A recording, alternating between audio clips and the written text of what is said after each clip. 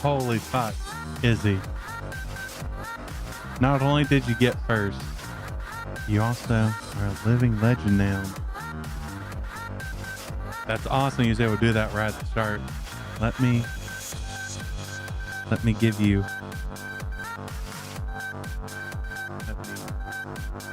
the VIPs. Anoint you with the gilded spray paint, I guess. But I always forget what roles manager. There we go. Anthony. But yeah, fucking congrats. I know it's a lot. It takes a while to build up, especially now. I appreciate all the investment.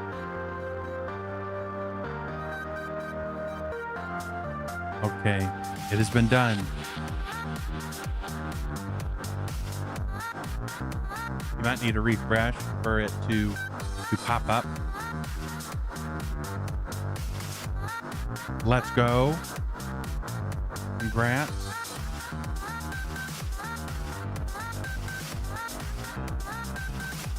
I'm still setting stuff up.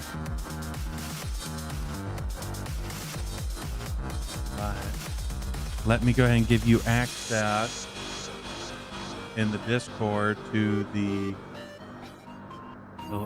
Living Legend role. Well, bam. You should have a new channel you can peep into stuff where I share things randomly. Welcome in, Colton. Hope you're having a good day. Hope work treating you kind.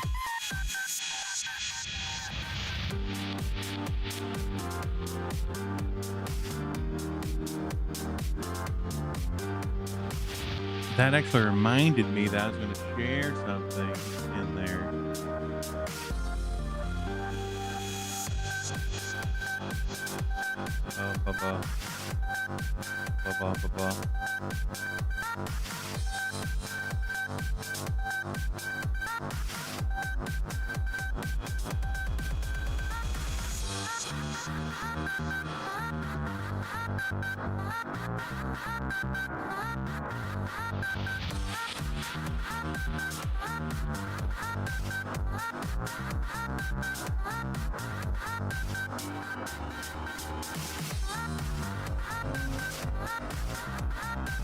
Just making sure things are set up properly. I got better sleep today, but it still was not the best sleep. So my brain, as usual, is a little scrungly.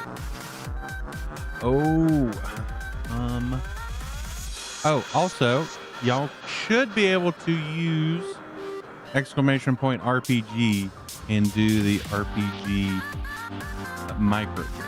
That should be able to work. It was working when I tested it, but we know, we're well aware that means very little.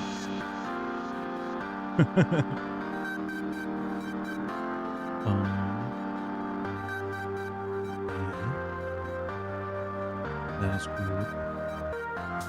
Oh, I need to make a post.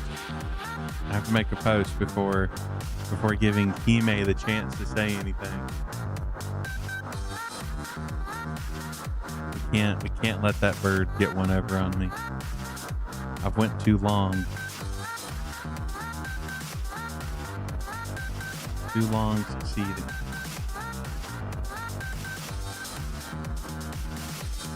But I did get the display port today, the cable.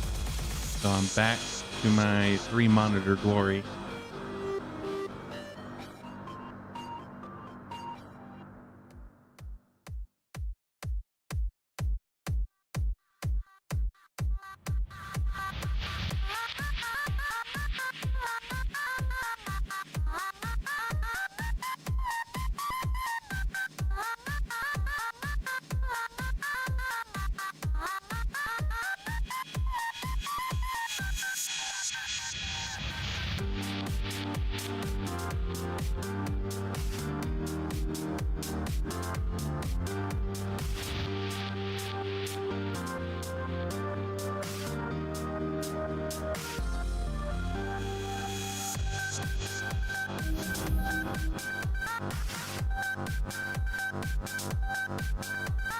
Welcome in, Brad. Today.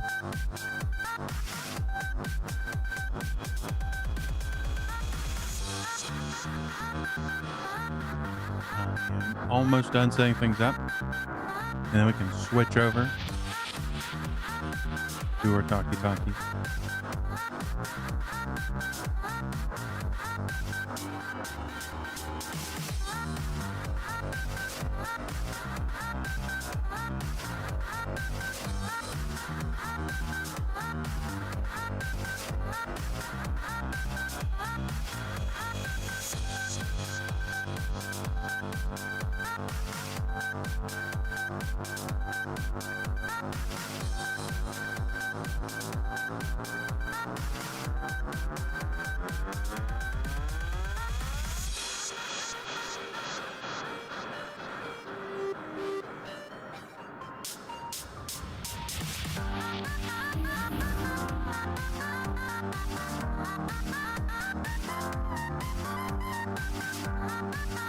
Welcome in, man.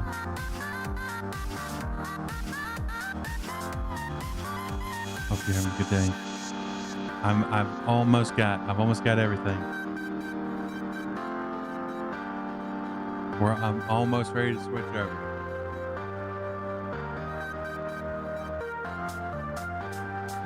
Yeah, we're 2 minutes. We're 2 minutes so hard right now.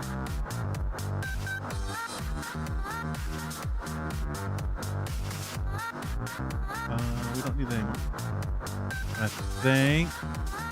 I think I got everything. Holy fuck. Oh, oop. I almost forgot one thing.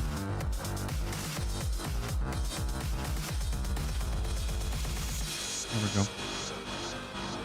Actually, no. Let me just stop. Okay.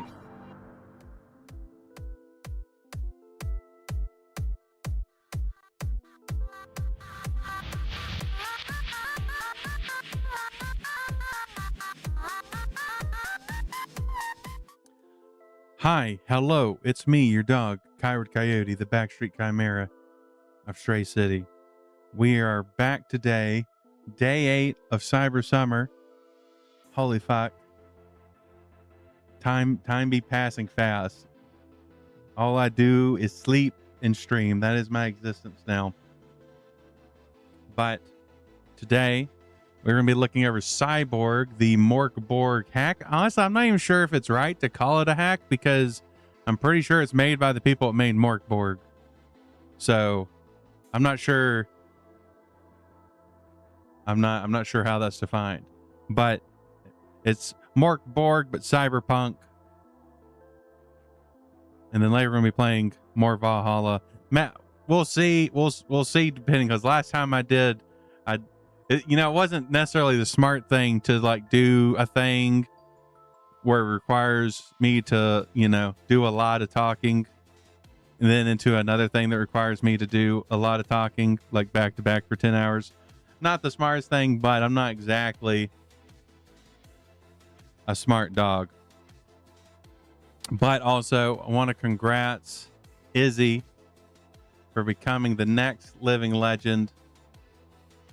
That means once Cyber Summer is over, I'm going to have a lot of living legend stuff to catch up on to get some stuff I want to done with that put out there for the, what's the word I'm looking for? To celebrate the people that save up their points for long periods of time so they can have that funky purple badge. Or I guess, is that purple or is it kind of pink? Or is it like a magenta? I feel like maybe magenta is the right word. But that actually reminded me I need to do that if I can remember how to get there. There we go. I need to increase the cost of Living Legend. It is at now 100,000, which is fucking wild.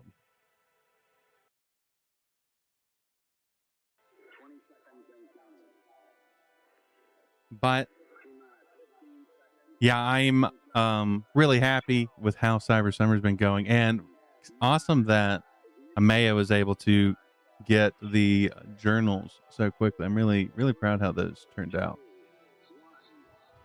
What is funny, I actually haven't ordered them yet. I should probably do that.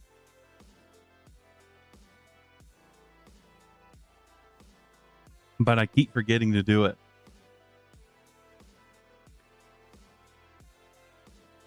And yes, and the desk mats. I it's kind of funny. So I bought me a desk mat and then I made those desk mats. And I was like, fuck, why did I do this to myself? I could be having my own desk mat. Even found a box to fit it in. Fuck yeah, we love boxes. I do. I want to. I might make some other variants desk mat. There's some art ideas I have. Granted, I'm not sure exactly what Fourth Wall's policy is on lewd art. Like, you know, I assume tasteful lewd is fine, but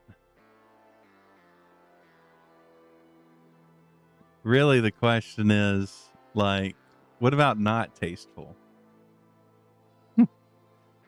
Well, Killer does love junk.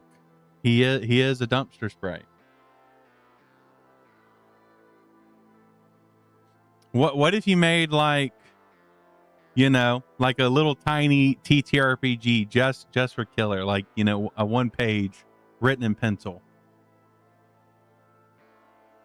I think that's cute. That'd be a cute idea.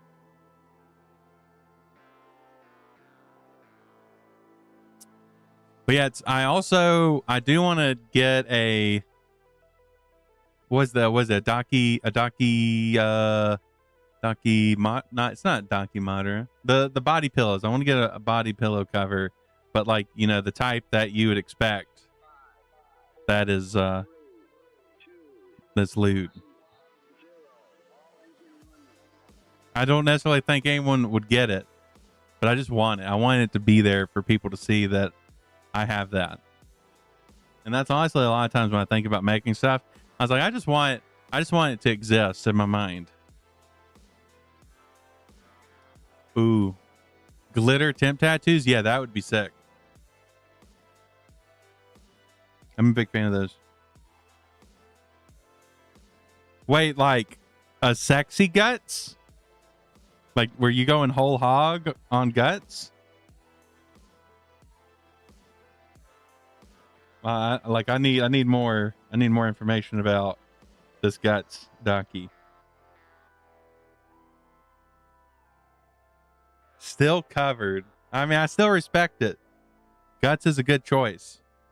If, you know, actually, hold on. Let me think.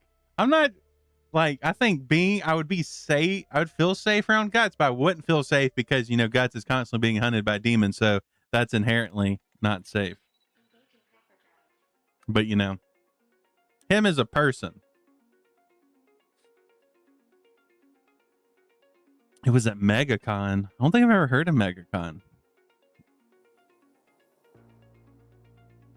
Well, I can promise this, that any type of body pillow I have, it will probably be a no. Because there's gonna be a lot of stuff. I think it's a Florida thing. Oh, maybe. I've still never been to a convention. I want to at some point, but I also have to keep in mind it, like, healthy people get mega sick going to conventions because of con crud. And I'm like, that might fuck me up hard. So it's something I have to consider.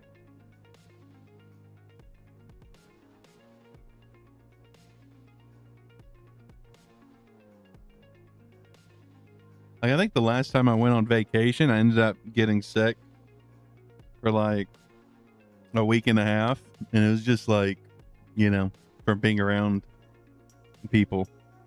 It was like going to a friend's, like, I guess summer home. I guess that's what you call it. But at some point, I'm gonna try.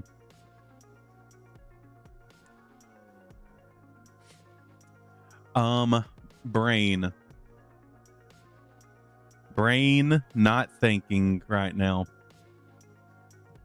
I probably should have ate more than just ice cream, but it was so tasty, and I had to because it was melting. I was doing everyone a service by eating it.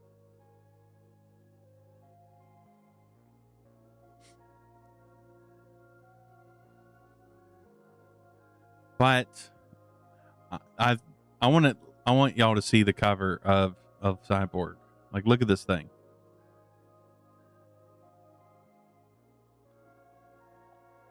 Like, Mork Borg still is like the art style is just top tier. Welcome in, AJ. I hope you're having a good day. We're going to be getting into looking at Cyborg, the TTRPG based on the Mork Borg system, but I do think it's more fleshed out than Mork Borg. I was trying to find where you buy the PDF. I think I originally got the PDF on Exalted Funeral, but I just could not find the link to it. At least I couldn't find the link to it before I had to get stream going. I could probably check real quick, see if I can find it again. But like on their website, I think they just sell the physical copy, like on Free League or whatever. Ow! Ow! Ow! Oh no, it's sticky. I mean, I will bite people, but I was behaving. I wasn't doing anything bad. Let's see. Exalted Funeral. This is sort of the issue when it comes to being a PDF hoarder, is that you kind of forget where you got stuff if it isn't like through drive-through, or I guess itch, which I thought I originally got on itch, but it's not on itch. Let's see. Hold on, is this it? That's the cyber bundle that comes with. Where the fuck did I get the PDF? I don't remember. I got it the year it came out, and that's been years.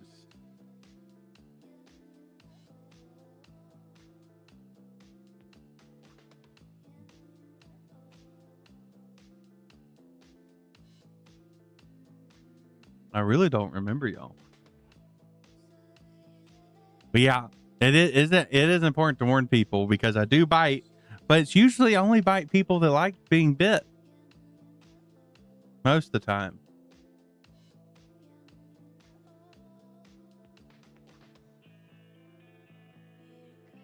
Maybe I got in like a humble bundle.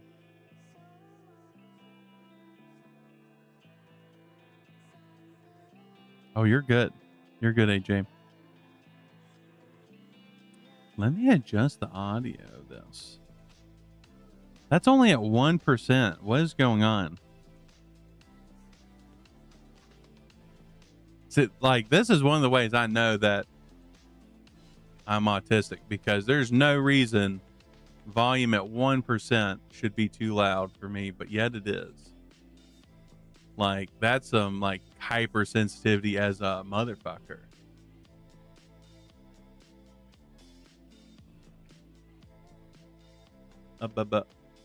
I can close that. I think I'm giving more than Southern accent vibes. I am in fact Southern, and this is my normal normal voice.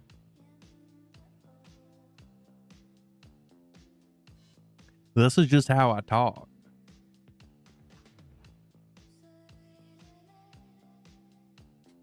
I was once a coyote of the woods, and then I was captured, and now I'm a coyote of the streets. Complete down south Southern? I mean, I'm pretty down south. I'm not.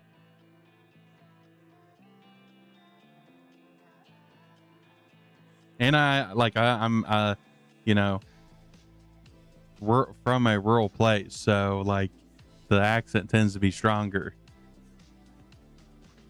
Yes, I am the forest puppy, but I have claimed the streets. I have marked it with my territory.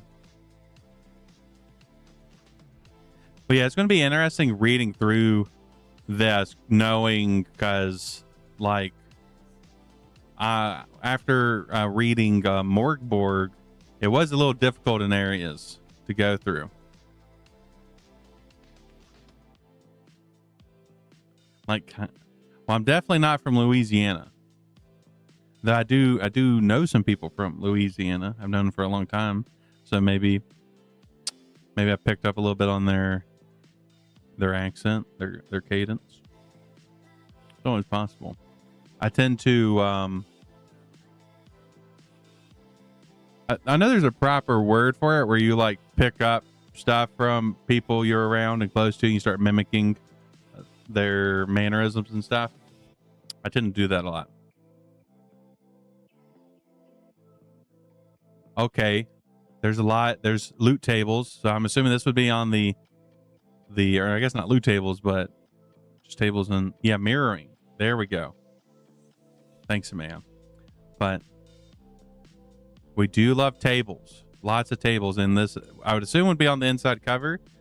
I'm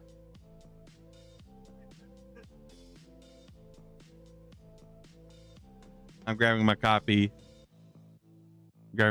of Mork Borg so I can use this as a reference. Yeah, that would be on the inside cover if it's the same.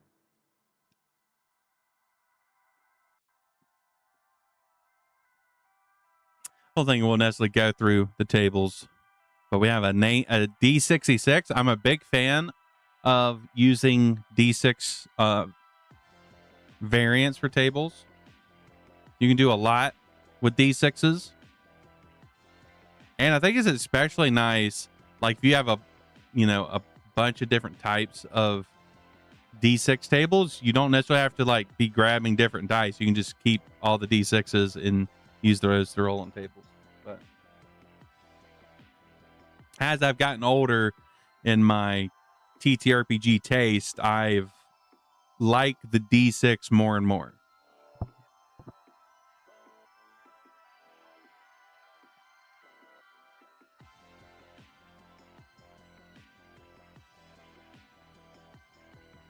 Oh, what the weather? Okay.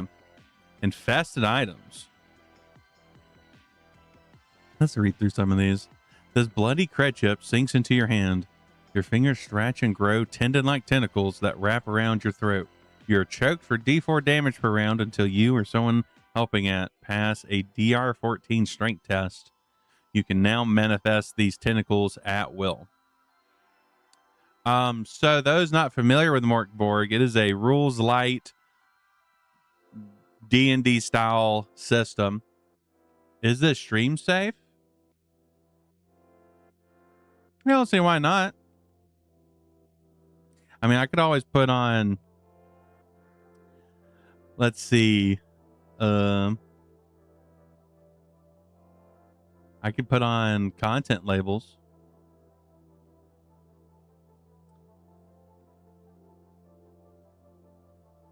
Mature rated?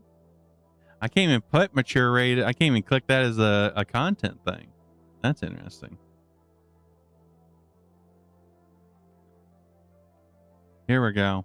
Put that on. We'll put sexual themes and graphic descriptions. Oh. Well, you know, that was just, it was a good thing to remind me of, because I'm kind of like with video games, it will automatically put whatever the video games have. But when it comes to TTRPGs, you kind of have to do that yourself. But I mean, you know, one person's, you know, bad thing is another person's good thing. And I do know a lot of people that would love to be choked by tentacles. But granted, in my experience, they prefer it to be another person's tentacles, not their own. You know, it's a bit like, you know, if you have like portals or whatever, and you're like, oh, I'm going to suck my own dick, because then it'll be like, you know, I'm getting my dick sucked. But really, it's just you sucking a dick. That's what, from at least my explorations of people that have done that sort of stuff, it just ends up being you sucking a dick. So I'm guessing that it applies to if you have your own tentacles. Like, it's less of you getting the excitement of, you know, tentacle stuff, and it's more of you doing stuff to someone else. That's my guess, though.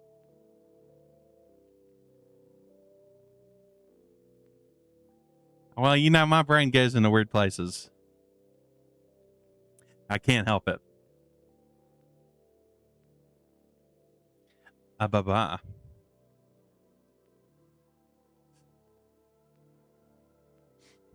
Let's do another one.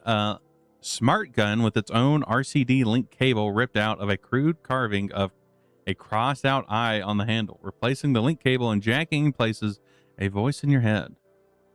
The voice offers you advice on the most direct approach to your goal, but has no considerations for consequences or morality. If you listen to the gun's advice, it shoots with -1 D3 times per day.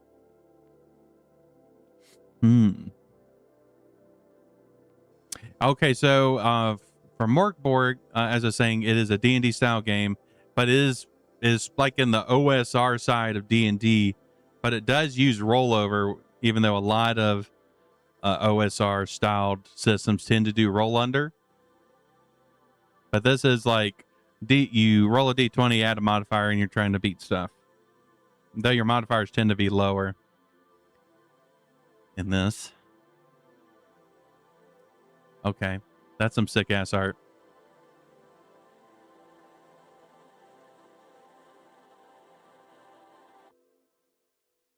Okay.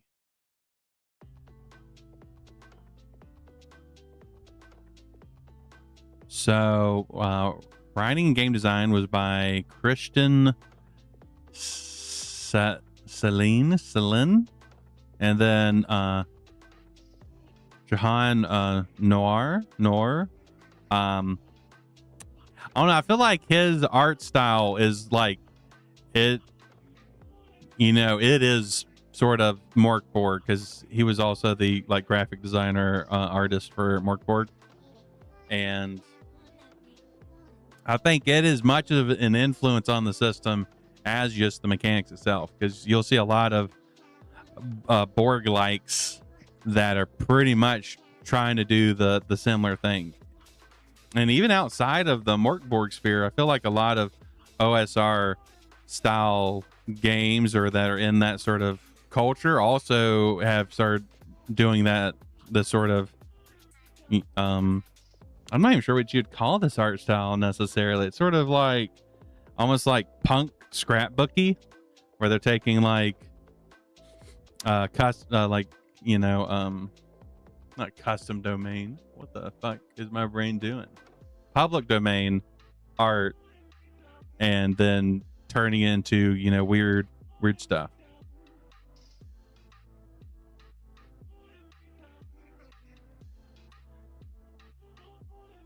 The messed up world they left us. The world is ending again and again and again. Constantly in flux, shifting, distorting, always reborn as something worse. Welcome in, lady. Hope you're having a good day. destruction by ecological catastrophes, the fallout of history's belligerence by modern man-made miseries, or the blood spilled by the reckless machine of capitalistic supremacy, mankind's greatest ability truly is to destroy itself in creative ways. Designer demise and consumer custom death endlessly on repeat. Poisonous space rocks, nuclear weapons, cyclical revolutions, warring nations, warring corporations, warring neighbors, pandemics, tsunamis, volcanoes, in between it all, direct person-machine interfaces, tactical neuroimplants, and bacteria from outer space, hijacking interstellar nanorobotics, and the sky is full of ads. Everyone is interfaced, injected, infected, infested with something. Everyone wants something from everyone else. Everyone is a liar and a cheat. Everyone wants more creds. Welcome to the year 20X3. I'm doing good. My brain's a little not brainy today, but that's, you know, that's just every day at this point. Welcome to the city of Y. The Psy. Oh.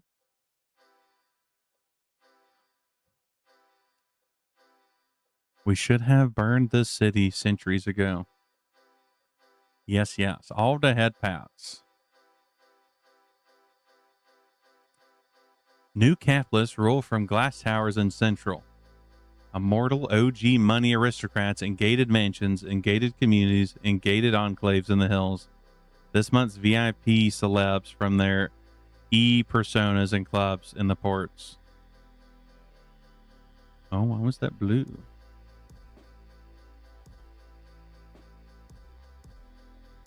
Gangs rotting in the turf, in the slums bordering Go. Neo-mediums from whatever accursed dead in their cult claims as hallowed ground. All of them building their own kingdoms and armies. This is definitely, as Mork Borg is sort of like a post-apocalyptic, dark, Norse, like medieval fantasy type game. This definitely seems to be leaning on like the post dystopia, like a hard like all caps dystopia, which I feel like a lot of cyberpunk tends to lean towards, like you're like in the early middle of the dystopia, like the empire hasn't collapsed yet, but it's, you know, starting to crumbling at the edges. Your shirt came in today. Hell yeah.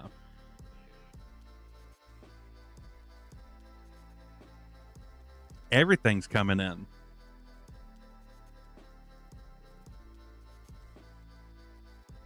I hope it's comfy. I did a good amount of research on the shirts that they offer, and from what I've seen, that people are saying that was the most comfortable ones out of the bunch.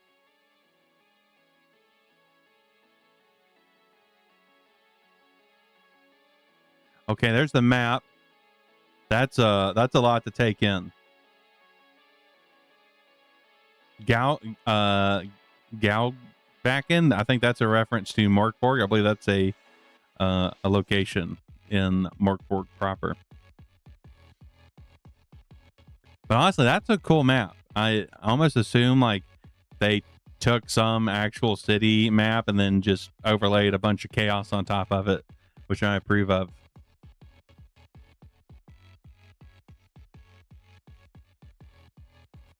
Yeah. I feel like a lot of graphic tees tend to be on the thinner side, and my clumsy ass like tears them constantly.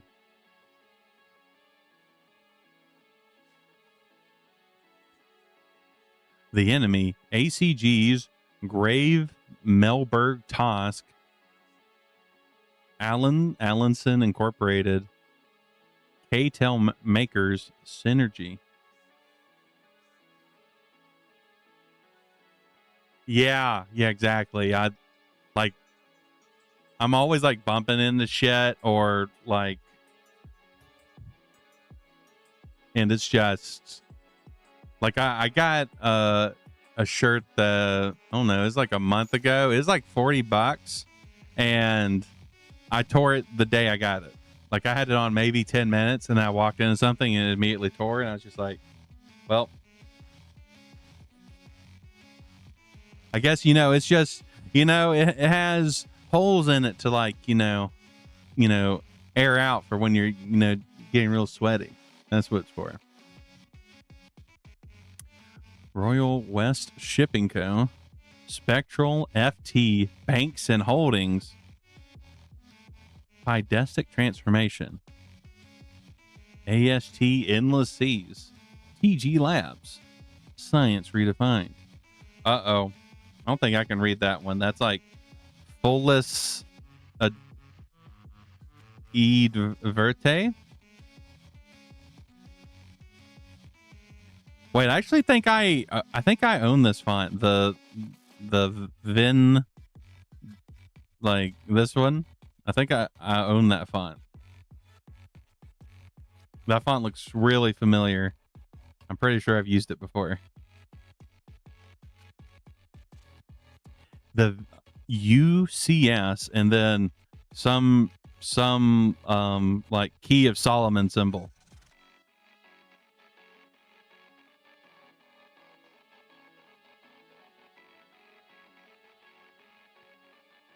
Okay. Honestly, this one seems like they paid more attention to the reading parts, because like Mork Borg, it felt like they didn't really give a fuck if you could read it or not at some parts. If like, you were like your eyesight wasn't perfect. But so far everything's been pretty readable. And it's kind of interesting how much time they're spending on just the lore versus like at the start versus lore in the back or after character creation. But I guess like character creation is pretty easy in this game, so you can spend more time on other stuff. The hills to the west are crowned in neon and hollow shimmering crystal, overlooking Go and the wretched piss-poor city below. Once woodland and villas, Central rose to prominence after the incident, its humble grounds ravaged into iron horizon of skyscrapers and arcologies, all under the calculating gaze of corporate offices. A coffin apartment costs more than you might make in 10 lifetimes. It won't let you forget that. The C Corps are ever present, their jurisdictions finite and controlled by ironclad contracts under direct, violent competition. They are a coercing hand meant for outsiders and interlopers. The crimes here are white collar, financial, high yields, low convictions. The rich remain above the law. An altar of consumerism in the shape of sprawling retail park called Undersjön is perpetually under construction beneath lake gravel, separating the north and south of Central. The South Central is dominated by the megacorp Aliensen Incorporated, the mobster law firm Grav Melberg Tosk, and current superstar it couple, Tulis and Diverte. The neon pillar cast a fluorescent sun upon North Central, the HQ of Spectral FT Banks and Holdings, and a mega temple to the subsidiary Corp Church Pidestic Transformation, which promises eternal singularity and upload sentience within a divine mind cloud. Their success with mind uploads is questionable, ego continuance, and unknown.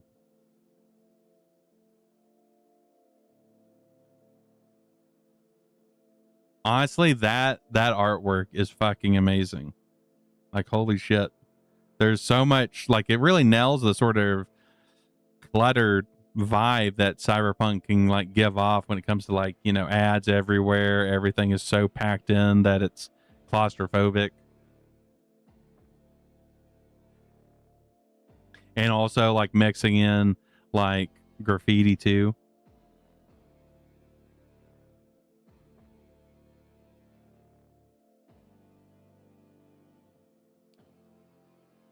Ports. Anyone, there is no escape from the city, even with 3 ways out: air, sea, and space. The ports offer the illusion of escape from within the labyrinthine universe of steel, concrete, and abandoned warehouses. A black market of imports from what's left of the rest of the world, far from the prying cameras of the set corps, so long as the bribes keep flowing. Drugs and guns, clubs and fun, this is the entertainment district of Psy's true citizens. Corpse mobs, VIP celebs, and street gangs vie for dominance. Their gunfights drowned out only by the cacophonous hedonism on display. And two, what else is there? Royal West Shipping has the largest and most well-guarded warehouses.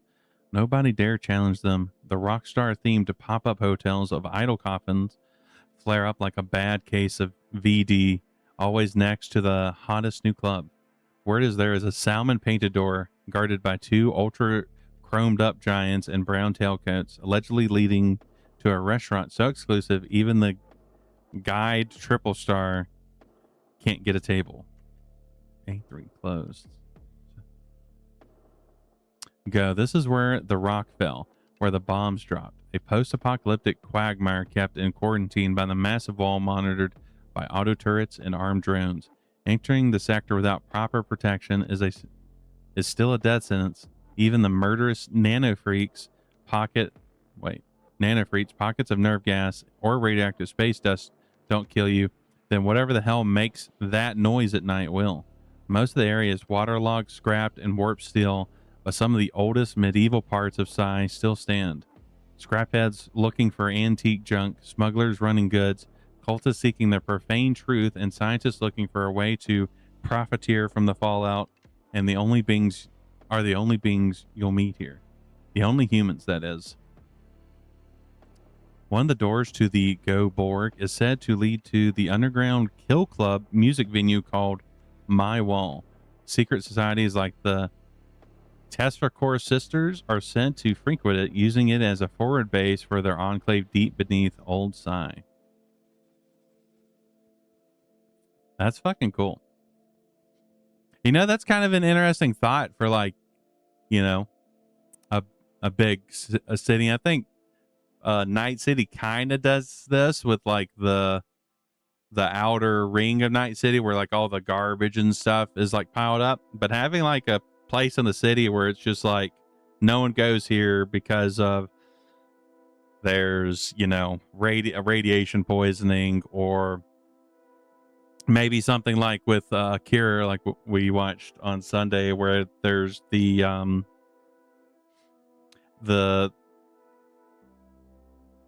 I forget what they call them, but the children that was like locked away underground, having something, you know, like that just is too dangerous and they can't deal with it anymore, so they just wall off part of the mega city. It actually is a good idea.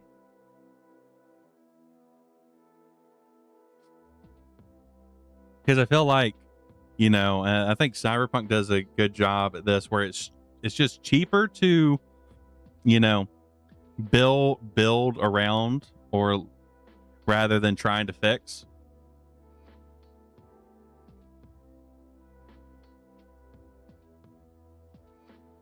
Just keep building and building until it becomes a grave. Extreme danger beyond this point. The industries. This looks like it came out of a magazine. Like they like took a picture from a magazine and it's like, this is good. And honestly, I approve of that.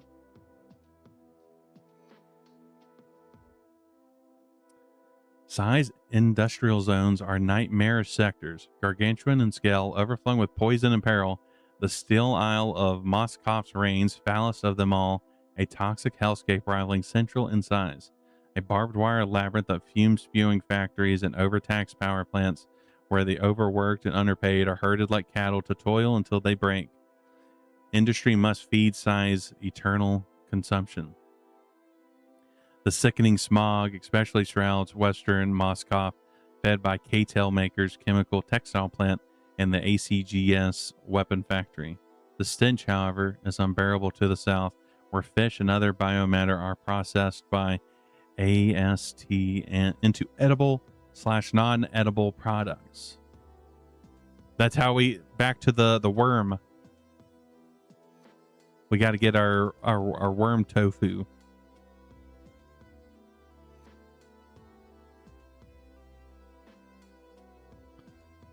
The slums. Everything near Go bears visible scars from the incident. Buildings and people alike, festering scabs, scorch marks, psychic shocks, and some things more sinister. Sentient. The slums are mangled by the weight of their wounds. Gangs fight the cults fight the militia. An uncontrollable spiral of violence, drugs, and destruction determine who is in control of the detritus of Psy. You'll find most things among these rundown gutters. Honest but broken people dreaming of a different future. Underground shadow markets of food, fuel, stolen military hardware. Hole in the wall, no questions asked. Reaper doc clinics that may just fix you up or harvest your organs. It does always lead back to the worm tofu. Everything eventually is just flavored worm. But, you know, honestly, like, I wouldn't, like, you know, if I was eating some, like, you know, fried chicken and then the person told me, oh, yeah, this is made from, you know, the worm paste. Like, you know, I like McDonald's chicken nuggets. They taste good. And I know they're just, you know, they're a congealed chicken goo that they fry. Like, I'm down.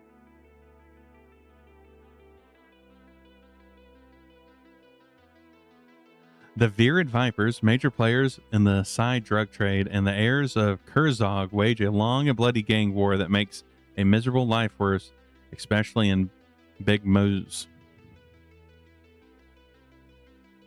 Do I peel my chicken nuggets? Normally I just pop them in my mouth like popcorn, but I have peeled them before. Like I would peel all of them, put the fried skin to the side, and then eat the inside, and then eat the fried part as like a little snack.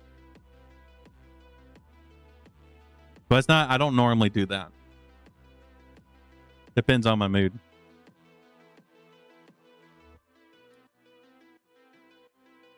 But Paula, that makes me wonder, do you do that? Do you peel your nuggets?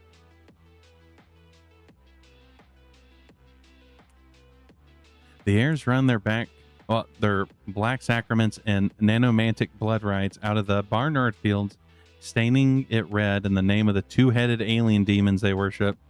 In Laketon, the walls are sodden with rot. Tainted slurry seeps out of Go and causes nanomold outbreaks in the water supply. Lily Pond secures its borders at the barrel of a gun with armed citizen vigilante brigades enforcing their own idea of peace. I respect it. Honestly, I think the thing I do that is probably, at least in my experience, is the one that gets the most disgusting like look on people's faces, is that I don't dip the nuggets. I eat them raw. Well, not raw, but a raw dog eating the chicken nuggets. Like I don't dip them in anything. Not ketchup, honey barbecue sauce, honey mustard, none of it.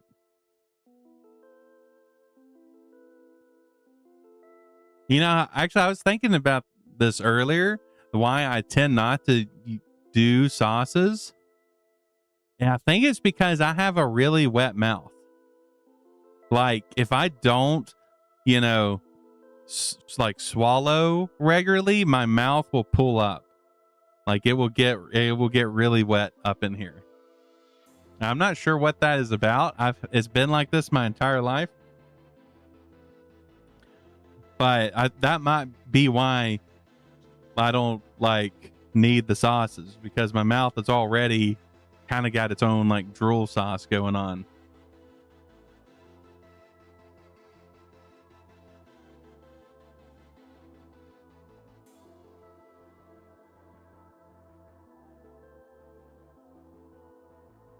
Yeah, that's understandable from like a taste thing. But that's kind of my go-to. If like it doesn't taste good on its own, like if I need the sauce for me to like it, then I tend not to just eat it. I don't think I've ever had No, I've had Wendy's nuggets before. Just don't. I've only went to Wendy's a handful of times, so it hasn't been often. What is my? Trying to think. What is my favorite chicken nugget place? Now I've gotten like the best chicken nuggets. Zaxby's is one of my least favorite. Granted, those are chicken tenders, which is different from nuggets, but Zaxby's was, I don't know, I found that like their chicken was super dry. It could have just been a bad day, or the Zaxby's that I went to is just like a bad Zaxby's. But maybe I'm going to say, and I think this is more of a regional place in the South, but Checkers.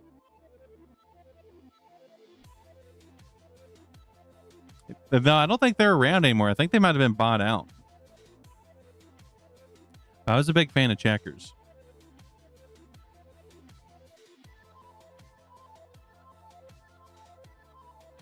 Oh, hell yeah.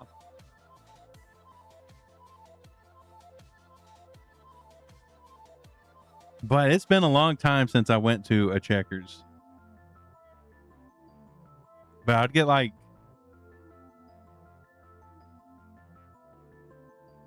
a shake and like a burger and some nugs.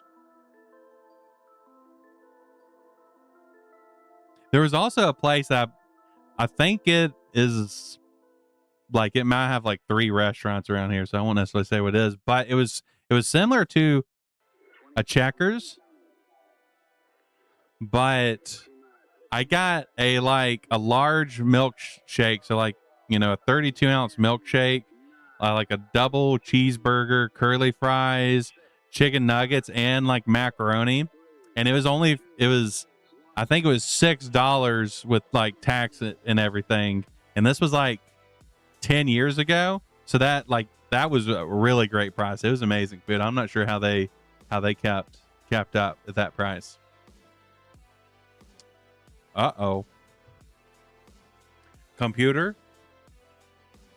Whatever that was, computer, don't do that again. That was scary. Well, I will say, so I am a hard stand for Little Caesars. Now, Little Caesars price has went up a little bit, but their hot and ready is still extremely affordable. Now, anytime I go to Little Caesars, I don't only get a hot and ready pizza, except for some like, you know, the classic like hungover, I need to eat something greasy right now, and then you just devour the entire pizza. But I'm pretty sure like their hot and ready's is still in the $6 range, which is fucking amazing. And like Little Caesars and Taco Bell, they are life for me. I was really upset when Taco Bell got rid of the Mexican pizza for a couple years, but those two, like, they're my ride or die like food joints. But man, yeah, the crazy bread. There's something about the crazy bread, and then like their, you know, cold marinara sauce. It just hits.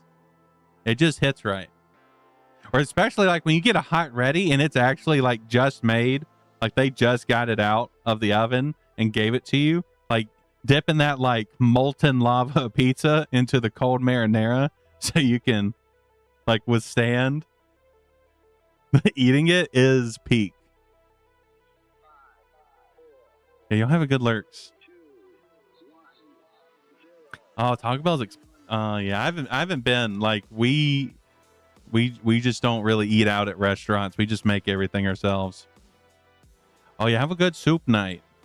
We love a good soup night. And so, like, I remember watching a video. It might have been Mythical Kitchen, where they did like how to make a Mexican pizza. But I'm pretty sure to make a Mexican pizza, they take enchilada sauce and mix it with marinara sauce. I'm pretty sure it's 50-50 ratio.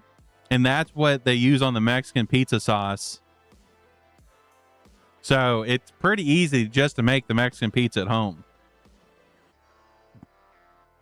Like really, like especially if you want to have that sort of like wet texture. Like after you cook it, I think you just like, you know, steam it for like a minute. I think you like that's rock solid, like homemade Mexican pizza. And like, you know, really, if like Taco Bell just did Mexican pizza, if like that was the only item they sold, I would be happy because I've outside of the times where they took it off the menu, I've gotten a Mexican pizza every single time I went to Taco Bell. But you know, that is just the autism. So, you know, I am a bit biased.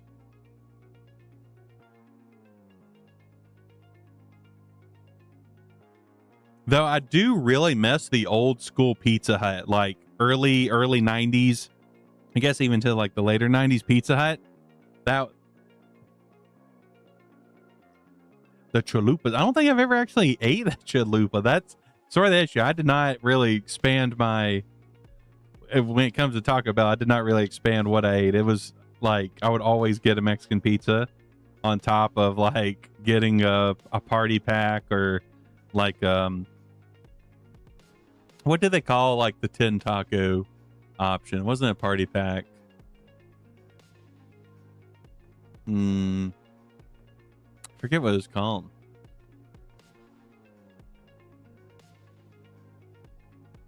I did like the personal pan pizzas. But I think we usually got the stuffed crust, but when did they introduce the stuffed crust? That might nearly been like 2000 when they introduced the stuffed crust. But I think you can kind of tell my last like childhood growing up, because Pizza Hut was considered like that was our like fancy place we ate at.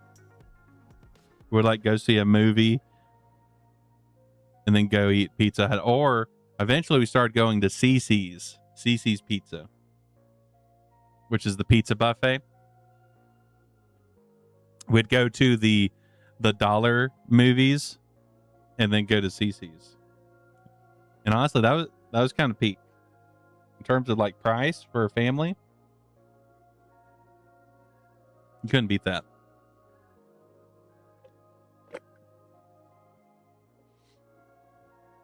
Actually, I think I'm pretty sure it's a vivid memory of going to see Titanic at the dollar movies, because Titanic played for like a year and a half or something.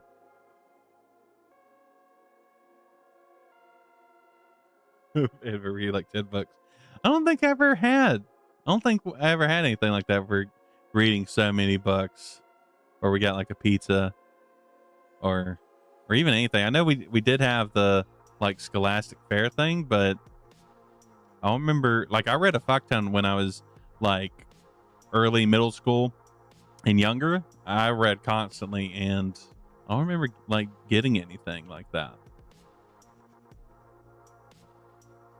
It might have just been my school. The only thing I remember getting for doing anything is when I was in speech therapy, I got a like monster truck toy. Paulo, that's fucked up.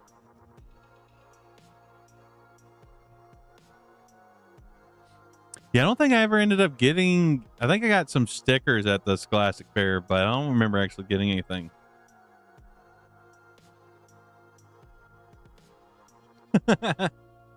Well, I mean, you know what? You can make your own. That's the beauty of being an adult. You can do things for your inner child that you couldn't have growing up. We got to take it back. We got to fight. We got to fight the man.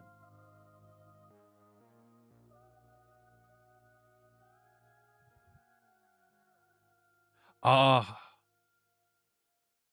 I've been wanting to get back into reading Goosebumps, because I devoured those fucking books.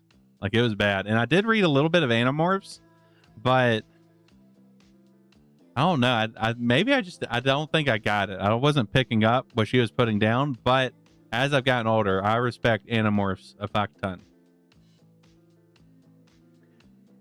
Like, you got to respect an author that just straight up says, pirate my books. I just want you to read them.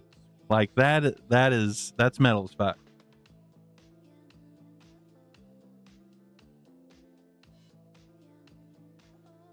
And I did watch the Animorphs TV show though, which I think it only had a season. It might have had more. But it was weird. It was weird to watch. And I feel like, I'm not sure if y'all remember this show. I think it's called Roosevelt. And the premise was aliens came and they became high school students. It's almost like holy fuck. Roosevelt is essentially Alien Twilight. Holy fuck. Roswell. Oh, yeah, Roswell. That was it. Thank you. Thank you, Paulo. It's essentially Alien Twilight. Holy fuck. I can't believe I made that connection.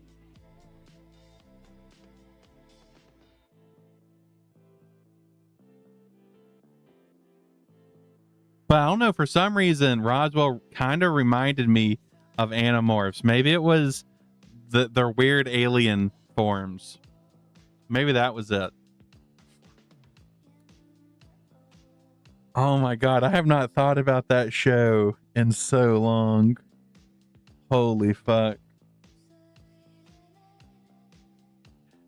But I grew up on all the shows like that. That was my shit. And was Roswell a CW show? Hold on. We got to know. I know we're supposed to be looking at TTRPGs, but this matters more. Wait, I think there was a remake of the Roswell show too.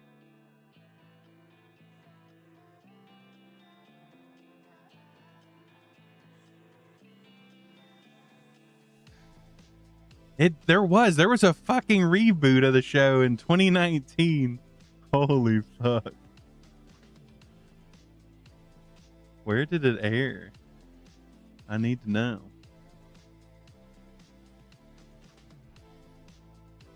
Yeah, I remember watching it when it came out. I don't think I got past the first season, which honestly, like I really do not like reboots. Like, I would rather them just, like, make something new.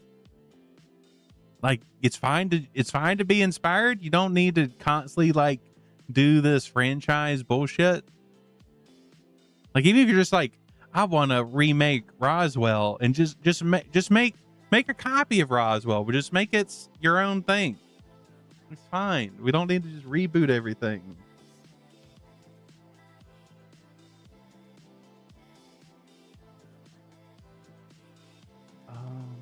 I want to see where it aired. Tell me. Oh, it was on the WB. Okay. I forgot the WB existed. Didn't it get like balled out or something? Wait, no, wait. The WB was the CW. The WB became the CW. Holy fuck. This explains so much about me. I'd forgotten about the WB.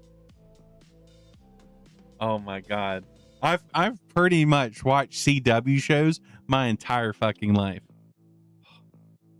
Like, it's from the beginning. I have watched CW shows. Oh my God.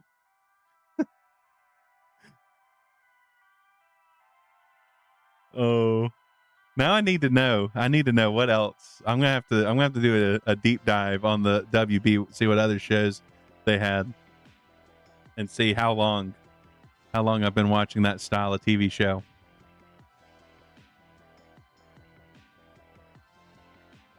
It's like I watched Roswell. I watched Vampire Diaries, Supernatural, all of the like Arrowverse stuff. Watched all of that. I even watched like that weird witch one that only had a season. Like, I've watched so much of the CW style shows, and it just, I feel like it's my, like, yeah, Supernatural was CW, and then I think it went somewhere else for a little bit and then came back to the CW. But I feel like the CW targets like the inner teenage girl inside me. I feel like that's what it's going for, and it's latched on deep.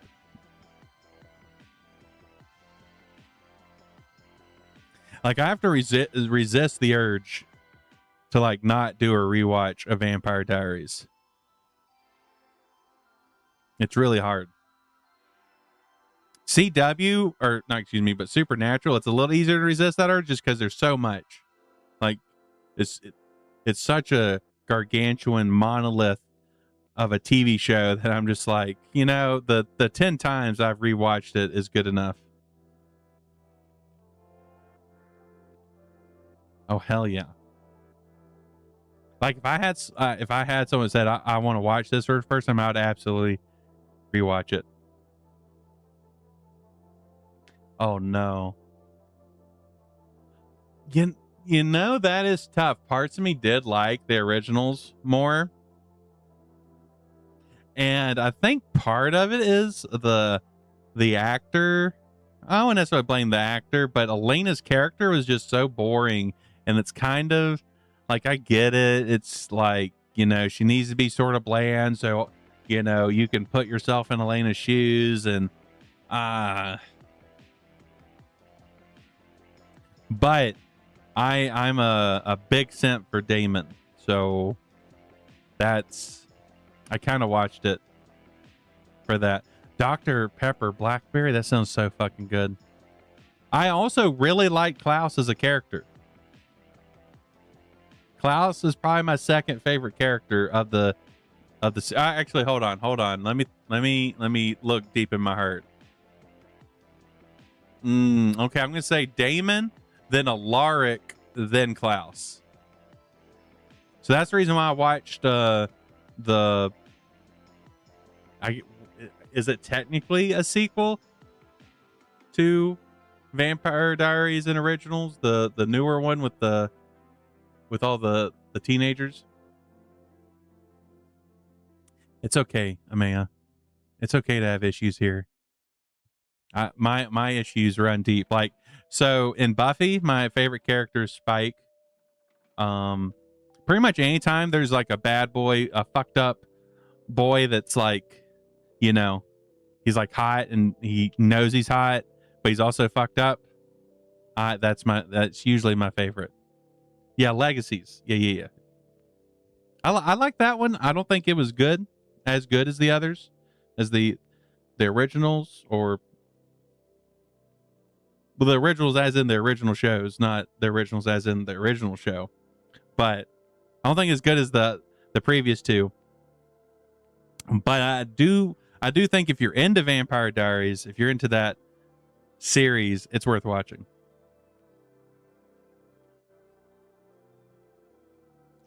I would agree. I do prefer if the bad boy is like, I think Vegeta is a perfect example of a bad boy, because Vegeta, like, he does like grow beyond just being an evil douche, but he doesn't necessarily like apologize for it. You know, he's like, I am who I am, and if you have a problem with that, you just got to deal with it. And I think we could use more people like Vegeta. But granted, I feel like it's hard to write, because like I'm pretty sure Toriyama said at one point that Vegeta is one of his least favorite characters to write. And I feel like that sort of anger he had towards the character made him write a better character.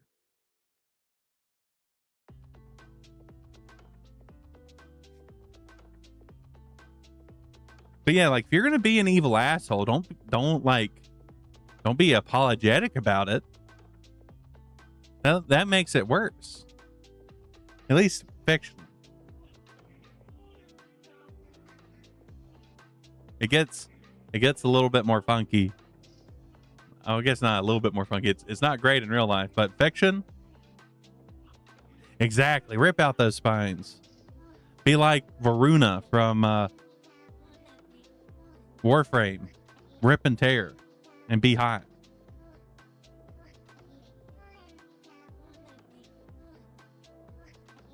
Damn. I'm gonna have to. I might start with WB shows and go back to like was the earliest of that style of teen drama, and watch them in chronological order up into the CW era.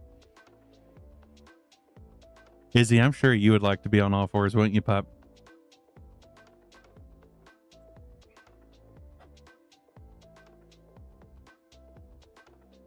But we're supposed to be looking at TTRPGs, not talking about the CW.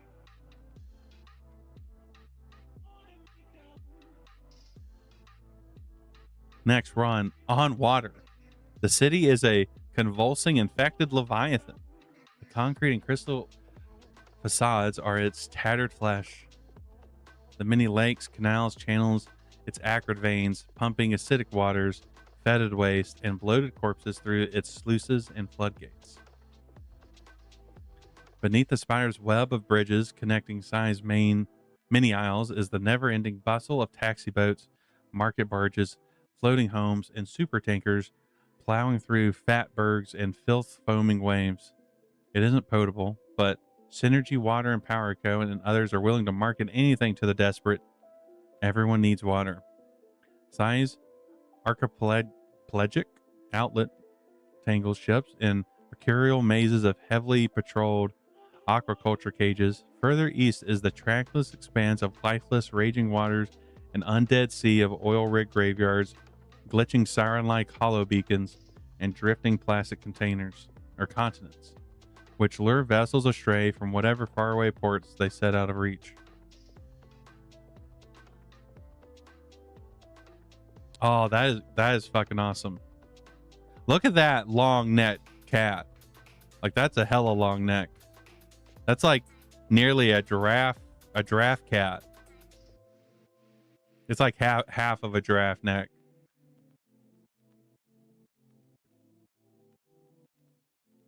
She's also got 4 arms. She's like a cyber Ronnie. I could fuck with that. Ronnie is the best wife of Elden Ring.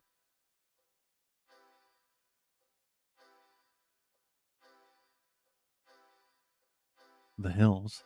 Locked safely behind gates upon gates, the hills and valleys away from the urban expanse of the ports and central crawl, with fortress-like villas and mansions swallowed by private parks and frivolous splendor. The higher you climb, the greater the luxury, the tighter the security. Officially, there is no crime in the hills, as any unfamiliar face is tracked and rendered in a panopticon of surveillance feeds. The Sec Corps are paid well for their discretion and their brutality when dealing with anyone without an invitation or home here. Galgbacken is the old money neighborhood, home to 3 of Cy's most influential people. CEO of UCS, United Citadel Security, Mr. OBP Gunner. President of Allianson Incorporated Board, Mrs. Leah, and Dr. Davey, lead researcher of TG Labs. Several new buildings on Oak Isles are constructed in strangely ancient and occult architectural styles. No public records exist concerning ownership or the purpose of structures which loom violently in the skyline. Let's pretend. Pretend what? Then it's never happened. The in-betweens. The salary folk, the cubicle zombies, the cogs in the machine are stored here in endless rows of bland tenement slabs, overcast by the oppressive vistas of faceless concrete brutalism, advertised to at every waking moment. There's a disease here, an irritable as a flickering light. Hyperlocal gentrification will flood a sector with trend thralls and boutique entrepreneurs. Days later, they're gone, exploding another hidden gem like a plague of locusts scouring a dying earth. Burn Church Hex is currently surging with pop-up flood stalls selling mysobiotic meat grown illegally underwater in Go. Uh-oh. So instead of worms, we have the shroom. Svarta was recently the epicenter of a cyberbike hype that came to a violent end when rival Roadrunner clans bombed most of the area in a fight for dominance against the locals. The Borg holds notable prison complex makes it an outlier, with some areas nearly 5 centuries old. New ones constructed each year. The locals live in small villas or multiple family houses. Insular, they view the rest of the size populace with suspicion. They know the city by whom they hold the cages. Holding cages.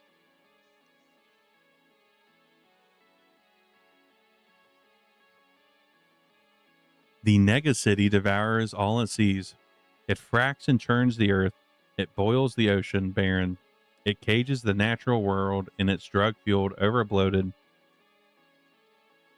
factory meat farms. Beyond the city limits are fields upon electric fields for automated agricultural machines the size of cathedrals. Oh, that's fucking cool. What few forests, cool in like a bad way, just to be clear. What few forests remain are dominated by armies of buzzing, sawing, burning clear-cutter drones that could not care less for what or whom they cut down. Tomb towns, the wreckage of cities ruined and abandoned during the last mega urbanization wave. Here, Roadrunner clans shelter from pollution, radiation, twisted wildlife, extreme weather, and other more unexplainable phenomena. Honestly, that's something that I think is really cool that you don't necessarily see a lot with Cyberpunk itself, but I think has influenced stuff beyond it, is like the sort of mega structure idea. So like, I think if you look at like Portal, for instance, Portal all takes place inside like an underground lab that's just like fucking huge. Or like there's another game that I'm looking in trying out at some point called White Knuckle that is like a like parkour climbing roguelite that's you're just inside a mega structure. And the idea that you could have these like massive, nearly otherworldly buildings and they're nearly meaningless. Like, you know, imagine, you know, you do like an adventure or you're like a character that's inside what is essentially just turns out to be a automated agricultural machine that's just plowing like vast crops. And because it's like been forgotten, it's so old that it's become something else and you're having to explore it like it's your entire world. I'm not sure if that is like, is mega structure, is that a genre in itself? Like, I'm not I'm interested where that lines in the genre lens. I guess it's like dystopian. If dystopian is kind of its own genre, I guess it's probably like post-apocalyptic.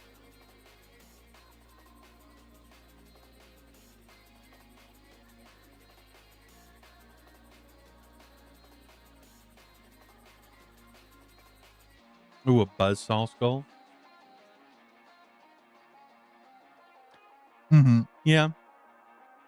I'll need to look into like mega structure stuff like as a genre, like in terms of like books and movies. They'll be interesting to explore.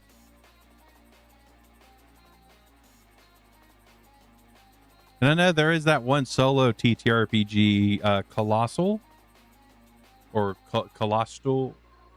I'm not sure how you pronounce it exactly, but it's the fantasy solo TTRPG where you're just like inside a giant, like world-sized castle, essentially, or there's like entire continents inside this castle.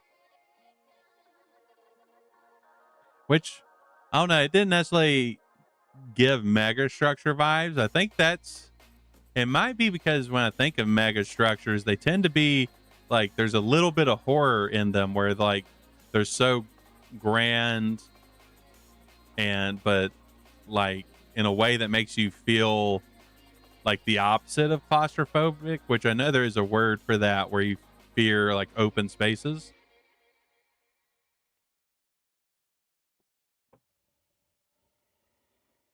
In at least Colossal, it's more like about the wonder rather than horror. I guess 40K leans in that a little bit with the mega structure nonsense, because everything in 40K is grand in like a bad way. Oh, that goes hard. I want that as like a poster.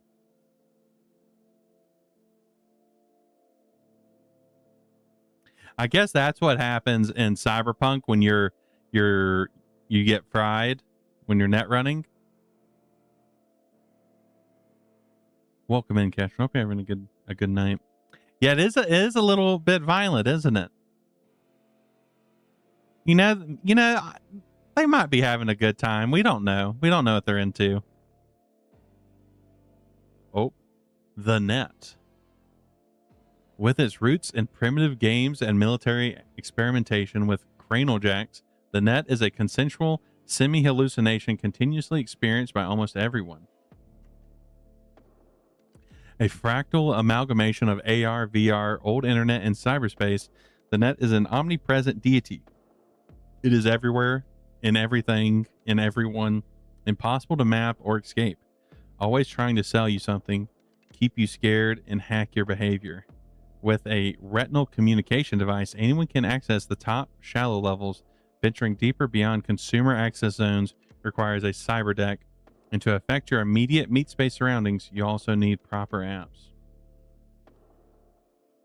You know, there are some, you know, there's some freaks out there that they'll, you know, they you know, they could be having different expressions but still be really into it. But, you know,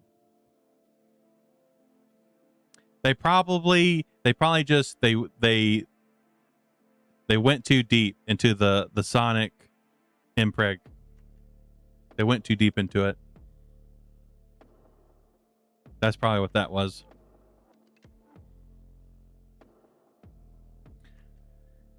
Going deep requires mental resilience to dive into unthinkable complexity among lines of light in the dark of the mind. You know, I would agree. Going deep does require mental resilience. In different way, I think, than what they're leading to, but you know, you have to be able to lock in. Otherwise, you have to pull out. Getting black iced is allegedly the worst way to die, but such warnings lack imagination. Hacker collectives whisper of strange anomalies and enigmatic nightmarish manifestations hiding in the deepest, darkest data chasms. They could only be borne by or one or multiple sentient entities of terrible, science-defying power, AI gods. So I guess that's what this is. That is black ice. I'm guessing that's what's happening. But look at that tattoo. That like skeleton looks like it's kind of dancing. It's kind of got a groove going on.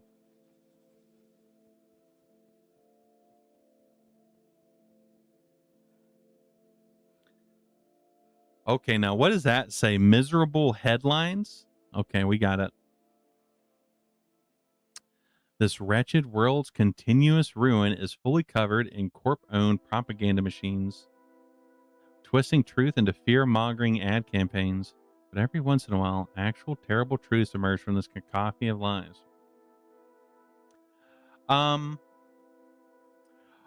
Two skeleton tattoos? That's fucking awesome, Paulo. Yes, many people agree with going too far with fonts, and there is definitely a skill on our, you know, how much you lean on the, like, you know, fancy or, you know, more creative fonts versus legible fonts. And I think it does say something about it that, especially with Mork Borg, I'm not sure with Cyborg. I'm assuming they probably have one for Cyborg as well. But Mork Borg has a bare bones edition that takes out all of the art and the fancy fonts into like a, you know, essentially like printing it out on copy paper. It's just black and white. And this definitely leans more on like being an art piece. Like it leans closer to art piece versus like, you know, instruction manual in the TTRPG spectrum. I actually, Kes, I do agree with that. That's something I don't think I necessarily had to do, but I have thought about, you know, having, you know, the ledger port, even if you make it small. I think that is something to consider. And I don't think it necessarily, you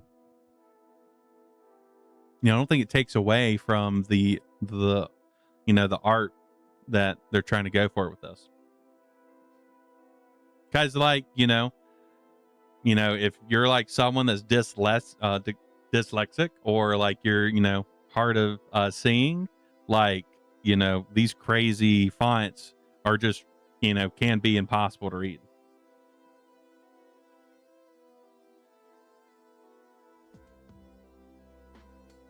Yeah. I think a lot of times it does come down to time, like with all, like there's all these, you know, things that you can end up doing, and same with like game design and stuff.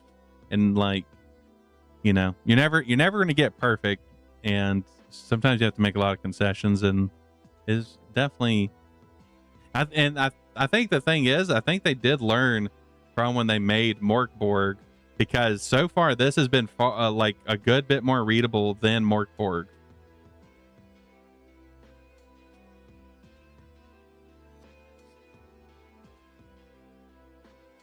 So it's definitely been, and maybe not improved, but I feel like they did learn something, and I guess they, you know, they're only willing to compromise so much on the style.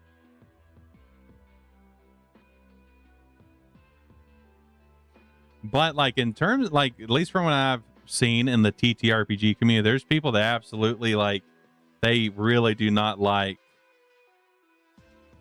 the sort of style that Mork Borg's going for. But I do think that the sort of lesson, if you know, if there is a lesson with Mork Borg or games like it, that style can be as impactful on design as the mechanics themselves, because I feel like Mork Borg does a good job, and the games like it do a good job of being, this is the vibe of the world that we're trying to teach you to play, versus, you know, just giving like hard mechanics of trying to make a vibe from the mechanics alone.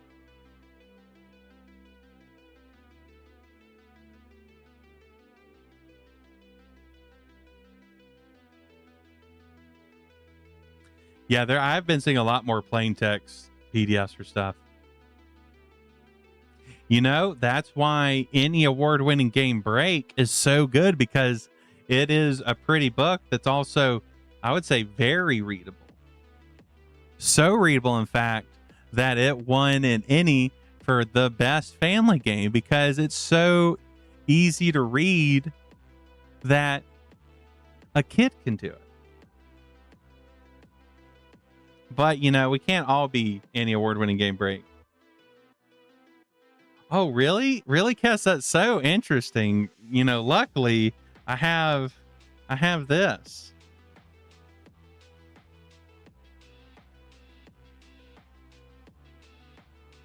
Yeah, no, you know, it's just purely out of the kindness of my heart that, like, that I bring up Break.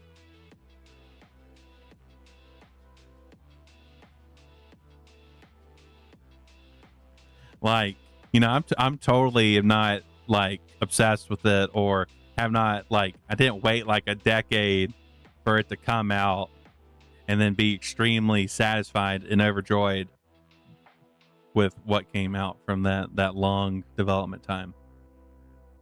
And, you know, I think there's something to be said about a book that you could use as a weapon if you had to. Like, you know, in dire need, if you need something to protect yourself, that the TTRPG you brought for game night could be work. Wait, what kind of sword do you have, Cass? I have, the closest sword I have to me is a katana machete. That was just giving me because a friend didn't want it anymore. Well, yeah, I mean, I also have a bunch of weapons, but you know, if you're like, say you was in a zombie apocalypse, right? And you was out with the homies playing a TTRPG and you didn't have any weapons, maybe a pocket knife, you know, and you could use the book you brought with you as a weapon. Like the D&D books, those aren't going to take out a zombie. They're too wide. You need heft behind it. And like there's also the Dungeon Crawl Classics tome, but I like Dungeon Crawl Classics kind of stinky now. So I at some point I need to offload those books, but it could that definitely is a weapon. It's essentially like a frying pan of a book.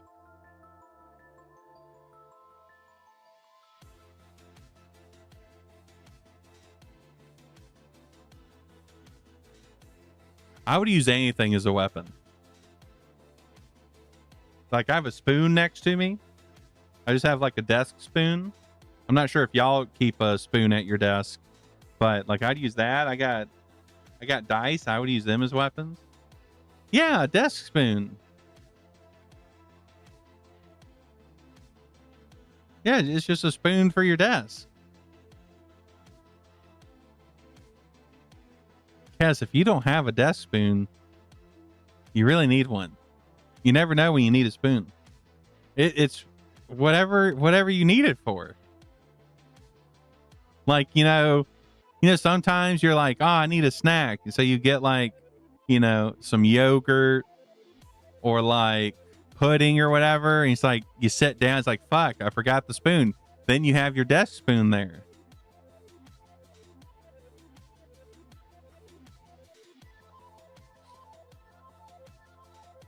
Or, you know, if you need to like pry something, but you need like a specific angle. So you use the desk spoon to like pry something. Yeah, I wash it. And not like after every single use, but it does get washed. I mean, it's just being used for like yogurt and random stuff. What, you just wash it and then you bring it back to your desk. It's Cass, come on. It's like, you know, just like you have bowl. You know, you wash the bowl, you put it where it's supposed to be.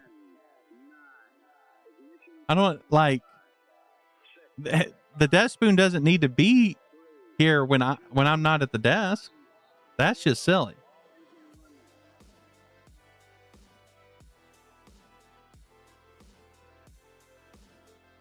Apollo, that's cool. That's a lot of pairs of scissors. That's a lot of pairs.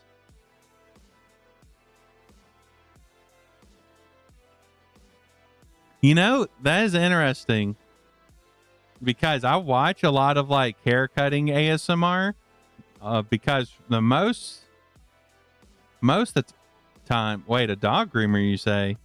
Oh, that's so strange that there's just a dog right here. Yeah.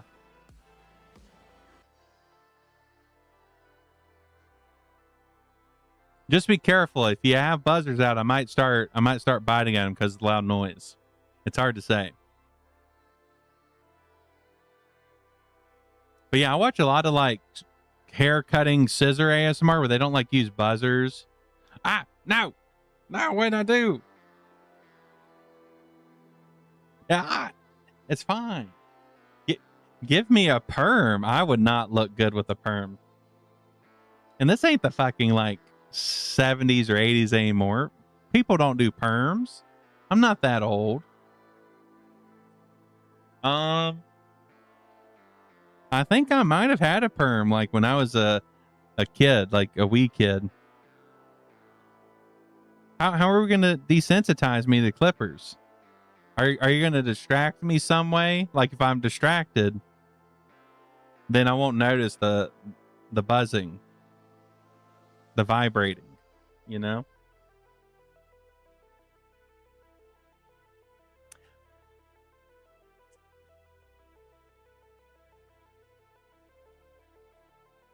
I don't know. Maybe it's just like my memory is like all because I grew up with a lot of older people around me that, and a lot of them had perms. So my brain is attached to old people and perms. Oh, I'm sure there's probably different variations, but I'm imagining like the old person perm.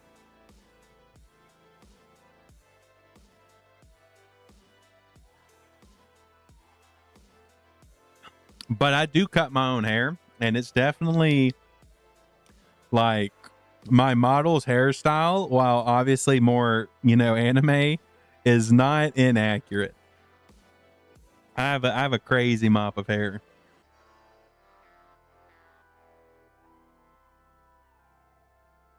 But sometimes you just gotta raw dog it. No, yes, no, oh god.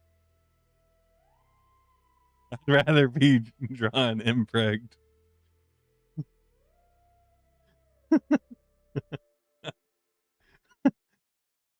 Oh no, I know what Cass is gonna do to torture me now. And this is a lesson why you never piss off artists, because they can do things that other people can't. Yeah, you can do whatever you want. I mean, if you're going to draw me in a cute perm, might as well already put me in a cute dress, Just like cutify me all the way.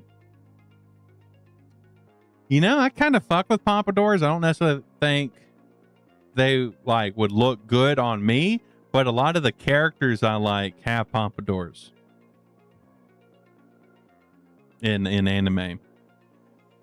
So I could vibe with that. Yes, I wish someone would make me their pretty princess. Like, let me be Cloud. Let me do that for someone. I deserve to be pampered. That's why I'm always looking for the goth mommies. They're out there, and I can be that for them.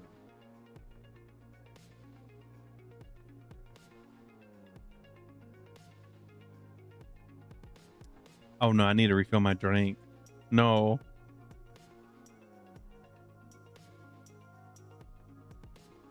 But you could be a pretty goth princess. You could do both. You can merge them all together.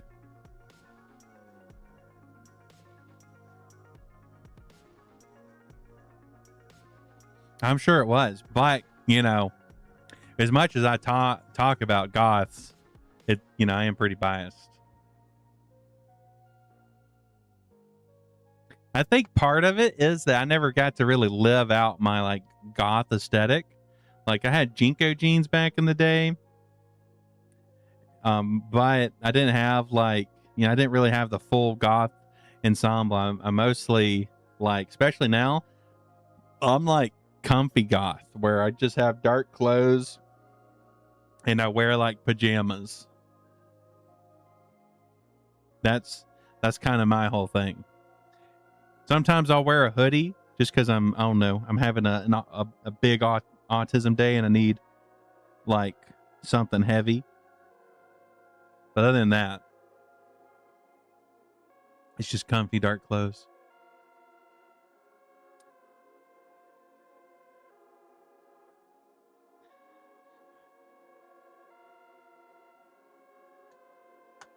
Oh hell yeah. Yeah, it definitely. I think where I live, I couldn't go full, especially because like I saw how the other like full goths, how they were treated when I was younger. I was very timid when I was younger, so I wouldn't do anything to get the more ire. Corsets are badass. Trip NYC pants. I'll have to see what those look like. I'm not I'm not visualizing. Granted, I can't visualize stuff in my brain. I have the aphantasia. Oh yeah, I know those.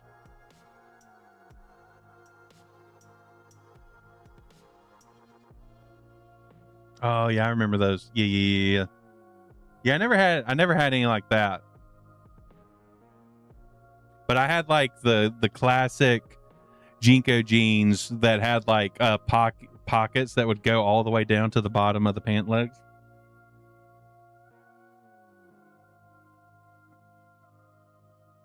You live in Satan's Earthfoot. Yeah, I never like hear like with the humidity being like the big thing that is hot, the like, you know, if you're already wearing pants, you were fucked either way. So, you know, might as well go all in. My school did have a uniform, but it quickly went away. I think it lasted like a year and a half, maybe not even that. Like they was like, we're having a uniform this year, you have to wear this stuff, and then next year they just didn't say that.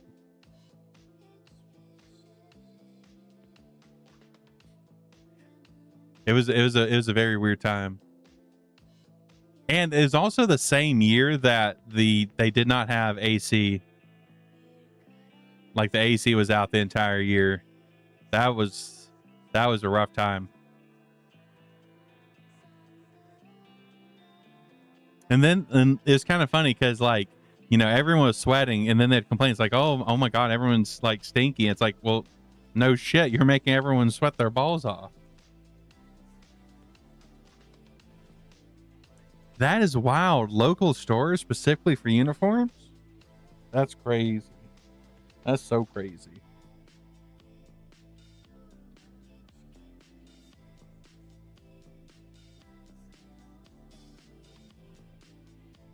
I don't even think I've ever even seen a store that's specifically for, you know, like school supplies.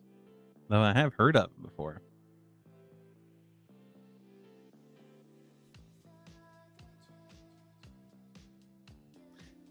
Hell yeah. Every kid from 5 to 16 needs a uniform. That's a long time needing a uniform, but you know, it makes sense.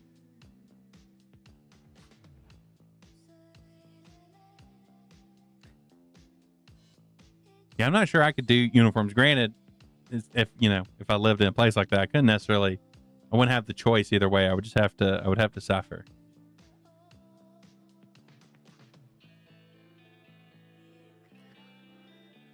Yeah, I think you know.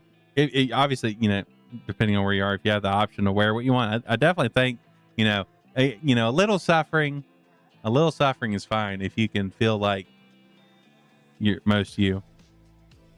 Oh my God, what are you gonna do to me, Cass? What the fuck are you gonna? I'm scared. I'm scared what I'm gonna look like.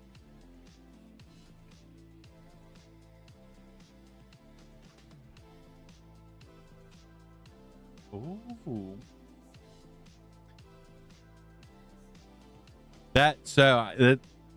Like that's me like blending into a place for some reason. Like I need a perm and a uniform so I could hide from the immortals, so they don't get me and make me and chain me up.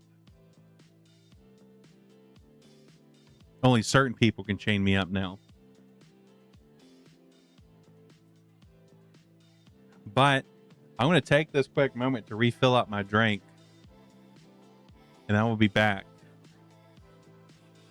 I mean, Cass, I am into being chained up, but there's different kinds of chainings. Like if it's a hot goth mommy chain me up, that's very different from a corporate overlord that like wants to use me to, you know, enact their evil schemes. Unless it's a hot baddie corporate overlord, then it's different. But like if it's just like the machine chaining me, I don't want that. But if there's any goth mommies out there that want to chain me up, you know, just hit me up. But I'm gonna go get that drink. Y'all should also do the same. Y'all should get a snack, stretch your legs or whatever, and we'll be back in a few minutes.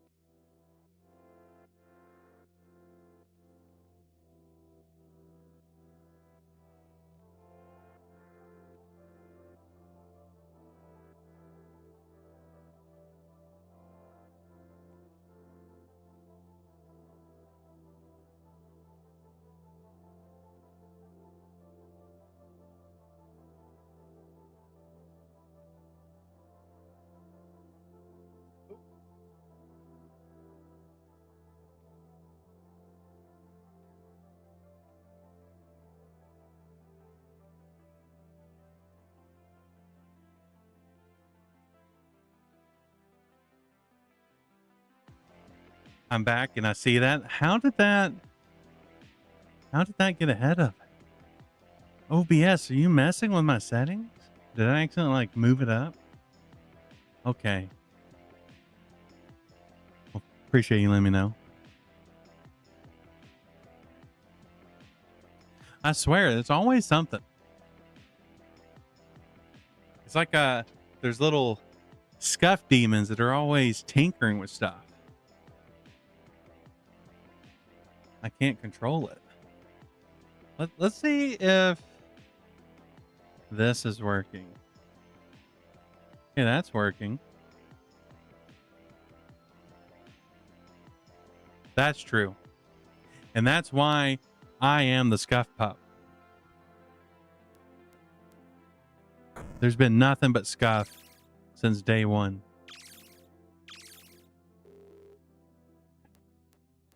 Something breaks, something's forgotten. Internet randomly dies. Power goes out.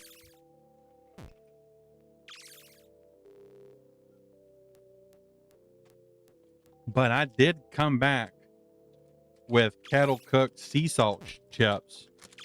Only thing I've ever had specifically sea salt chips. But I'm interested what they taste like.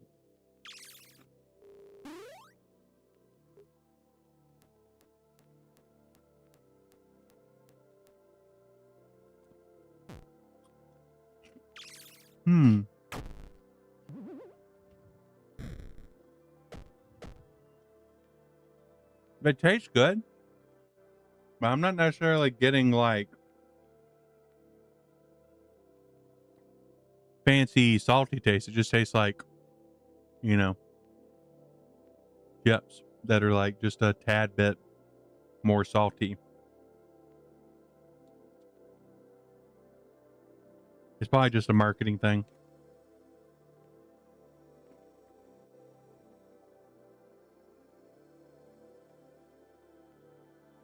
Or maybe sea salt's more is it like more healthy Is it more healthy salt? I don't know. I don't know anything.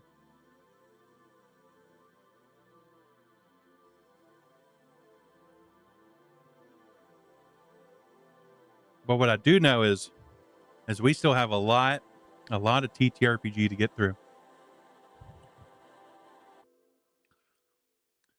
This wretched world's continuous ruin is fully covered by corp-owned propaganda machines twisting truth into fear-mongering ad campaigns. But every once in a while, actual terrible truths emerge from this cacophony of lies. The game master rolls a die each midnight. The result of one activates a miserable headline. A D66 determines which terrible event makes the rounds of the news that night. Adjust locations and people involved in these events so that it affects the PCs. The same headline won't appear twice. Reroll the D66 if so. Oh, hell yeah. Cook that food. What kind of food are you cooking, Izzy? And this is something that is from Mork Borg. Mork Borg has like ill omens or something omens that essentially once you get so many of them, the apocalypse happens. Pasta, fuck yeah.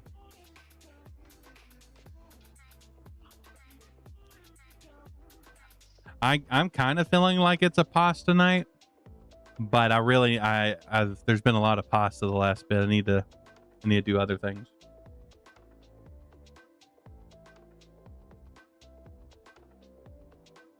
The group should decide how often they want these events to occur by choosing which die to use. So you have quarterly, monthly, bi-weekly, weekly, constantly. The 7th time a miserable headline is rolled, it will always be 0x0.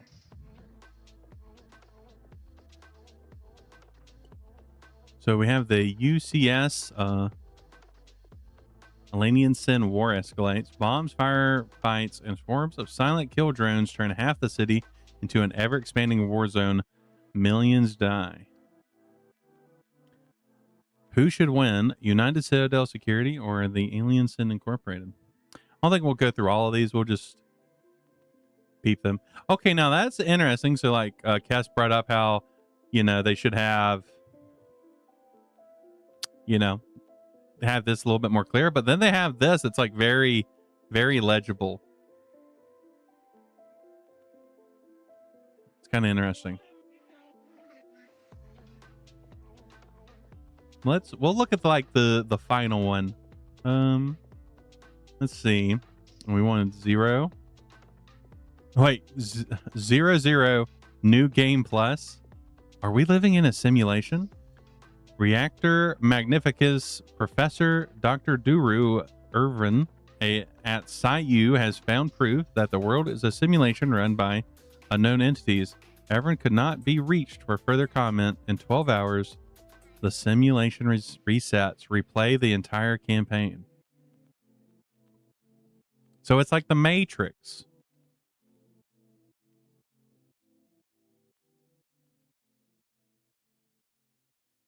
That is really cool, though.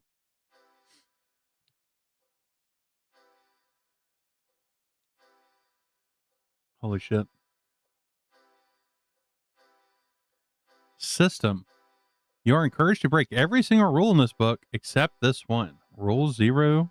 Player characters cannot be loyal to or have sympathy for the corpse, the cops, or the capitalist system. They might find themselves reluctantly forced to do missions for them or their minions, but make no mistake, they are the enemies. Fuck yeah. I remember when this came out, there was a lot of upsetty spaghetti people from certain places that were upset about that.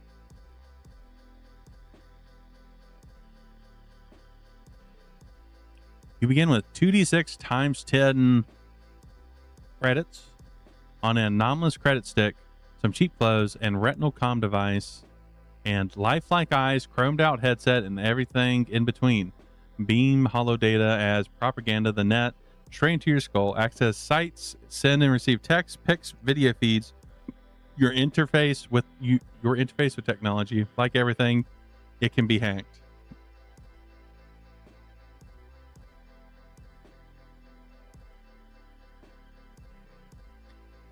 Fashion gear. So we have mirror shades, CWPC Metro card, a hangover. I like how that is an item. You could get a hangover as an item.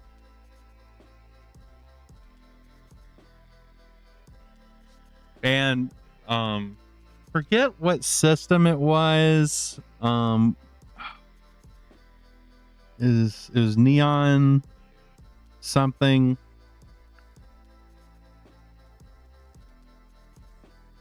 Let me see if I can find it. Was it made by Wizard Fighter Thief?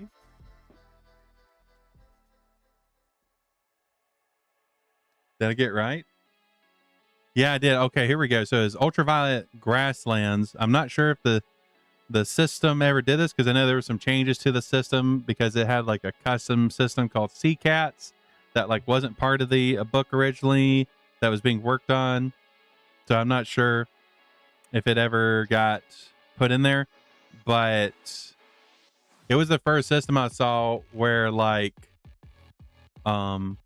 things could be items. For instance, you could have a skill that was like multi-strike was a skill, and that would be an item in your inventory that you could lose. And I do like that as an idea. I've never tried it in play, but I do like the idea of non-physical things can be items in your inventory, which I guess Index Card RPG does to some extent, because you can have like pets, for instance. You could have like a pet as an item, because the idea with Index Card RPG was like everything is an item, even though it did evolve into having like character abilities and stuff in the later editions. But I do like that as a concept, and I would like to try it out more. Pack of real tobacco smokes, flashbangs, hand grenades, old school motorcycle, a stolen taxi, paracord, micro torch cutter, Bayou ID scanner, breathing mask, collapsible ladder, first aid kit, crowbar, super lube. That's an interesting item to see randomly. Like, how do you explain that to the boys? Like, you're going on some heist mission, and they're like, "Oh, everyone pull out what gear you have so we can plan." And homeboy just pulls out some super lube.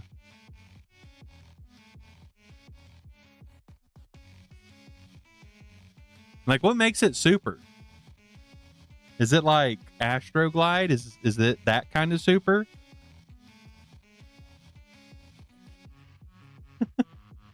Well, hey, you never know where you're going to need to use that palette of super lube that you got. You have to use it at some point, or it'll go bad.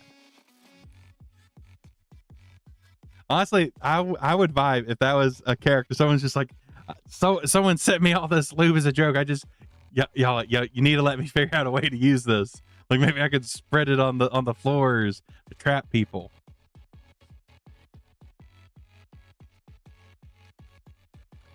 I mean, there's also the other reasons to have super lube.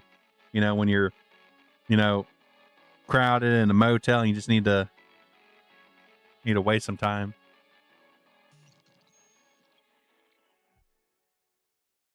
Grappling hook crossbow. Now that's fucking cool. Small bottle of pulverized acid. Crime scene kit. Random cyber tech. Red juice stimjector.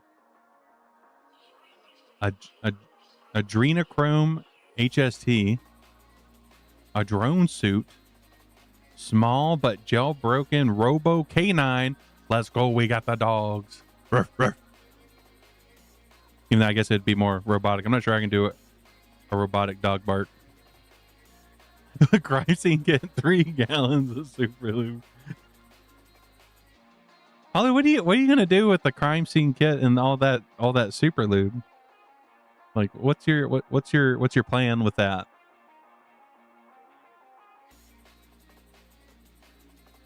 Surveillance drone, optic camo suit, a noisemaker, fake ID, a vision visor, Random cyber tech again. A cyber deck and a random nano power. So I'm assuming nano powers is spells.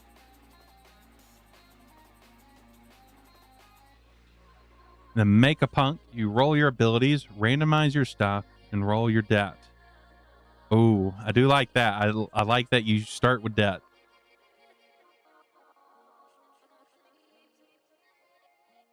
I do think, like, you know, just having debt, I mean, like, you need something that, like, if you're going to give players like debt or stuff like that, you need to have something that pressures them, so there's the actual excitement of, like, oh, we need to do this stuff to pay off the debt. Otherwise, it's just like a number on the character sheet. That's why for the break adventure I was running, I was originally starting, the idea was the characters would have debt, but then, like, and like, I just felt like there would need to be more stuff to incentivize the pressure of having debt, and I didn't think it necessarily fit. And I think Mothership does a similar thing where your characters start with debt. I really want to play more Mothership. That was really fun doing that with He-Man. Oh, so you roll your glitches, roll your hit points, get shit done. I do think that I think more games have been starting to use flowcharts for like character creation and stuff like that, but I would like to see that used more. Like, even if it's just like an optional thing, like, you know, a little pamphlet that you could have, which is why I'm such a big fan of box sets, because you can really pack in some extra stuff for like the table if you do a box set versus just a book. And, like, you know, I'm still a big believer that TTRPGs could learn a lot from board games, and there's sometimes they do, but a lot of times I feel like maybe they're scared. They're scared of being compared to a board game because they are very different markets. But there's just like when a board game's really good and it has, like, you know, it teaches you how to play the game well. Like, TTRPGs could do the same thing about like how to like present information and teach people how to play the game they're trying to play, even if it is a game of make believe that's mostly in your head.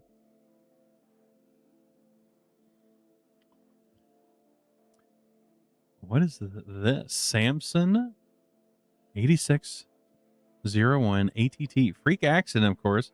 My deepest condolences to something. However, this overzealous fire extinguisher did legally its job. Hypersensitive, and since the tenants didn't report any fire, wasn't any, but the terms don't care. Insurance ends up in the something, making the final line actually green on our end. I want to play more board games. I just don't get too much of a chance due to peeps being busy, and honestly, like, I really need someone that can, like, you know, help guide me when it comes to board games, because I do have a decent hard time when it comes to processing information and like learning new stuff. So depending on the board game, it can be rough for me sometimes. But like the one Eldritch fishing board game we played is with Hime and Mary. That was really fun. I really want to play that again.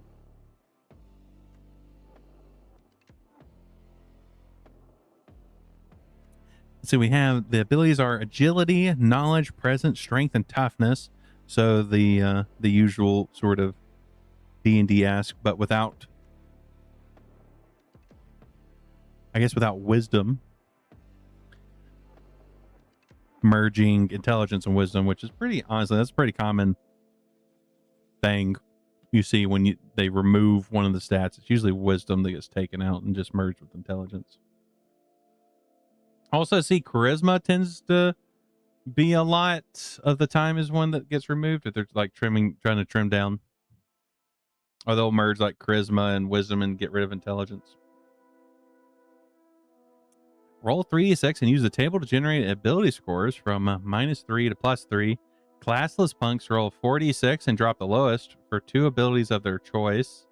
Punks with a class follow the class instructions and roll 3d6 on the rest of their abilities.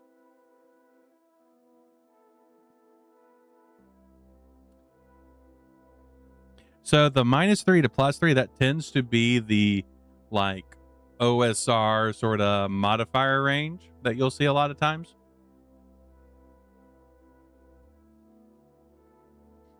But it's interesting that you have the option to pick a class, or you can be a classless one with a chance of rolling better stats.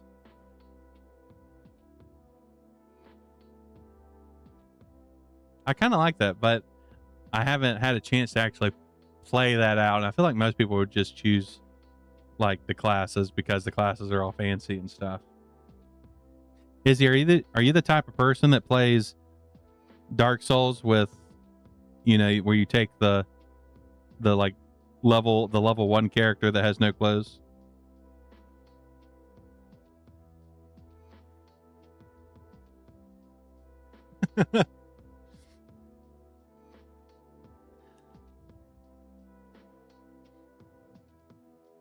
See, carry capacity, carry strength +8 normal sized items without a problem. After that, strength and agility DR is increased by 2. Yes, I would also like to solo her.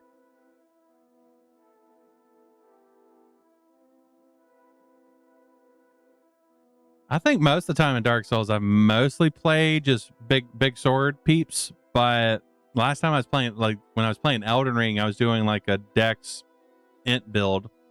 But that's been so long. Whenever I do play Elden Ring again, that's gonna be a time. I'm gonna have to start over. Oh, I just realized though, I could, with the new graphics card, I can totally play Elden Ring on stream. It's figuring out when I'm gonna do that. Because I never beat Elden Ring.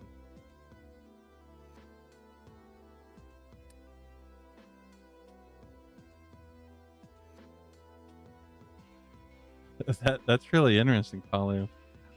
Which Dark Souls-esque game was it? I'm trying to think of Dark Souls-y type games. Let's see. There's like one mecha one that I forget what it's called. Is it like Mecha X Soul or something like that? It's essentially a Dark Souls game but with mechs. There's, I mean, the newest Armored Core is pretty. It is pretty Dark Soulsy, but still mostly Armored Core.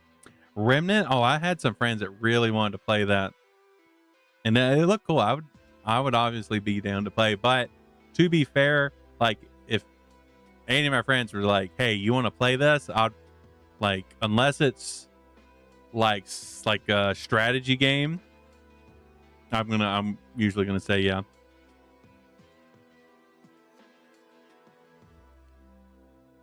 Don't worry, I'll keep your secret, Pauline.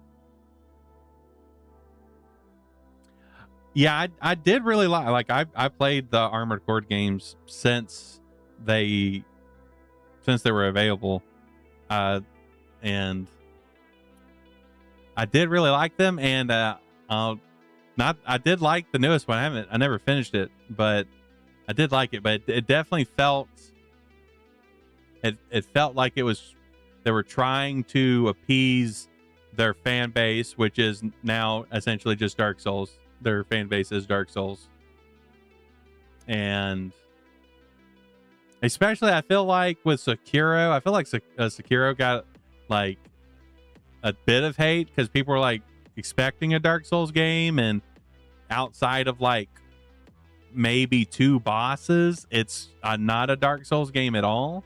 And I feel like they may have learned the wrong lessons from that.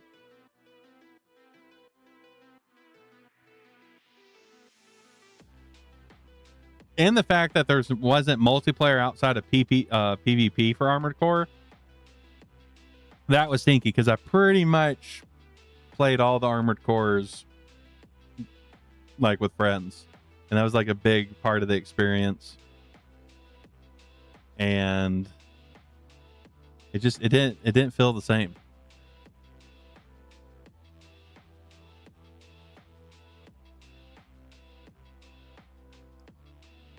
Let's see, for tests, to succeed on a test, roll a d20 plus your ability score with a result equal to or greater than the difficulty rating. Enemies' opponents don't roll to attack instead. Oh, thanks for head patting Watts. He needs them.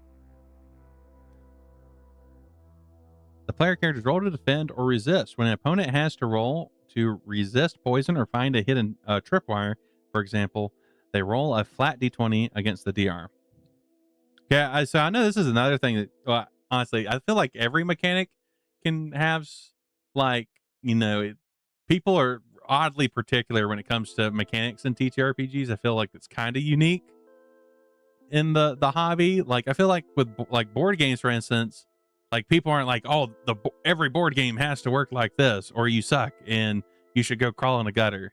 But with TTRPGs, it feels like people can be very ornery about like mechanics in general, and like I've tend to grown to like players rolling most of everything. Like I think it definitely can make the GM's life easier, where they're not having to keep it, it's cutting back on the amount of stuff that they have to keep track of, which I think is good. But it is interesting because, like, since this is like, a D&D style game, that I feel like that is a big part of the D&D fantasy is, GMs rolling dice with the monsters and stuff.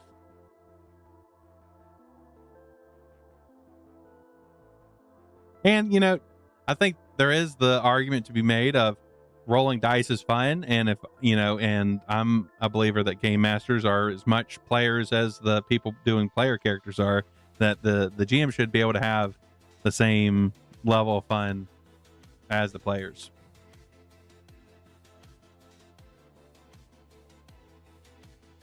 Welcome in, Logren. Hope you're having a good night.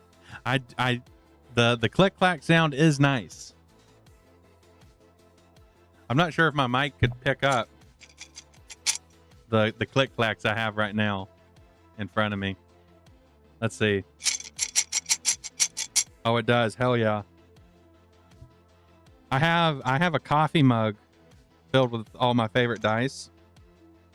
I've never used it to drink coffee or anything from. It is purely, well, actually, no, never mind. I have put a liquid inside it. It was for a meme though, because this is my friend Fia's like coffee mug merch that I made a joke about filling it with cum. But obviously, I didn't do actual that. I just made like fake.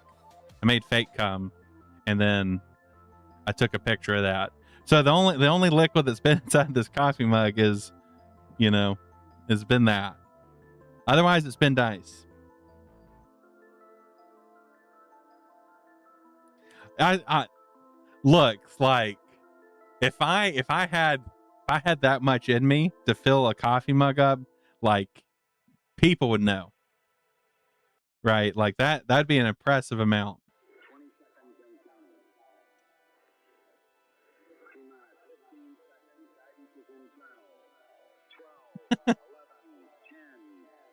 Trust me, everyone know. Heck, I could just do that as my job. Like you wouldn't even need like the cum lube. Like you would just have me. But yeah, I have all my favorite dice in here, included my break themed dice, which are just D20s with smiley faces on the 20. They're really cute.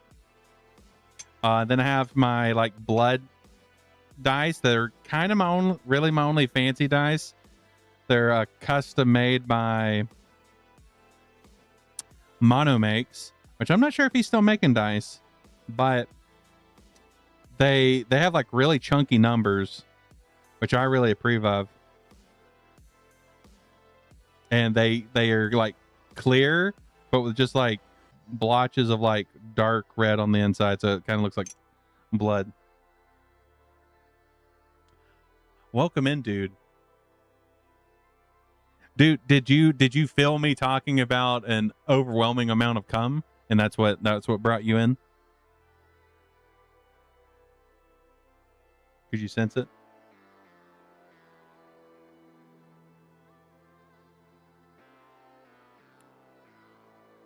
Because apparently this is a stream where we sort of look at a TTRPG and we just talk about random shit.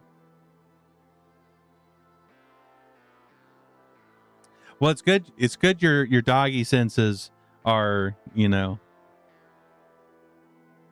they're trained to that frequency. It's a lot of work to get a dog trained for that.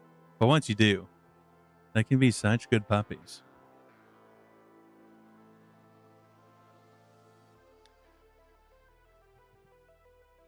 Oopsie, it looks like you're near your current free minutes TM limit. Remember, exceeding the limit is against the company policy and will result in a negative salary code. Have a productive day. Thanks for the head pads.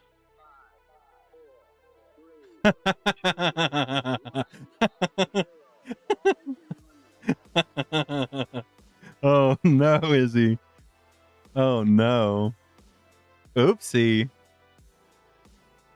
I hope no one heard that.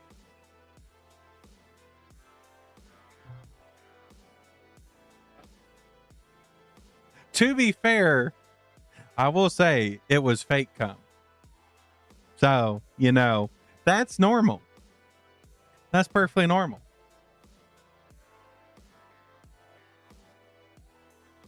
And besides, I have the like sexual themes tag on. Like I need to, you know, I need to get in my quota.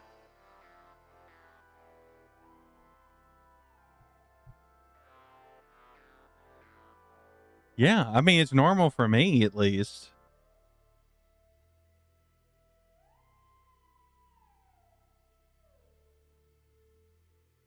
I mean, I feel like it's an easy explanation. It's just that it's a weird ass dog on the internet.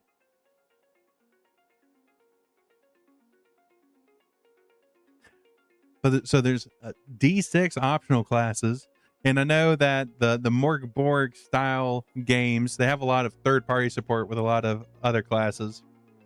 So I think even on their website they have a bunch of optional classes. We have the Shunned Nano.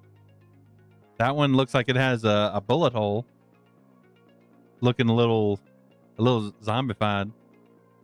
You got infected when you spent a wild night with a group of neo-pagan cultists performing profane rites to some snake god. Yeah, dude. So this is Cyborg, and I'm pretty sure I recommended Mork Borg to you. So this is the cyberpunk version of Mork Borg. But the entire book is like this. And overall, like in terms of like learning a system, it's a lot easier than learning D&D. So I definitely think it's worth checking out. And honestly, I would totally be down to spend a wild night with a group of neo-pagan cultists. That just sounds like a good night to me. So what if you become like a you know, shunned or infected? That's not a big deal. Another option is a Go, or maybe it's meant to be pronounced as like G-O. I'm not sure. Go feels like a weird name for a place. But a rat bit you, and now you're infected.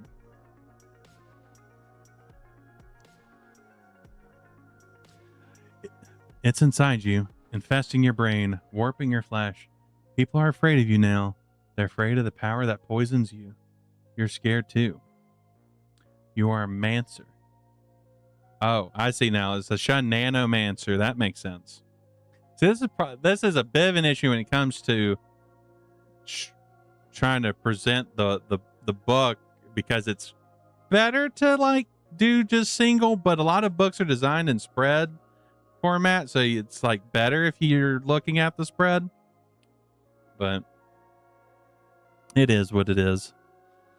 I like how the HP is really low. That's a thing with Mork Borg in a lot of games, and its sort of play style is your characters are, you know, they're not heroes. They're kind of scum buckets that, you know, where life is cheap, and you need to have the fear in you to survive. And I appreciate that, but I am the type of like TTRPG player where I like living on the edge. I like risking stuff. I like pressing random buttons. I like fighting big scary monsters. Well, see, Gretch, in here everything's a glass cannon.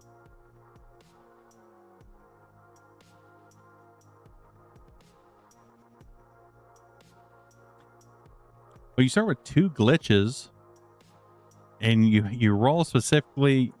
Roll. Oh, I kind of like that. So it has like a descriptor, like you're weird. So your roll for your presence stat gets a bonus. And so like a positive one, and then a negative one, where you roll a minus for your toughness. Actually, I really like that. Start with 1 random nano power. Any starting app or cyber tech is replaced with a random nano. Roll D6 for weapon and D2 for armor. You also have one of these. A strange leaf-looking knife deals D4 damage, and victims have to test toughness or bleed 1 HP for D6 rounds. And we'll read the final one. Scales cover most of your body. Any roll to resist cold, heat, or radiation is -4 DR. So it would, like, if you're difficulty rating, which is the thing that you want to meet or beat, it would lower that before you rolled, and then it'd make your roll easier rather than giving you a bonus to your roll. Which I feel like that tends to be an like sort of OSR style thinking, where you lower the difficulty rather than giving more bonuses. Well, I feel like with like 5e or games like it tends to just give you more bonuses, or it gives you, like, you know, it has like advantage, and that's the only bonus you get, and it tends not to stack bonuses outside of specific abilities or situations.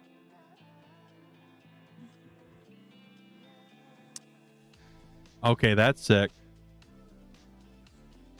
Burn HC. Oh, a burned hacker. You were one of the sharpest deckers in Psy. No one could use tech or warp the world with an app like you could. You don't know what went wrong. You messed up. Maybe you were tricked. Maybe you got sloppy. You glimpsed a terrible truth, and now you're burnt. No collective, no fallback, no nothing. They start with toughness plus D6. And your toughness stat can range from... Wait, hold on. So that's just a modifier. So I think... Actually, no, that might be the actual stat. Hold on, we can scroll up.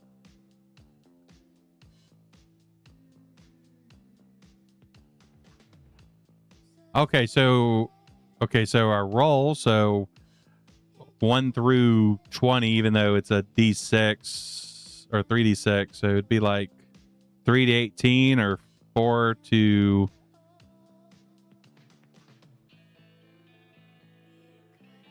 24, even though you get a max of 20. No, it says drop the lowest for 2 abilities. So yeah, it's 3 to 18, but you don't use that anymore. You just use the modifier. So it is a little bit like 5e, where the modifiers mostly matter. So your toughness can range from like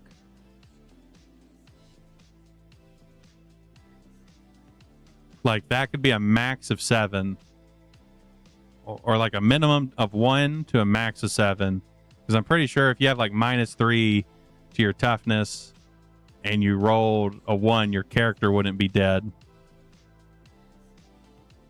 So you just have a minimum of 1 HP, which is very OSR. I was playing Shadow Dark a few years ago, and I had a character that they didn't get above 5 HP for like 4 levels. And I did a solo campaign where I was playing a necromancer lady who had -3 con, and she didn't get above 18 HP for a very long time. I eventually like stole someone's amulet of constitution to give me 18 constitution. But at that point I was almost like a demigod. So it kind of didn't matter.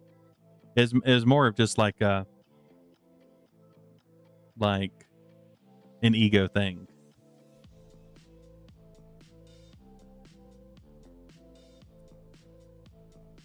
Cutting edge, roll 3d6 plus 2 for knowledge, and then unhealthy living, roll 3d6 -1 for strength and toughness. Okay, I like how they do that, where it's a -2 total for the negative traits, but could be split up between multiple attributes.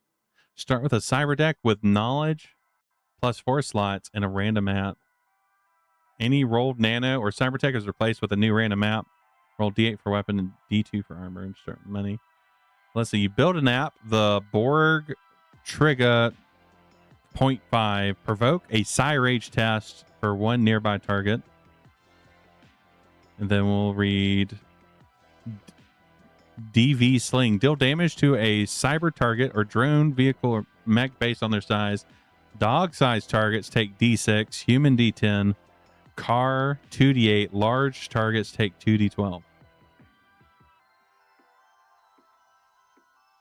On a deep dive of cyber cosmos, you found a terrible truth.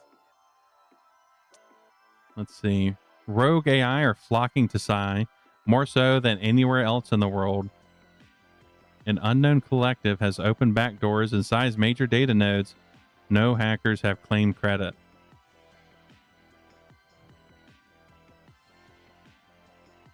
I'm a big fan of giving players like allowing character creation to sort of like change the world and give them secret information. That's a lot of times I would in 5e I'd play like a hermit. That's probably the most used background I had, just so me and like the GM could come up with a random little secret thing, even if it wasn't necessarily a big thing. But it's always fun to do stuff like that. Discharged corp killer. A good soldier in bad company, always fighting someone else's war in the name of greed. Capitalism crushed your enthusiasm quickly enough, and you were discharged without severance. Toughness plus D8 and D2 glitches. Emotionally scarred jarhead. Roll 3d6 -1 for knowledge and presence. Tough as nails. Roll 3d6 plus 2 for toughness. Roll D4 plus 1 for armor. Your auto fire tests are always -1 DR. The corp wants you dead. You took something from the employer when you left the force. Prototype smart assault rifle. Around the corner shooting, camera sight, grenade launcher, the works. Or incendiary shotgun. D10 damage and test agility or flammable material are ignited for plus D6 damage the following round. Your deployment. Urban infiltration in Psy Central. You will know the area well. Or a periglacial sec corp plundering released gas and bioweapons for your employer. I like how the classes are essentially your background mixed with your like class abilities, and the class abilities like lean towards you getting items and maybe like an actual ability.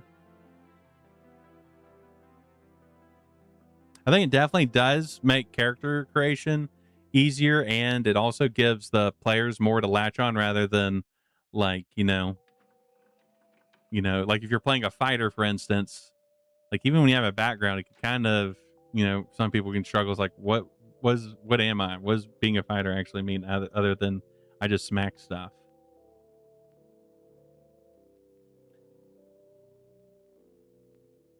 But like being this, you're essentially still like a fighter, but like you have a lot more built-in backstory for what your character was and where they are now. Unauthorized, do not comply. They kind of look like someone that played hockey. Like the gear kind of gives me like sort of hockey vibes.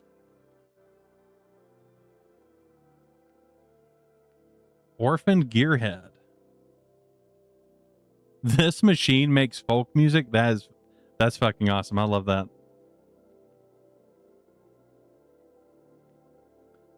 People are unreliable, socially, physically, emotionally, weak bodies and weaker wills.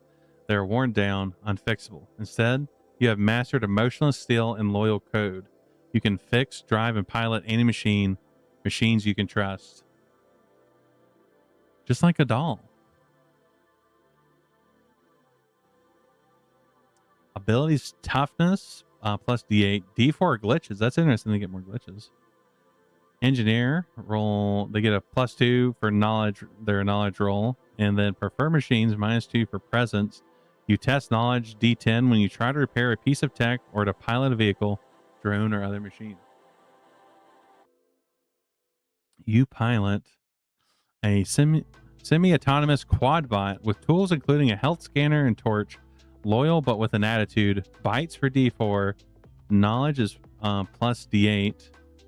Or knowledge plus D8 for HP, then minus D2 armor. Or then we have an armored van, 5 seats and lined with junk. Has a smuggler's hatch underneath it all. Once a day, test knowledge to find a spare part you need to fix any broken tech. Ooh, I really like that. I don't know why, but I'm always a sucker for like when you can like have a vehicle. I think it was Apocalypse World, one of the classes, you were just like a driver. So you started with the car. I don't know what that. Oh, I just realized why. It's supernatural. It's totally Supernatural's fault why I like having like a vehicle or like a mobile sort of base of operations.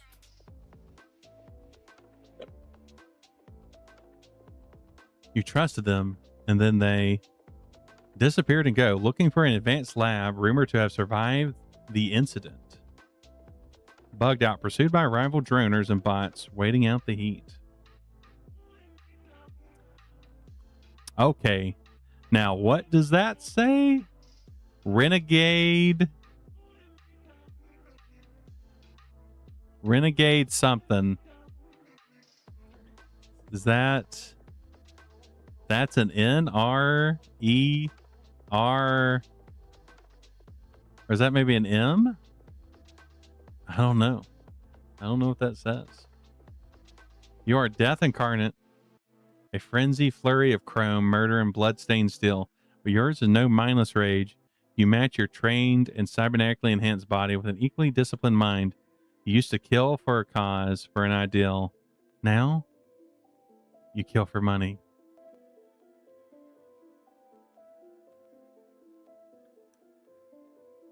Toughness plus D10, +3 glitches.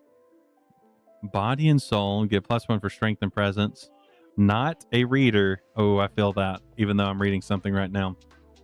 -2 knowledge. Start with 1 D12 roll for a random cyber tech. Replace any app or nano with a D12 cyber tech roll. Your trench coat hides most of your ancient blade that has claimed 1,000 souls, or so you say. If you are the first to strike in combat, you deal double damage. That's fucking cool. Oh, wire wrap baseball bat. We gotta check that out because baseball bat's kind of my thing. Hooked up to a battery, you can supercharge it, dealing +D4 damage to your target and to yourself. I mean, you know, a little pain every now and then isn't bad. You try to start each day with doing yoga and meditating, or another one, obsessively laying out your clothes and cleaning your gear.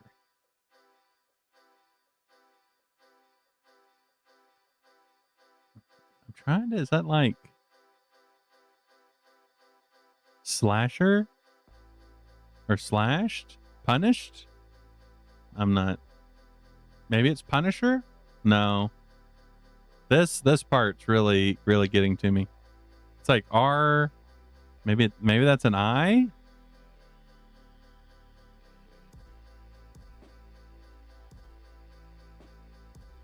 But I fuck with that. I like the pants. It just has ogre going down the side. A chainsaw that says divide and conquer. That's fucking badass. Murder your hunger. That kind, like, that burger is so red. It makes me wonder if that's like just a completely meat burger. Meat all the way down.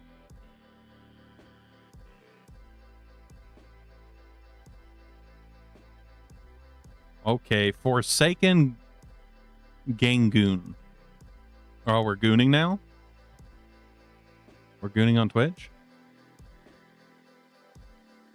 You ran with the only gang to have your back and treat you like more than slum trash. They were your family. You bled, stole, fought, and killed for them. They're gone now, so you have to keep your edge. Oh, we're edging and gooning.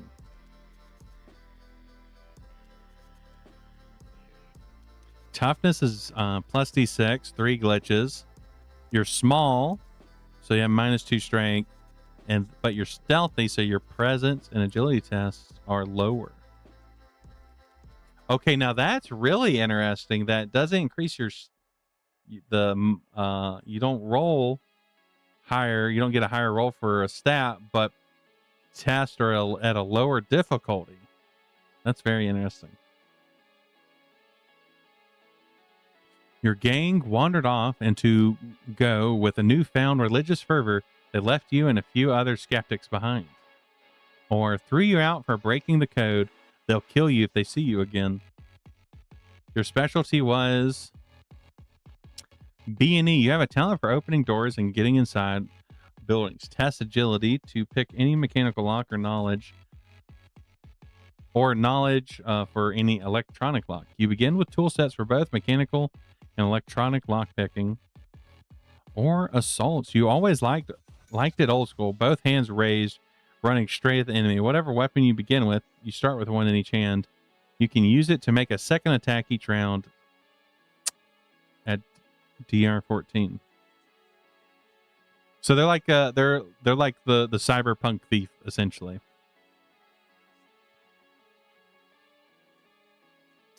Style, optional PC and NPC tables. Oh, we have the Nougats. Let's go.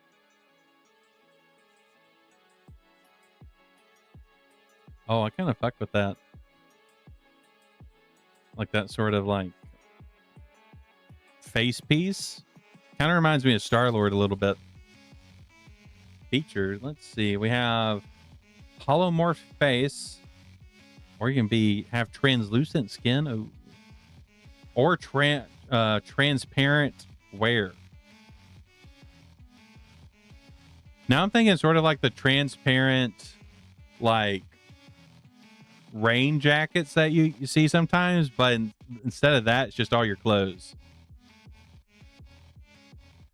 And I feel like the vibe would be to be naked.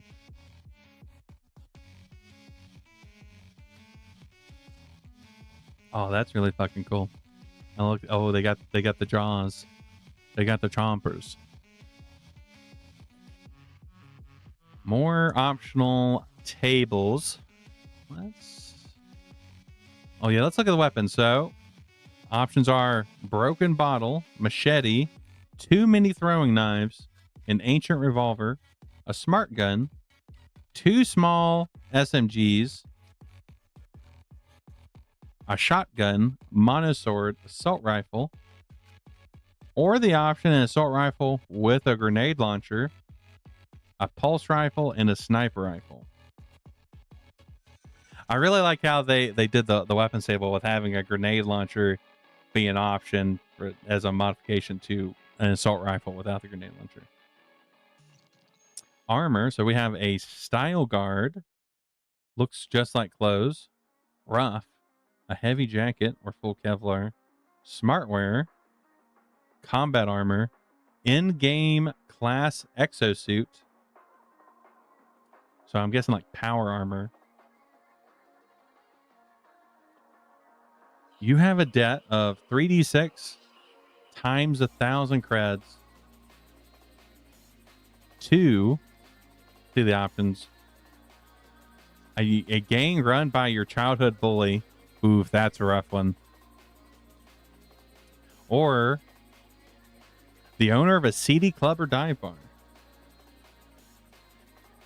How badly do they want it back? Oh, I like that. So you roll a d6 for how badly they want it back, and the option is vary. I like that.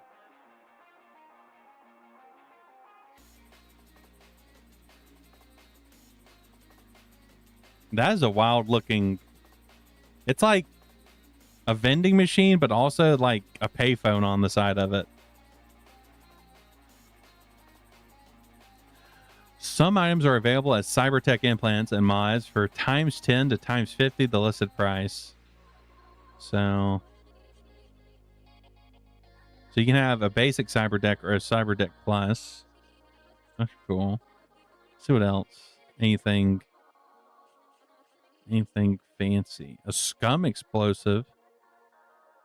Enough for a moderately reinforced door. Oh, I like how they have zip ties as an option.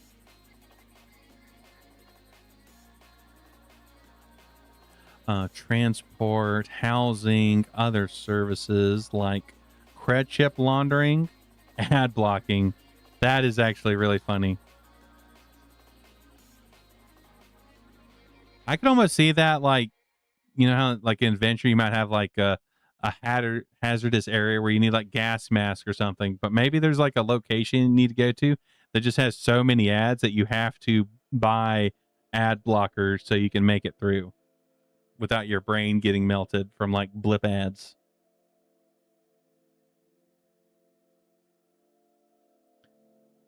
Weapons for sale. Ammo. Single-use booster mods. Drugs. Let's see what kind of drugs they got. Sunset chalk. Red juice, which that was brought before. That's just like a healing drug. Blackout. Pink ooze. Dirt. D6 hours of powerful hallucination shared with other users. Oh. I kind of fuck with that. Oh, there's multi-eyed lady. But it's more like, well, actually no, I think she is. It's kind of overlaid each other, but that like the tattoo part looks almost just like the tattoo looks like that. But that's that many eyes. Oh. Oh no. It's the cyber marble. That's an interesting picture though.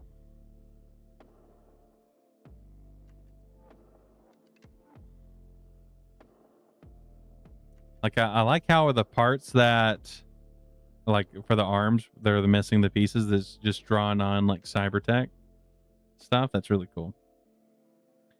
Okay, now we have cybertech. We have retracting cyber claws, a mule pocket, subdermal shockers, auto camo, additional joints, buzz eyes, strangler, skin hard, deserter fangs, smart jack, muscle ups, pulse wires, a body gun, Tors, which is just horns, sonic blaster, a handy bot, smart hair, skin slot, skeleplating,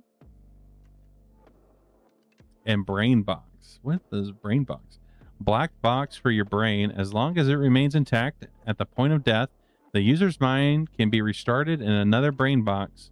Cloning or otherwise getting a new body comes with additional costs and is highly illegal unless you're already rich beyond the reach of the law. We have apps now, custom-made cartridges and cassettes with the ability to hack tech and physically affect your surroundings when slotted into a cyber deck. To use an app, you need to be jacked into your deck and have an app loaded into one of your slots. While jacked in, you perform all non-app actions with +2 difficulty. Test knowledge at difficulty 12 to successfully activate an app. A fumble burns the app for the day and triggers a backlash. Each app use adds +1 to the risk of fumbling when using an app until the next day. So these are the spells. These are the magic. A Hawaiian hammer. Nearby devices are triggered to perform their function, i.e., open, close, unlock doors, trigger sprinklers, start a camera recording, adjust the AC. You can trigger 5 devices as you choose over the next 5 rounds. The RC Do VR Charger. One target gets +D6 on all agility and strength tests for knowledge +3 rounds. The Knock Knock. Open a nearby locked door. Failure may trigger an alarm. So that's interesting. The hammer one can be used to open, close doors that are unlocked, but you need the Knock Knock to unlock a door. The False Flagger. Fake an alarm or a location of a triggered alarm. Any response to a real alarm is delayed by 2d6 minutes. Sigil Tag. This location and nearby 6 systems are tagged with your invisibility sigil, enabling you to remotely activate apps as if you were present. Only 2 locations can be tagged at the same time. That's actually really cool. I can see that you can do a lot of shit with that. Erase. Cut or copy the latest 10 minutes of stored information from any type of recording or surveillance device.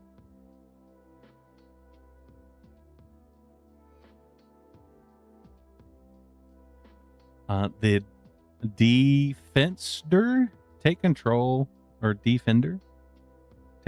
a nearby turret, drone, or similar defense system for D6 rounds. And then Blood Snoot. Track down an enemy hacker and deal D4 damage each round until they pass a difficulty 12 knowledge test or die. Oh. I like the amount of dog references that are in this. Path Mapper uses nearby sensors, cameras, and public information to create a detailed 3D map of the surrounding 100 meters. The C-Tech attack. 3 nearby cyber targets lose a total of D10 or 4d10 HP. The Beacon Worm. Place a tracker into a device or cyber tech, enabling you to track its movements in real time for the coming D4 weeks. The Trolley Skipper. Automated defense have trouble tracking a person of your choice and prioritize other available targets. Getting more apps. New apps are hard to find, and hackers willing to sell often ask for something like this in return: a large favor, another app, a lot of money, or getting rid of the hacker's creditor. So getting rid of their debt. Hacking without apps. Gathering information through non-app hacking requires a cyber deck and is time-consuming downtime activity. Test knowledge to break into data nodes.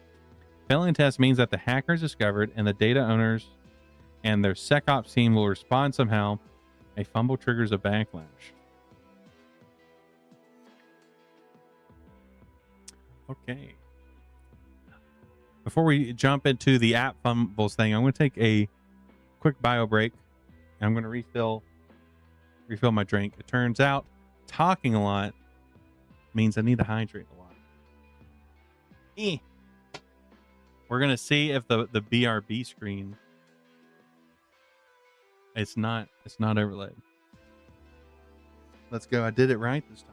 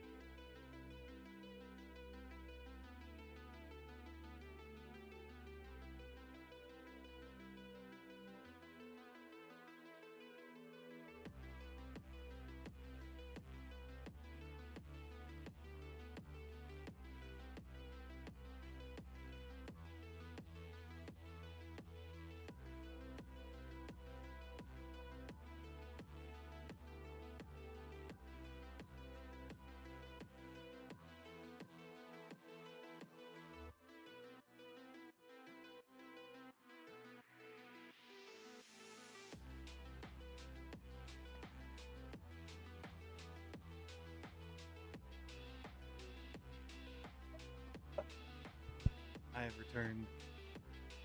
And I come with maybe the strangest food item I've encountered personally. And that is a gummy cluster cake. I'm not sure what to make of this.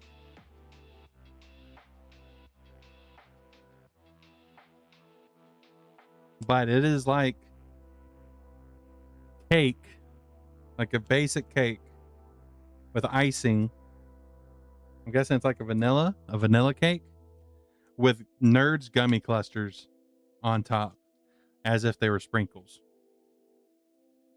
Or I guess maybe fruit.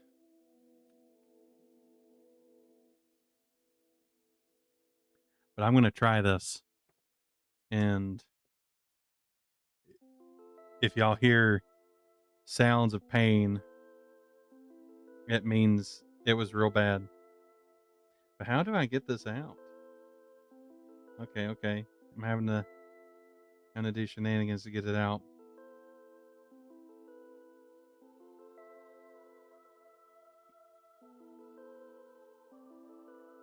Okay.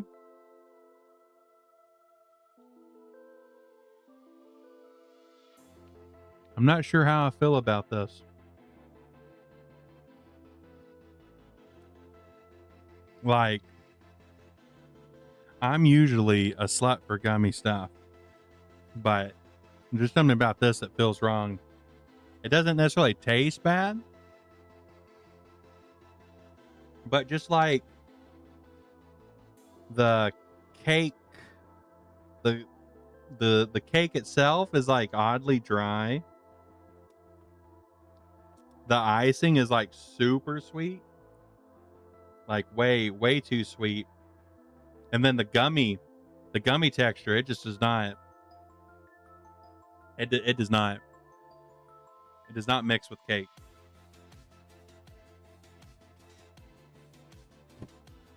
I'm gonna eat some sea salt chips to reset my palate.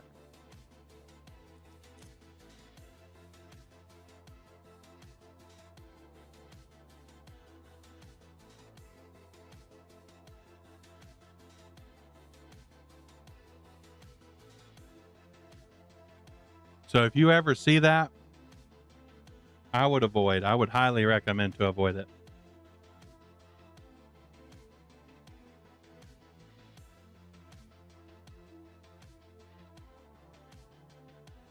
Some things are better off not being explored, and that is one of them. And honestly, I think that says a lot coming from me, considering just like the random weird shit I eat fairly regularly.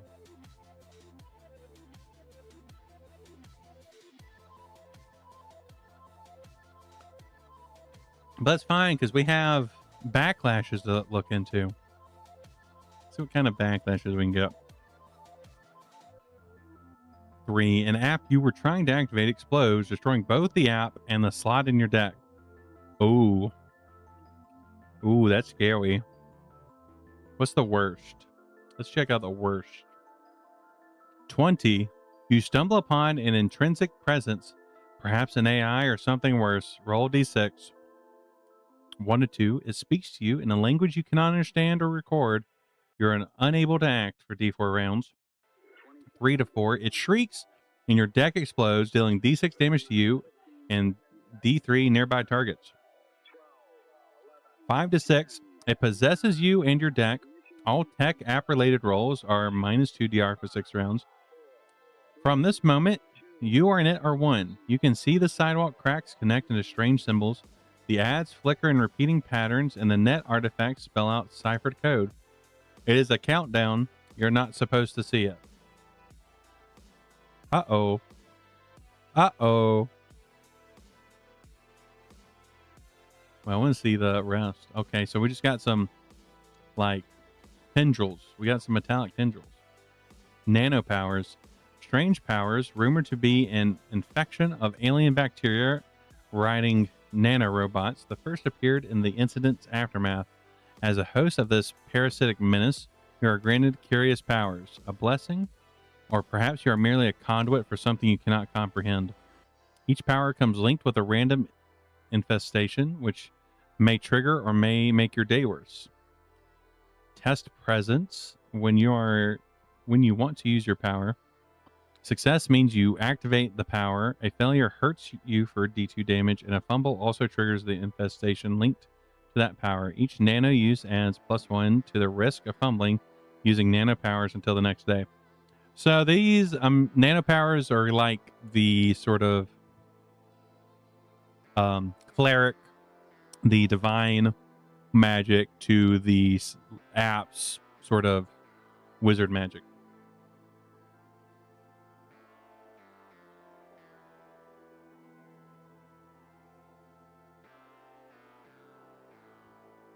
So let's say we have benevolent suture droids that is used to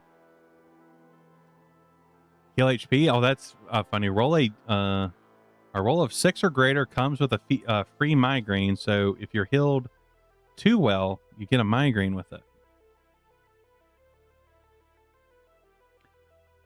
Penal glands stimulation. For D4 rounds, you can fill nearby data flows. You can hear a short conversation or message, sense the direction of a large data source, or see the last few seconds of most recently recorded information on a device. Cosmic dust spots in an area up to 20 meters in diameter is covered in dust and darkness for the duration of a fight or 10 rounds. It tastes like stained, rusted metal. Psychic scalpels. A living target of your choice tests presence or loses D10 HP. Their eyes bleed and their ears ring. Bent prism. A person becomes invisible and attacks and defends at difficulty 6. The effect lasts for D6 rounds or until you are hurt. Crawling carapace. D4 targets gain minus D6 armor for 4 rounds. Sometimes it feels as if this thing has a will of its own. But that's probably just your imagination.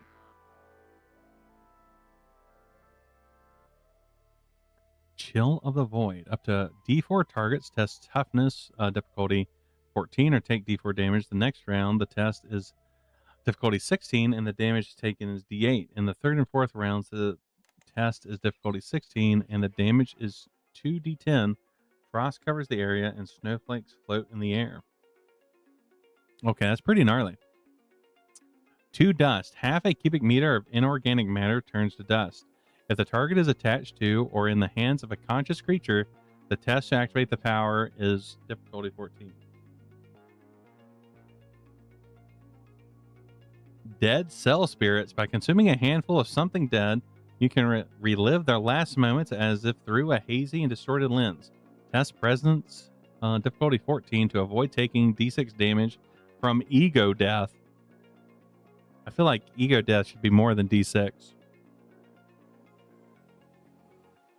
But maybe not. Well, I mean, what do I know about ego death? You know? Life tap. Choose 2 targets, 1 to heal and 1 to hurt.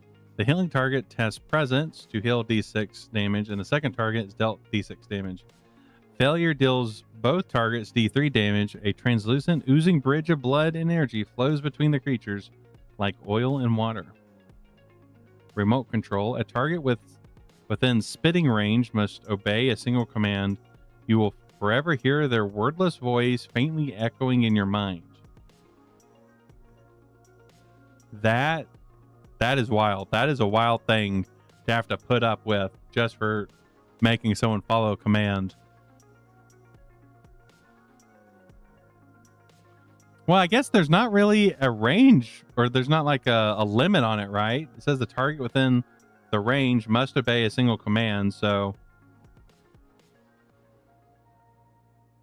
well, like, if you give them a command that they have to do for the rest of their life, that actually kind of makes sense. That is really cool.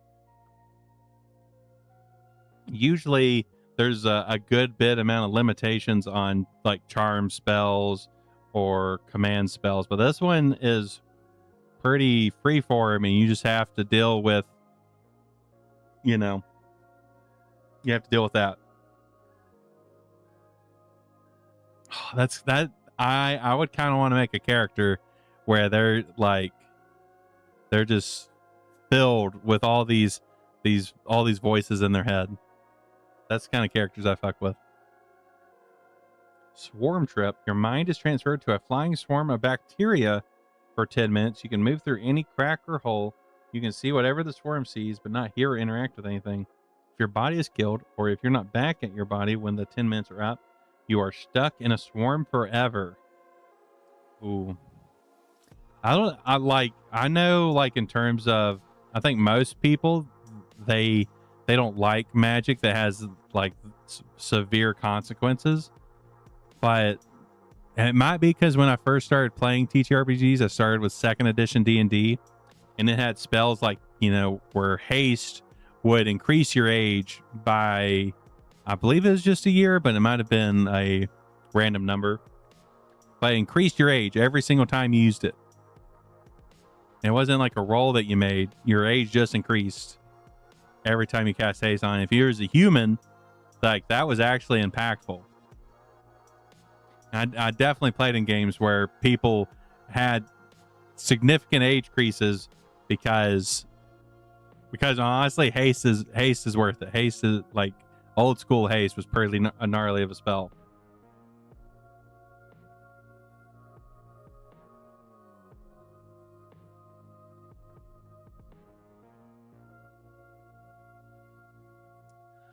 D20 infestation.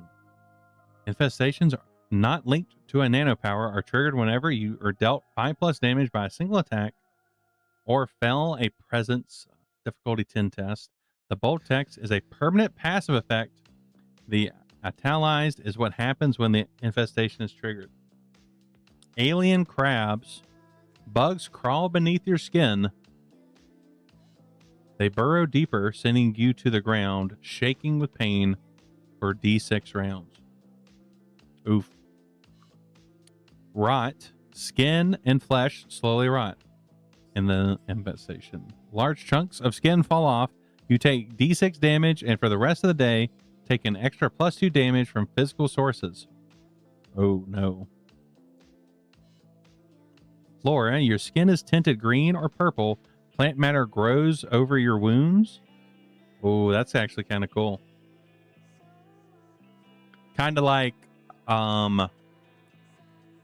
what's the name of that anime? Is it Hell's Paradise? With the like immortal flower situation going on there, with all the weird bugs with like people faces, and the giants with animal heads. Flowers bloom from your mouth and scream violently for 10 minutes, after which they wither and die. During this time, you cannot speak, and add +2 difficulty to all your actions. Oh, that is quite the picture. Honestly, that also reminds me of Hell's Paradise. Third eye. It does not look human. That eye in the middle of your forehead. Your sight shifts to an alien eye, revealing endless spectra of colors incomprehensible to the human mind. For D6 rounds, you have -4 difficulty on all presence and knowledge tests, but +D4 on everything else. Gills. You can breathe underwater. For D6 rounds, you cannot breathe air. Test toughness, difficulty 12 each round, or suffer D4 damage. Damn. Tubes. Thick rubber-like hair that moves against the wind. It starts to twist and turn around your face and arms, constraining you and D3 other nearby targets. +4 difficulty on any attack or defense test until they either break free by testing strength or someone helps them struggle loose. Brittle bones. Your strength counts as 1 less for calculating carrying capacity. A sudden vibration, the sound of shattering glass, extreme pain. You take 1 point of damage for each item you are carrying. Oh, that's rough. Like, we all know players are pack rats. That's just asking for maximum damage every time. Bloodthirst. You have to eat raw meat every 2 to 3 hours to survive. You cannot control it anymore. It must feed. For D3 rounds, you can do nothing but attempt to bite or claw your way into the nearest person's main artery. That's hardcore. But having to eat raw meat every 2 to 3 hours, that's significant upkeep. Like, you're having to keep track of that. Hopefully you have a friend that's a butcher. Barbed skeleton. Sharp pieces of bone pierce the skin around your joints. You need to grind them down every 2 weeks or they hinder your movements. A growth spurt occurs, causing D4 damage, bleeding wounds, and for the next hour, you have +2 difficulty on all actions that require moving your limbs. So that's like most things, pretty much everything.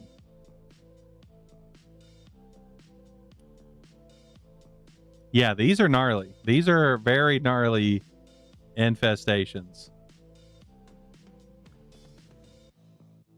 A faint, eerie glow surrounds you. Geiger counters malfunction in your presence. You flash brightly and deal D6 damage to yourself and up to D6 others in your close proximity. Okay, so you're a little radioactive. Fading. You seem to fade in and out of existence. You disappear from sight and all sensors, but you are stuck in complete darkness for D4 rounds, after which you appear in a random location up to 50 meters from where you were.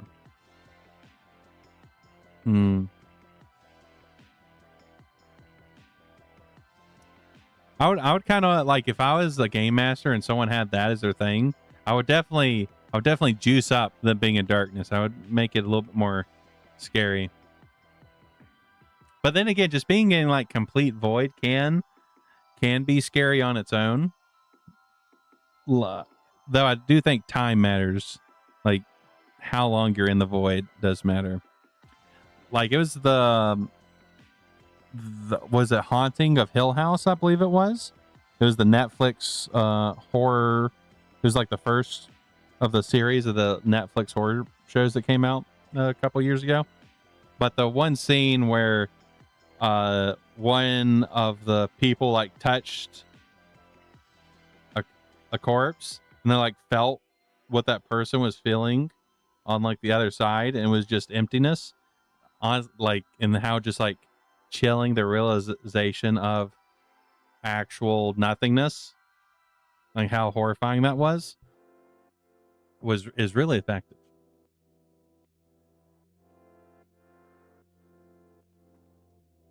Seed pods. Pea-sized seed pockets cover most of your body. Seeds shoot out of your body, weakening you for the next hour as the seeds rapidly grow back.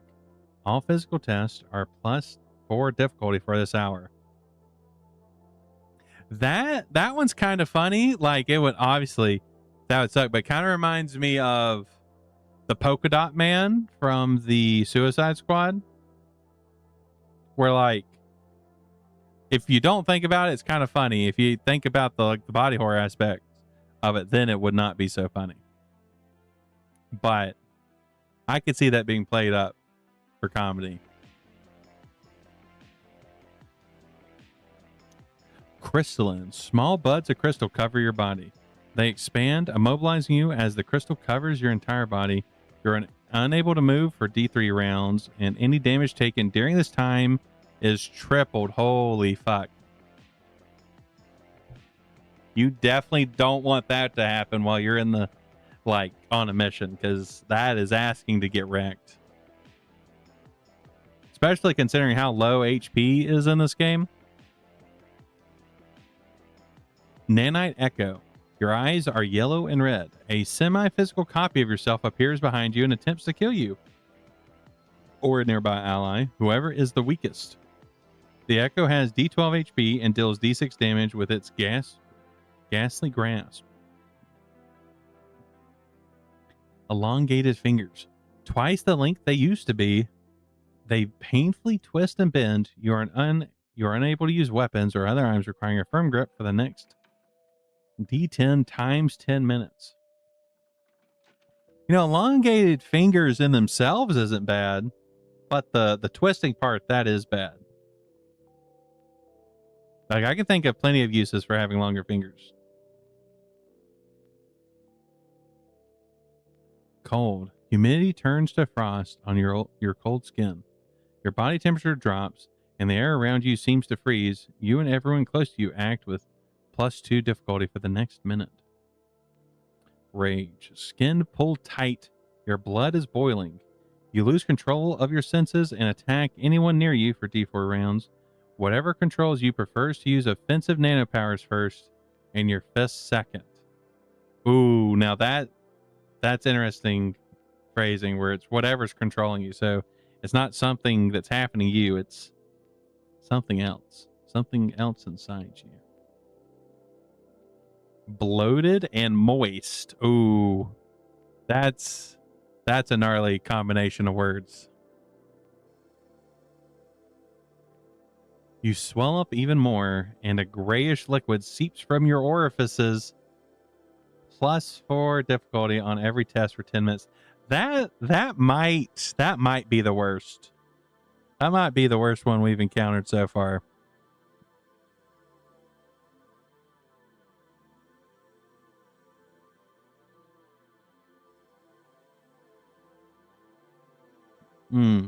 Magnetic. You attract metal objects, usually only noticeable at a few centimeters distance from your skin. Small metal objects come flying towards you. Defend against metal melee weapons or bullets at +4 difficulty for the next D6 rounds. That one is not great, but that one's kind of funny. But oh, I missed the bestial enlarged maw. Ooh, a big chompers. We love a big chomper. It splits in two and grows even larger when triggered.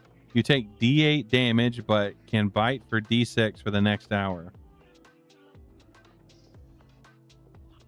Okay, that could be bad if you're like, if you got that, but you're like a squishy sort of net runner type or something. But having a big biting chomper is that's fun on its own.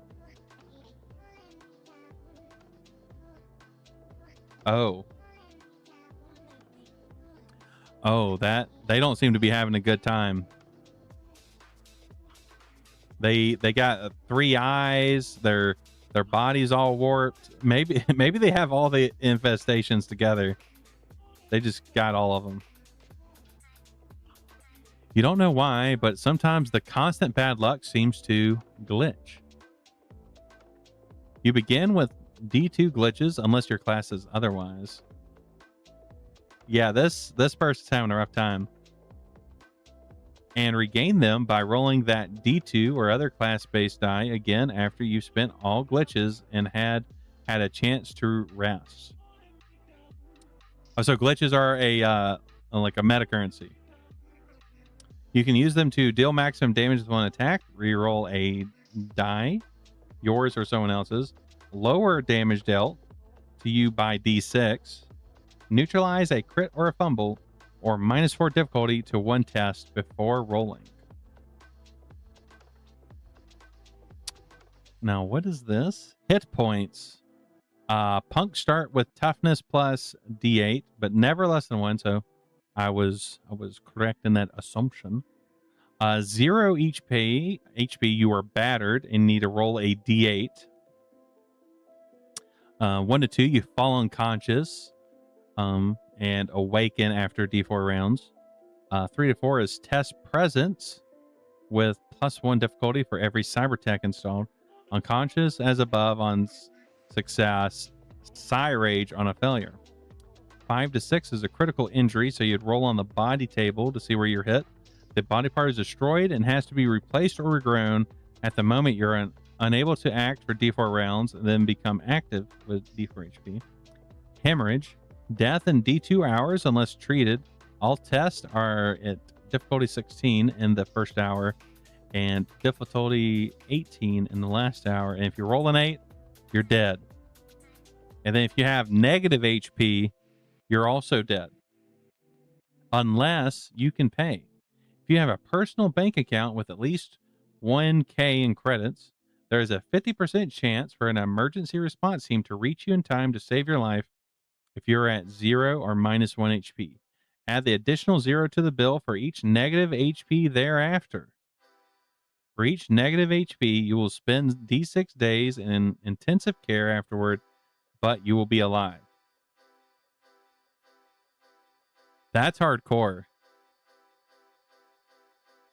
So like, you know, let's say you're playing like a, you know, a 3 HP like net runner type person, and someone hits you for 6 and you go down to, you know, -3. I guess technically it'd be negative. Would it be -2? Hold on. Math on stream is always dangerous. 3, 2, 1, 0, -1, -2. So yeah, it'd be -2. So you'd have to pay. You would have to pay 100,000 credits.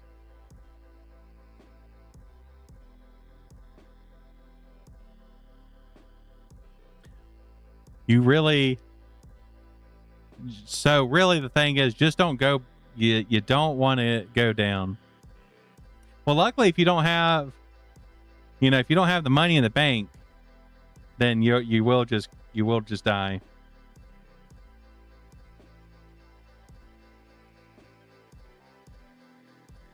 That honestly, that is really interesting, because like that is a big OSR thing. A lot of the times is that you die when you hit 0 HP, you're dead, because that's how it was in the earlier editions. I think I want to say it was AD&D's that introduced negative HP.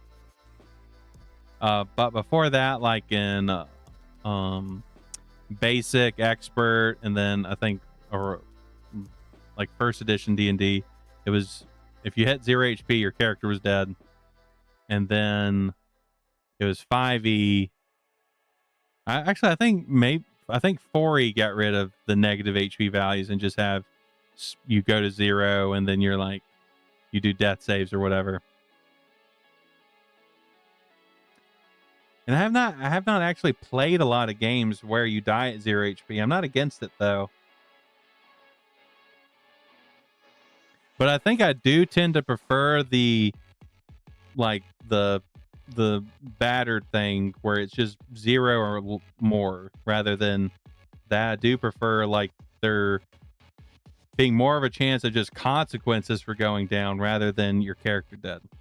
Sort of like how Break does it, where you have wounds, and some of those wounds do mean your character's dead. But I am a big fan of like scars and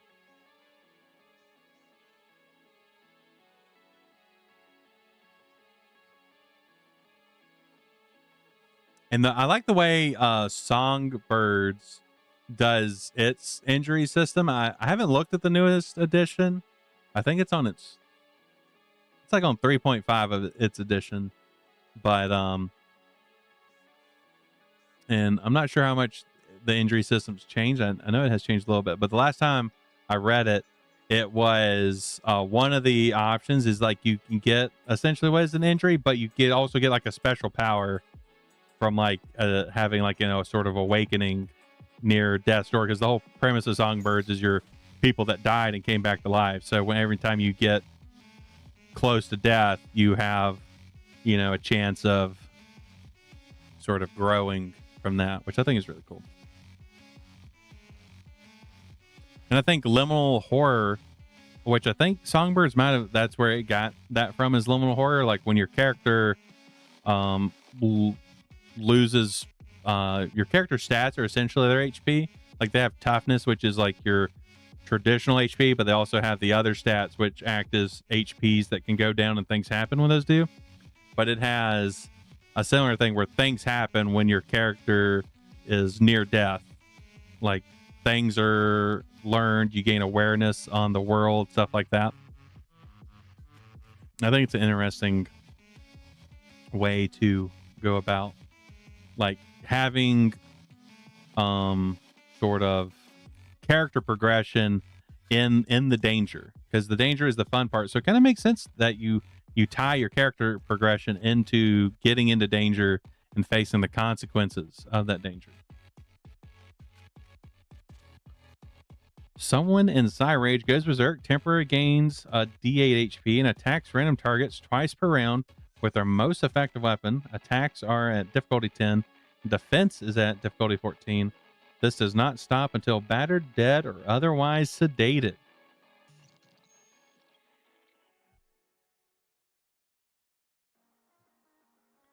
Emergency body modification. Ooh. That's honestly the emergency part that makes me that worries me. It's usually not a good thing if you need to modify your body suddenly.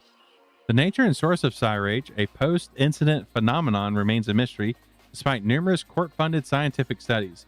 Nano infestations and rogue AI hacker interfaces are unconfirmed theories, but most court cases rule user negligence to be the main reason. Because of this, Rage is a breach of contract with dire consequences, as clearly stated in the undecipherable depths of the device's end-user license agreement. So Rage is cyber psychosis.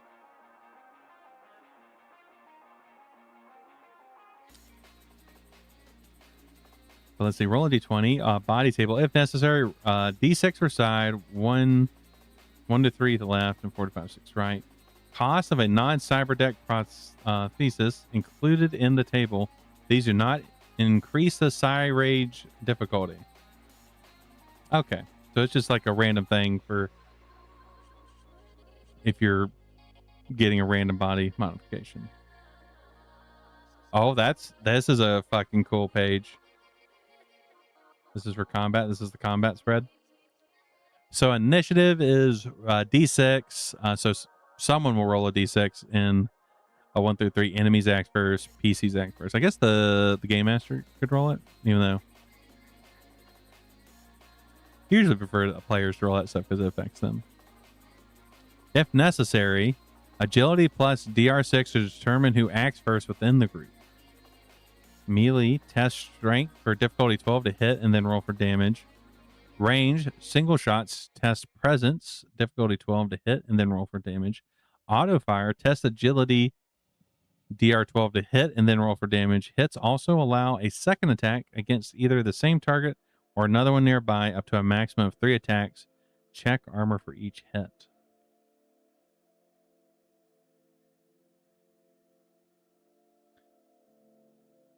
I would kind of assume that the difficulty goes up. Like, that's what I would assume first, is that if you're auto firing, the difficulty goes up each time you attack, because that's usually how D&D type stuff does that outside of class. Yeah, take care, Izzy. I hope work goes by as fast as it can and you can get back to being a puppy resting. Bye-bye. Mwah.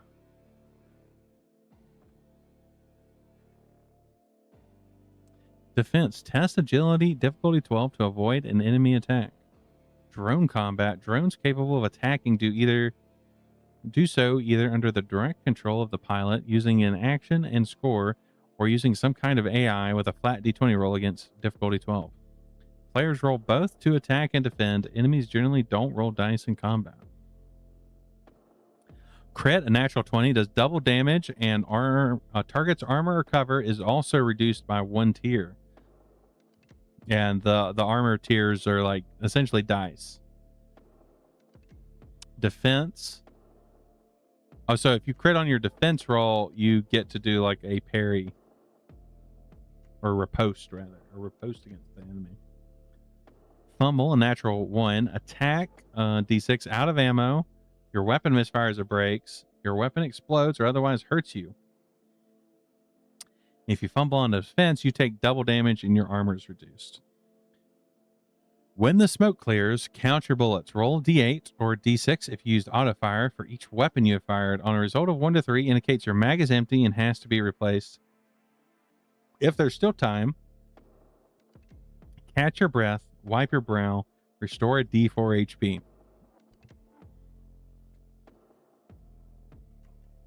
Okay, that's interesting. So it does a little bit more like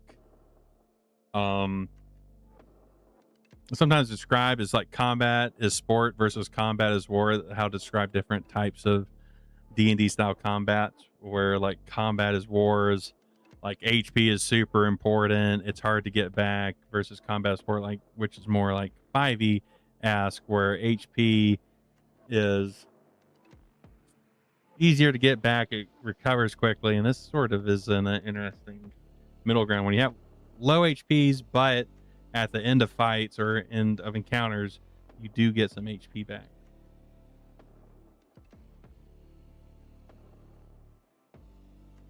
So HP is almost like stamina until the final one.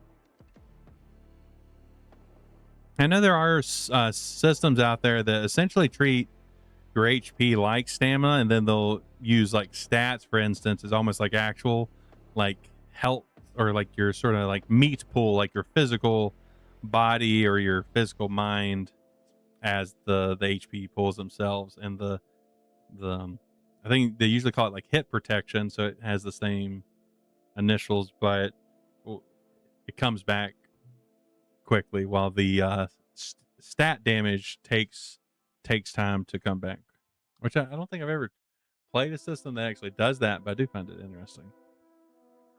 Ooh, that's really sick. It's really sick card.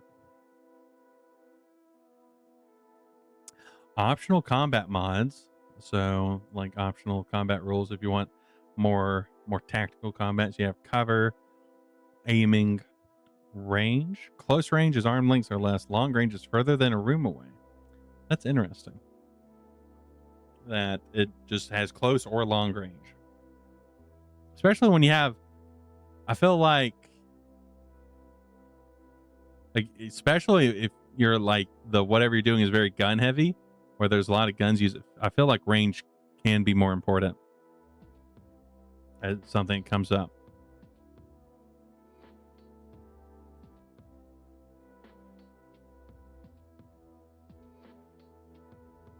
Hits always hurt. Hits always deal damage, a minimum of 1 regardless of armor reduction or other negative damage modifiers, unless that would bring a character down to 0 HP.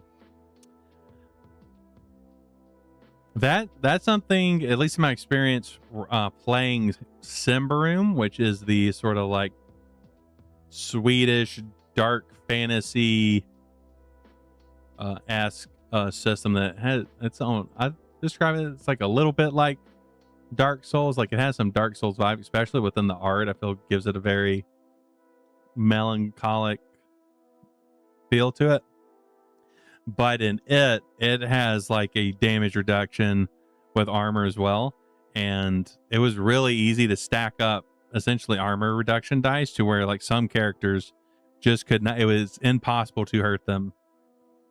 And I feel like it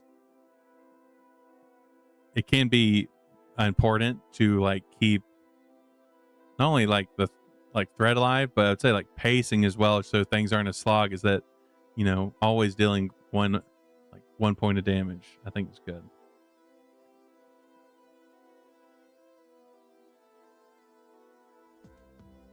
And especially for, you know, systems that where the characters you're playing aren't meant to be heroic or super heroic, but just meant to be normal people in like extraordinary situations, or, you know, like rat bastard type characters that are like, you know, meant to be in these really like low and dirty like situations. I think having the threat always be there makes sense.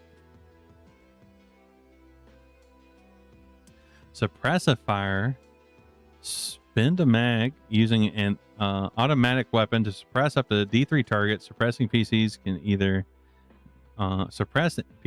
either get out of the way, stand their ground, defend. Suppress NPC test morale, stand their ground and become the target of a difficulty 10 auto fire attack, or get out of the way, -4 difficulty to defend against their attack next round.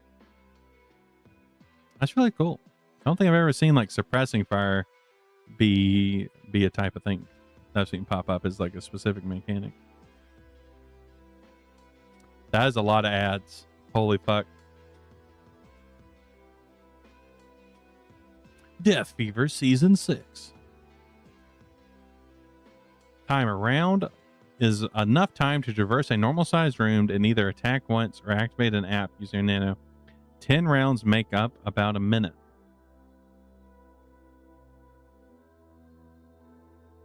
That's kind of interesting how they describe time. Like they They describe rounds not in a, you know, a vague time scale, but just in what you can do, but then describe 10 rounds as being about a minute, which would mean that a round is about 6 seconds. Rest. After counting your bullets, sit down, hydrate, breathe, take 10, restore D4 HP. Eat, drink, sleep for a full night and restore D6 HP. If you don't eat, you're unable to recover HP. And each day without food or drink, you lose D4 HP. All tests are made with a +2 difficulty per day without rest. So yeah, definitely it's important to eat. Just don't eat weird cluster gummy cakes. Don't do that. That is bad. First impressions when meeting people whose reaction is uncertain. Roll 2d6. So that's morale, or not morale, but a reaction roll. It's interesting to call it first impressions. I kind of like how Break does reaction rolls, where it's built into like each like adversary, where they have unique reactions. But granted, that is more effort in terms of designing. Morale. So this is during fights. Roll 2d6. If a 2d6 roll is greater than the morale score, they either flee or surrender.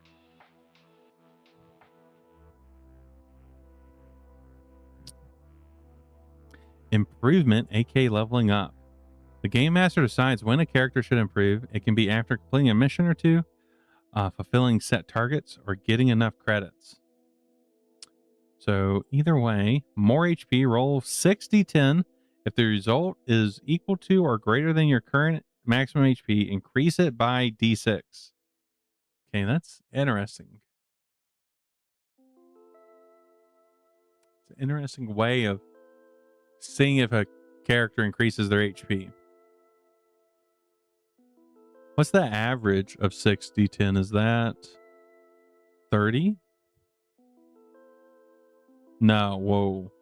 No, wait, yeah. Yeah, the average would be 30. So for at least a long while, you're most likely going to get more HP. In the lining of your jacket, you find, let's see, D6, 0 through 3. So 1 through 3, because D6 can't have a 0 unless they got some weird D6s. And I guess you could technically have a 7-sided die and then one of those be 0. That would be kind of funny to see. On a 4, you get 3d6 times 10 credits. 5 is a forgotten mag and a random booster mod, or 6, a faintly glowing pebble that has a 20% chance of infecting you with a nano power. Ability changes. Roll d6 against every ability. Results equal to or greater than the ability, raise it by 1. Results below the ability, decrease it by 1. That is really interesting, that you could technically get weaker upon leveling up.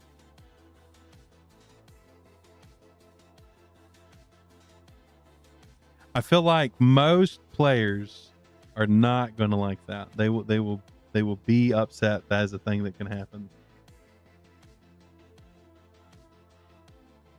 But I am a sick little freak that loves shit like that. Like, let me suffer a little bit.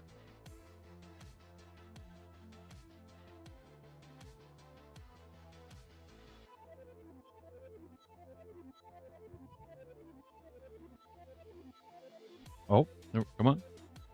Just darkness. Darkness. Foes, show no mercy. They won't. Guards and goons. So I'm assuming those are like, these are the, you know, general enemies, not the like super special. Generic sec op or gang goon. United Citadel security operative. A Virid Viper. What is that? Southside's largest mob and the biggest player in the city's drug trade. Killers with branding, split tongues, and viper fangs on their jackets. Okay, so they're just like a nasty version of a gang. A road runner. Wasteland scavengers rightly feared for their territorial brutality and hyper-tuned weaponized rides.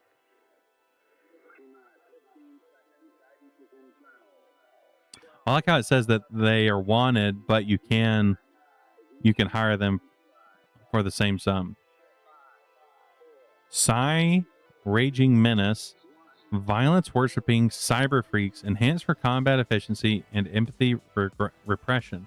Here they are, pushed over the edge. Every cyberpunk nightmare's mirror image. On any other day, this could have been them.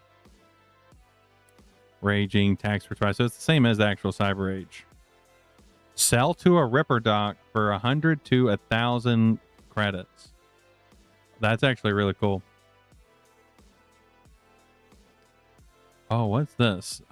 Hyper doped kill dome champions, Cyrage cultists, murder junkies, adrenaline min-maxers, support death squads, high value security gang goons, berserker zealots, overchromed anti-human, blood purge warlords, hitmen, torture maze minotaurs, size controlled meta military, chrome mechanical husk, engineered mega soldiers. That's actually really cool. Smart Jack connected. So their machete is connected. That's fucking wild. Gray cert, no digital footprint, barely a rumor. Gray race of a more Luddite bent, a cyber emergency response team of killers who cannot be hacked. Shock tactics, rigorous training, secret nano, no technology advanced enough to betray them. Oh, that's really fucking cool. And honestly, like, I'm sure Cyberpunk's got something like this, but like people that don't have any tech that could actually be used for like tracking them or anything like that. And they're like a spec ops sort team for corporations. Corp Assassin, Special Forces, Black Site Specialist, and kill teams granted impunity for their discretion. No loose ends left behind. No act too atrocious to give them pause. Consummate professionals.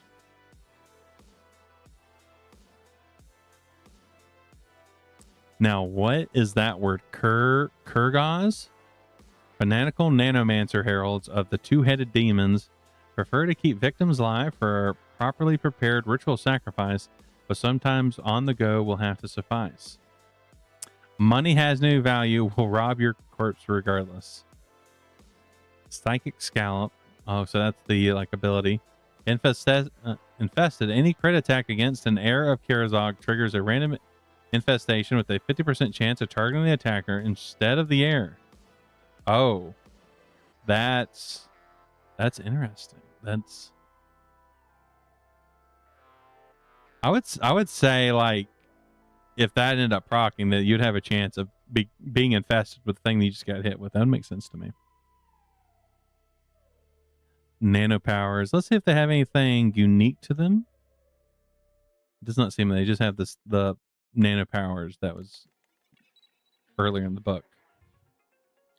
A nanogoon, nano-ridden gangoon, or secop, even uglier than their non-infected friends.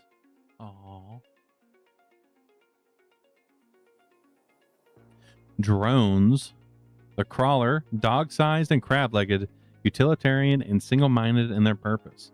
Often comes equipped with a varied set of tools and gadgets. The flyer, seldom autonomous AIs due to their complex processing power needed for their superb maneuvering protocols.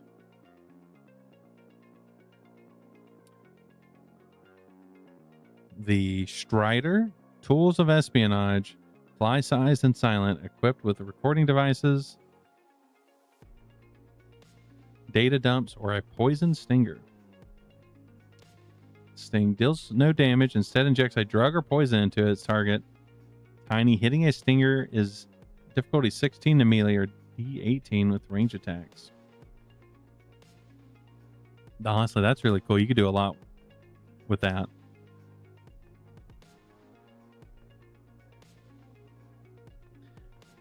turret, simple, stationary, automatic.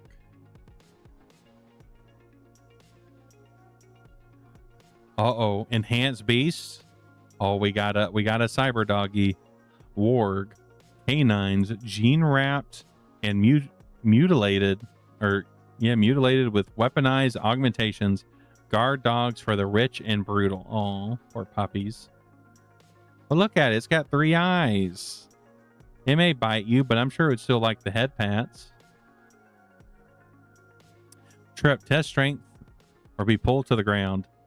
That's really interesting. You always, I don't know, ever since 5e came out, I feel like anytime I see like a wolf type creature, it always has the thing where it like pulls you to the ground, which, like, I'm not saying like wolves wouldn't do that, but I just feel like you can do something else than that.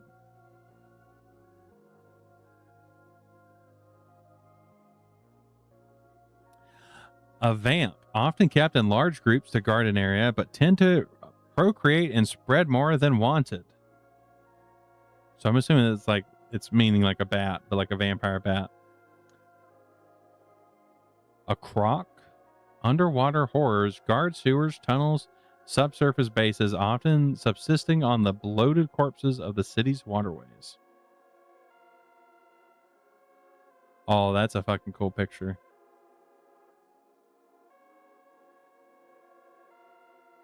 Psy droids. Skulker, void black steel alloy, murder skeletons built for a single purpose, tracking down a target and destroying it without mercy.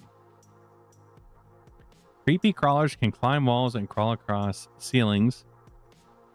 Stealthy, and then relentless hunter will tirelessly hunt its target to complete its assignment until it's utterly annihilated. When reaching 0 HP, it has a 50% chance of surviving with one less limb. Oh, so it's essentially like a skeleton.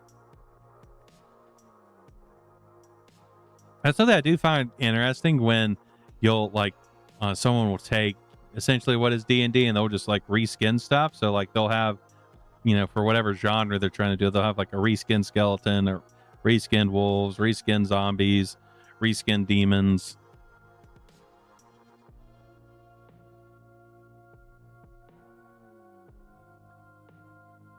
Then a doppel, mimics and assemblies, artisan infiltrators, human enough to fool all but the most rigorous test. Imitation life passes as an unarmed human in most scans, always acts first when it can surprise a target. The mimic protocol. Upon failing morale, the doppel will attempt to flee into a crowd and use hollow projections to blend in. Upon repairs, it will alter its physical form to match this projection. It will then attempt to strike back. The Vindicator. Frontal assault terror robots activated when pacification is desired over discretion. Charger uses rocket-powered shoulder bashes to break through walls and doors. Oh. What is that? The Headhunter. Oh, I don't like that. Skittery cores. Never alone. Eye spurt cryo radiation. Latent nano infection threat. Freezing gaze. When hit by their attack, test toughness at difficulty 14, or your gear freezes, giving all your actions a plus to difficulty equal to your armor die. Small and hard to hit. I would not. I would fuck out of a place if I saw a bunch of those crawling around. Like I'd rather deal with facehuggers. Blight husk. Nano infested vermin that scuttle about go like stop motion mannequins. Dripping claws and vile fangs exist only to propagate. Oh. So those are like zombies, I'm guessing. Those are the zombie equivalent. The Whitetail. A myth, a ghost, eerily large eyes, a body like smoke. It moves with purpose, stealing tech and vanishing without trace. So it's spectral, ignores any damage that is taken. Any damage taken when that is an even number. That is interesting. I don't think I've ever seen something like that that works off of whether you rolled an even or odd number when it comes to like damage being taken. Spiral gaze. Each round, one random opponent tests presence or falls out of sync with reality and cannot move for one round. Ooh. The old dissociation spell. Phase venom. The whitetail's maw is a miasmic cocktail of nanites and alien spores. Test toughness or victims bleed from facial orifices, suffering D3 damage each round for the following 3 rounds. Well, at the very least, it's not all orifices. That is an improvement over the bloating thing. Oh, I was not expecting. It's like, it's just like a little fox rat. I was not expecting that art. I wonder what that's a reference to.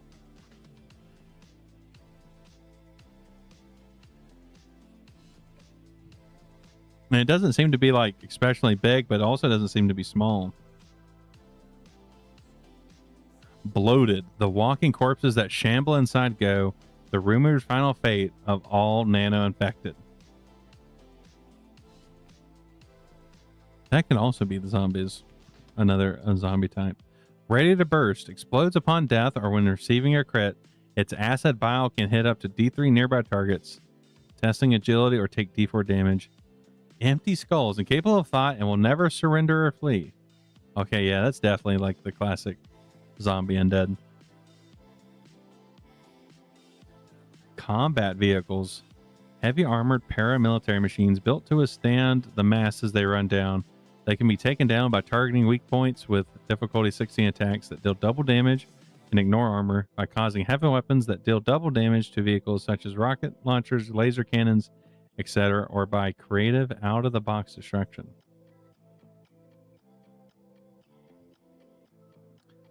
Millicorp gunship. Warforged birds of prey used by the wealthy for quick extractions or overwhelming display of firepower and superiority in a climactic group top fight.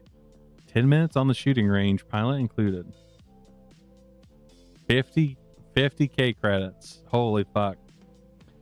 The Gatling gun's only auto fire and can do twice each round. Rockets hit D4 targets and ignore 2 points of armor. Now what's this? The awe and... Now what is that trying to say? Is that just mech? The awe-inspiring pinnacle of mankind's murderous ingenuity, bipedal constructs of war, death personified and still, destroyer of worlds, either remotely piloted or traditionally operated, or in worst cases, fully automated, self-aware, and AI imbued. The horrifying end state of humanity's desire for fusion-powered, blood-soaked cyber apotheosis. Marauder guns only auto fire and can do twice each round. Rockets can hit D4 targets, ignore 2 points of damage. The cluster grenades can hit up to D6 targets. So scrapped, just the scraps of it's worth 8k. Holy fuck. Ooh, that does look cool. I do like big clunky mechs. The big stompies. Oh, fuck. What's that? That does not look good. Ghosts. Artifacting egos, virtual entities, nascent low-level AIs. When shackled, they hunt their designated target and destroy it with utmost cruelty. They appear as ever-changing AR artifacts and corruptions in their target's RCDs. Escape is impossible as the ghost possesses and manipulates nearby connected devices to kill their victims. Oh. So like a poltergeist type thing going on.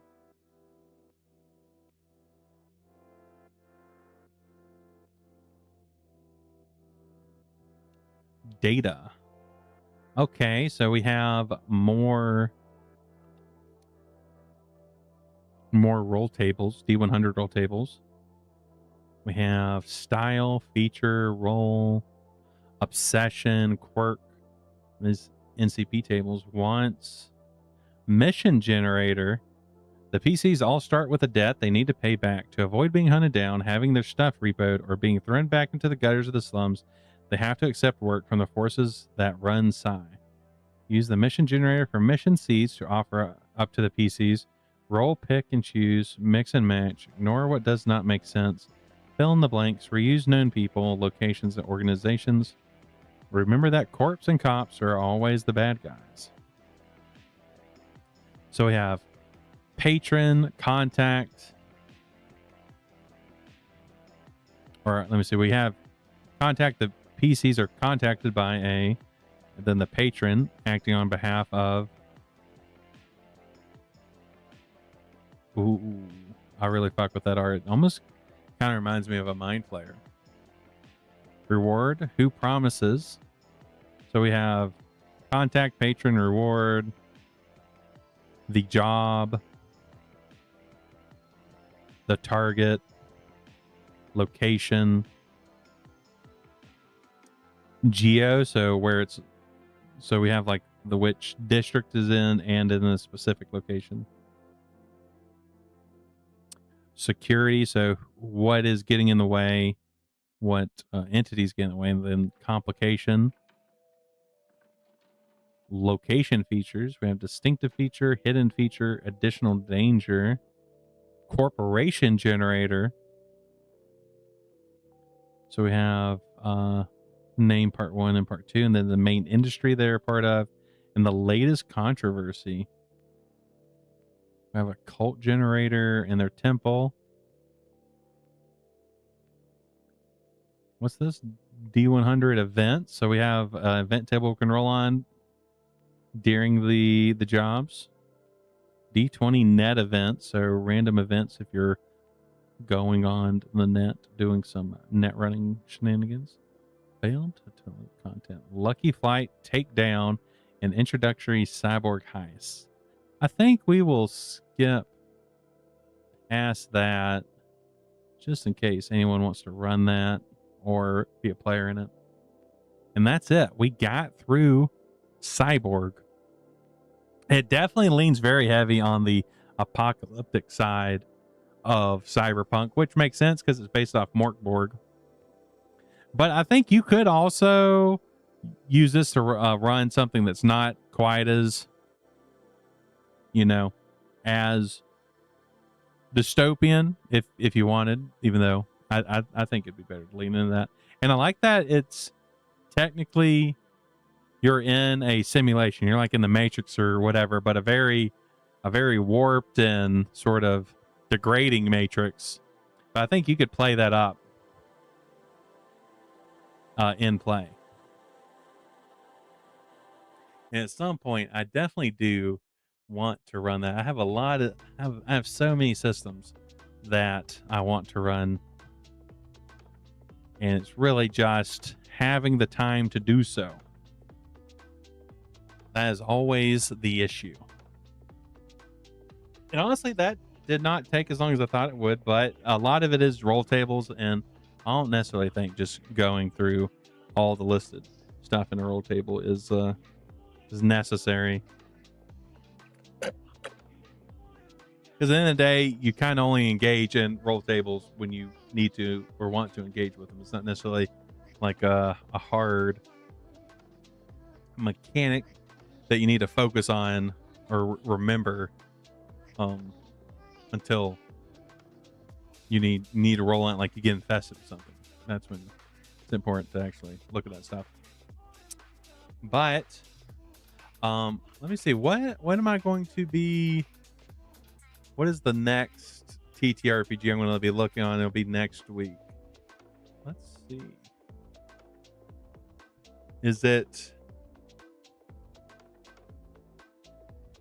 I'm going to be looking through, and this one is sort of a weird one.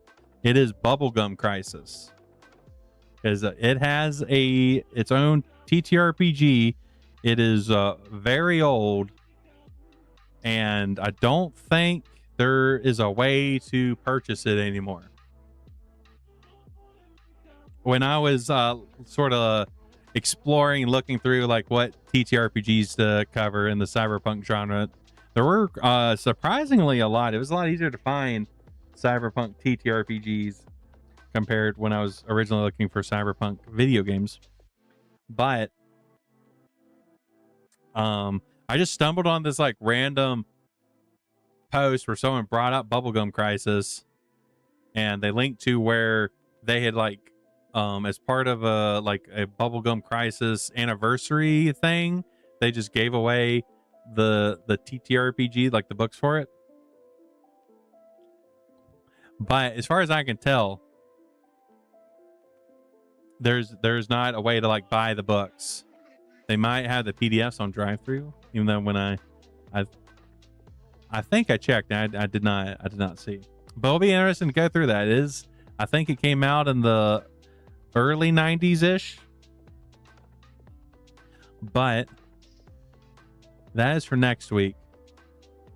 I am going to take a quick BRB. I'm gonna get rid of this weird gummy cluster cake and maybe make me a sandwich, and then we're going to switch over and be playing Valhalla. I may, if my voice starts feeling a little funky, I may switch over to playing Cyberpunk after that. But I'm excited to get back into Valhalla. The characters are really, really interesting in that game. Let's see. I can close that. I'll put on the BRB screen. We'll be back in a few minutes, and we'll get that switch over and start playing that. But y'all, if you haven't taken a break, haven't stretched your legs, go do that. We'll get back to the insanity that is Cyber Summer and play way into the night. We still have many hours to go.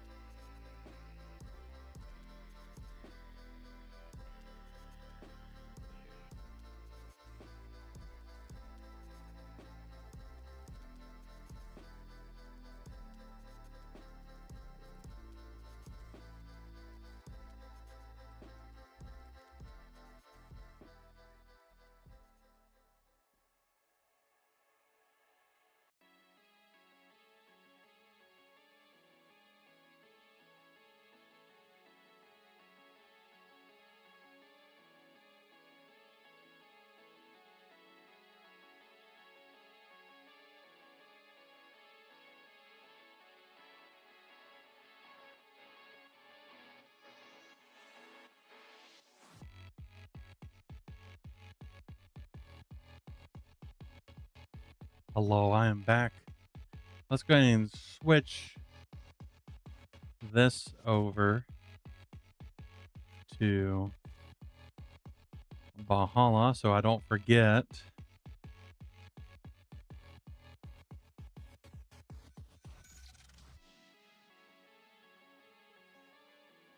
And let me pull up the game.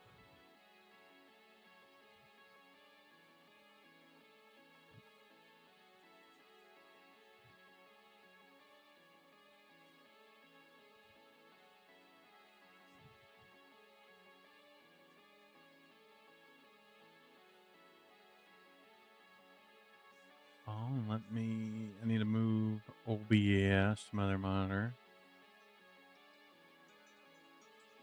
Let's switch over here. Game. Valhalla.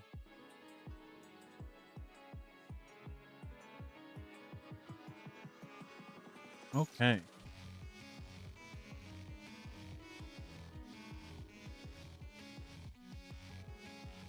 Oh, I need to turn off that music. There we go.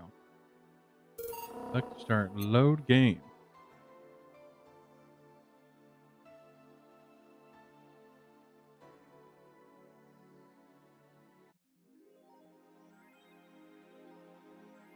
Your membership to Shining Fingered will automatically renew on the 17th. Make sure your account has at least 800 by then.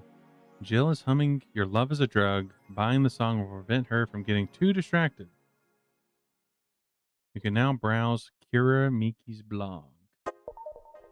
That's right. We did last time we did meet Kira Miki, which is she's like a popular idol. We also met like a Valkyrie, which is sort of like a response team that they wear like sort of like Power Ranger armor type, but I don't think they returned yet.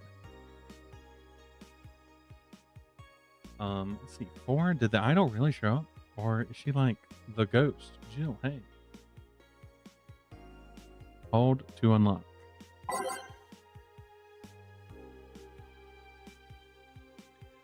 Let's see. The Augmented Eye, Neo San Francisco, rocked by an Earth, Quincy.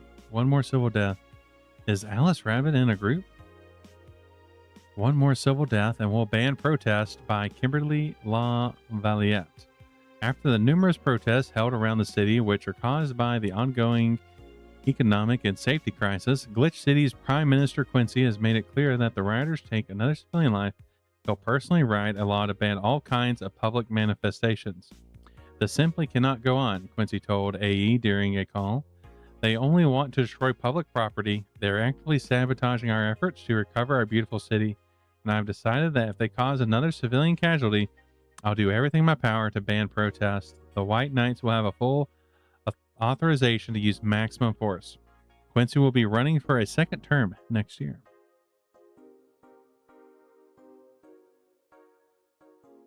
Oh, wait. So you actually click on these. Okay. Neo San Francisco, rocked by a powerful earthquake. Millions saved.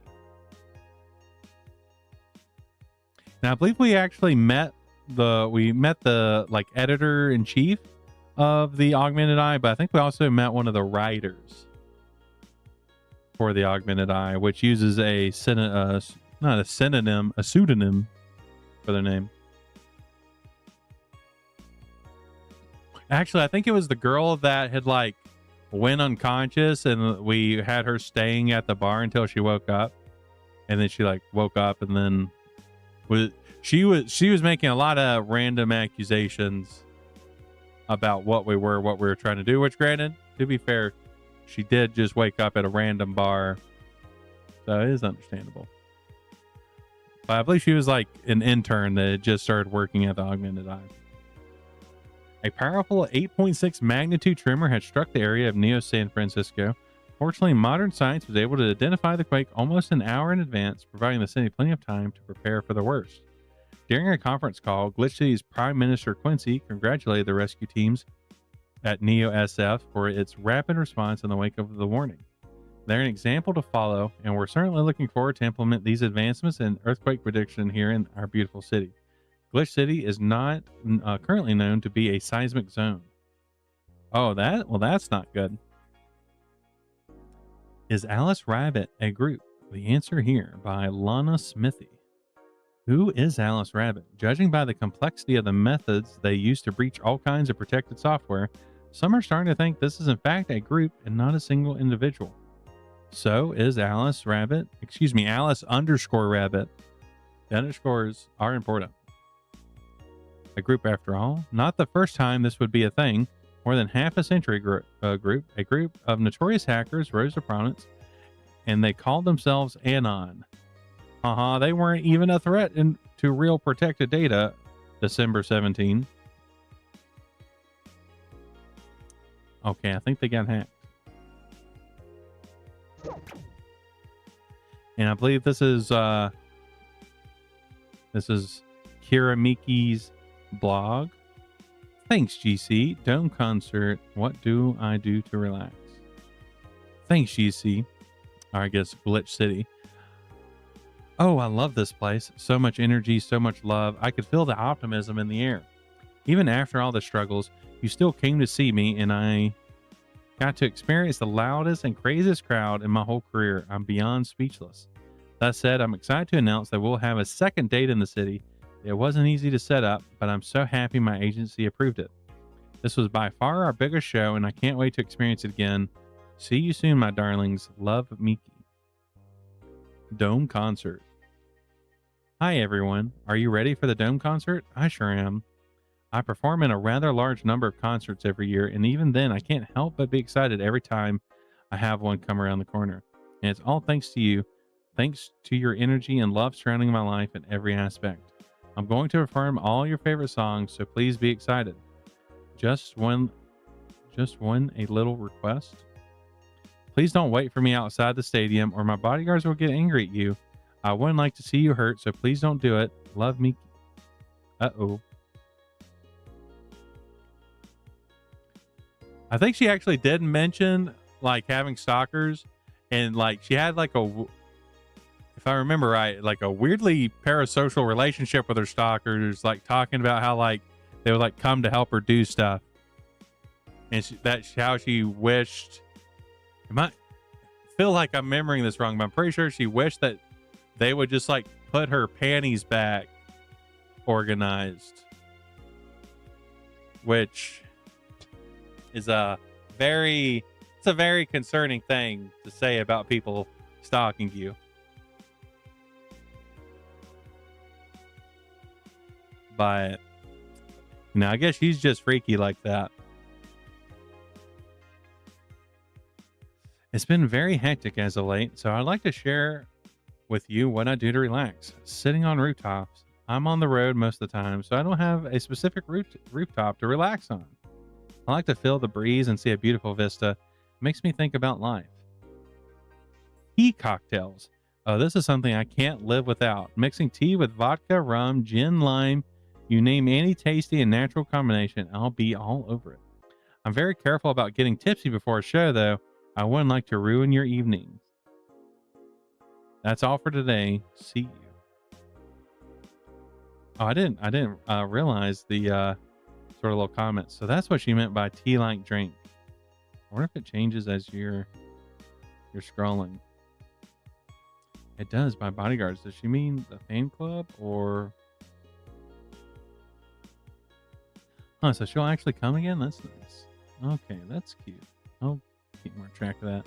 Add app. Music.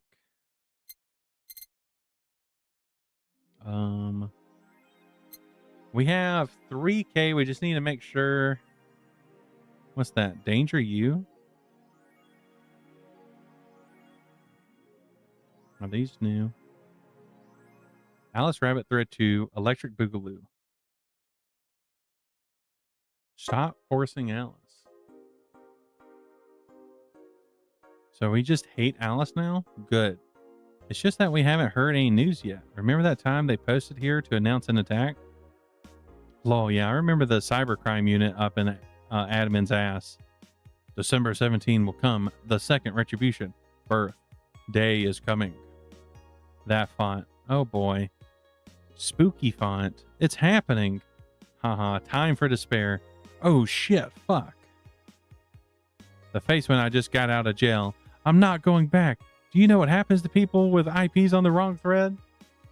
Hi, cybercrime unit. I just want you to know I'm not Alice, but in fact your mom. Why are you gals so nervous? The only one getting fucked is the admin. Admin Furfur. Fuck off, Alice. Not this shit again. This thread is closed. Oh, the subreddit is Dangerous Opinions. That's really funny. The Miku concert for. And the last thread. No shit posting allowed. Did that one Anon left? I think so.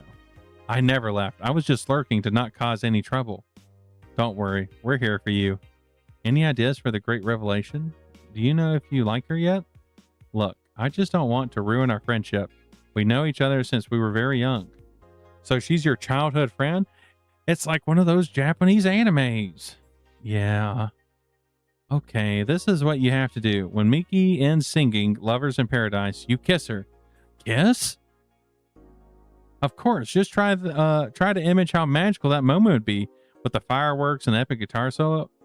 I'll think about it. Thread closed. Mickey concert tour. I think I already read that one before. Let's go to the shop.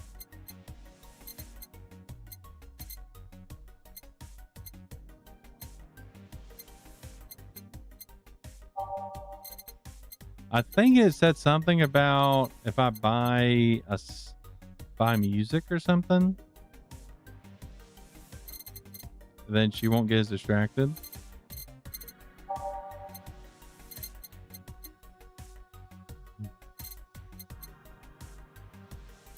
No way. Hold on. Ain't no way. Ain't no way I'm getting yicked all of a sudden in this fucking game. I need to send this device immediately.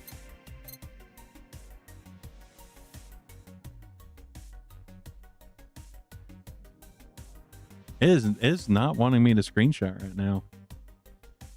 Oh. Let me screenshot.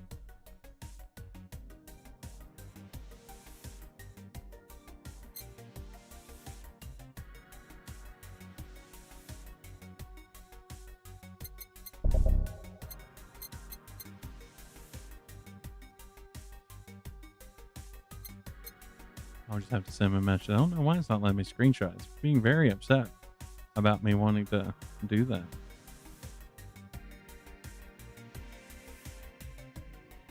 But Kappa has to know. This is the utmost importance.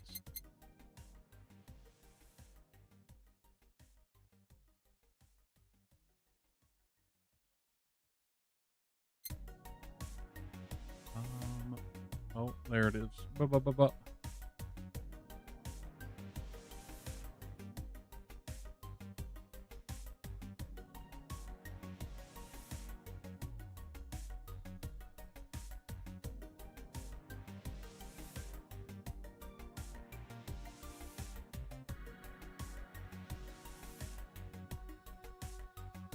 That is amazing. I would have never in 1,000 years think there would be a yick reference in a game.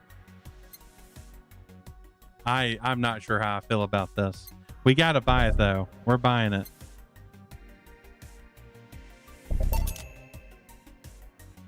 It was only $350.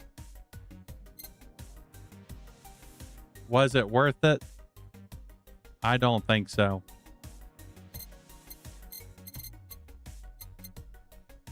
We're going to buy the PC 9X. We need to get that vintage gaming in. It's vintage gaming. Experience all the cumbersome load times as they were meant to be. How much money? We have 1,500 left. Beer on discount costing 1,000. That seems cruel.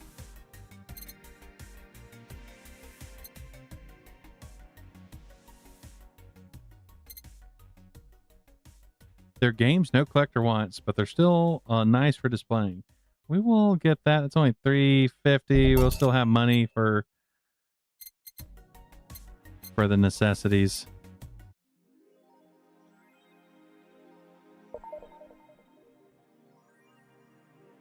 Oh my God! There is the Yick figurine. Holy fuck!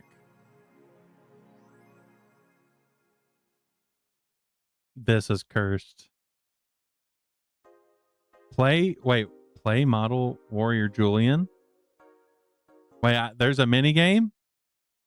We can press enter button. Okay.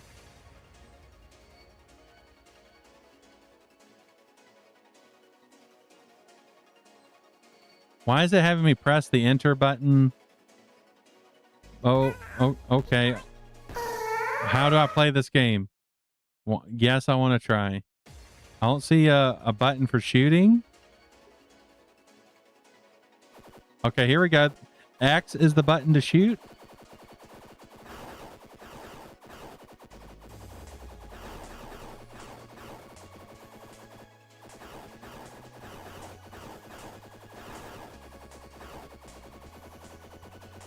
I was not expecting to have a little mini game, but I do love when games do that. Uh-huh. Okay, the sounds are really funny. Oh, oh, oh. Okay, this is hard. Holy fuck. What if we get closer to the screen? Well, it spreads out more the further we're back. Oh.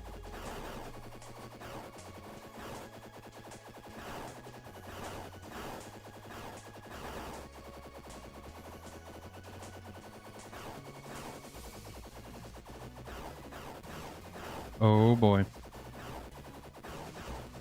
I would expect maybe like power-ups or something to pop up. Uh-oh, uh-oh, uh-oh, uh-oh, uh-oh, uh-oh, uh-oh. Okay, I think that's it for now. I wonder if I can click other stuff.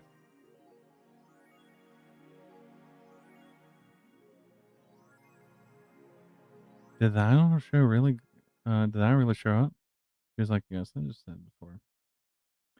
Oh. Why did it do that sort of glitch? Anything else? Any secrets I can click on? No. It's time to clock in.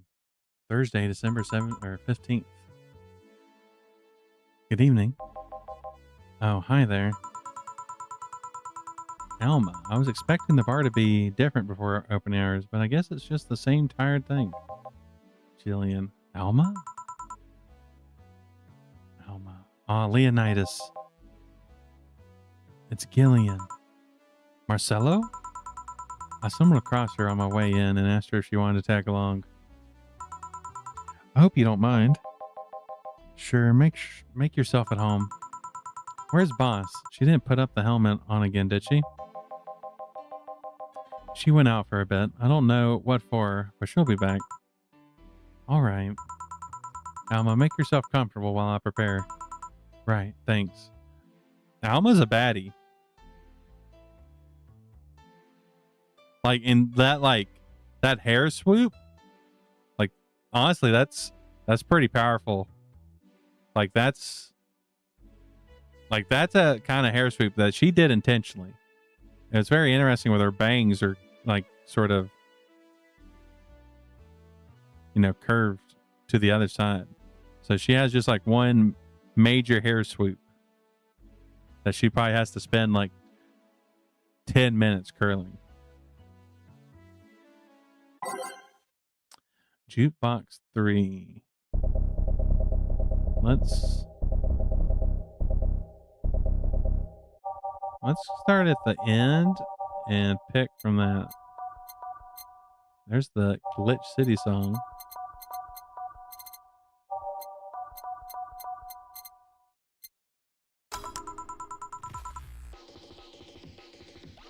Time to mix drinks and change lives. What was that? Oh, just something that made me say back in the instruction. It kind of stuck. Huh. I went to school that made us stand up with our hands on our backs when someone came in. That habit didn't rub off until high school or so. Yeah, it's kind of like that. Oh yeah, look at this. A glass with a signature? I'll assume that it's either an autograph or an impromptu medicine recipe.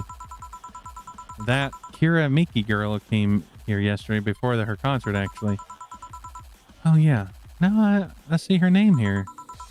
You don't seem very surprised. I like B-Link more, actually. The stoic looking duo, right? Yep, those. Seems you had a better day than mine yesterday. I had to break up with Damien. I see. Want a drink? You don't seem very surprised, Alma. We've known each other for, what, a few months now? I'd be interested if those relationships of yours went further than a week or two. You say you broke up, but there's usually not enough time to foster something to break. It's more like the guy wasn't what I wanted, so I stopped flirting. You could pretend to be more interested, Like my mom says, if I don't buy it, it's because I know the product. Damn. Speaking of buying, do you want a frame? A frame? Yeah, for all those pics you have of your boss, the ones filling your phone's memories. Some seem sneakily taken at that. Is that true? But what do you care? How the hell did you find that out? So it is true. Shut up. I'm a hacker, remember? You shouldn't piss off a hacker. Aw, I really like this one of her sleeping in her office. I think I'll copy it. You... Hey, can you make me a bad touch before we keep arguing? Sure. A bad touch. At least she told me exactly what she wants. Okay, 2 Bronson extracts. Do we want to double this? Well, she didn't say it's doubled, and I think we technically can double if we want it, and it will make them like more drunk. All on the rocks and mixed. We're nothing but mammals after all. Sour, classy, and vintage. Here you go. Who gives these drinks their silly names? Usually the one who registers it. So some people have quite the silly sense of humor. Like that girl who keeps laughing over this particular drink's name? Yeah. So who's Damien again? The one with the nice car. Sure, he's also the manager at that bank, but that car is what caught my eye. And what was wrong with him? Turns out he's a LARPer. LARP? Live action role playing. Sounds more like the nickname of some very heavy-handed writer or a military organization. What did he roleplay as? Have you heard of the Woodstock fairs? Those events where people barely dress, stink, roll in mud, and fuck in the open? Those are hippies, yeah. He frequents those, and it's something I'd rather not deal with at all. If I stayed with him, I'd eventually have to. I mean, I need to support my partner in what he does, but if something like that... You see, that's the problem right there. You say breaking up like you had something formal, but most of the time you're still getting to know him. Think about it. Have you ended your longest lasting relationships for things like those? Okay, sorry for not using the right word or whatever, but I'm still sorely disappointed. And at least I'm trying to get some action. When was the last time you spent a night with someone else? Last night. Your cat doesn't count. A year ago. It was messy. See? I mean, I have no idea how you deal with that. If I were you, I would have pushed fuckboy over there into a closet ages ago. Fuckboy? People have different needs and priorities. Yes, but you don't miss having the warmth of someone else at your side? Using them as a pillow, mixing your perfume with theirs, putting your head onto their chest, listening to them breathe as you pet their head, dozing off, knowing they're there, watching you, protecting you. Jill? Anything I can make you to shut up and drink? I'll have you know that my Uncle Juan taught me ventriloquism when I was 12. Drinking won't stop me from talking or make tasteless puns for Aunt Rosa. Still, give me something weird, would you? Ventriloquism? Weird. A weird drink? Yeah, something different. Experimental. Uncommon. Let's see. The lead actor of Night of the ID Snatchers was, I can almost remember. Okay, let's see. By type?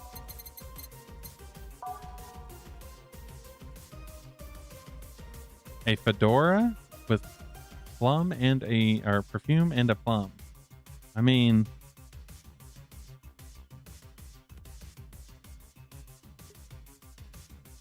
something weird.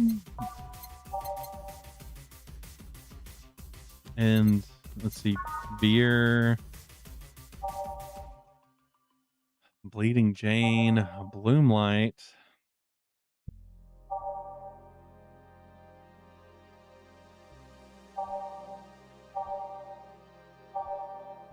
something weird.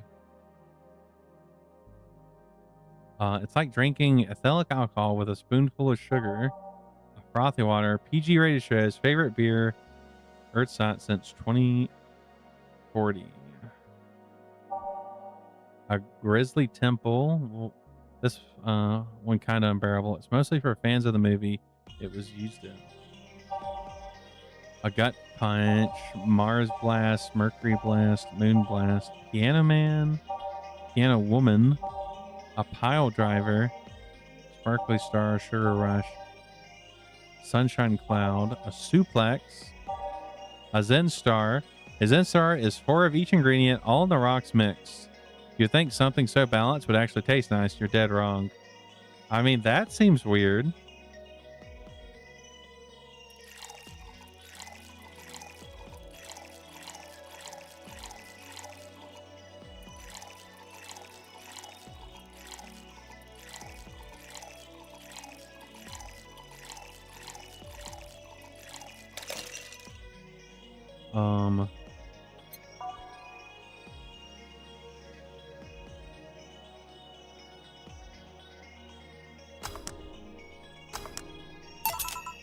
Here.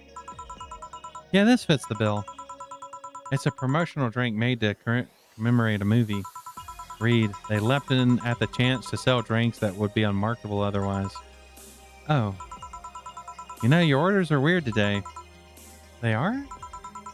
Yeah, usually the first thing you ask for is a Brantini and then something like a Cobalt Velvet or something similar. Well, I sometimes feel like I need something different, you know? Something tells me part of the reason is you left this Damien because he was too deep into routine. Maybe. Hey, speaking of routines, as a hacker, what's your opinion on the whole Alice_Rabbit thing? That's the silence of somebody who just heard something stupid. Stupid enough to warrant the speech they prepare just for occasions like this. As always, very perceptive of you. You know, decades ago, there was this group of people that hacked simple sites with an agenda. Can't remember what they used to call themselves. Just remember that it was for petty vandalism. Anyway, everyone that participated started using the same name. They wanted to create this anonymous anarchist identity. The whole Alice_Rabbit thing is a logical conclusion to that. That's what happens when the idea reaches its breaking point and goes mainstream. It's no longer a group, but an individual, an untouchable entity watching from the shadows, monitoring and judging everything anyone does. The observing, tolerating no one but itself. A lot of bullshit for what's essentially a pet the press made up. The antithesis of your usual boogeyman, if you must. So you don't think such a person exists? Don't know. Don't care. I mean, we have seen the actions of such entity. But it might be anything, an individual, a group, an AI. That's not taking into account all the copycats and pranksters using the name. So Alice_Rabbit is a thing that exists, but it's also really muddled overall. There's something else that worries me though. That kind of story always catches the attention of kids and such. They start trying to hack stuff without knowing the risk or consequences. Imagine if suddenly a group of tweens broke into this bar and started asking for drinks. That's how it feels for me. And it's thanks to that damned Alice_Rabbit thing. I see. Enough of that. There's more pressing matter at hand. There is? Yeah, you'd be delaying my invitations for hanging out sometime for too long. Oh, Matt. Do you hate me that much, Jill? Does my presence make you feel that uncomfortable? No, At this rate, I might just crash by your apartment. That way you can't just say no. Maybe I'll also crash for the night. We could have a sleepover, braid our hair, tell stories all night, shower together. You know you need some human warmth in that place. Your tits alone would fill my entire bathroom. Man, you react too nonchalantly. It's no fun. React a little bit. Let me tease you for a second. I refuse. In all seriousness, though, any particular reason you keep turning down my invitations? I mean, it's not a date. I just want to have a conversation with you outside these 4 walls. Not a morning person. I registered for a night shift precisely to avoid waking up early. The earliest I asked you out is 10 a.m., you know. That's early morning by my standards. I mean, it's not that I don't want to hang out. I just don't want to wake up early. You are hopeless. Anyway, I'm going to need another drink here. Like, say, a big Bertini. Finally, that's the Alma I know. Wait, if only I could remember that song's lyrics. So we want a Brandtini, but a big one. So that means double.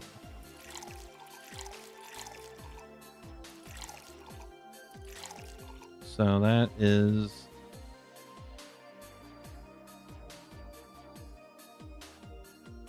But it says 6 aldehyde, so that means I'd have to do 12. So that's 5, 6, 7, 8, 9, 10, 11, 12. 1, 2, 3, 4, 5, 6, and then 2 Camacine. All aged and mixed. Here. You know, Brandtini is such a weird name. It was originally supposed to replicate the Martini. Problem is, the PTC got a hold of a brand of vermouth that was named after a certain automobile company. So on a weird whim, they changed the name. I see. You know, I was wondering. Yeah? Don't you worry about what the people you work for might be doing with the information you provide? Not really. You don't?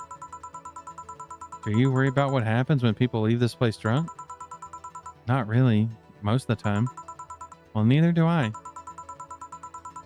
Why should you? Do you get people drunk? Some say my beauty's intoxicating, but that's beside the point. I get my payment, do my job, and forget about the whole thing. You make your job sound so easy. Once you understand what precautions to take, it's not a problem. I've always found my job fun. However, most of my contracts are consultancy-based gigs. It's not like every day's a thrill. Do you meet with your client or... I don't. It's always from behind as many filters as I can manage. I remember I once did a job where I had a couple of kids relaying letters for security reasons, right? Actually, because that way I lose a lot less time. I don't have to deal with clients hitting on me or pestering me after the job's done. I also don't have to lose time providing my worth because big boobs equals small brain or some shit like that. I mean, protecting my identity is one of the reasons, but the few times I've shown myself, they weren't even risky or dangerous jobs, just run-of-the-mill security checks. I don't know. Maybe I need to show up as a disheveled nerd or something. Give them what they expect to see. Or I just don't show up and save myself further trouble. Why all the questions? Just things I've been curious about and always forget to ask. So many Alice_Rabbit headlines have me wonder about the hacking business too. Oh, I'll remember to ask you things next time then. Well, I'll take my leave now. See ya. Take care. Hello, sugar. Ow. Oh, that's Mr. Donovan. Hello, Mr. Donovan. Like my pop used to say, never touch an ass of a woman with metallic arms. I think it's more like plastic and carbon fiber. They're hard as fuck, and that's all my admin felt. Do you normally greet people that way? I'm a man that can't contain myself when he sees something he likes, kid. Oh, but don't worry. You're safe. You're flatter than the field at my summer house. A bit of advice. You shouldn't provoke the one serving you drinks or food. Don't be offended, kid. You have your audience. I'm just not part of it. Today, I'm making this a quick one. Gotta tend to business in a while. Having said that, I'll just have the usual. The usual, he says. Fuck, I do not remember what his usual was. Was it a gut punch? No.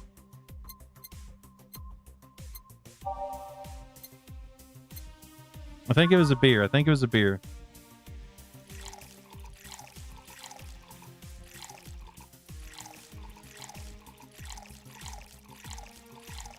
All mixed. The usual. Glad to see that being offended doesn't affect your service. I'm not offended, just irked. What brings you today, Mr. Donovan? That girl I interviewed yesterday is coming again in a couple of weeks. So I was working to clinch in an exclusive interview. Did you succeed? Who the hell do you think you're talking to? I'm Donovan D. Dawson. I always get what I want. Sure, I had to blackmail the editors on the other outlets, but the end result is what matters. I see. Wait, blackmail? You'd be surprised at the kind of stuff you find out when you get to the right people drunk. Hey, the signature on that glass over there. Oh yeah. That big-titted Lilum was here? She came yesterday before the concert, yeah. Anything juicy come out of her visit? No. Gossip worthy? No. Tabloid worthy? No. Come on, there has to be something. Well, her love for what she does is so honest and pure that anyone who tries to ruin it should be ashamed. Oh, don't give me that shit. Throw me a bone here, anything. I got nothing. Everyone has a price. How much for you to spill the beans? I'm serious here. She said nothing that could be used against her or that you didn't already know. Fine. Hey, kid, do you think Lilum has nipples? Excuse me? I mean, I've seen a couple of those pornos where they have them, but they could be modded, you know. So yesterday, while interviewing the singer Lilum chick, I kept wondering if those tits had nipples. I mean, I'd be fine without them, but the curiosity's killing me. But I'm even more curious about the engineers that designed them. Can you picture a room full of people discussing whether or not the tits on a Lilum look good? A bunch of guys and a lesbo engineer wondering if the latest module's vagina is good enough?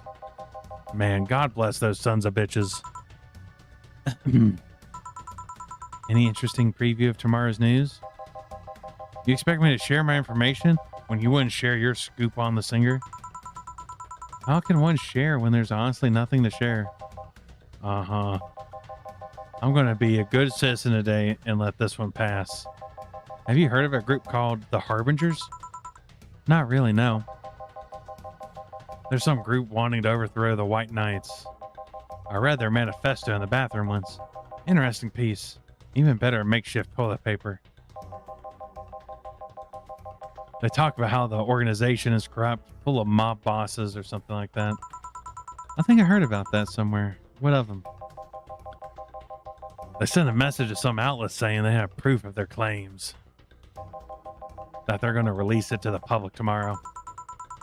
Oh, that'd be interesting to see, I think. I know, right? All right, kid. Give me a Bleeding Jane so I can call it a day. Okay. A Bleeding Jane. Let's see. Bleeding Jane is 1 Bronson extract, 3 powder delta, and 3 Flannergid, all blended. Say the name of the drink 3 times in front of a mirror and you'll look like a fool.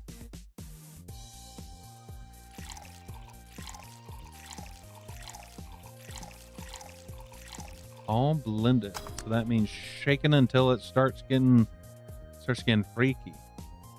There we go. Here. Simple enough for you, I see. Huh? So I've heard this Dana Zane's bar. Is that true? Yeah. Never thought I'd hear about the undefeated of the West again. More so after that incident with the Bears. Where is she? She's out running some bears? 6 years ago, a cash-strapped Dana Zane entered an underground ring for money. Faced 10 enraged grizzly bears. Could beat them all without killing them. I heard she set them free afterwards, too. And you were there? I was drunk and bored. What can I say? You know she lost her arm there? Can't remember. Too drunk. Maybe she had her prosthetic then, too. I heard someone there suggest that she lost after throwing a baseball out of the stadium. Threw it so hard her arm fell off. But that sounds more like an unsubstantiated rumor. More like something she made up. Well, I gotta go. Next time you see Dana, thank her for winning me the second yacht. Welcome in, Pigeon. I hope you're having a good day, good time zone. I knew betting on her was the right choice. Please come again. Yeah.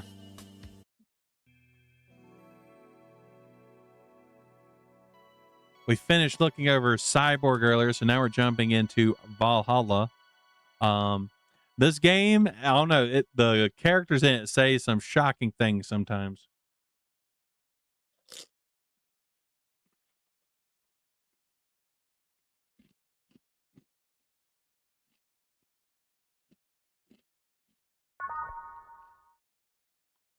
I mean, yeah, you're not wrong. You're not wrong. I do too.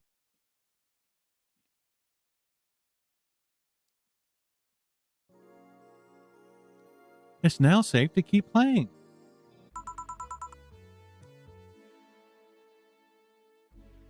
Hmm.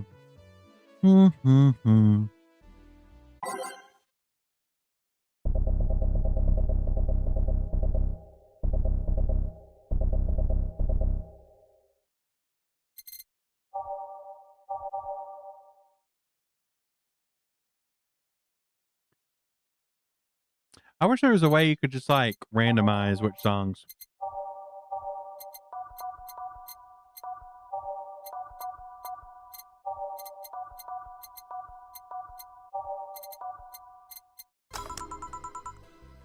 Ah, boss, you're back. Yeah, sorry about not being here earlier. What were you doing? I had a brief meeting with my BTC regional manager. Oh, everything all right? As all right as it can be, considering that we're closing eventually. Well, when will that happen? I don't know. Brian said we'll be safe for a few months while the paperwork is filed and everything's being put in order. Oh. I was also talking to him about you. About me? Yeah, I was telling him to do whatever it takes to ensure you don't spend too much time without a job. If possible, to reassign you ASAP after closing. Welcome in, Pixel. What the? Why is that there? Hold on. I just noticed that. I wonder how long that's been there. Well, no, I do not want to quit the game. That's for the micro RPG thing. But yeah, we're getting into Valhalla now. We just got through dealing with Dawson, the editor-in-chief, the owner of the Eye. So that's good because while he's not the most unpleasant person, he is a scumbag. An entertaining scumbag, but a scumbag.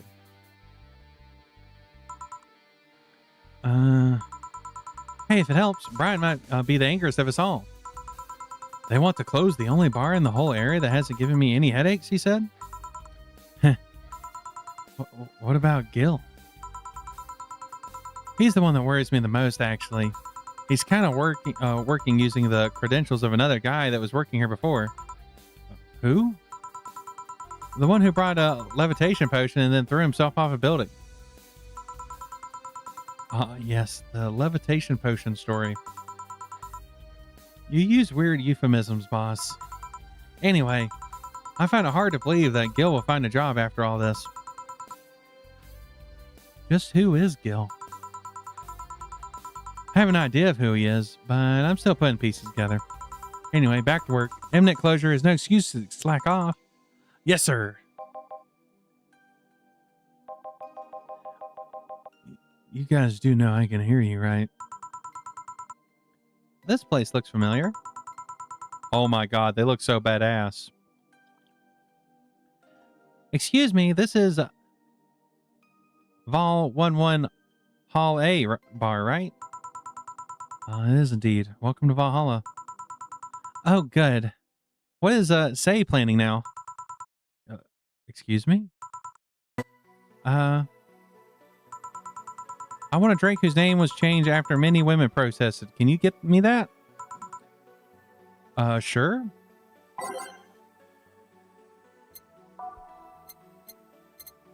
I think maybe we just start at the beginning and a name that was. Oh,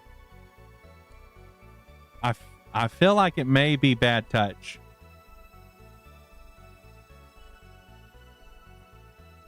That's my guess, but we'll look through the drinks real quick to see. See if there's one that mentions being renamed.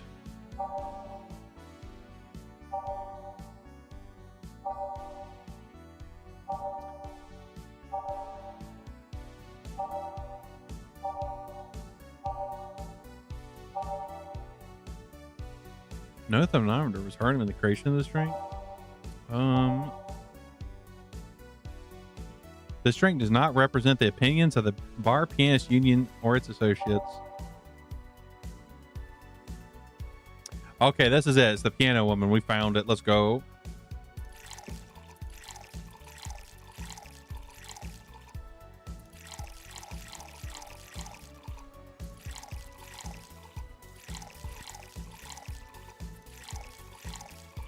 All aged and mixed.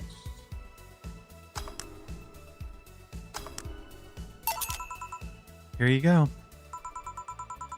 Very nice. Thanks a lot. Actually, she might have a more like, I don't know, maybe a dominant voice. So you know, say miss? I'm Stella Hoshi. My pleasure. Yeah, I know her. She's been here before, yes? Yeah, in fact, I'm glad you know her because she left this here last time. Oh, God. So she left her helmet behind again? Not the first time, huh? Her helmets have been picked up by all sorts of people in the last 3 months. Velvets, nurses, morticians, fire jugglers. She's been lucky enough to always leave it with people who return it, at least. Well, quite a few people. She's as much of a sociable girl as she is a total klutz. At least when she's not being serious, she's very confident when she puts her mind to it. I see. So did she recommend you this place, or... We're meeting here today. I can see why she chose this place. It's kind of a place she likes. Say, is that Kira Miki's autograph on that glass? Seems like that glass is a conversation starter. Nice. Yeah, it is. How did you get it? She stopped here yesterday just before the concert. Really? I mean, she did? Yeah, nice girl. Can I see it? Sure. Yeah, this Starlight signature is hers. So your name's Jill then? Yeah. Ain't this nice? Here you go. Do you like her, Miss Stella? Just call me Stella. I do. Whenever you hear her songs, you're filled with so much energy and happiness. Too bad I couldn't purchase the tickets for this one. I mean, they were sold out in minutes. Luckily, I could secure a couple for the next time she comes around. Oh, excuse me for a second. Hello? Where the hell are you? Car crash. Oh, you're helping. Will it take long? All right. Yeah, don't worry. I take it that would say. Yes. Will you wait for her? I will. In the meantime, I feel like having another drink. One that was prepared in memory of its creator's dearest friend? All right. Who orders like that? Who orders like that? That, like, how would you even remember that? Why would you not just remember the name? Okay, let's see. Those one that was named after a friend, a memory of a friend.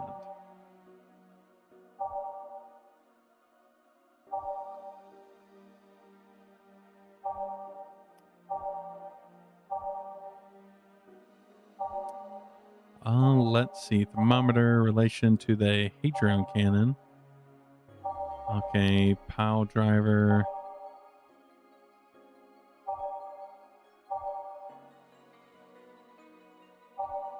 Small twist of the pile driver. Zen star. Okay. I did not see anything that mentioned a friend. In memory of a friend.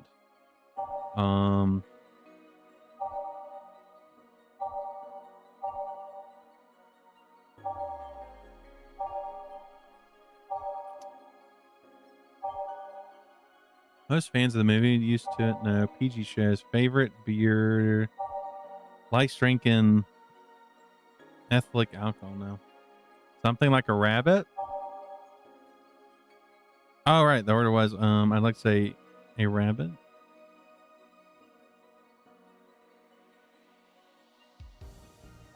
A rabbit. Okay. Let's see. We'll start at the beginning. No. Beer. Bleeding Jane. Bloom Light. Blue Fairy. No.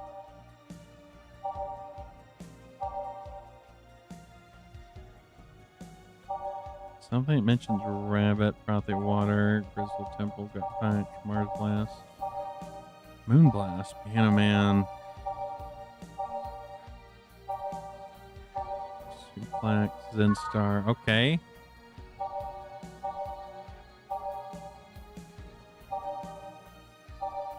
Didn't see anything that's. The only thing I can think of is maybe Fluffy, the Fluffy Dream one. A couple of these will make your tongue feel velvety. More of them, and you'll be sleeping soundly. The only other one I can sort of think of would be the bleeding Jane, just because that's like a person. But we're gonna go with the Fluffy. The Fluffy Dream.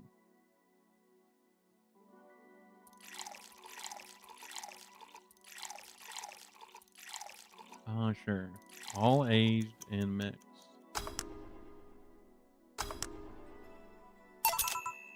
Here. Maybe I'm being too cryptic, but you should know these ones already. Oh, really? She's not wrong. I don't know. She described something that to remember someone. May I ask you something that might be personal? It isn't about my eye. Is it velvet?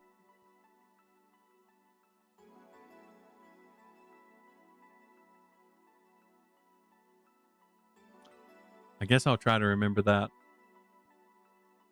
But I think we all know the answer, and that will be I'm not going to remember it.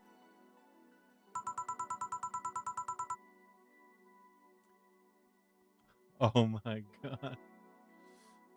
The Velvet Rabbit. That sounds like a strip club. The Velvet Rabbit. No, it's not. Or at least I don't think so. I don't get to serve many cat boomers. Huh? Cat boomers? Well, that is such a that's a name. That's a name for something. Are these like cat people that are also older? Is that what they're called, cat boomers? Or do they like do explosions? So something I've been curious about. Did you get through the procedure because of the disease or because of the fad? I'd rather not talk about it. My deepest apologies then. It's fine. You seem to know your drinks, Jill. That's an interesting thing to say, considering I just messed up the thing you wanted. Well, I guess I've read a bit more than the recipe book. Do you like alcohol? Yeah, but not in the usual way. I don't drink that much outside of canned beer. But their colors, their stories, the way you need to keep them stored, their designs. It sounds a bit silly when I say it out loud. No, not at all. Do you collect them or anything like that? Actually, yeah, I started with my grandpa's collection. I've been slowly growing it. It's been hard because of my debts, but I managed little by little. Do you like alcohol, Stella? I'm here, right? But I'm normally more of a social drinker. Unless it's with somebody, I don't tend to drink much. I see. Oh, sorry I'm late. Welcome. Took you a sweet time. Yeah, sorry. I got caught up in the rush hour traffic too and figured walking might be faster. Luckily, there was a building with emergency stairs nearby and I climbed down. Climbed down? Took an air cab. Oh. I would suggest using ground transportation, but I'm happy to see you put safety first. Safety? No. Flying cars are just way cooler. I still don't understand how they don't give you motion sickness. If I find out how, I'll avoid it. You'll be the first to know. Anyway, I'll have whatever she ordered next. I'd like a drink that was... You're at it again? You and your cryptic orders always leaving us with weird stuff.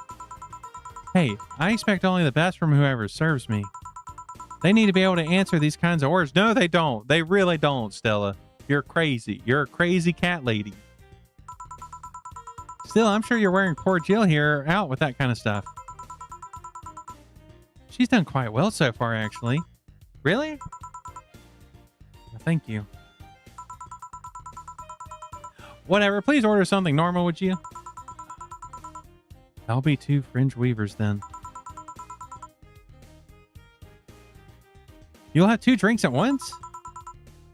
No, we're sharing. What? Like half a glass for each? Isn't it way better if we just have 1 for each? No, don't worry, you'll see. The strap of my bra is itching. Honestly, I kind of like that. That's a very normal thing while you're having to do stuff for customers. Okay, so we need a fringe weaver. So 1 and then a fuck ton of carmetrine. All aged and mixed.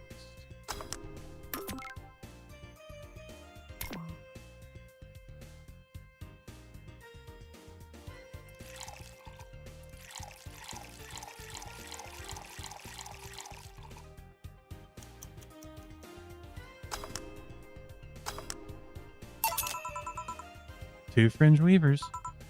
So, this one's for you, and this one's for me. You said you wanted whatever I asked for, right? Oh, that way. You could have said so earlier. Mm-hmm. Oh, yeah, here. Hey, so this is where I left my helmet. Thanks. You really need to be more careful with your things. Yeah, but I have spares. The spares should be safe for when the ones you're using breaks or malfunctions. Not when you lose it. Those helmets cost money, you know. Yeah, sorry. Did I say that the boss got her head stuck because of a jammed button? Speaking of money, you're still going to that meeting at the bank tomorrow. Yep, you worried? I'll refrain for now. I'd be lying if I said I wasn't. Don't be, I'll be fine. Rumors are just rumors. Rumors? They say something might happen at the bank tomorrow. But with all the tension in the air lately, it's hard to know if it's true. As if the fear-mongering wasn't enough, the people also started spreading baseless rumors. Just yesterday, I had to stop a group of rampaging youngsters that heard the city would be leveled by bombs. Everyone's on edge. Yeah. I know you're worried, but I have to go there, and it's orders from the higher-ups. Tell me something. If somebody came after me, do you think they'd stand a chance? You're quite strong, but I'll take something to protect myself. Be prepared for anything. Will that make you feel safer? Maybe. I'll tell you what. After I come back, we'll get some ice cream. That way you can vent all your frustrations. All right. Seems my vehicle's here to pick me up. You coming safe? No, I'll stay here a bit longer. Okay, then. Take care. Bye. She's such a worrywart. That means she cares about you. I've never doubted. Say, why does my helmet smell like bacon? Bacon? Not that mine. I'm just curious. Well, you know that some things absorb the smells of what's nearby. Must have been grabbed it from one of the ingredients. I see. Do you believe all that stuff about tension growing and the anarchist group trying to disband the White Knights? To tell you the truth, I'm a bit worried.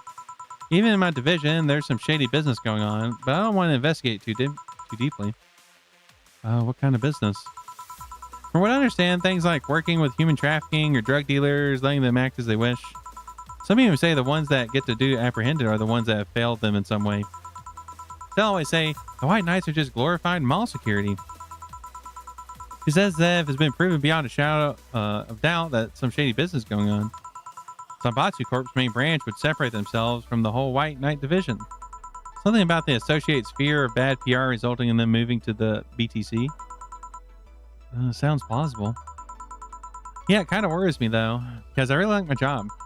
And I guess a similar fear exists among the upper ranks. Lately, they seem restless. Too much politics, huh? It hurts my brain. I just want to rescue people and help them. And I just want to do my job without worries about politics of any kind. What are you doing at the bank tomorrow? Our call needs to relay some information to the manager, and I was picked because he trusts me. Well, he said, you're such a simpleton that you'd never give the wrong message. But it's kind of his intention that counts. Oh. Finally, Dorothy's come back to Valhalla. Please refrain from doing those sitcom-like entrances. You're disturbing the other clients. Oh, come on. You know the audience would get wild with that one. And besides, you make it sound like you have a full house. It's uncommon to see you here 2 days in a row. I want to grab something before starting my shift. Grab something before they start grabbing me, you could say. Hey, you having a drink? I can buy you one. Why, yes, thank you. Honey, you should follow her example and offer me drinks more often. We'll see. What are you having? I'll have what she's having. Then I've got the perfect thing. Let's have a blue fairy. One for both? One for each. All right. Fuck, I can't just ask what the order was. I look very unprofessional. It was a blue fairy.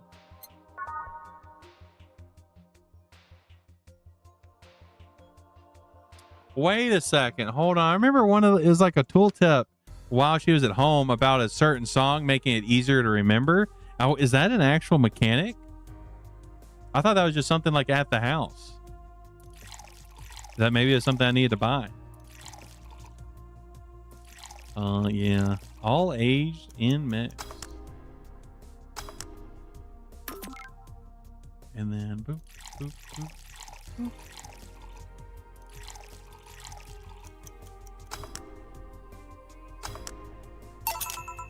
Two fairies. Hey, this is pretty good. See? And it's blue like your hair. It is. So what's your name, sweetie? Call me Say. All right, Say, I'm Dorothy. Say.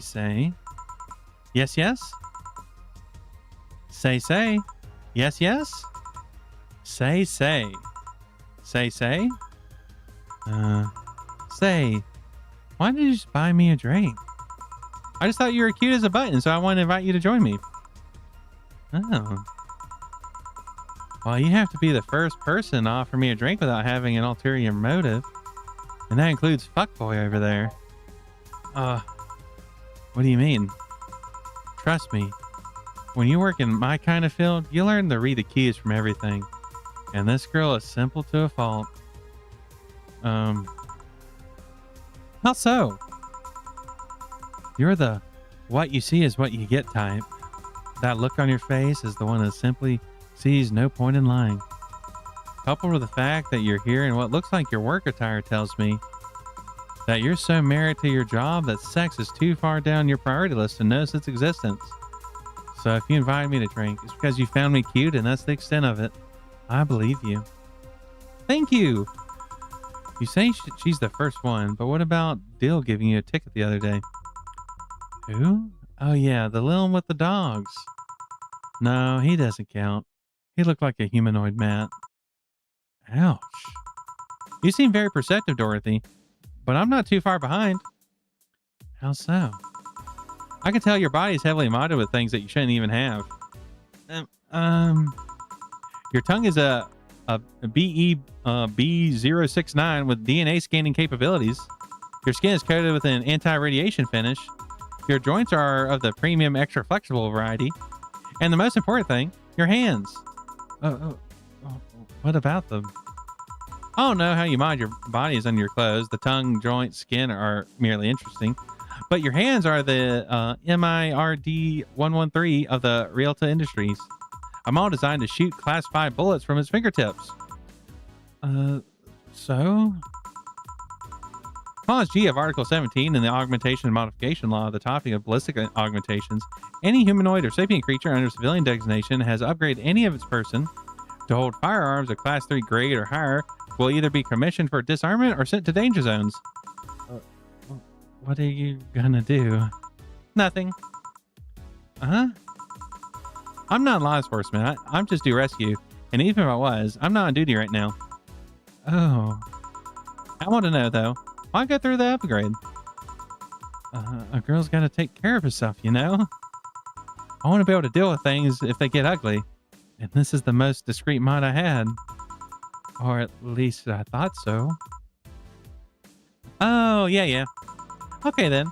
I can give you some advice. I guess.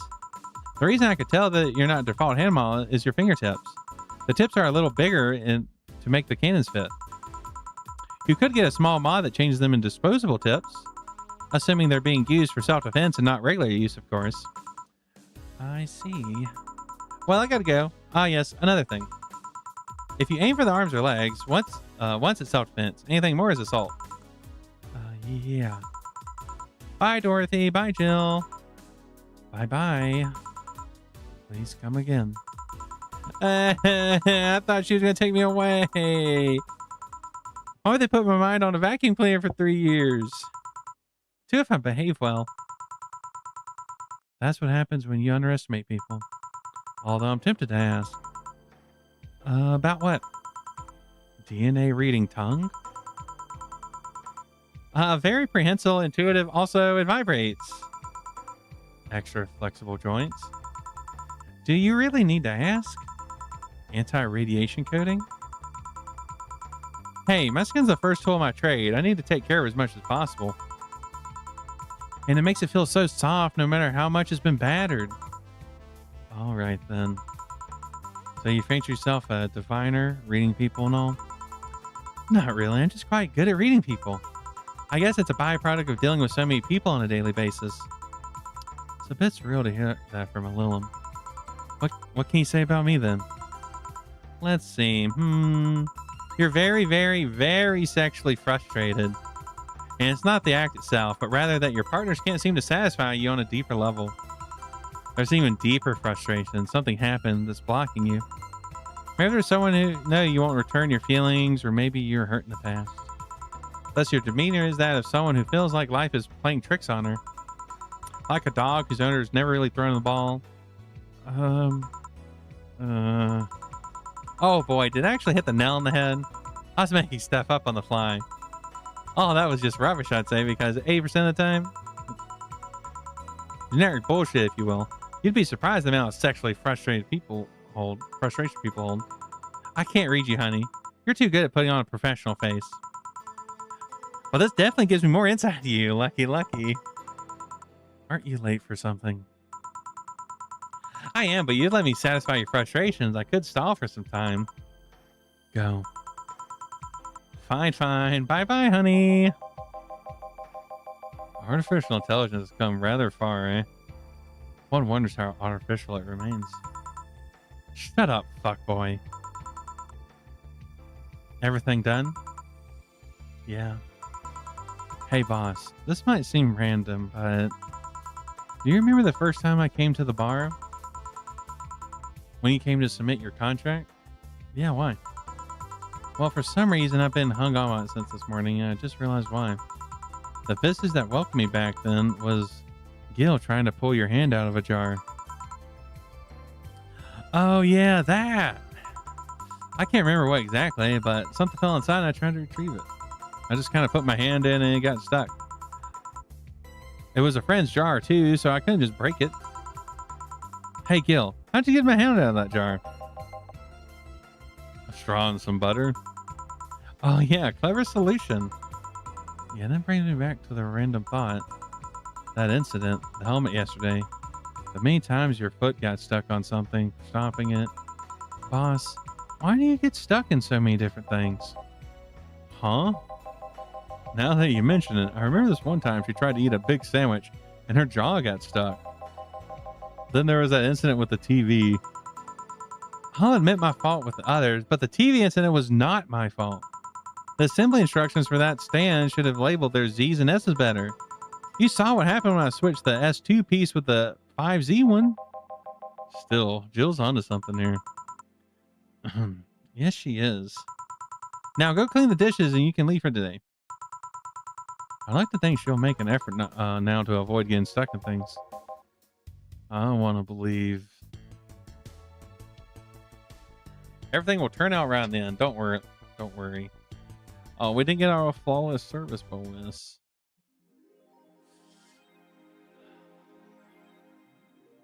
$800 has been charged to your account to renew your membership to Shining Fingered.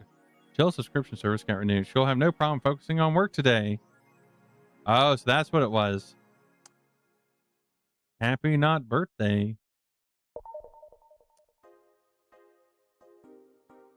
I cannot believe that Alex Yick is in this game. It is fucking wild. We don't have a lot of money, but we don't have to worry about the thing. Let's get the beer on discount. We're doing it.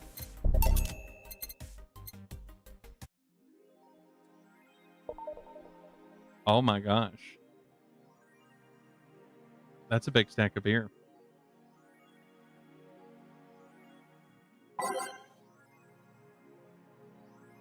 Let's save real quick.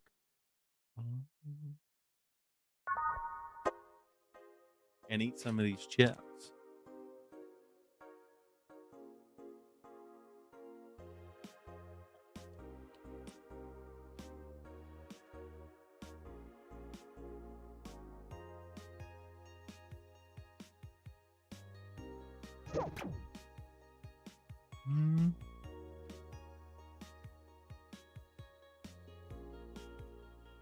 Alice Rabbit, or excuse me, Alice _ Rabbit thread 3. It's officially happening. What do you think will happen? Probably nothing. Last time it was the leaks. I think Alex jumped the shark with that one because it seems hard to top. Maybe more leaks? Sounds unlikely. I don't think the government would let that happen twice. But this is Alice we're talking about. There's nothing they can't do. What if that spooky message wasn't really Alice, but just some epic prank? Who would hack a site like that just for a prank? Not me. You're right, though. It might be someone else. We'll have to wait and see. What was the date again? December 17th. Right. If only we knew more about the target now. Sick of memes, sis. These Alice threads piss me off. Fucking e-celebs. What if that was just something to do with the terrorism rumors?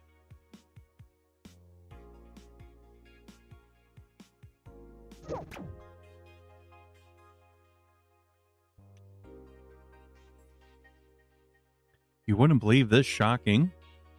Kiramiki secret. Today we'll look at one of the most popular acts of our times. How did she get started? What's her favorite movie? What about her romantic life? Don't miss this exclusive interview only on The Augmented Eye.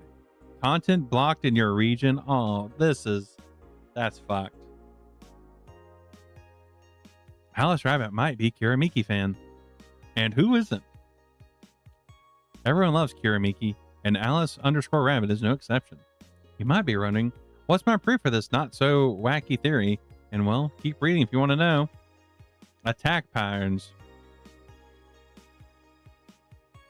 Wait. This is an easy one. I'm getting tired of your shit, Miss Smithy. Uh-oh. Crime rate up 5% this month.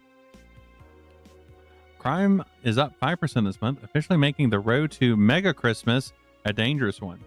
White Knights, aware of the situation, have promised to maintain security in all sectors, even though recent budget cuts have been decreasing the morale of their personnel.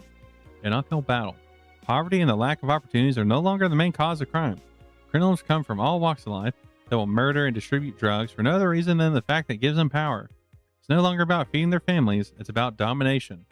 Their entire sector is controlled by these dangerous gangs, and there's no solution in sight. This Mega Christmas will be a very dark one. Well.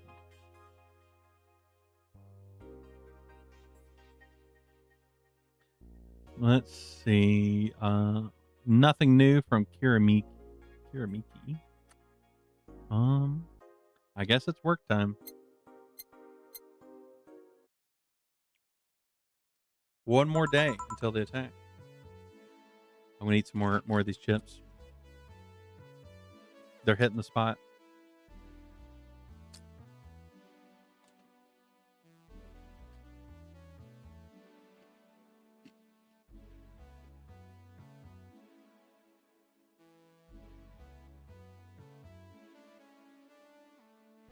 Does that say $60 for what I'm assuming is supposed to be coffee?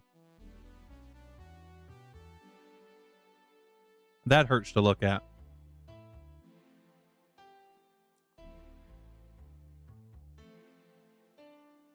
Good evening.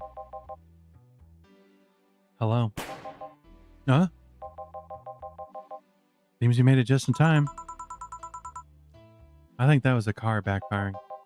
Really? It sounded more like a gunshot to me.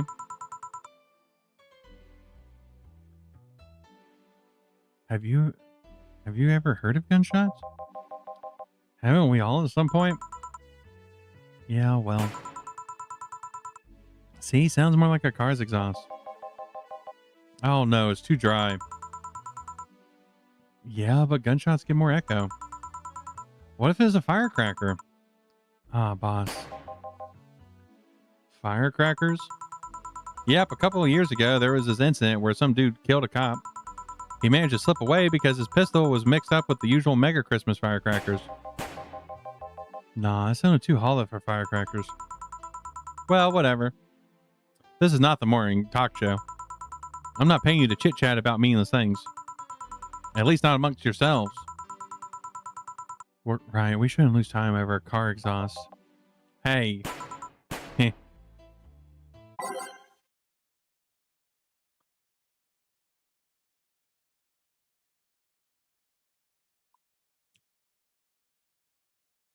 Hopefully, at least that $60 cup of coffee, at least I hope it tastes good and it's not just instant coffee.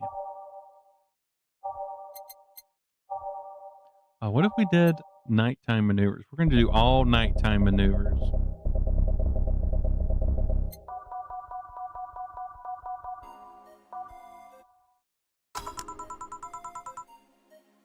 Time to mix rings and change lives. Welcome to Valhalla. Hello, I'm looking for some information. What kind of information? What can you tell me about a girl nicknamed Crimson Rose? Sounds like a tacky online handle. Although, tacky online handle is a bit redundant. Do you know anything about her? No, sorry. I have $80 here that might refresh your memory. Now that you mention it, I remember something. Really? Honestly, this kind of reminds me of George from Seinfeld. Yeah, now that I'm totally sure that I have no idea whatsoever who you're talking about. Nothing at all?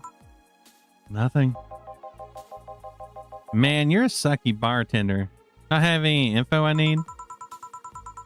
Well, first of all, why assume I just happen to have the info you conveniently need? Does that girl frequent this place? Is there any proof that I might have the info you so desperately need? Well, And second, you're not going to get anywhere by offering me physical money. In fact, what you're doing with physical money, do you want to get mugged so badly? Yeah, well, moreover, even if I did know something, do you really think $80 is enough? You can do almost nothing with $80. It's not enough. Why are you scolding me? Why did you call me a sucky bartender for not conveniently having the info you need? Wait, of course. You want all deals to be clean, so you need me to spend money on the bar. That's how this works, right? I spend money, you give me the info? Maybe, maybe not. Okay, then give me a drink, but keep it under $80.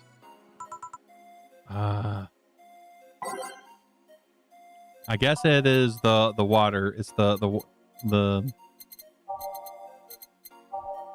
frothy water. That's 150? What the fuck?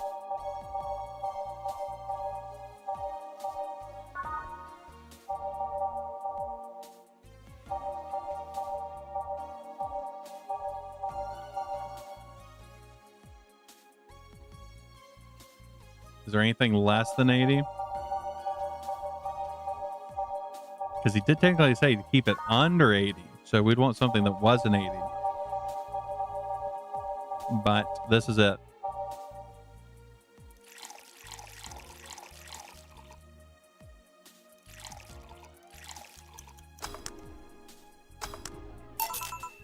Here.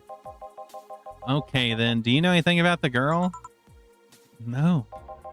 But you said maybe, maybe not. Turns out it's maybe not. You're the one that was deluding yourself and think I might know something. And like I said, $80 is nothing.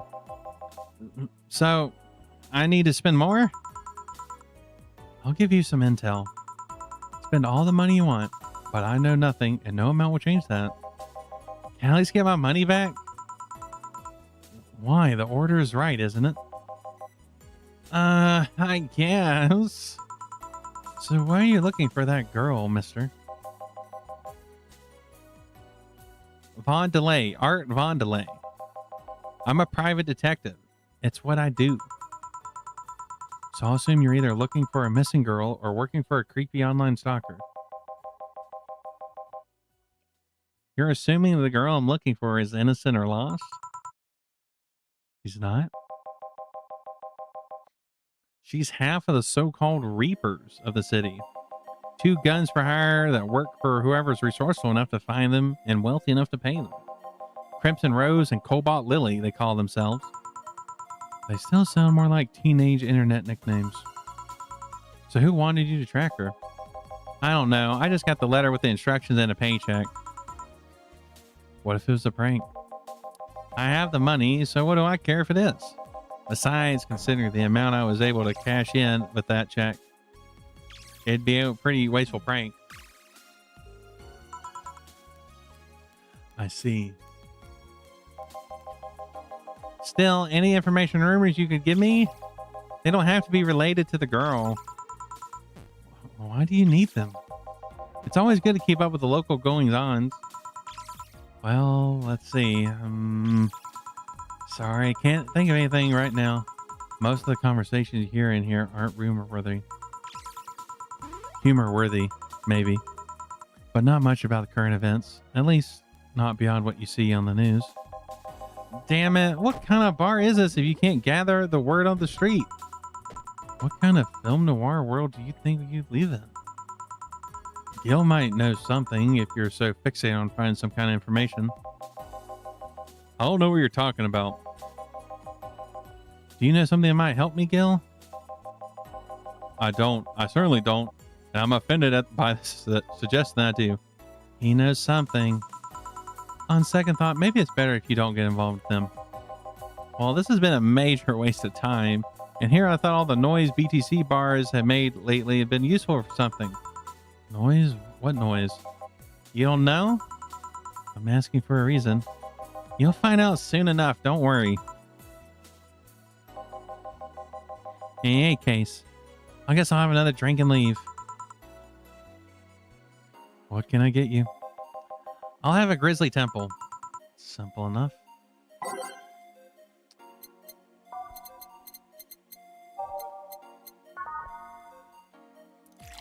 I love when they tell me the name of it. Those are my favorite customers. All blended.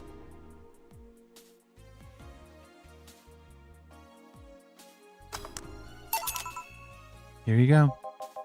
Okay, then. This is going to be deducted from the 80 from earlier, right? No. Fine. Come on. There has to be something. This week has been slow as hell. The only good thing I've heard about is this girl who threw herself off the roof of a nearby mall. And that whole thing was about a woman catching her midair. Makes me think it's totally made up. Aside from the rumors about that the Harbingers are looking to cause trouble at the bank today, no, not really. Damn it. Wait, who told you that? It appeared on the news, didn't it? Yeah, but the name Harbingers wasn't used. No Glitch City outlet has reported that themselves. There are rumors that someone or something is keeping them silent. And even the international outlets aren't using the name Harbingers. They're avoiding acknowledging the organization yet for some reason. So you're either one of them or somebody in the know told you about it. Wow, he can be surprisingly sharp. Yeah, Donovan D. Dawson was here for the last 3 days, actually. Really? I wonder if he'll notice the glass of the idol sign. I mean, sure, I can't think of anything that would be useful involving him right now, but guess not. Did he talk about anything interesting? Interviewing the idol that had a show a couple days ago? Dealing with messy interns? Par for the course, I guess. I see. That's... Gunshot! It's a backfire. Firecrackers! Hey, what do you think that sound just now was? Sounded like something very heavy being dropped. Something heavy? Come on, it's not even close. It was definitely more like an explosion of some kind. No, you could clearly hear the clashing of metal. Something that was both made out of metal and very heavy down. That's what made the sound. Whatever it is, it's not normal for it to be repeating so often. I wonder if something happening. I heard there was some gang spats going on. Maybe they took conflict here? Which means gunshots. If that's the case, I just hope they don't come too near us. Well, I gotta go. Seems coming here was a waste of time after all. Really? Really? I just have different needs, but there will be a time when this place might help me. Goodbye. Please come again. Gangs then? Unlikely. This was unicorn territory. They've always been neutral and important third party in other gangs deals. The who what now? I'll just pretend I heard nothing. Thank you. You left me thinking about the whole noise from BTC bars thing. What's up with that? I think I heard something about money laundering through bars. Don't take my word for it though. I see. I guess I'll have to find out soon enough. Welcome. Streaming Chan? What the fuck? That's wild. I'm Streaming Chan, giving you a live video feed of my life and adventures 24/7. Bathroom time, 90 moments only available to premium users. It's only $9.99 a month. Go premium now. It's Friday night, and all it knows what it means is it's time for Streaming Chan's escapades. Today's escapade is brought to you by ShiningFinger.moe. Leaders of VR adult entertainment since 2069. Buy your premium membership and you'll get a code. Exchange a code for a free trial of the VR experience modeled after yours truly. Today I picked the shoddiest, nastiest, smelliest, ugliest bar I could find downtown. And sadly, it looks half decent inside. So much for going to a crap old bar that smells like dog urine. Excuse me. But no matter, tonight I'm going to give you an escapade you'll never forget. Hey, you, where's the bartender? You're talking to her. Very funny. Where is he? Really? Right in front of you. Hey, you, the pretty boy over there. Where's the bartender? You're looking at him. No way. No hot, shirtless guy playing with fire and serving drinks while flirting with you? No sexy, scantily clad girl drinking around the place? You're telling me your two dressed fucking waiters and the bartenders here? Yeah. Seems that way.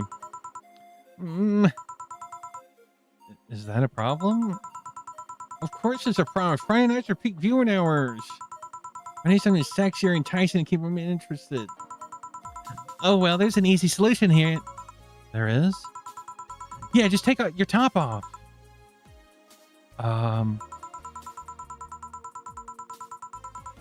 You might need to take your bra off too, depending on how the traffic goes. Wait, you're quite flat. Do you even use a bra? Is that piercing glare? No? Come on, just one of us is gonna have to take off their top, and it ain't gonna be me. I already did that once today. Oh, it's too late to go somewhere else. By the time I find even nastier, bro, they'll be closed. What's your policy on wearing pants? Somebody tried to have me fired for wearing a skirt, so we'll deal with that on case-by-case basis. That's not a concrete answer. I need binary yes or no answers. My viewers have the attention span of fruit flies. If they wanted to use their brains, you think they'd watch something like this? I need to keep them entertained, and the fact that you still have your shirt on isn't helping. Wait, I know. Give me a drink, a big one, the nastiest one you can think of. Hello, service here, please. Wow, it's like my brain shut down. Sure. Nasty drink, nasty drink. Manly and promo drinks are both nasty, but that's my opinion. Let's actually, I think, hold on. It's supposed to be punch that enters, but the name actually describes what you feel while drinking it. It might not be the nastiest. Hold on. Let's just start here. Actually, I can do by, was it by type promo? The Grizzly Temple. This one's kind of unbearable. It's mostly for fans of the movie who used it. Gut punch. It's supposed to be, let's see. One of those enough to leave your face red like an actual planet. Let's do promo again.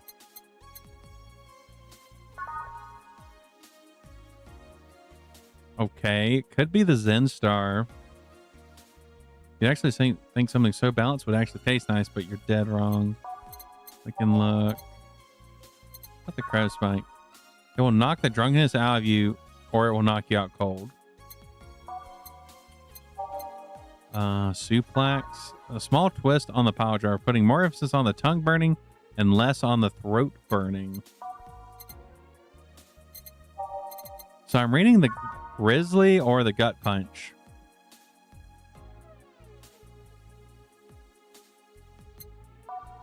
But the way it's sort of phrased, where it's like, that's just my opinion, could mean that what she considers nasty is different. Well, I'm going to go with the Grizzly. And she said big. So that means double everything.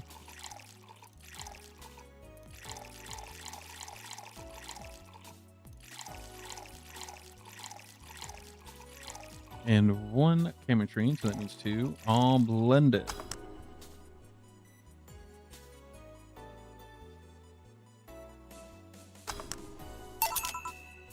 There you go. All right, then. Cheers. I don't think you should chug it down so quickly. It's like it hit me, but I didn't feel it until a few seconds later. Is this what it's like being kicked in the balls feels like? Yep. Okay, I'll just get really wasted. That's got to be fun enough, right? If you say so. Okay, in the meantime, what can you tell me about this bar? What do you mean? Weird stories, fun stuff, interesting facts. You're being seen by an average of 6,000 people. Make their time worth it. Let's see then. Last weekend we held a party for the Sephar Toy Company. And the company run completely by dogs. Really? This place was completely overrun by corgis. Wait, corgis? Did you really serve drinks to corgis? Tuxedo-clad talking corgis, yeah. Whoa, that's awesome. Wait, you're not shitting me, right? I wish I was shitting you, trust me. What else? Let's see. Donovan D. Dawson from the Augmented Eye was here 3 nights in a row. That perfumed chauvinistic bastard? Oh, that's a word. There's that word again. Just the other day, someone from the Augmented Eye interviewed me, actually. What did they ask? Oh, the usual bullshit. Who I was, what I did, future plans, inspirations. The one that interviewed me was this small, meek girl with glasses. She seemed a bit bitter, though. I wonder why. But enough about that. Wait. Can I see that glass over there? Sure. This signature. This is Kira Miki's autograph? Yeah, she came here before our last concert. Get out. Really?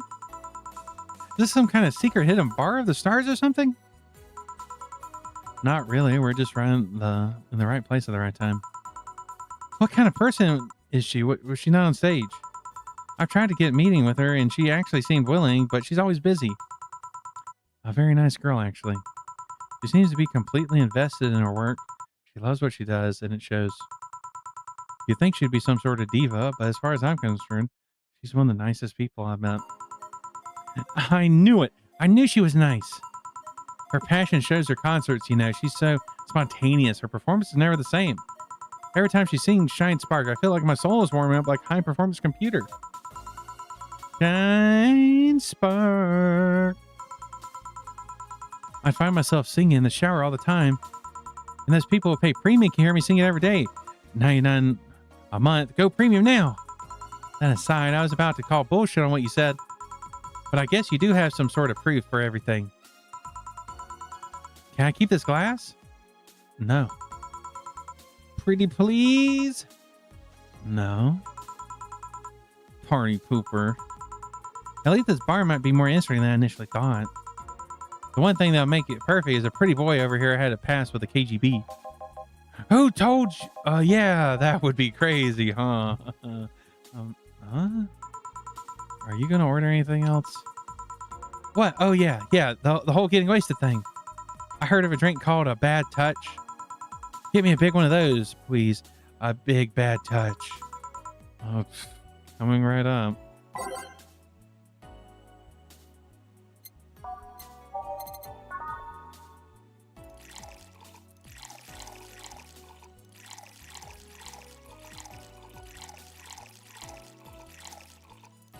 That's a lot of alcohol. All on the rocks and mix. Here you go. I was expecting something dirtier. We have olive brine. I can pour that in a bit if that's what you want. No, not that. With such a dirty name, it feels like the drink ought to come with a phallic glass or be a thick white liquid. That would skyrocket watchers at least threefold. Don't you have anything like that? Nope. I'll have to make do with this condensed milk when I get home. Friendly reminder that today's escapade is brought to you by ShiningFinger.mo. Leaders of VR adult entertainment since 2069. Buy your premium membership for a neat code. Said code will net you a free trial of VR experience with a model based on Moe. What's the deal with the VR experience? Well, a fan made an NND model of me. When Shining Fingered asked me about a model for our partnership, I just contacted him. He got money for polishing the model a lot more, and I got a partnership. We all won. I even got him a year of free premiumship model and a VR set. That's nice. Wait, what's NND? Don't tell me you haven't heard of Niku Niku Dance. I asked for a reason. It's music videos with 3D models. Yeah, that sounds like a good enough explanation. I see. And to be honest, though, the model's a bit meatier than me. Not that I mind it, though, considering the use it gets. You know, I was expecting you to be more scared when I said that you're being watched by a lot of people. It's hard to be scared when you can't see these people. But they're still there, you know? Sure, they're behind the screens and sometimes in the opposite corner of the world. But every single one of them, my viewers, is a real person with a real life. Not being here doesn't make them any less real. I understand, but it's just not the same. They're not here, visibly paying attention to me. I don't get paranoid because of my phone contacts. That's true, I guess. So, tell me, what made a lady like you become a bartender? It's not exactly an exciting story. Does it involve a man? No. What about a crime? Nope. A childhood promise? Nah. A religious vow? Oh, what? You're not going to tell me that you just decided out of the blue to quit your job and start bartending. That's actually what happened. Sorta. Oh, come on. No epiphany, quarter life crisis, not even a hot teacher somewhere along the line. Life isn't always a young adult novel where every decision is a road cone. And that's the problem. 1/3 of my audience are teens that shouldn't be allowed to watch my streams. Throw me a bone here. There must be a nice mystical story you could tell me about your summer's bartender. Oh, well, yes. Sometime after I started working, I got an interesting client. He was a DRK S0L, a really old Lillimall. Apparently his power supply was running low. His charger was destroyed, and he didn't have the money to buy upgrades or replacements. He also seemed to have neglected his maintenance. It was from the time when the collective source wasn't a cloud storage system, so he wouldn't be uploaded there once his body ran out of energy. Keep going. It was weird, you know? He was the only one Lilma I'd seen with a clear-cut fear of mortality. No transcendence for him. He would disappear once his batteries ran out. It's like knowing you'll vanish while everyone else passes on to heaven, he said. Oh, man. I guess he felt bad about burning someone else with his problems. So he went and gave me a fingertip of his that fell while we were talking. Before he left, he said, if you remember me, maybe a part of me will transcend. Oh. Bravo.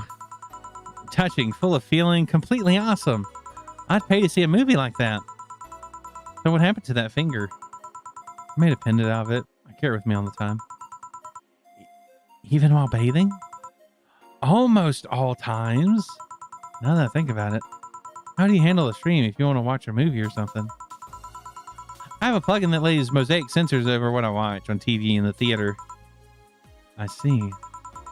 Okay, this is getting stale. I'm going to heat things up even if I have to do it myself. We need to drop a cow in here, Miss Bartender. Get me drunk. I don't care how. Just do it. Okay. She's asking me to get her drunk no matter what. That's an interesting request.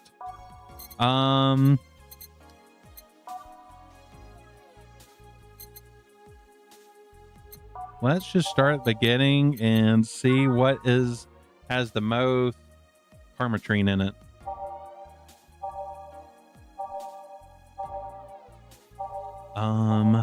Five, 9. Okay, this is it. We're gonna do, I guess, 18 of these.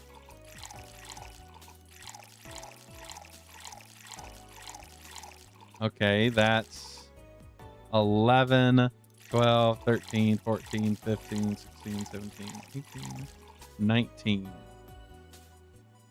I can't add any more? Really? Okay, I guess we can't make a double of this.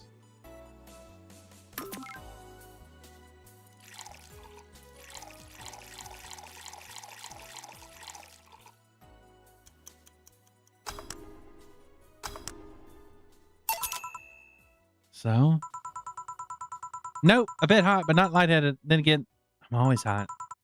Hot-headed. Your drinks are either too light or more resilient to alcohol than I thought.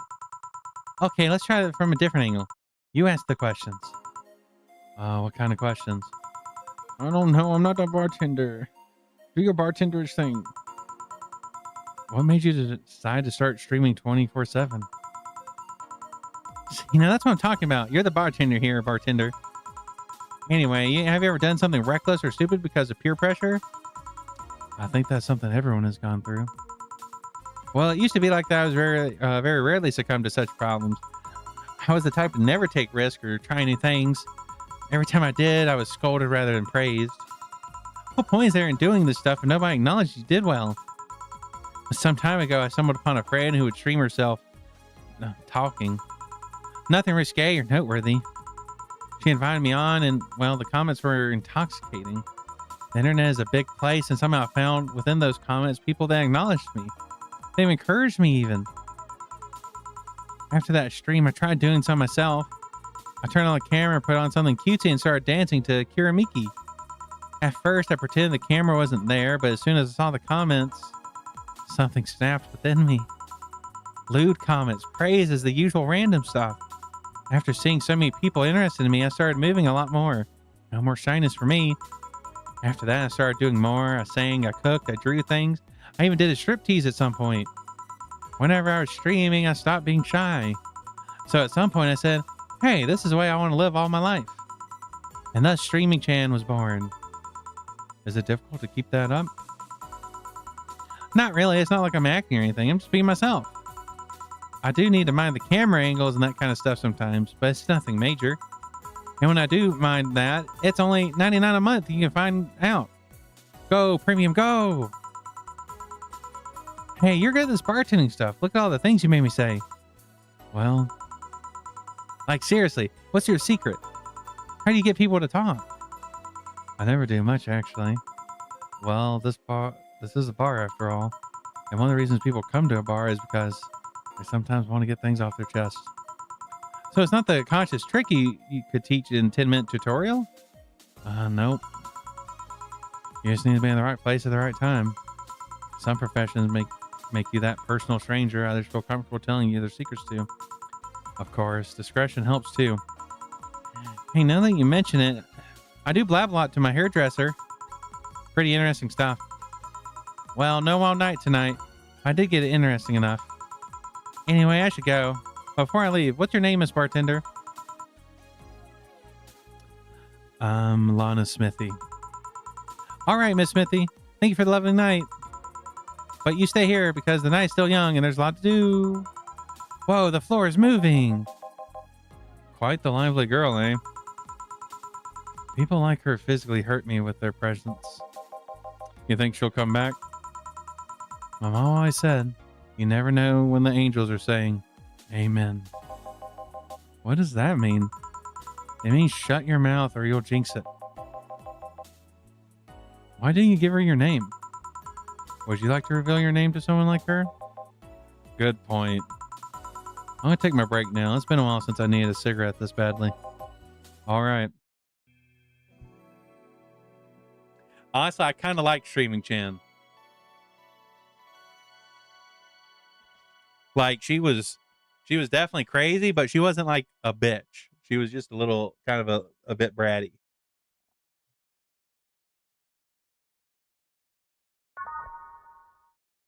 She was really good with the pouting. It's now safe to keep playing and for me to eat more chips.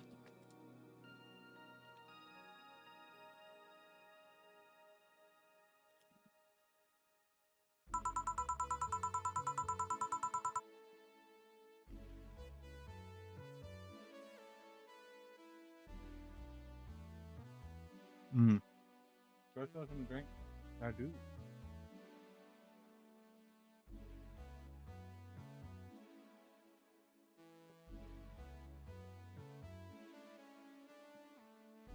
The lovely sensation of feeling like you're forgetting something.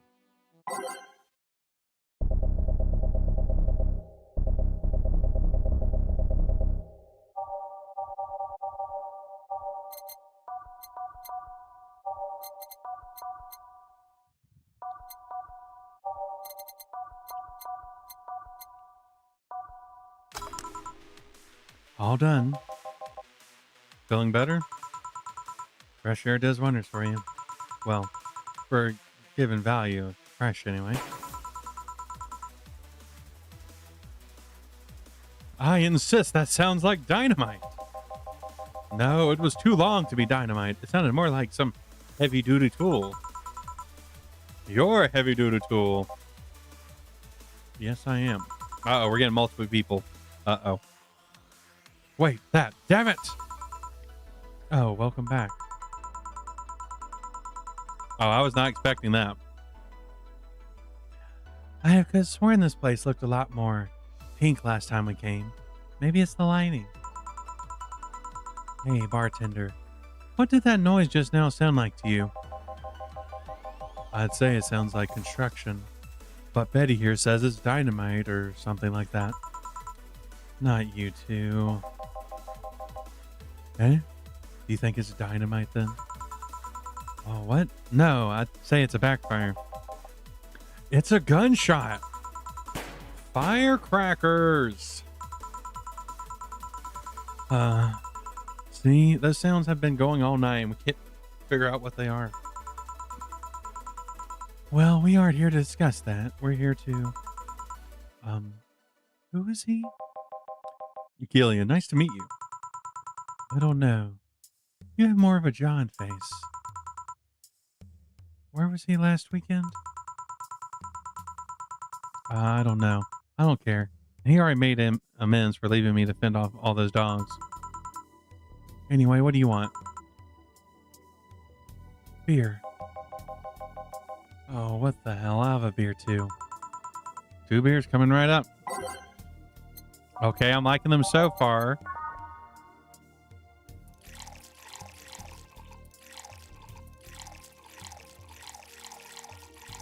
All mixed. Mm-hmm.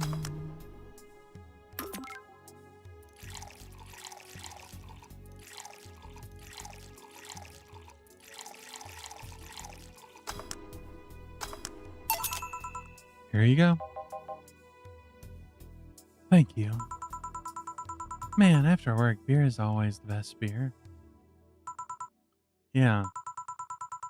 So tell me, bartender. Just call me Jill. Jill? That's a nice name. How's business lately? As usual. Wait, I guess you really don't know what usual means for us. We're not the kind to be filled to the brim during rush hours, and we don't have that many regulars, so it's just the same. Nothing's changed. I guess when we came here with all those dogs, it was quite the change of pace. You have no idea. So what brings you here today? I suggested coming here after work. It's Friday. I drink to kick off the weekend and one of those little things that makes life worthwhile. But he did only suggest it after I found him hugging a stuffed corgi in his office. A stuffed corgi? A plushie. Not an overfed dog. I see. Wait, you have an office? Yes. What's weird about that? I thought you'd have a cubicle or a kennel. A kennel? I mean, you don't hear much about office boys getting their own offices. It's not that hard, considering the rest of the staff don't use chairs or tables. Even I have my own office. I don't know about that. The mess they left in the bathroom usually requires someone with thumbs. Chairs and tables seem like lesser evils. And you're the veterinarian after all. A kennel. What about a kennel? I don't know. I just thought it'd be cute if one day we went to work and they had one waiting for me. Like they saw me as one of them. So where did you get that plushie? Oh, I gave it to him. It was my gift last Mega Christmas. Wait, so he got defensive over being caught hugging a gift you gave him? That's the funniest part. He acted like I didn't know he had it. I was just glad he was enjoying it, you know. Why are you talking like I'm not here? Because you're not giving any input anyway. So how's stuff up at Doglandia? Well, we recently struck a deal with Farmer Fabrics to start a doggy clothing line. Farmer Fabric, that name rings a bell. It's that textile company where the owner believes herself to be an alpaca. Oh, yeah, that one. We had her here some time ago. She got drunk and so much saliva everywhere. Oh. But anyway, dog clothes? We hired a new employee and she showed the higher up some designs. After a couple of talks, they decided to give the clothing production a try. Those designs were embarrassing, you know. But something tells me that's why they were approved. You guys want anything else? I'll have whatever this guy orders. Let's see, I'll have a Brantini. 2 Brantinis then. Let's see. 6.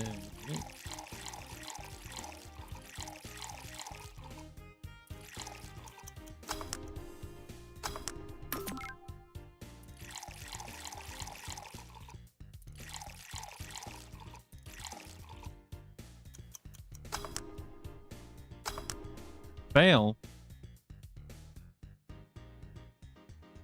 What did I miss? Oh, oopsie.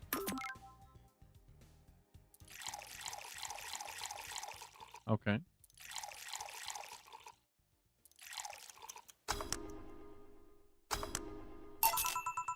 Here you go. I have such a wimpy taste in drinks, Steel. Not all of us spend their weekends in the college partying with maniacs.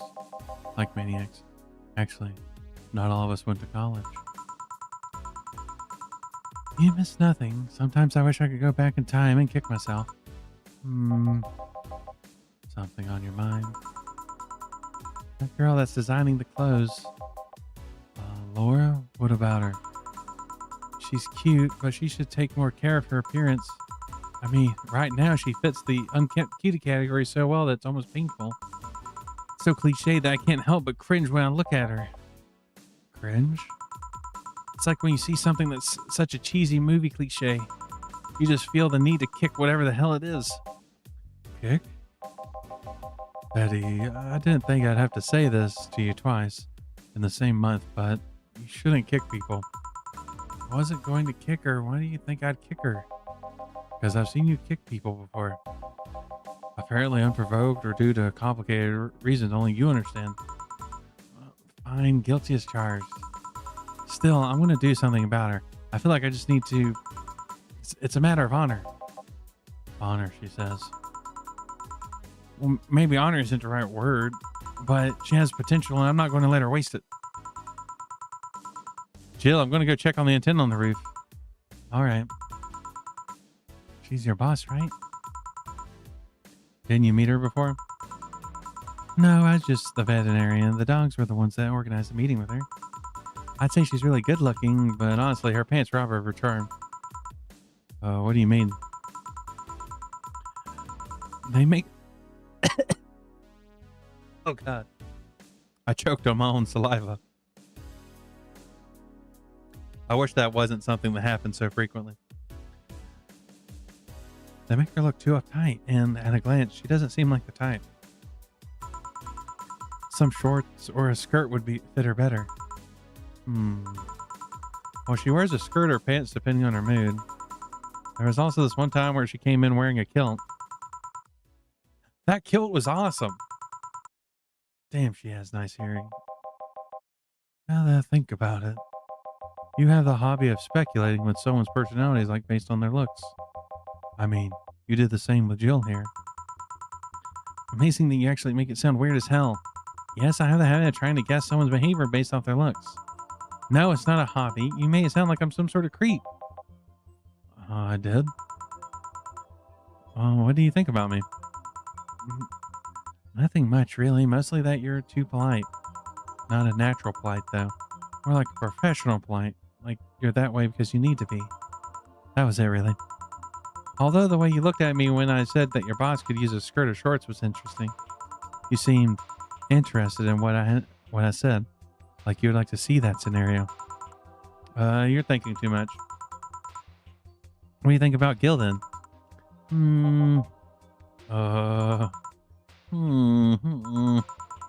He's either a total simpleton or acts like one in the way that consumes the rest of his character. Yeah. But anyway, I'm just a veterinarian. My judgment might be clouded by seeing so many furry businessmen. Let's have another round. Sounds like a good idea. You'll have something strong. You need to pump some testosterone in your taste and drinks. You'll thank me later, trust me. Then... 2 strong drinks, manly drinks. I don't care which ones.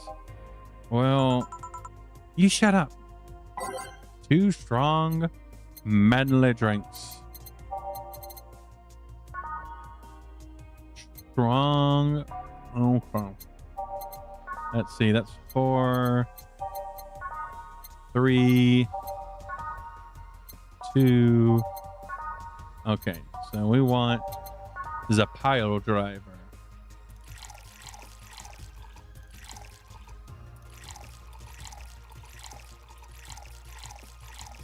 All mixed.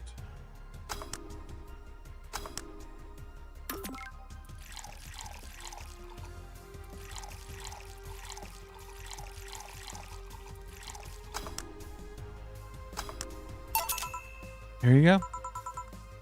Now drink. Uh, oh, man up. You'll get used to it.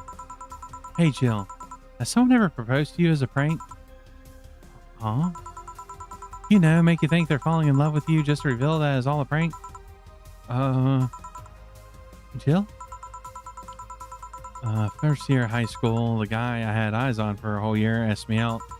Saturday morning, I go to meeting place. What do I find? It was all a prank by some bitches. Ouch. Sorry, The worst part isn't that the day set me up, is rather that I saw it coming. I knew that guy wouldn't find me attractive enough to ask me out. I knew those bitches would target me sooner or later just for the kicks. I knew it all, so when it all happened, I felt nothing. They confirmed my suspicions that teenagers are a plague that must be eradicated. Anyway, why the question? Hey, piece of scrap. Yeah? These are situations where you should have stopped me before I said anything. It's better you learn by tripping yourself. Why the question, though? I was asking because one of my ex's cousins has been hitting on me the past couple of days. If it were somebody else, I'd pretend to be straight with the help of this piece of scrap here. Sadly, she knows who I am. Worst part is, knowing Vera, she probably put her cousin up to this as a practical joke. Well, I'd suggest telling the cousin that she should cut it out. If she feels genuinely offended, then it might not be in cahoots.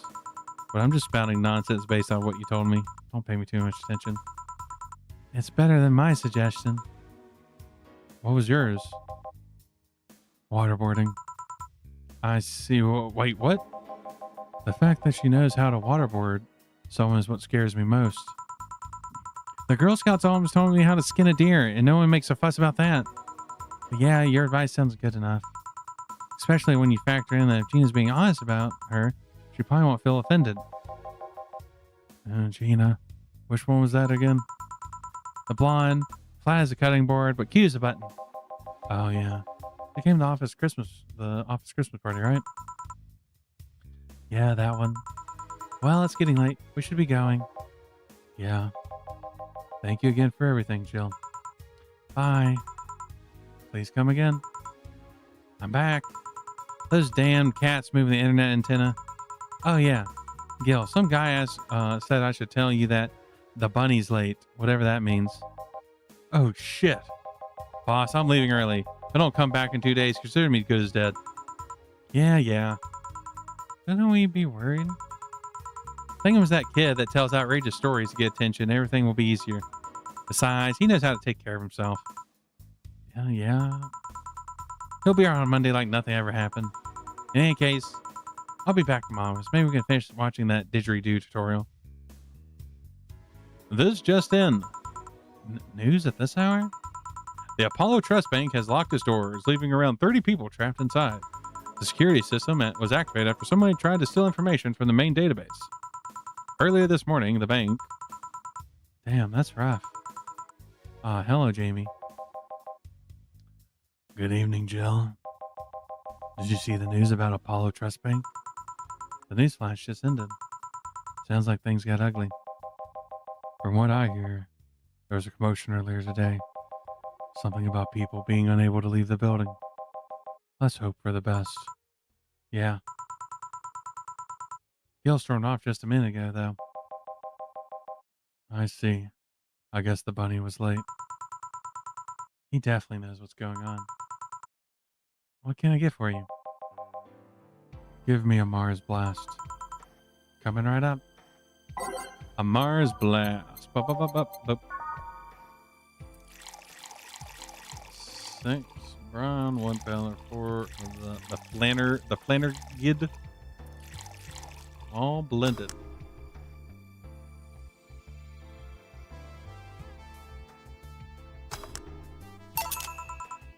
One Mars blast. Yeah, this is the one. Mars blast always seemed poorly named to me. Shouldn't it be red instead of yellowish? Then again, the whole red planet thing is still its nickname. So how have you been doing? I was working a contract, actually. About the targets inside the Apollo Trust Bank. Figured I'd simply leave him be for now. And then you came for a drink? Yeah. Our part of me wants to ask who your target is, but I'm guessing it's a secret. I can tell you that it appears to be part of a power struggle somewhere. Has Target ever made you counteroffer to go after the one that sent you? They usually don't live long enough. And also, I don't like when a target who's seen my face manages to survive. Oh, what happened? Nothing. I just suddenly thought, what if somebody sent you after me? I'd reject the contract.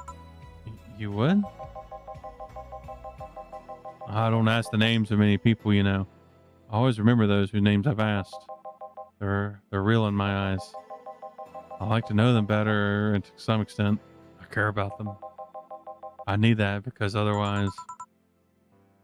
otherwise? Nothing you should concern yourself with. But don't worry. Unless you suddenly find yourself caught in the middle of a power struggle. The only way I see you becoming tangled up in that kind of mess if you find yourself too involved with gangs. Thanks for the advice, I guess. Still, the thought of people hiring others to kill someone is... I can't wrap my head around it, and I don't want to either. The world can be a dark place, Jill. Say, do you think the people in the bank will be alright? This isn't the first time a bank's had closed like that. Something is off about this. Off? How? I don't know. Maybe it's the hour. Maybe it's the fact that the news is making an unusually big stink about it. Let's hope I'm just overthinking it.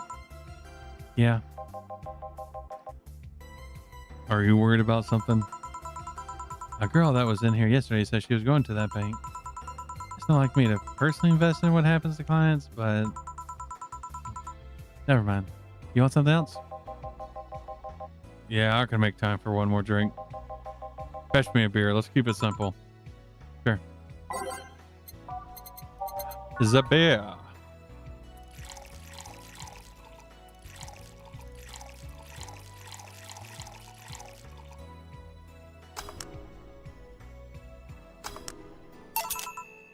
Here.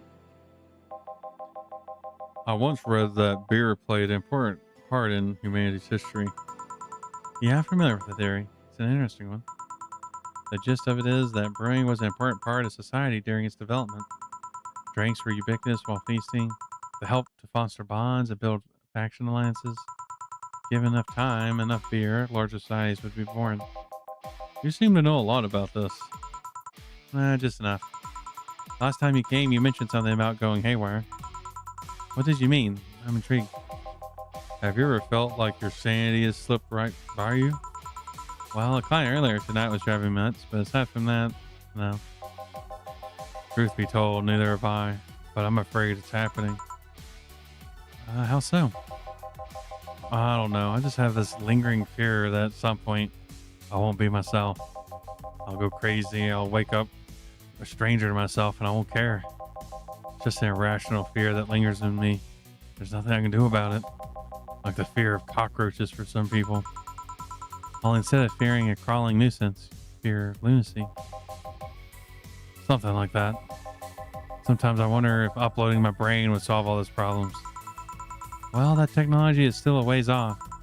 I've heard of a couple experiments regarding the technology, but it seems everything's still too buggy. I'll have to wait till it's safe then. Until then, don't worry too much about possibilities unless they're tangible enough. Otherwise, you're no better than a hypochondriac.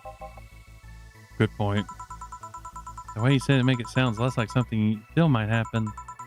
Something you're just afraid could happen at some point. That's pretty much it, yeah. Doesn't that make you saner, I mean? Or are you really on your way to becoming some unhinged maniac? I don't know if you think about it at all. You might have a point there. Well then, nice talking to you, Jill. Same here. Always a pleasure. Say hello to Gillian for me when he comes back. Please come again. Whew, all done. You want to stay here? Seems street's quite restless. Thanks, I'll pass. I have a couple of matters to attend to at home. You do? Yeah, I ordered a nano camo module for my apartment. Should be installed by now.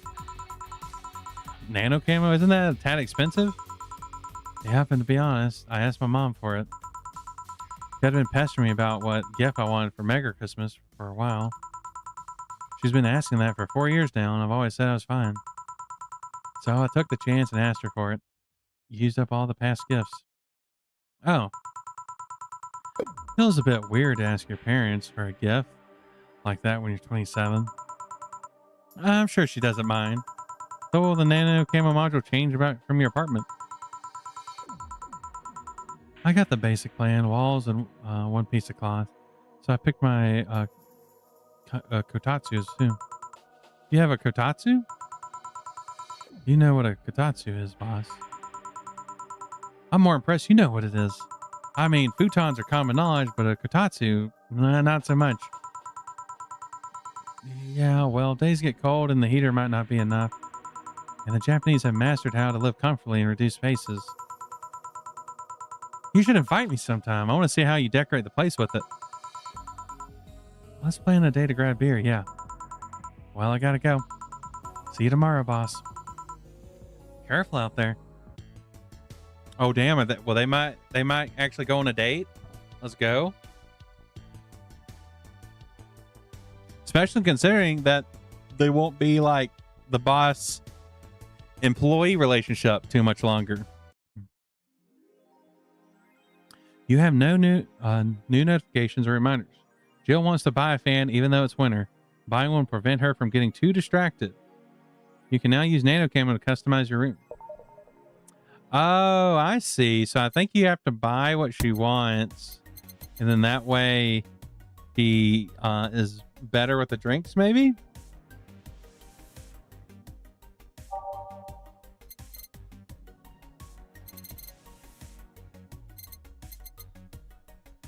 Joker Cyclone. Despite the noisy name, it's just a fan. Fans are good though, really good.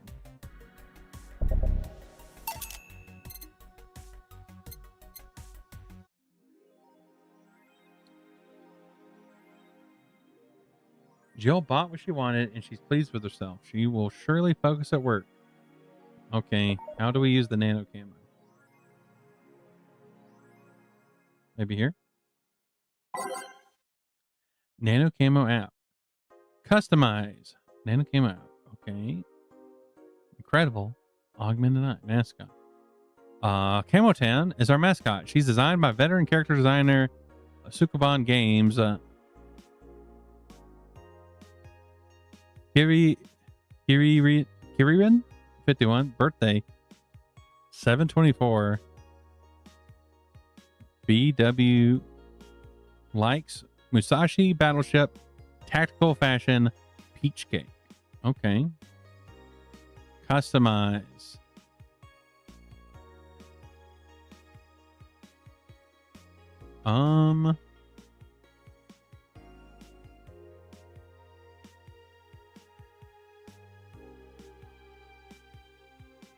Ooh, I kind of want to buy that, but I'll hold on. Let's save.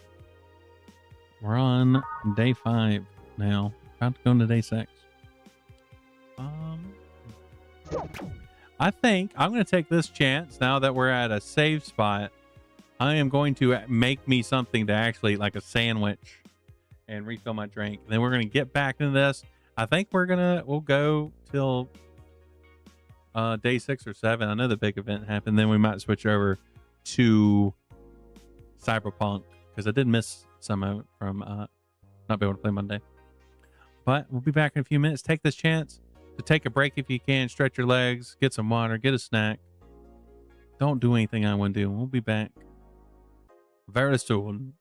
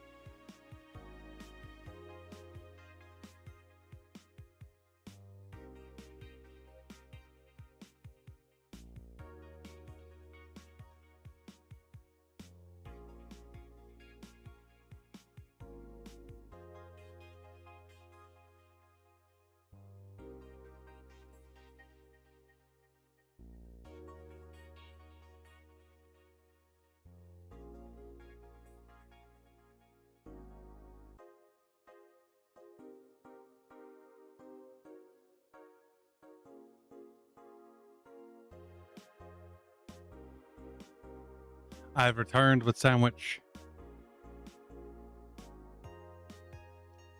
It is like an applewood ham sandwich with some funky bread. I'm not sure what kind of bread it is. I didn't think to look.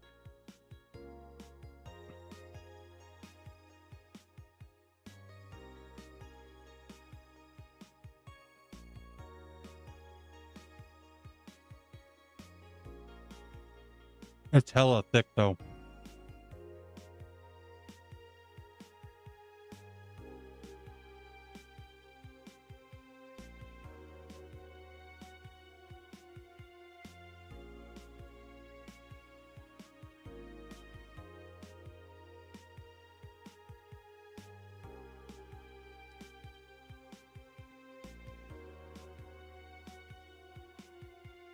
It's got like black looking seeds in it, but they're not seeds and they're like smaller.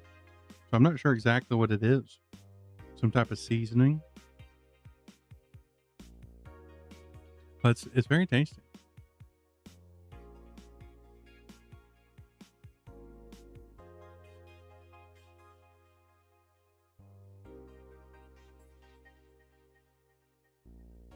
Oh, that's still on. Oopsie.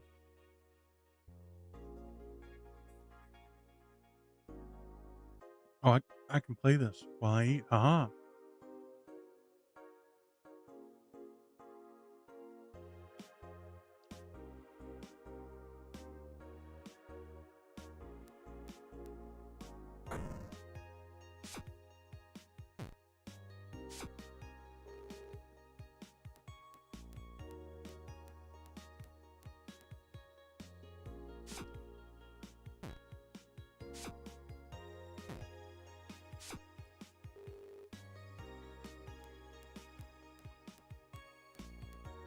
I may have made the sandwich too thick.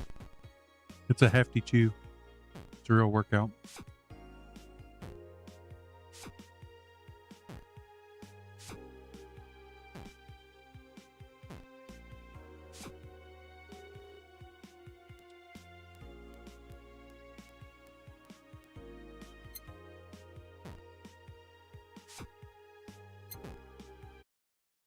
Let's peep the shot.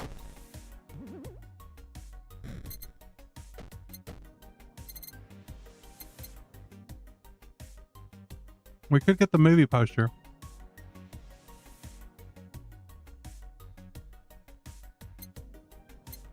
It is really cheap.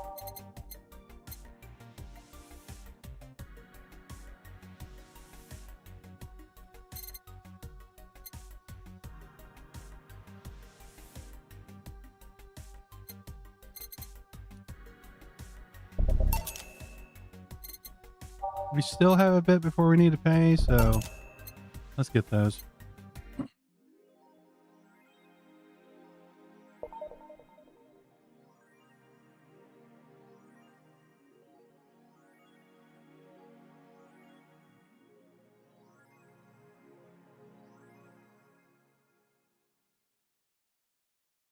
Just testing to see if there's more things like. Oh,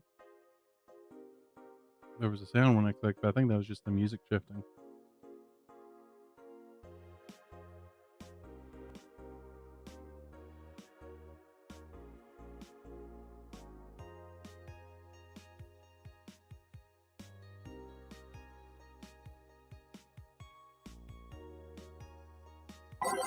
Hmm.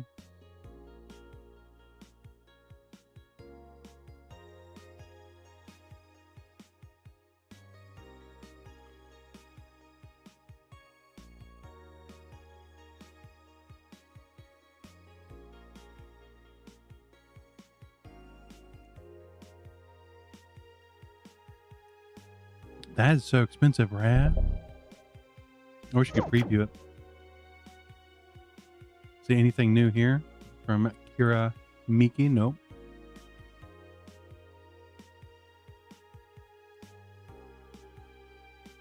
Oh my god, they have a streaming chan thread.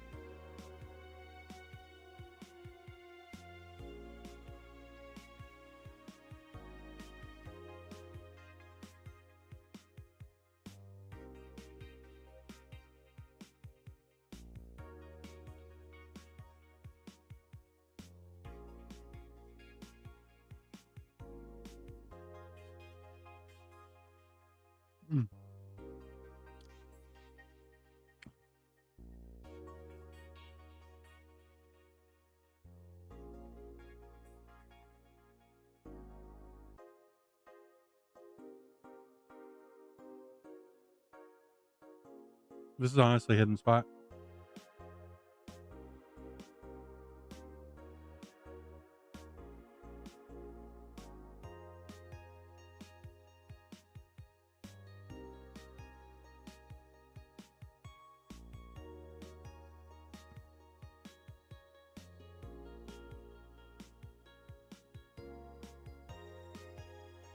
Now that I think about it, I should probably cook before stream and just have in the fridge.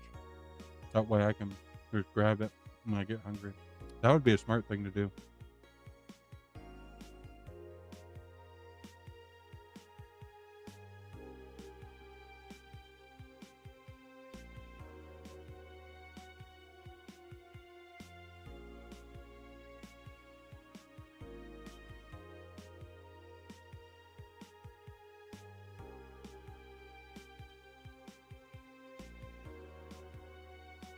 Or like I'll see a lot of like I don't even necessarily say like healthy eating, but it's like for like gym bros, meal prep for gym bros, where there'll just be like a fuck ton of burritos.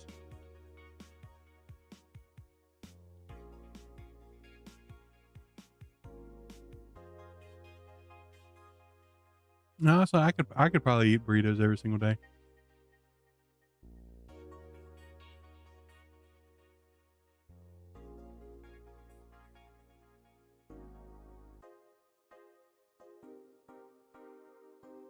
Okay, I'm almost finished.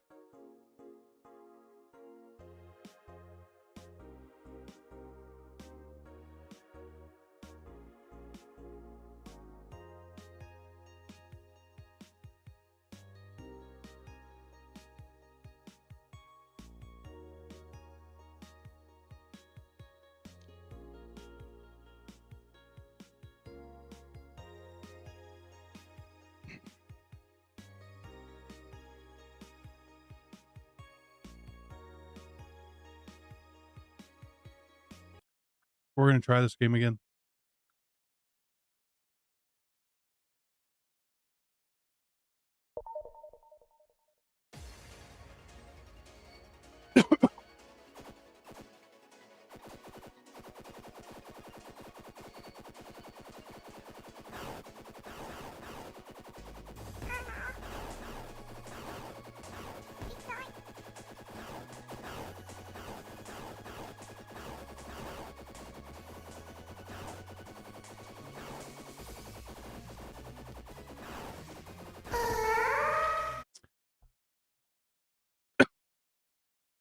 I thought I found a trick. I hacked, but it did not pay off.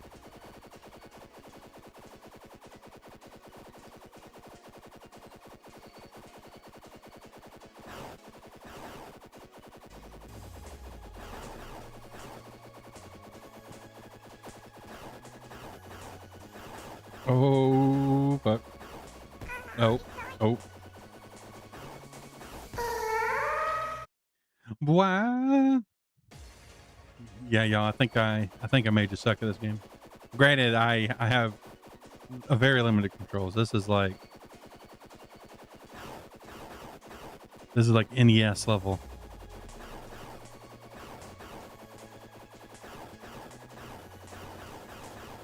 Holy fuck.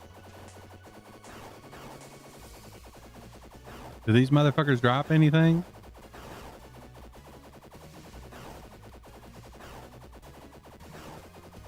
Oh fuck, fuck. Oh fuck, oh fuck. Oh, that was rough. Okay, I'm satisfied. It is time to work. Actually, no, we need to read. We need to read.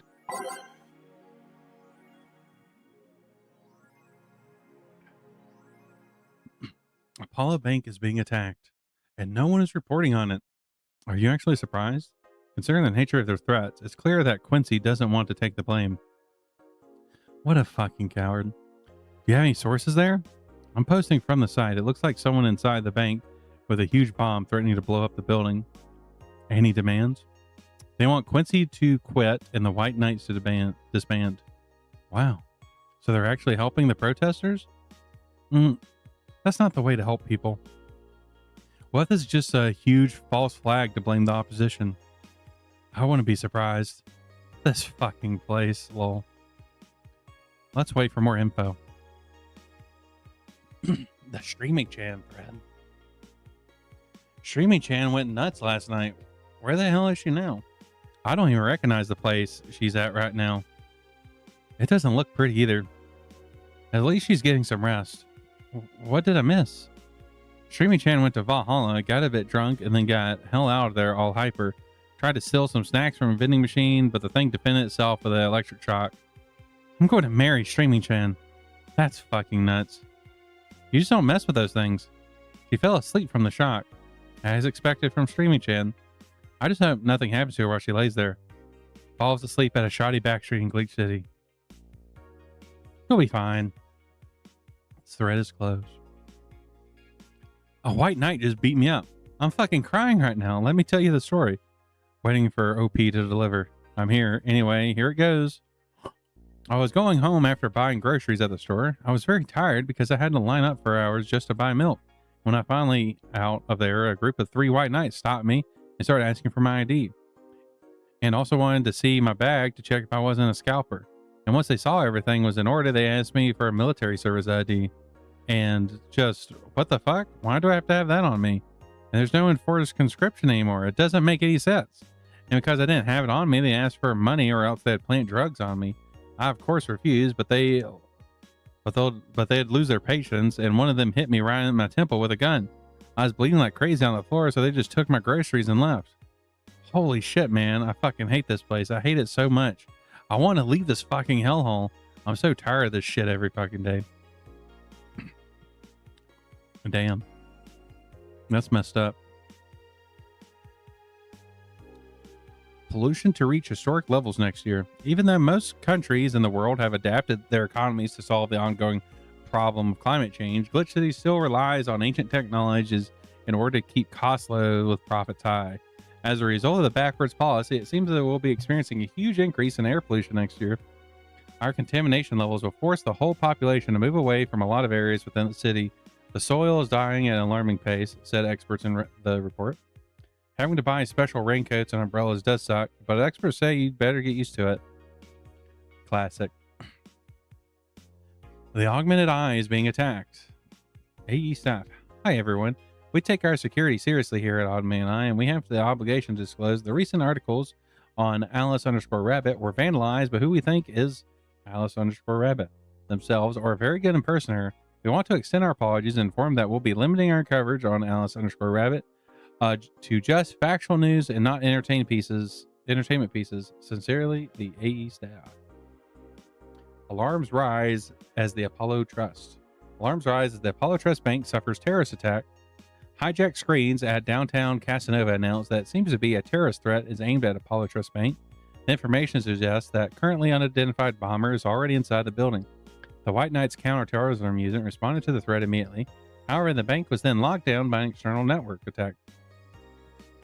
We might be dealing with a dual threat here, CTU's Chloe Bauer told AE. The bank has been sealed shut using its own disaster prevention system. However, none of the terminals at the bank were working at the time. The building is basically sealed at this point. The hostages are trapped. Yeah, that is no good. It is now time to work. I wish we could pet the cat.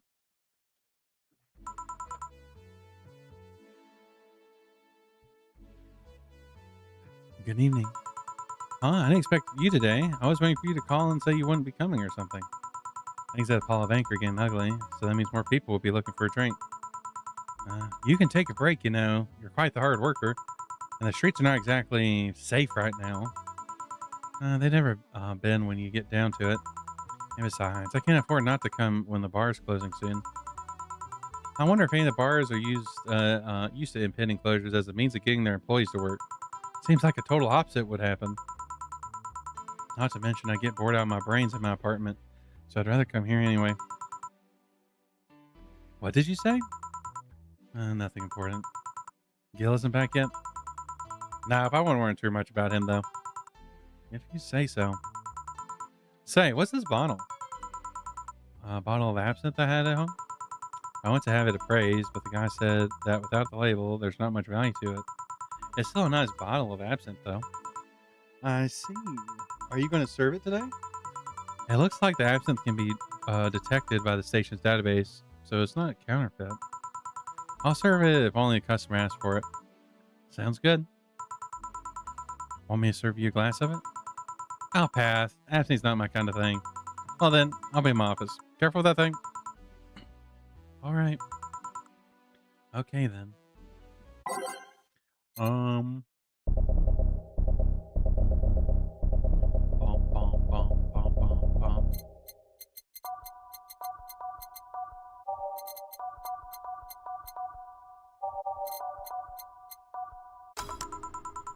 Time to serve, mix, and change lives. Wait, that's not how it goes. Sigh. No one here to retort. Man, it feels lonely without Gil here. I just hope the restlessness in the street doesn't lead to dangerous or weird types coming in. Holy fuck. Why is there just a brain in the jar? How's a brain even going to drink? Now, I'm not even sure if you'd want alcohol going directly to your brain. That does not seem good. Good evening. Holy shit, is that a record-breaking jinx? Well, welcome to Valhalla. What can I get for you? Let's see. I'll have a green fairy. A green fairy?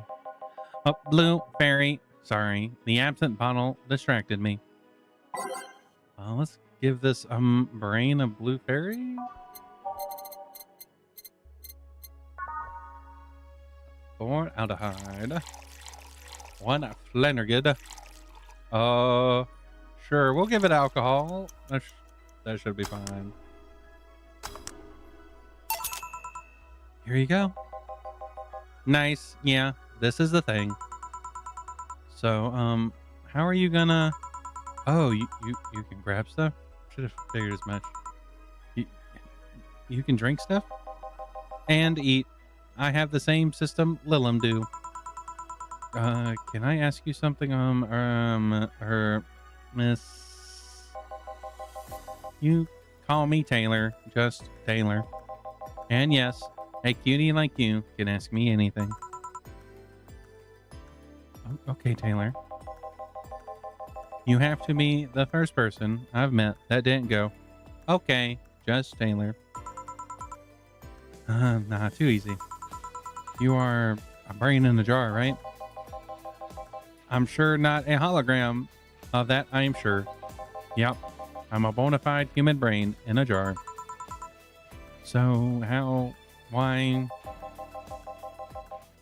What, does my handsomeness make you speechless? You're not something a girl sees every day. And that's saying quite a bit in these parts.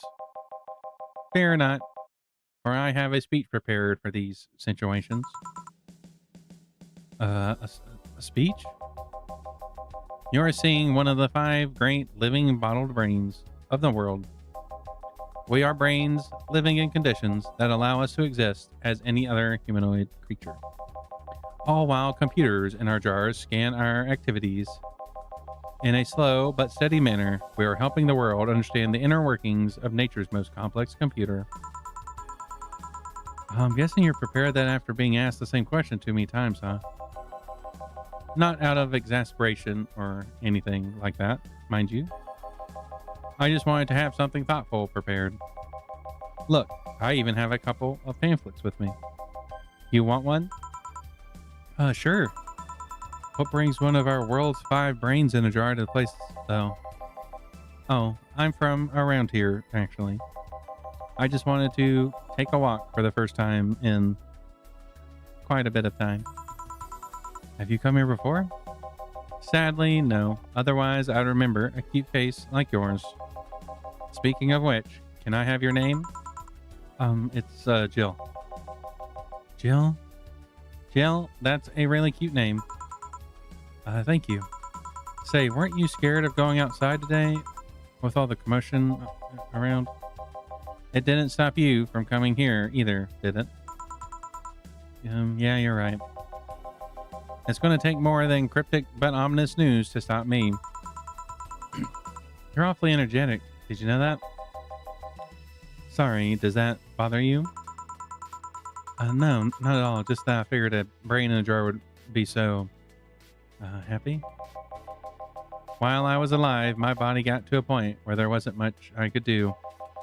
This new state of existence allows me to accomplish more than I ever could before. Plus, I'm doing something that'll help people in the long run. Wouldn't you be happy? I wonder. Do you want to make me happy, Jill? Depends on what it takes. Don't worry. Just give me a beer. All right, then yeah, I'll make you happy. One beer.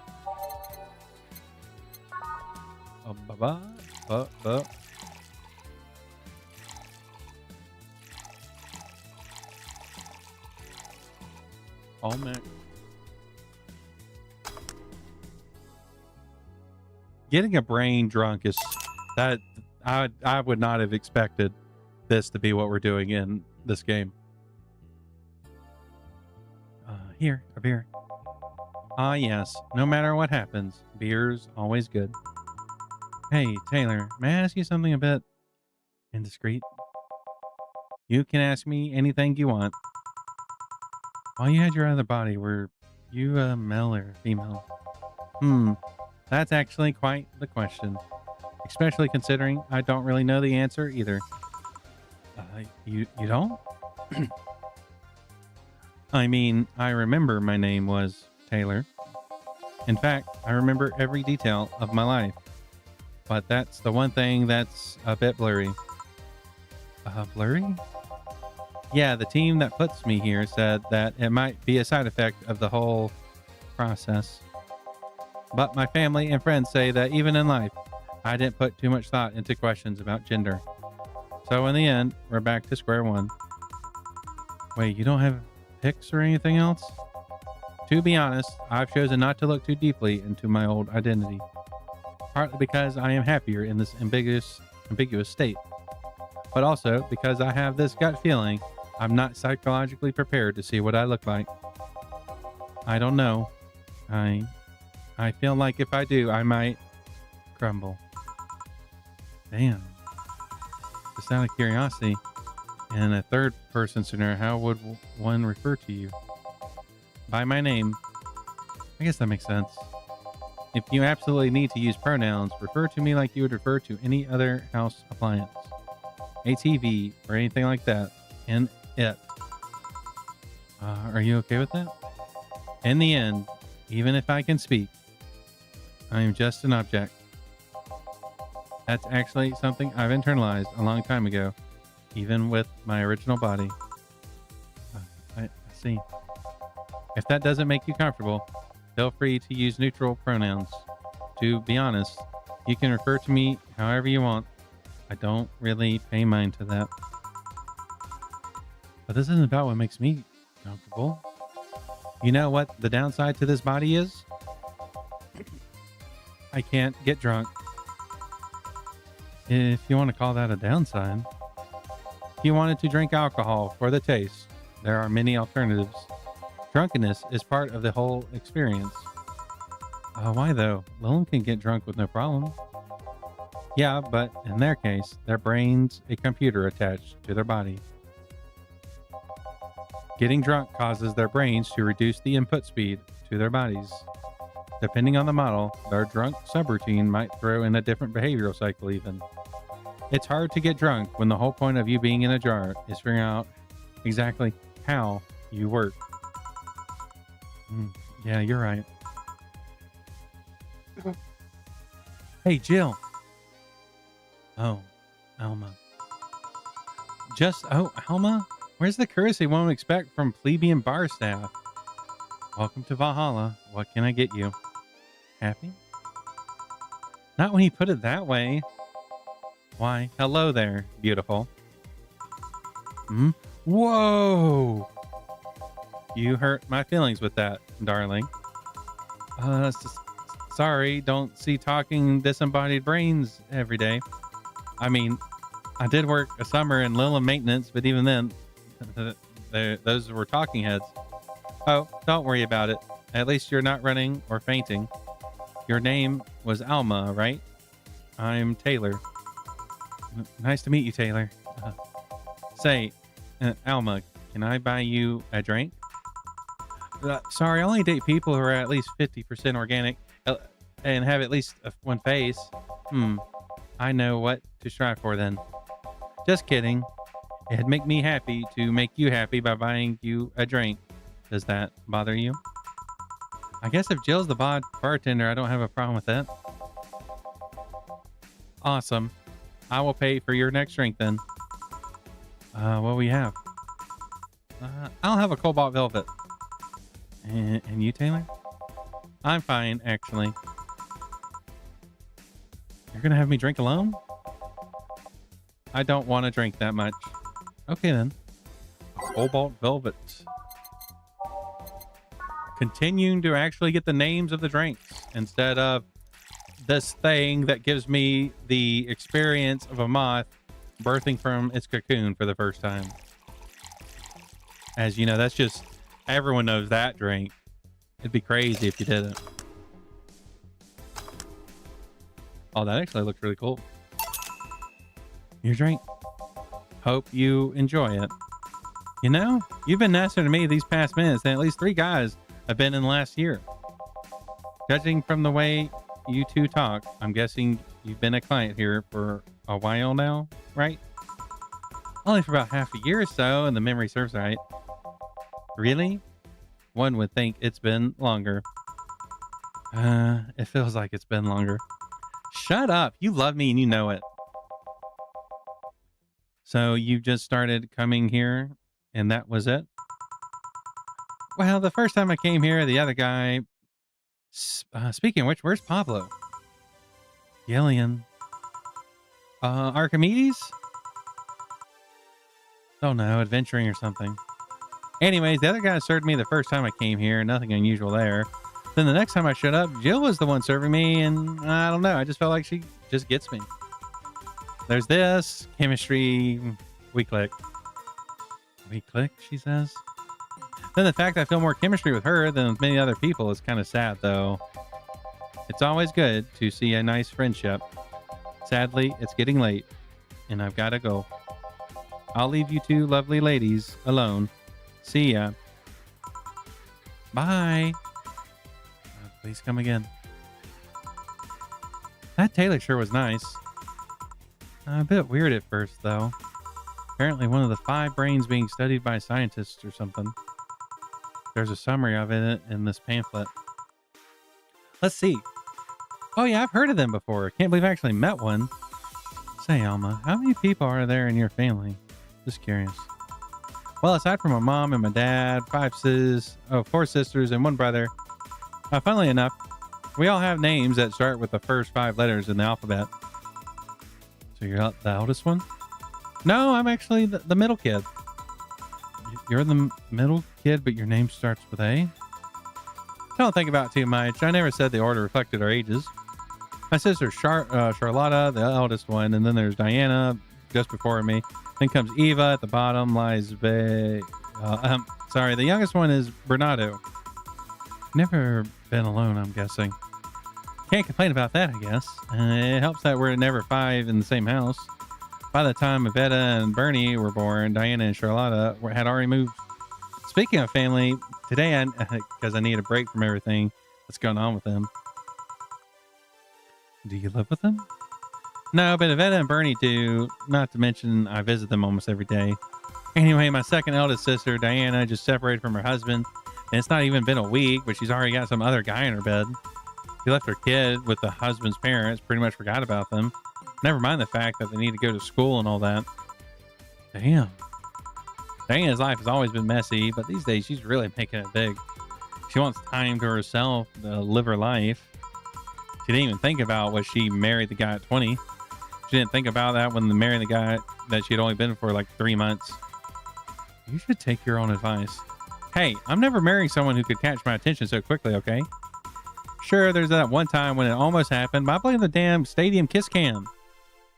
Kiss cam? I was going out with the guy my little sister induced me to. Seems like he was her friend's brother or something. We went out a couple of times and he invited me to a basketball game. Then the mood was nice, but then later the kiss cam focused on us and instead of kissing me, he proposed. Almost got caught in the mood and accepted. Huh? So I take you just rejected him in a stadium on the fucking kiss cam? We went out for like 3 weeks. I don't know. Maybe he wanted to get in my pants with the old sex on the wedding night line. But honest to God, I can't understand why he thought it would be a good idea. That sounds too convoluted, you know. Proposing and waiting for the wedding night just for sex. Never underestimate the lengths a man will go to get into your bed. I've seen more convoluted plots over the years. I'm feeling tempted to ask, but I'll pass. Want anything else? What's that bottle? Some bottle of absinthe I found at home. It's unlabeled, so it's not that valuable. Do you know how to serve it? I'd usually need some kind of spoon to perch a cube of sugar, but the station does all that for me. Do you want the absinthe then? Sure, let's try it. The bottle drinks.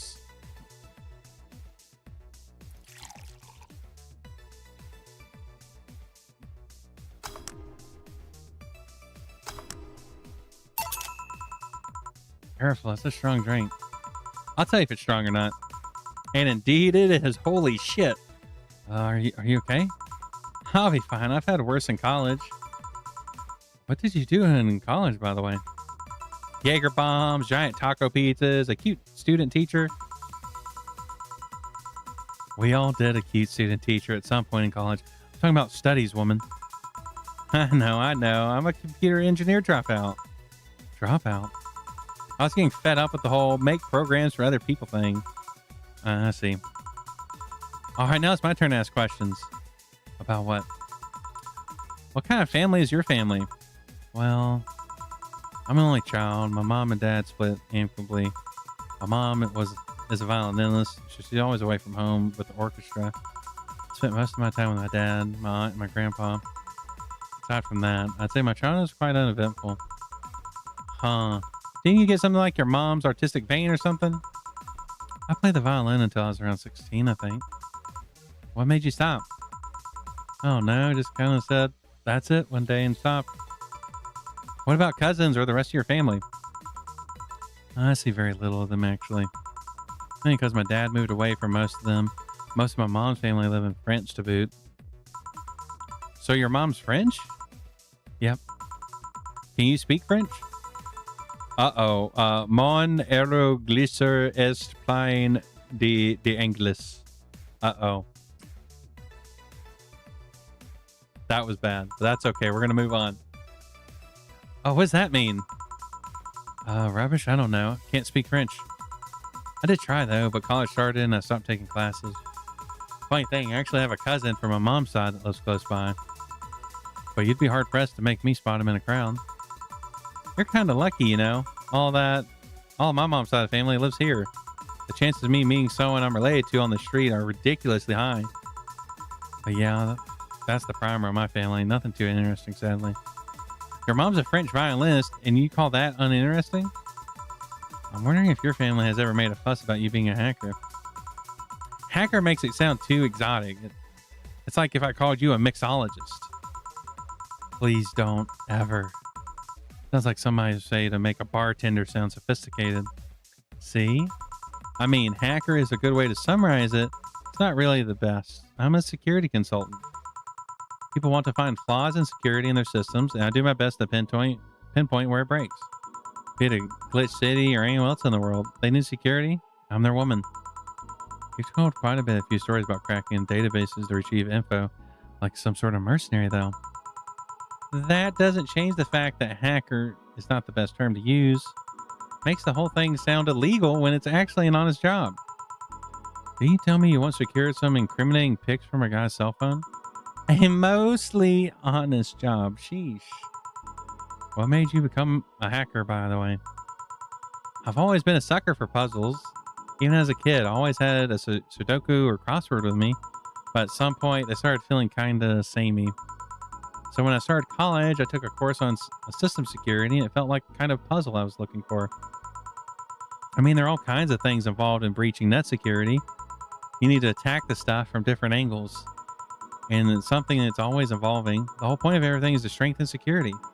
Every time you think you've got the gist of it, they change everything. So it's kind of like an always evolving puzzle. A puzzle I'll help make harder at that. Huh. I didn't think about it like that way. It's less actiony than what movies make it up to be, though. No real-time frantic typing, nothing like that. Still, seeing my code break through something, it's an amazing feeling.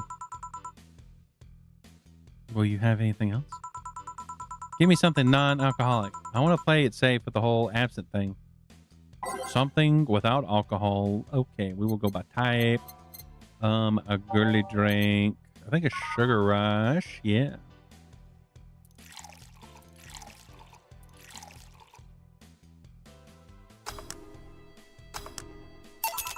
Here. I hope you haven't spiced this one up. Alma, please. Say, Jill, what's the worst that could happen if you didn't get your drinks right? Well, people have the right to not give me money. If they don't pay for it, I don't get my bonus. No bonus means less money and no tips, which doesn't help because I have to pay bills. Oh, I see. You have to make an effort to pay your bills? Nope. You have no idea how much I hate you right now. Well, my job pays pretty well, and I'm not the kind to spend too much on things other than food and bills. Maybe maintenance on my hands and new equipment, but aside from that... Oh, I know. If you have trouble with your bills, why not live with me? We could be roommates. Oh, no. Moving my stuff through the stairs because the elevator's broken. Having to move my liquor collection. Never mind the fact that my cat's a shut-in. They got very upset the one time I moved some furniture around. The idea of moving just gives me a headache. You shouldn't take things so seriously when I say them, you know. I don't, but I thought about it before. Now I need some air. I'm going to take a break. Want to come? Are you inviting me to the back of the bar? You should invite me to dinner first. Every minute you waste making jokes is time taken for my break. Fine, let's go. Boss, I'm taking my break. Call me if anyone comes in. Sure, sure.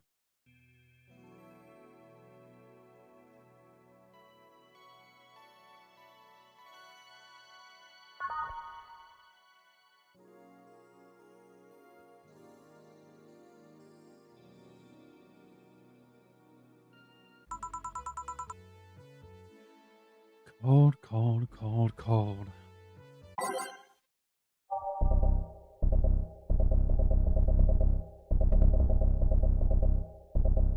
I need to switch this back over here. Oopsie.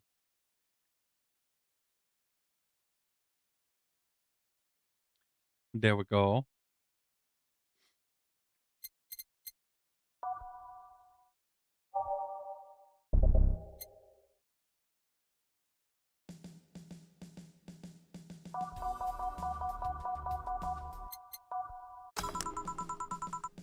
It sure is chilly out there. It's kind of refreshing. The hobo out there seemed like a nice guy. Billy Vine? Yeah, he's a cool guy. Very respectful. Apparently he got into some legal trouble and that's why he's like that. Really? He could also just be a very nice crackhead though. I have a cousin that lives like a hobo actually. Really? It's a bit complicated though. Problem is, his family has tried to get him to live with them, but his pride won't let him accept their help. He'd rather live on the streets for some reason. You can't tell with some people, sadly. Why did he become a hobo in the first place? Bad investments and debts. Bank evicted him from his house. Oh. It's a serious problem because he's epileptic attacks, but he refuses to take his medication. I just don't get what's up with him. Honey, some service here. I'm here. You don't scream. Oh, were you two hanging out back of the bar? What kind of stuff were you doing? We were just talking. Is that what they call it these days? What do you want? Something soft, something sweet. No alcohol, please. Wouldn't be the same if you just grabbed a soda from the vending machine. But I like you. Do you dislike my presence so much? Uh, Sweet and not an alcoholic, you say. All right. I think another sugar rush. Even though I'm not sure Dorothy needs sugar.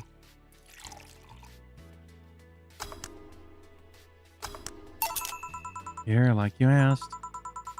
See, you don't get this kind of treatment from vending machines. Unless you're Lawrence.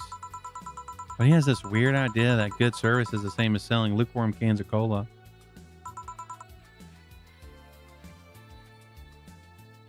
Lawrence?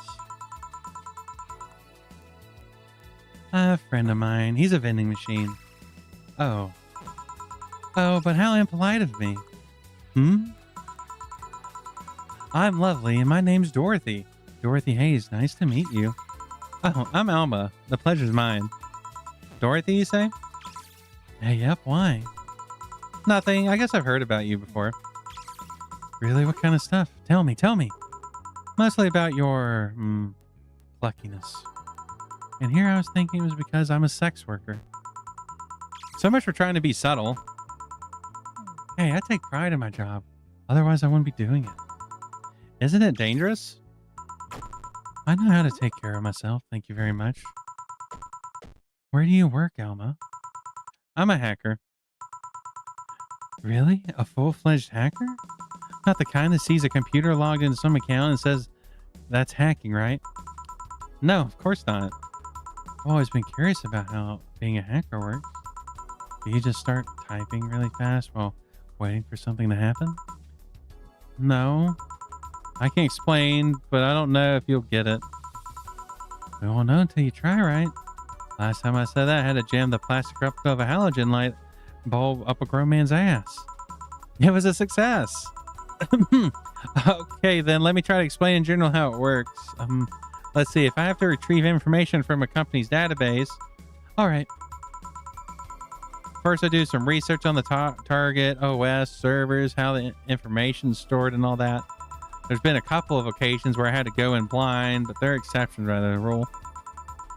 First, I secure things from my side. I start working behind proxies, websites, through other more vulnerable computers I find on the way.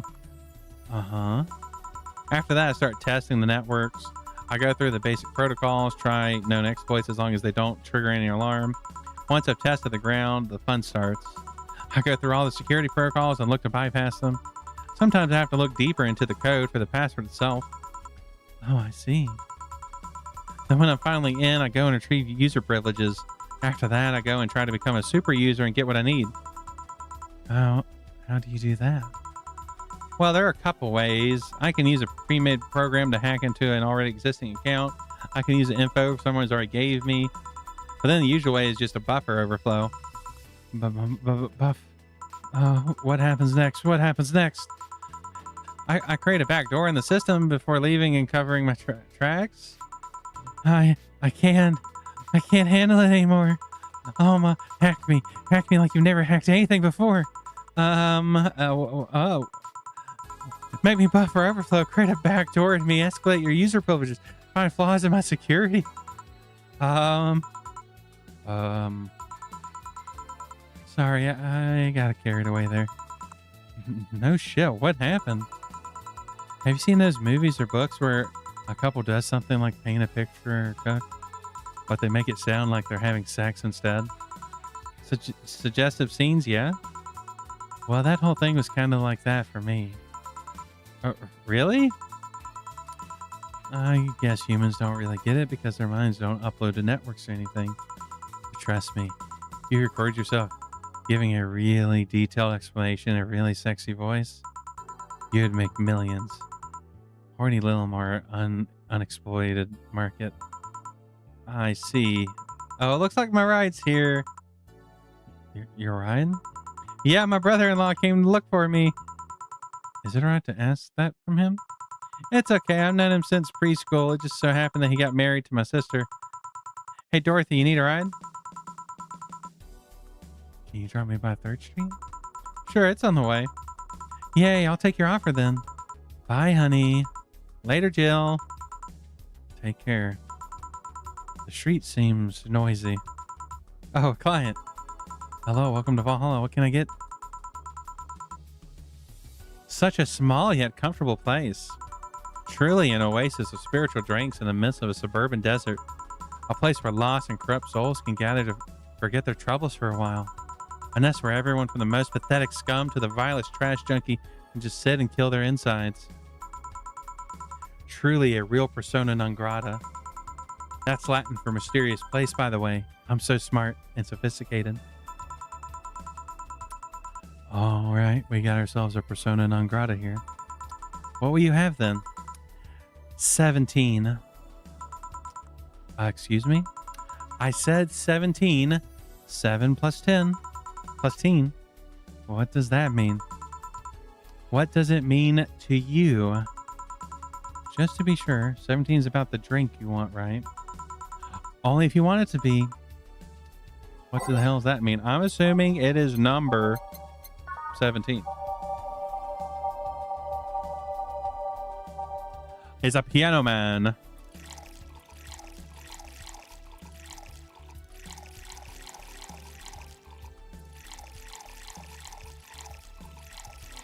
On the rock mix.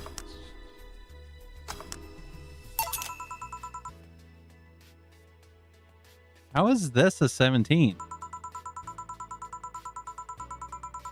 It isn't. You said 17 would only be related to the drink if I thought it was. And I think it isn't. Oh, you subverted my expectations by taking me literally. Sneaky. And what brings you here, Mr.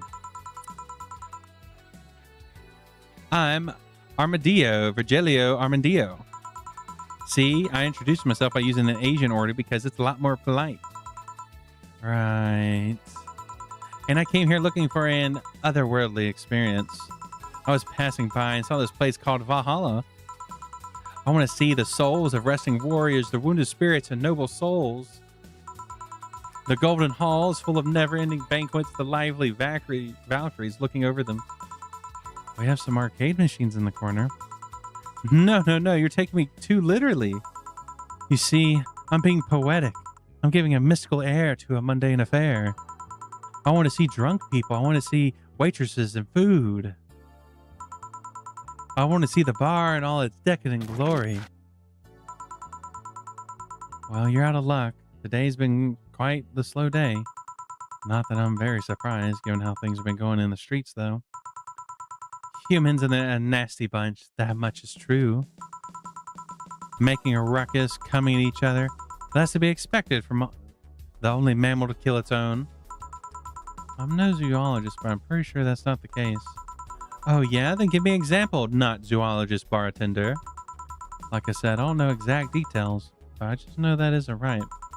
If memory serves right, once a lion takes over a pride, every cub born from another lion is killed or something. Takes over a pride. You can't take over a pride. Pride is an intangible thing.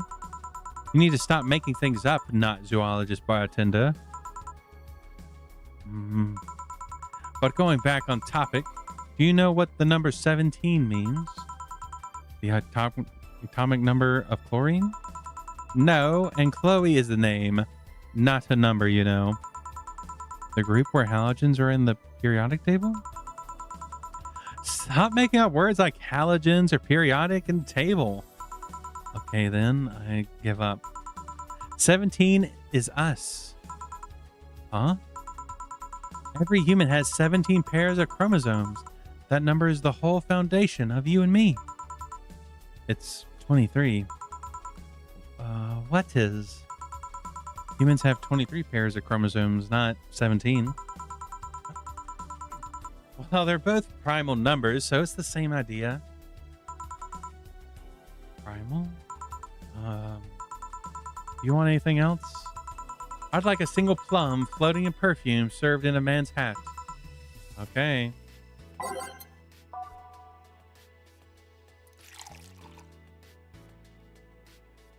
He wants a plum floating perfume in a... Son of a bitch. Here. Ha, you didn't. Wait, you did. Enjoy. I will. I'll drink this some perfume. You don't really have to. Yeah, that'd be silly. You win this round, bartender. Hey, bartender. Have you ever thought about death? Hell? What if we're already dead? Both of us. What? What tells you I even existed before I entered the door?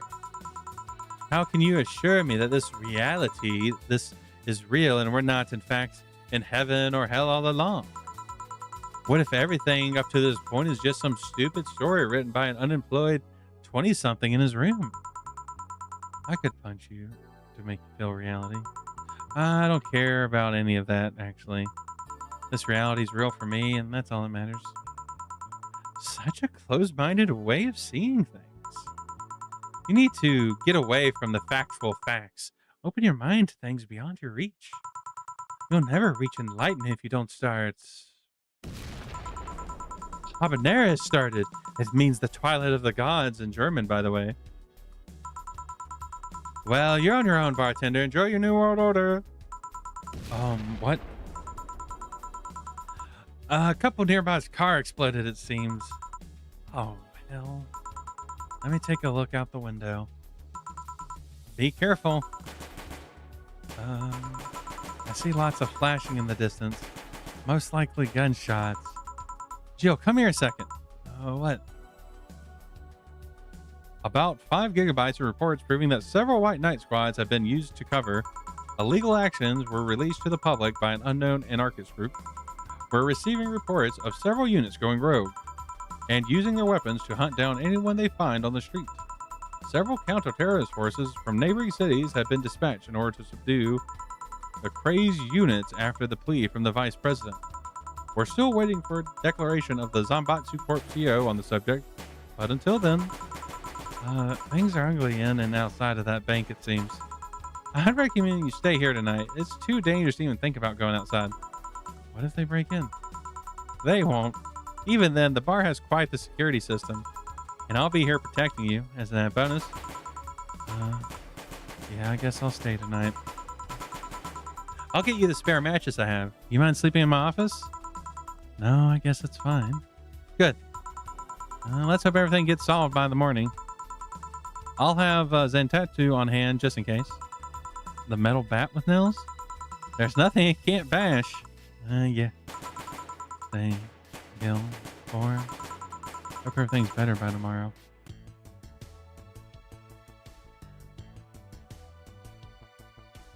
Oh, we didn't get a flawless service bonus, but...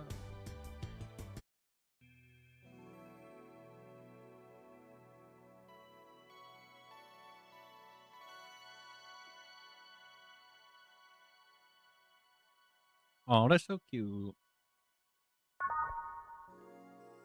It's now safe to keep playing.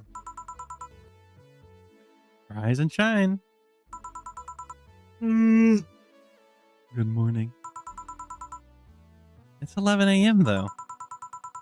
That's morning for me on the weekend. Fine. Oh, thanks for the head pats. And any other day. How's everything else on? Oh, the double head pat. Oh my goodness. Everyone be getting head pats. Still noisy, but forces have been deployed to take care of most of them at least. How so? Zanbatsu Corp's president is pleading with anyone to stop the rogue White Knights. Neighboring city forces were deployed quickly and subdued most of them. Pat!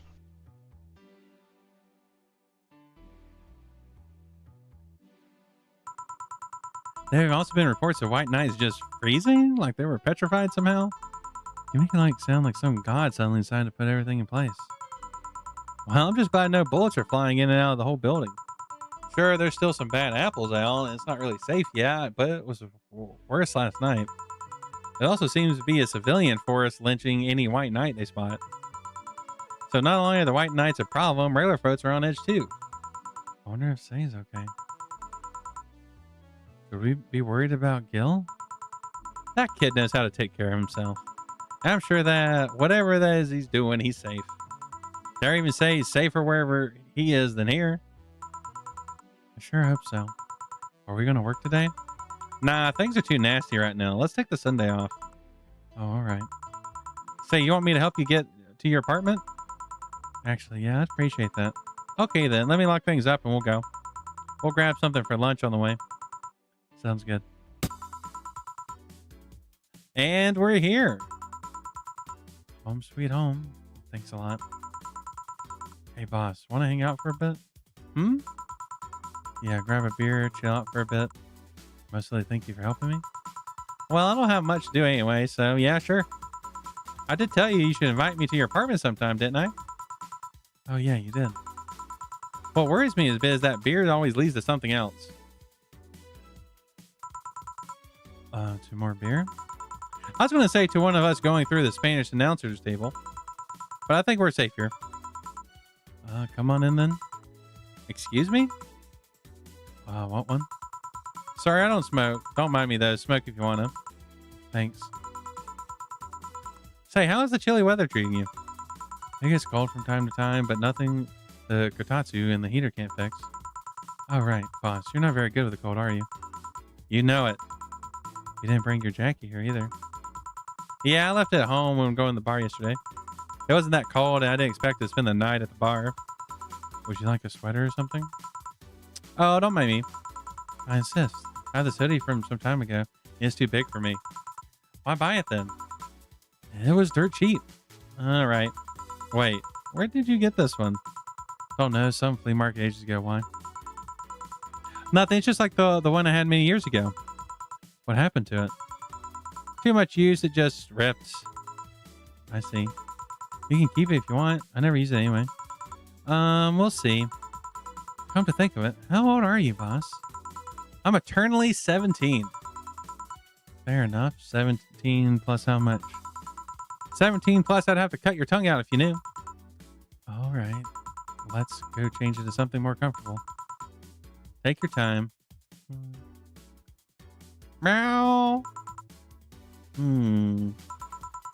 Say, Jill, there's a blue-eyed mass of black fur glaring in my general direction. Oh, that's just for her. He's just wary of any new visitors. Cats will be cats, I guess. He'll warm up quickly, though. Just give him time. He's unusual looking. Blue eyes on a black cat. They usually have green. Yeah, weird, huh? At first, I thought they were like because he was small, but they never changed. Do you have any pets, boss? Back at home, we had a bear. Ah, I see. Wait, what? Good old Bosco. He kept intruders away better than any dog. Right. This picture isn't something you see every day. What, me taking such a snappy pic? No, a framed picture on printed paper. It's so vintage. Who are these? That's, the one on the right is Lenore, my ex-girlfriend. The one left is Gabrielle, our sister. Huh. Is this pic recent or... Actually, that one's from 3 to 4 years ago. Oh. You look exactly the same. I'm only 27. What did you expect? That's why they say kids are the ones that get old. I thought it was recent because you don't usually see people displaying pictures of their exes so openly, let alone a printed and framed one. Did you two break up on good terms then? You even hesitated a bit when calling her your ex. Let's just say everything ended with a post of saying mean things and me storming out of her house, breaking a couple of things on the way out. We never broke up formally, and I guess I still have feelings for her. I just went away. Haven't said a word since. Really? That's hard to picture you doing such a thing. And you look so happy in the pic. Why have her pick out like this then? I'm just going to get my mind off something that Elma said to me. About missing having warmth of someone else pressed against your side. Using them as a pillow. Mixing your perfume with theirs. Putting your head in their chest and listening to their breathing as they pet your head. Dozing off knowing that they were there, watching you, protecting you. Oh no. I felt nostalgic, then miserable. I'll just put this away. I've been meaning to apologize, but I just feel like it's too late now. Whenever I go out, there's this fear in the back of my head that I'll meet her in the street. I don't know if I could face her again, let alone talk to her. It'd be a mess. There's never too late to apologize, Jill. Maybe. What's that on this table? Looks like an envelope. It's nothing. Nothing. No, no, please give that to me. Well, oh, all right. I saw nothing. Don't worry. Uh, anyway, let's grab some beers. Guide me. Damn, you have lots of beers.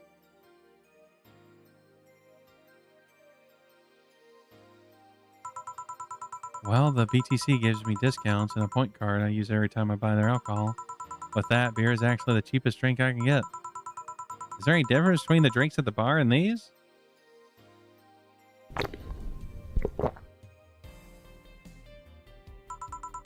The drinks at the bar are more addictive, flavorful, and also stronger than the ones they sell at the stores. And besides, the ones at the bar is more than double IPA.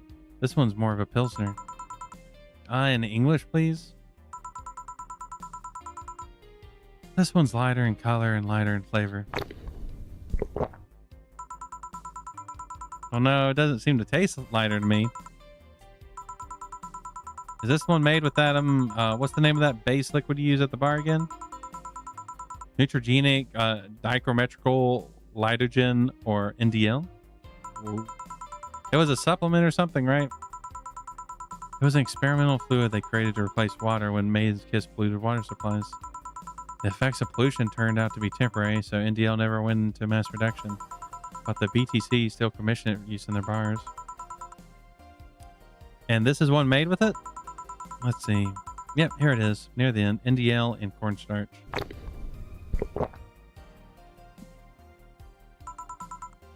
Cornstarch? Serves as a stabilizer, if I remember correctly. They needed to for packaged drinks. I see. I just realized something. What? You're a nerd, Jill. Guilty as charged. There's my alcohol collection if you feel like getting anything else. Those bottles over there? Can't afford a fancy fridge or whatever for them, so I just put them in plain sight. I'm guessing if some authority on alcohol came in, he'd stab me for crimes against beverages or something. Anyway, many of them are still drinkable. I could get you some of the absinthe I brought at the bar if you want. I'm not an Oscar Wilde kind of person, sadly. I'm more of a Theodore Roosevelt girl.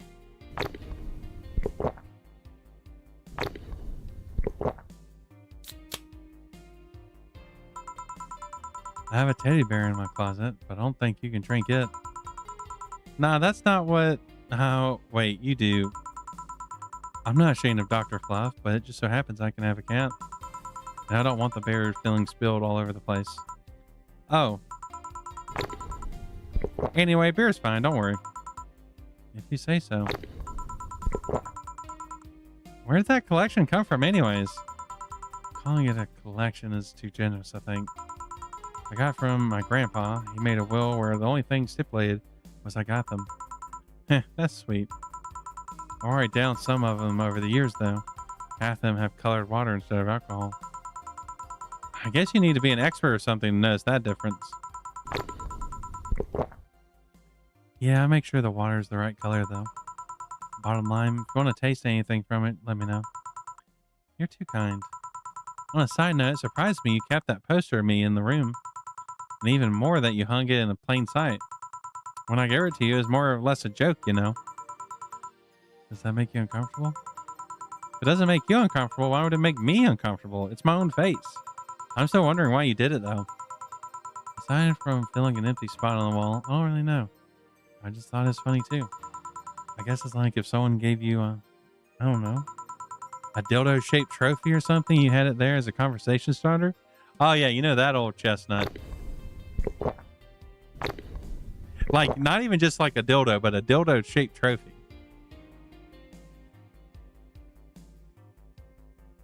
But I guess a dildo-shaped trophy could just be used as a dildo. Like, there's nothing stopping that.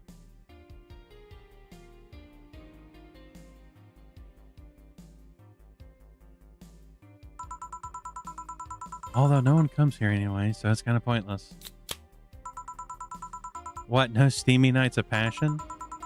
Not since a year ago, I think. I'd rather not talk about what happened then.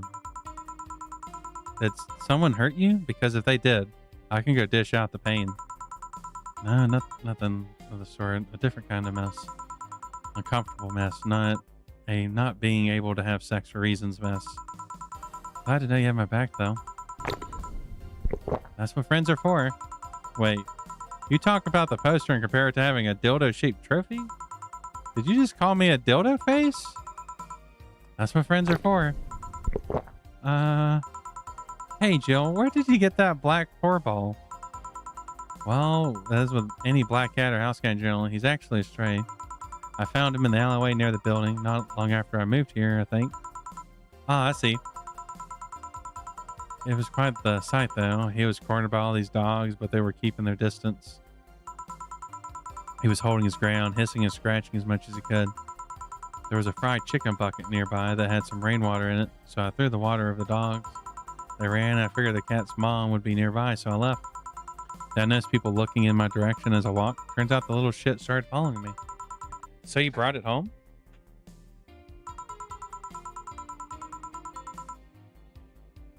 Uh-oh. Oh, my tabs. There we go. At first, I wanted to see if it could find him a new home, but having him welcome me whenever I came back was just too much for my heart, so he ended up staying. It was destiny, girl. When he came, he was so cute, though. Not like the fat mass of sleeping on the table.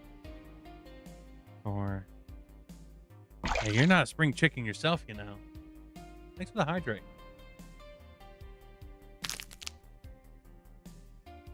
Oh, you want me to stretch too? Okay. Oh, oh, oh, oh, God. Oh, oh, that one feels funky.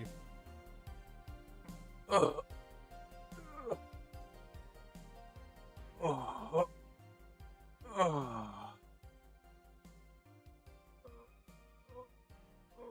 Oh, God.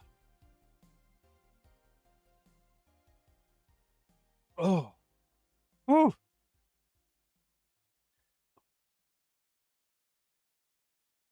That one, like, I don't know. It almost gave me like a tension headache.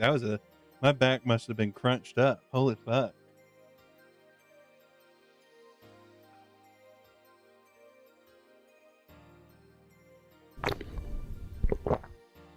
I do feel a little bit better, yeah.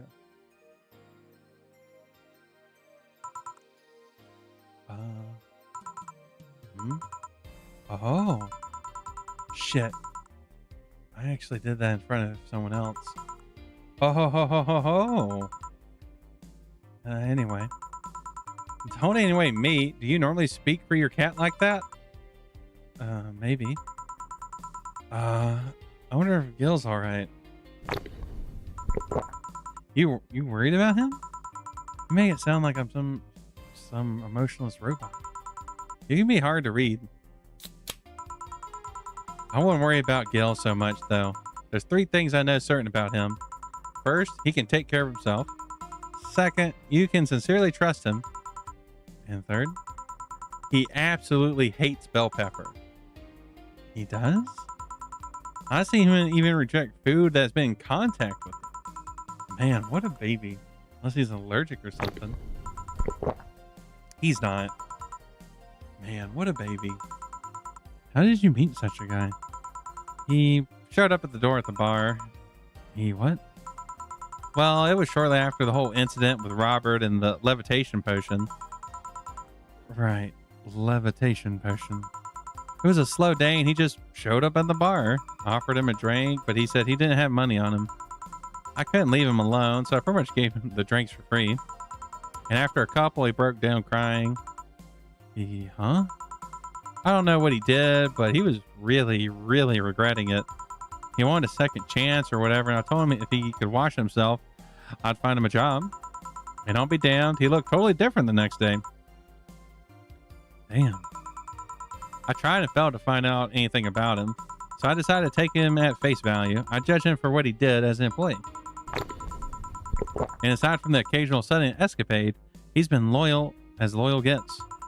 I return the favor in kind, covering his ass from time to time, sometimes literally. What surprises me is that you took him in so easily. I gotta take care of myself. I always kept an eye on him. And besides, after the whole Robert thing, I just couldn't ignore someone that desperate so easily. I see. You've made the bar more lively yourself, you know. How so? Well, with the regulars, you've earned, of course. Like that blonde titty hacker. I can't remember her name. Alma?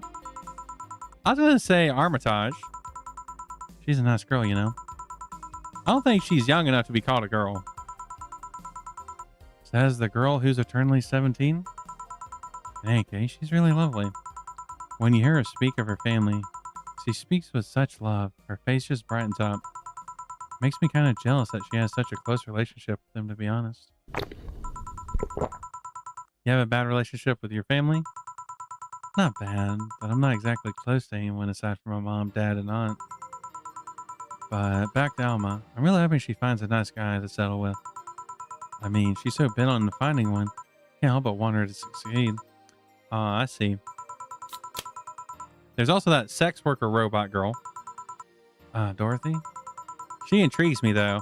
I've seen a lot of sex workers over the years, and she seems pretty giddy. It's not that she likes her job, but rather she takes it with such a childish excitement. That is not the way you want to describe. Oh, no. I've kind of noticed that, too. But then again, Lilum can be weird. You think? Lilum operating some really foreign logic. I mean, they don't really share a fear of mortality. Even if their bodies are destroyed, their minds are already backed up in the collective source. If they lose an arm, they can reattach it or replace it. Depending on the circumstances, they might even not feel pain at all. It's not like they haven't attained human-like emotions like fear or love, but they are different. Like a different culture, if you must. I didn't see it that way. Aside from that, Dorothy is a DFC-72.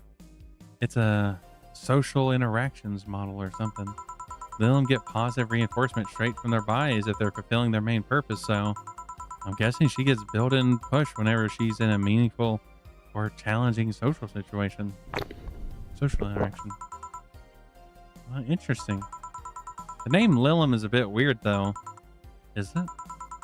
You'd expect them to be called bots or dolls, but Lilum doesn't convey an image of automation. Automatons.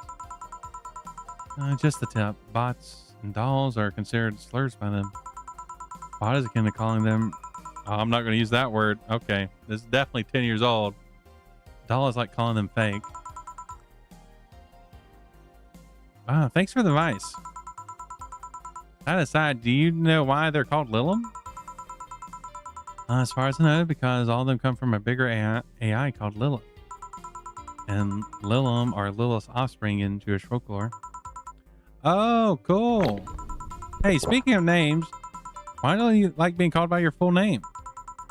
I have no idea what you're talking about. Don't act stupid. Back when you first transferred, I called you Julianne, and you almost tore me a new one with your glare. See, like that.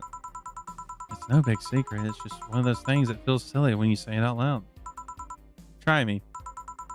Well, did you ever watch the Model Warrior Julianne? Not all of it, but my little sister's a big fan of the reruns. Back when I was in elementary school, I was a huge fan of the show.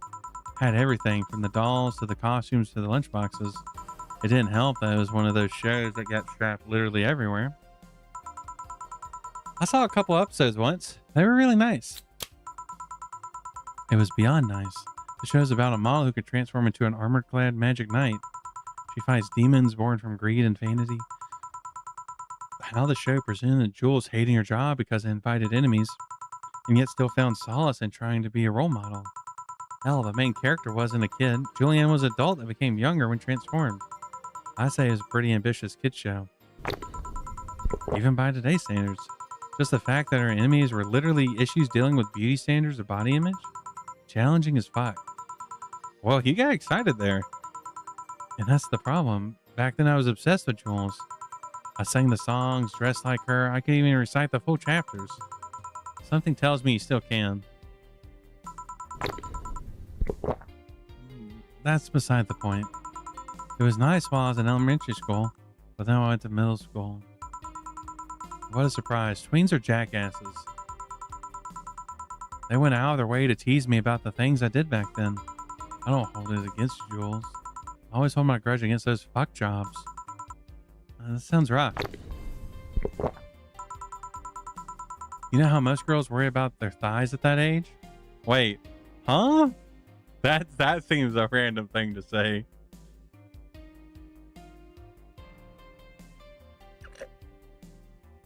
The classic teenage girl thigh issue.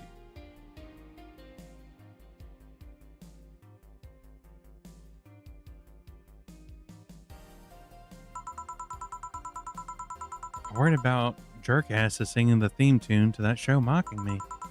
Anyway, every time someone calls me Julianne or Jules, I instinctively react negatively. Pavlov would be proud of me. I never talk about it because I found the whole thing too silly in retrospect. And yet it affects you even today. There's nothing wrong with it though.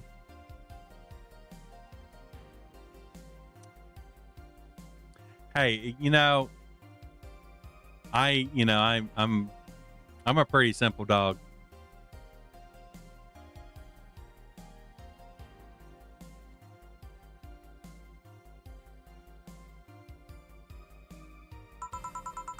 It's actually kind of reasonable. I sure hope so. Come to think of it, what kind of kid were you, boss? Oh, when I was a toddler, I was the kind that was always fight the kids bigger than me. Then puberty happened, and I became the Merriam-Webster definition of shallow jerkwad. Around the time I turned 16, I realized that what an idiot I was and went to become who I am today. And the less I talk about those years from 12 to 15, the better. Yeah, I think I'm pretty cool. Fair enough. So, Jill, what kind of guy was your grandpa? He was rough around the edges. The kind of guy that means well, even if he says otherwise. He seemed to have a soft spot for me, though. One moment, he was congratulating my dad by berating him a little. And then next, he was playing with me. My dad worked a lot, and my mom was always traveling, so I spent most of my childhood with him.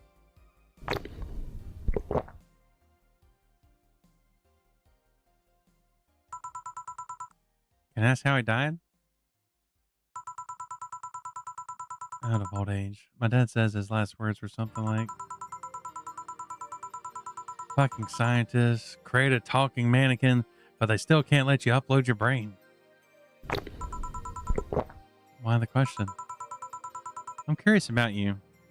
Really curious. I just realized that even though we see each other almost every day, I know very little about you. Oh.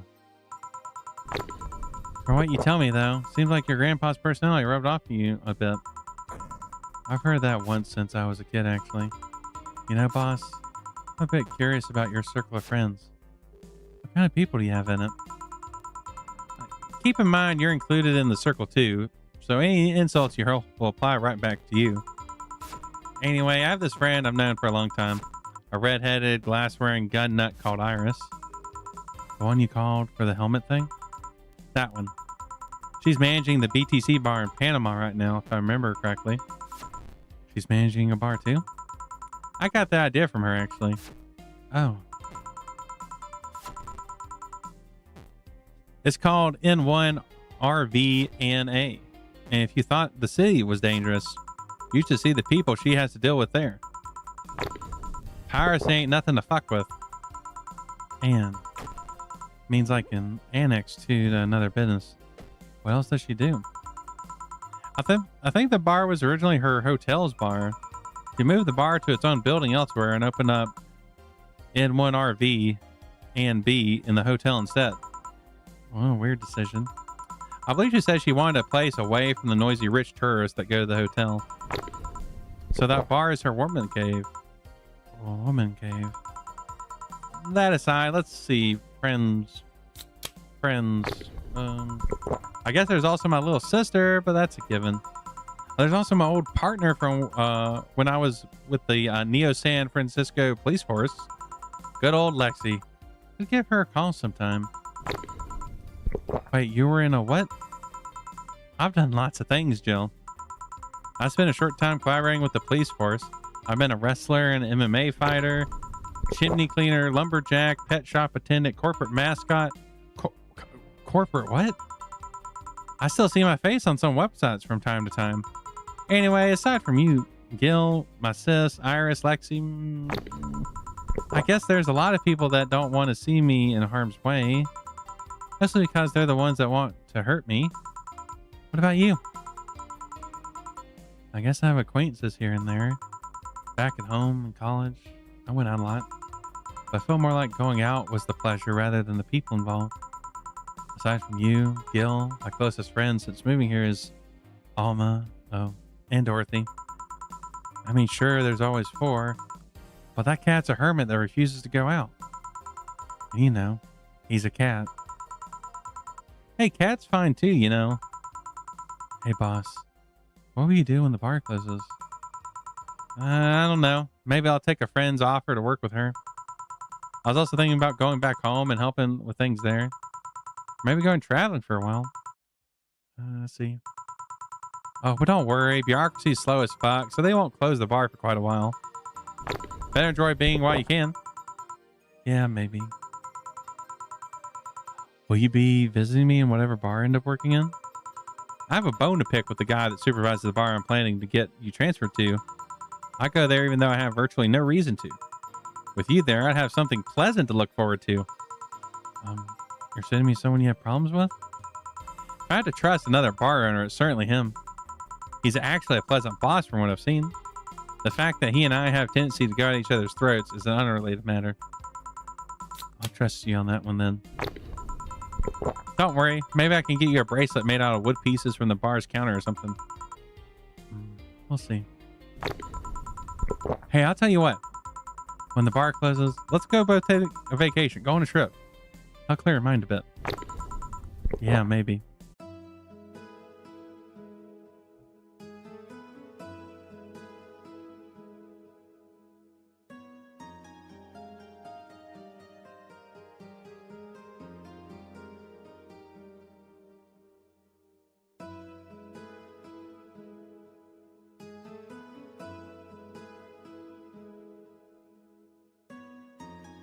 Chapter 2, Armitage. Wait, that was just the first chapter? Holy fuck. This game might be bigger than I thought. Wait, what? Your electricity bill will be sent out on the 24th. Please make sure you have the 8,000 needed. Jill is curious about the Daruma she saw. Getting one will prevent her from becoming too distracted.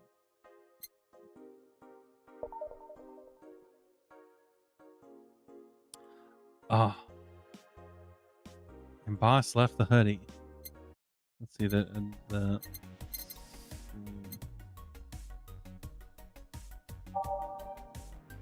was it? The Dorama? What is that? I mean,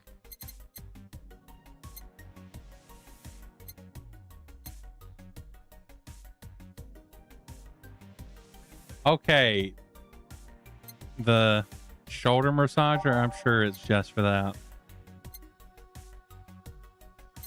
How much is that? $4.50. The cutesy game poster. A poster of some cutesy game about a pink-haired witch flying on a broom. I'll go ahead and get that.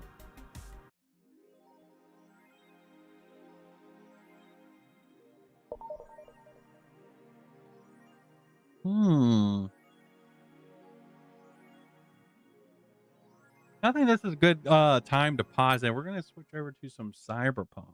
I think that's what we're going to do. Oh, that's not how I save. I need to open this.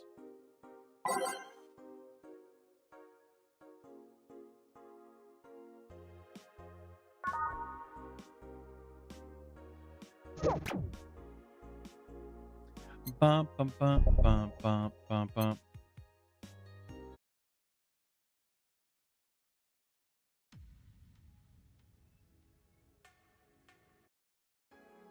Let me leave. Okay. Okay, doke. Yeah. Honestly, I really like that conversation on the bots. I feel like, you know, it haven't gotten too much to learn about the bots. And honestly, we still don't know that much outside She's had a crazy ass life.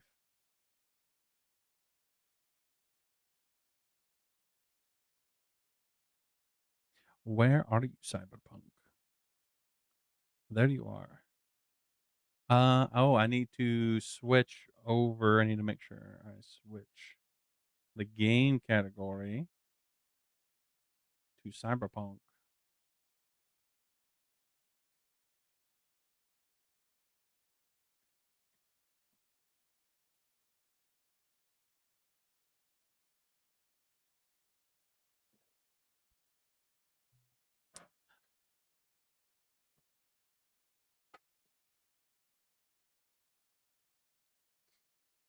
Oh yeah, I need to switch.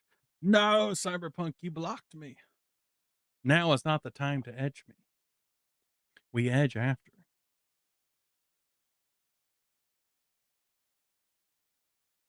Why are you not letting me switch over? Cyberpunk, please.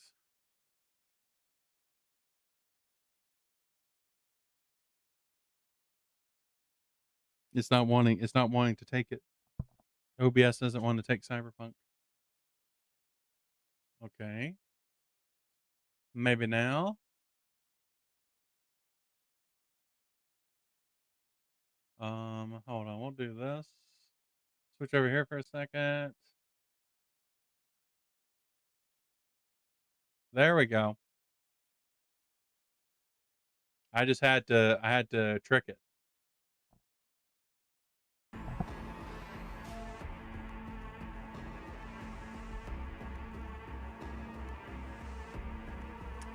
And let's see, last time we had finished the quest with Clara, I believe it was. And we got the Beast vehicle. Welcome back. My guest tonight is Lieutenant Sarah Kokoski, spokeswoman for the NCPD. Hi there. Welcome to the show. Hello, Ziggy. Thanks for having me.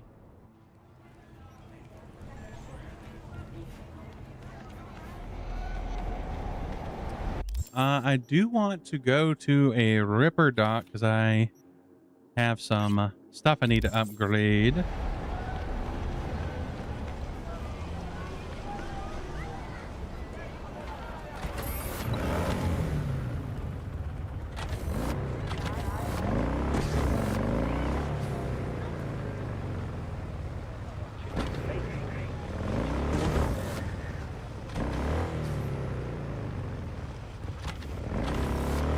Uh-oh. I was getting too excited. That's a common problem I have.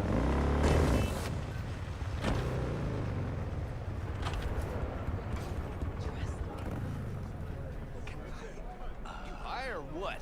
Think you already did. I don't think I'm high, but you never know.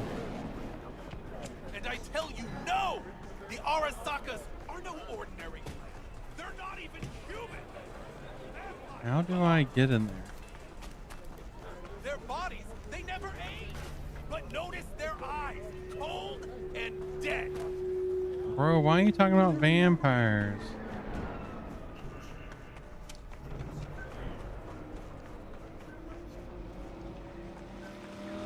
How the fuck?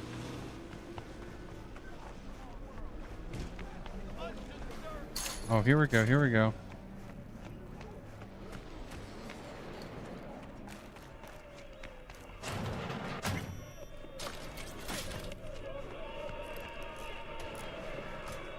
Was thinking about swapping some chrome.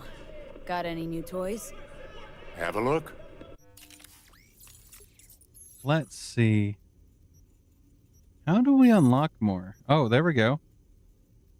Mantis blades, thermo gorilla arms, monowire. Wait, monowire. Monowire is an arm replacement software that allows you to whip multiple enemies at once from a distance. Deals physical damage. Bleeding chance. This. That is cool. Let's see. Gorilla arms. RPG game window. Why? Oh, thanks for that. Why is it doing that? That's really weird.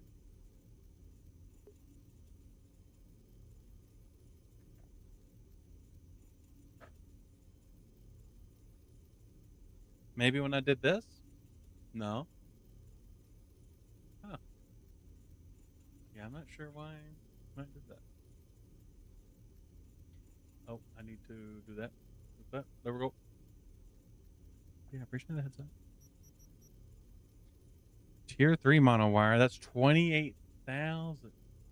When I switched. At least from when I was doing the tutorial and explained it, the only way it's supposed to be able to pop up is if I actually go onto the window and like touch it. Maybe I accidentally clicked it when I was moving stuff. That is possible. Electrifying. Are you sure you want to buy and install this implant? Yes, I am. Holy hackers. That was expensive.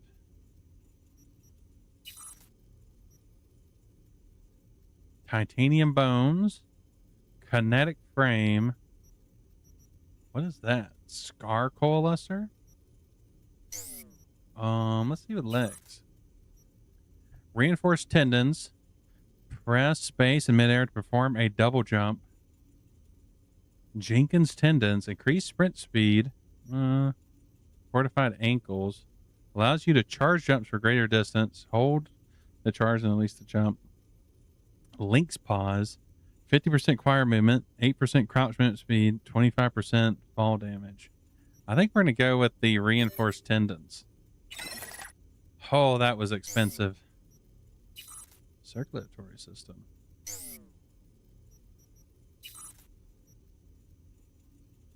Upgrade to tier 3.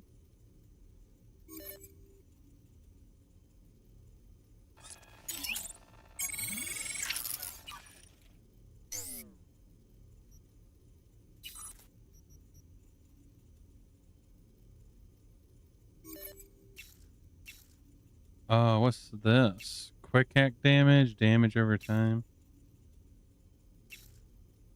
Let's do the quick hack.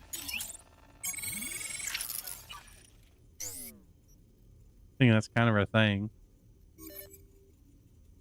Quick hack damage, ram regen went from neutralizing an enemy. More damage over time.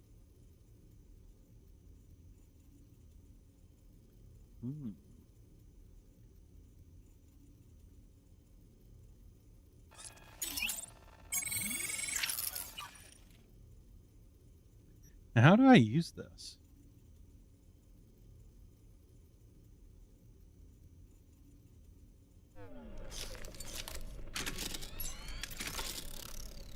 Oh, a float? That sounds fucking good.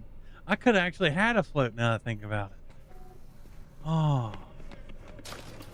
I fucked up. I could have had a Dr. Pepper float. That would fuck so hard.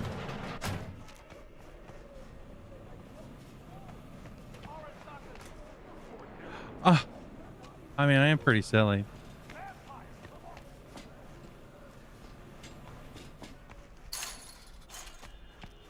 I can't argue that. Did I just hear someone moan?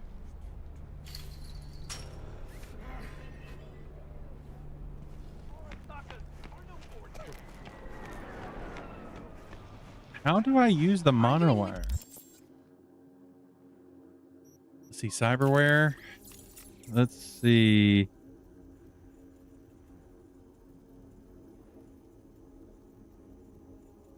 I'm not seeing a button for it. Maybe it's like, let's see, key bindings. Let's see if there's like a cyberware weapon thing.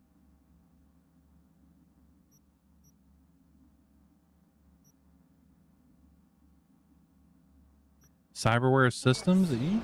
You started it. No. Where did I park my motorcycle?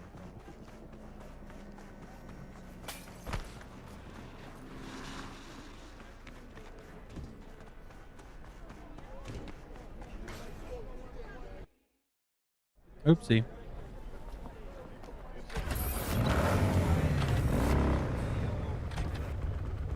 Okay, let's see what we're going. What I want to do. What is stadium of? Hey, if you want to crash a party, I can respect that. Sometimes this party's kick the most ass. Just watch yourself. This ain't your uncle's barbecue. One wrong word, one false step, there could be blood. Wait, we'll do beat on the brat. Find the ring in the glen.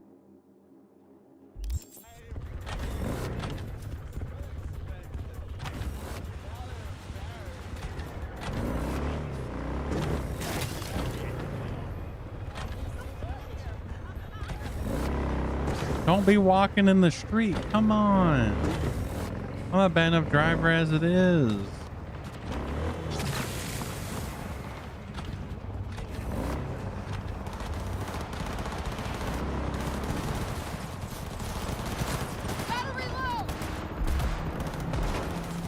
Let's see what's going on here.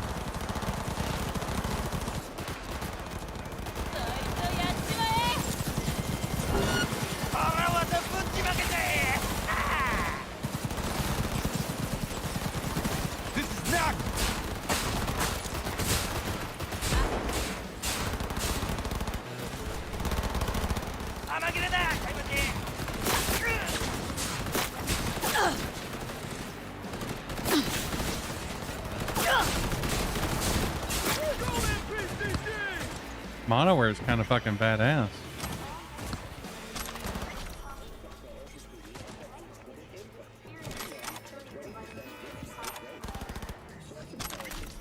Okay, we don't need more shooting. Gotta reload. What are you shooting?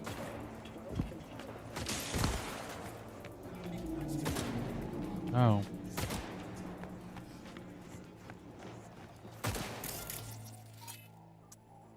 Well.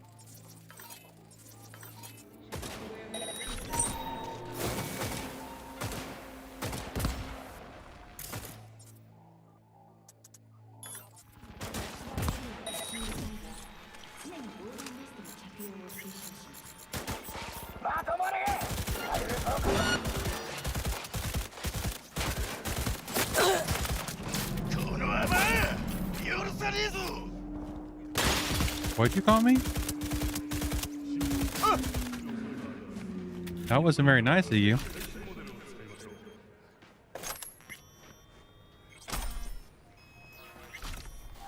Cyberware capacity increase. Let's fucking go.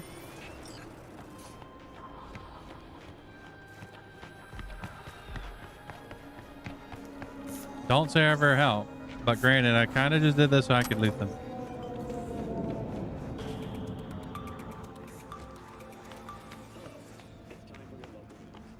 Did someone knock over my motorcycle? That is fucked up.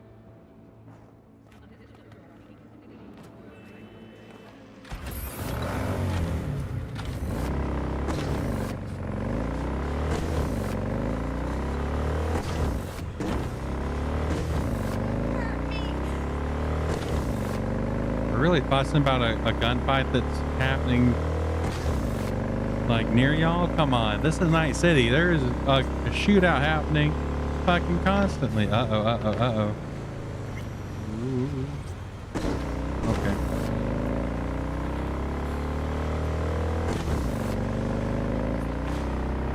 Holy fuck. That was quite the jump.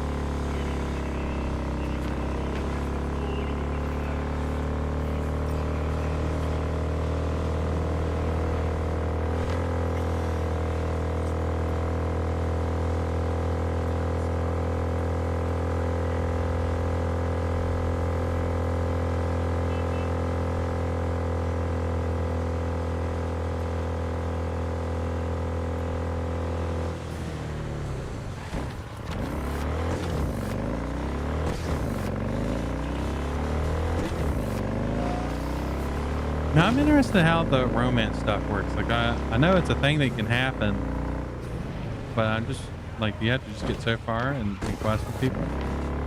Oh, pause. Ooh. Oh. Look, I'm sorry. I didn't mean to. Cut me some slack. Help, police! Don't call for the fucking police. Come on, don't be a bitch.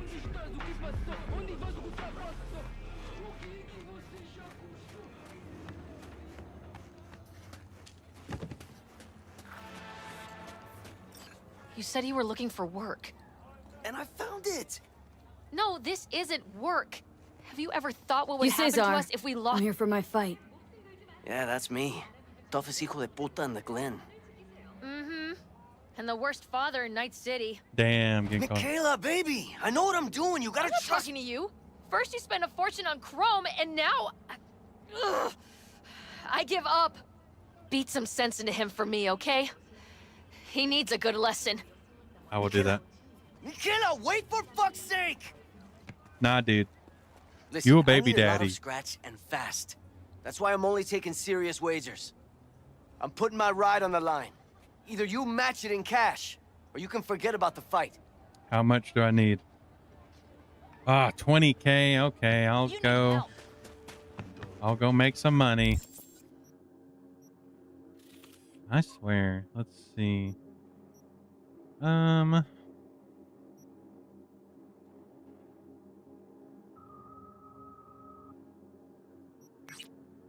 We'll go deal with this cyber psycho. Wait, actually.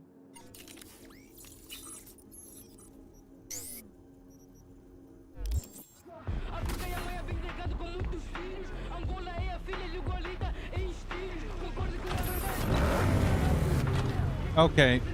Y'all kind of blocking me.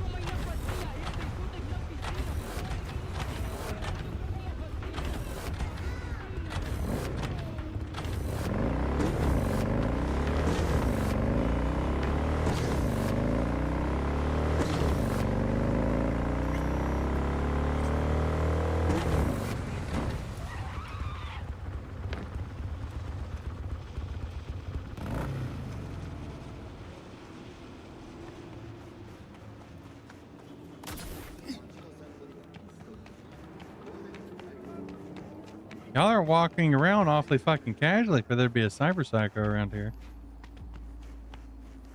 Oh, interesting. That is a very interesting advert.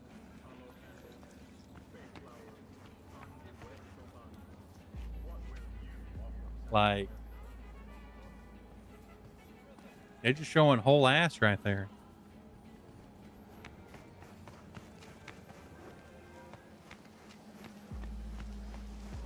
She's lost her mind!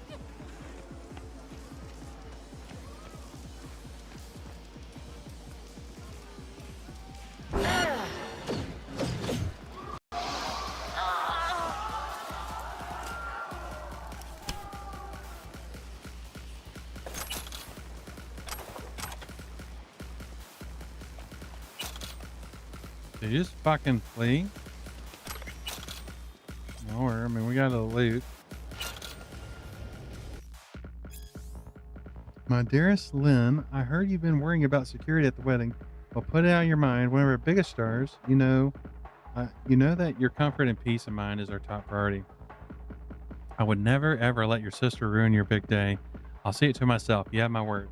Your safety comes first, and that will never change. Even if you've lost your looks, your talent, never, no matter what. Besides, Dow's in a coma and will only wake up once you and Kenny are out of sipping watermelon mojitos on the beach. So chin up and don't worry or you'll get the fine lines. Remember, your skin needs time to recover after a transplant. Yours truly, Celine.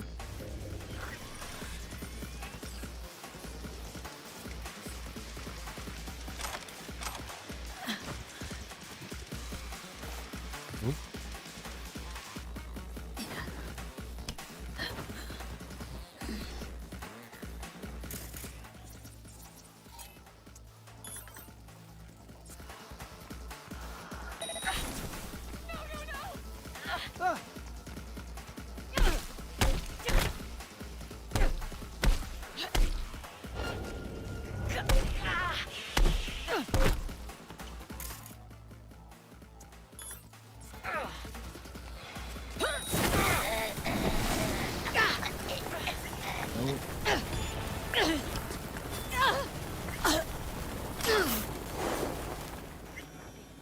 So grabbing someone who's on fire will hurt. It will hurt quite a bit. Read the shard message. Journal shard. My dear sister, the time of revenge and the white light of frost white chrome and contempt has come. When you wake in the cold fluorescent light, remember how you humiliated me at my wedding, how I became the laughing stock of Night City thanks to you and your Mr. Stud prank. I hope you'll enjoy my revenge, as I have chosen the most hideous implants from Jig Jig's nastiest ripperdocs to make a few adjustments to your so beautiful body. And I almost forgot to mention, I'm getting married again. My future husband needs no introduction because he's your fiance after all, and you know him so well. That's right, Kenny. Don't worry about him. I doubt he'll spot the difference. He's never been too observant, that one. I really hope you enjoy the craftsmanship and effort and pour it into your new shell. It's a perfect match for the monster inside you. And I'm sorry to do this, but you're not welcome at the wedding. I'd hate to scare off all my friends and guests, or even Kenny. I'll be sure to send you some stills taken from outside your favorite restaurant so you can always know what your life might have looked like. Stay strong, sis, and stay away from mirrors. Your favorite sister, Lynn. Ooh, that's fucked up.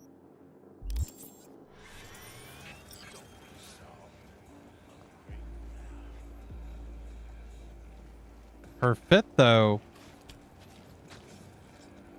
kinda badass.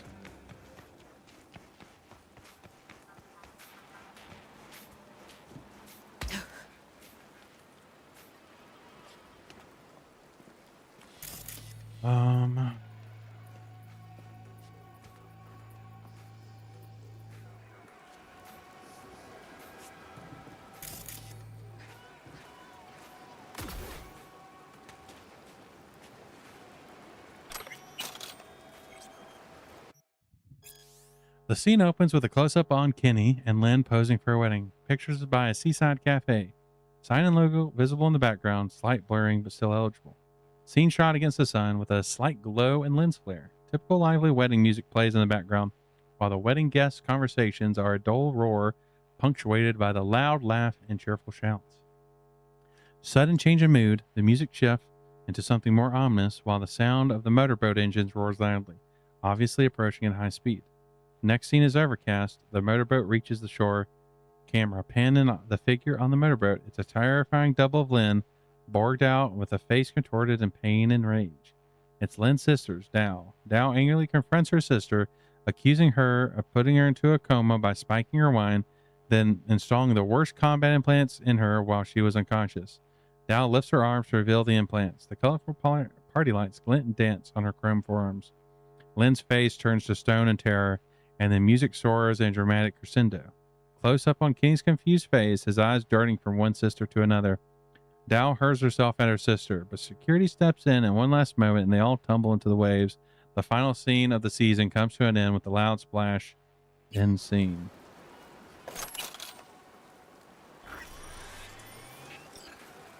Wait, so they planned that?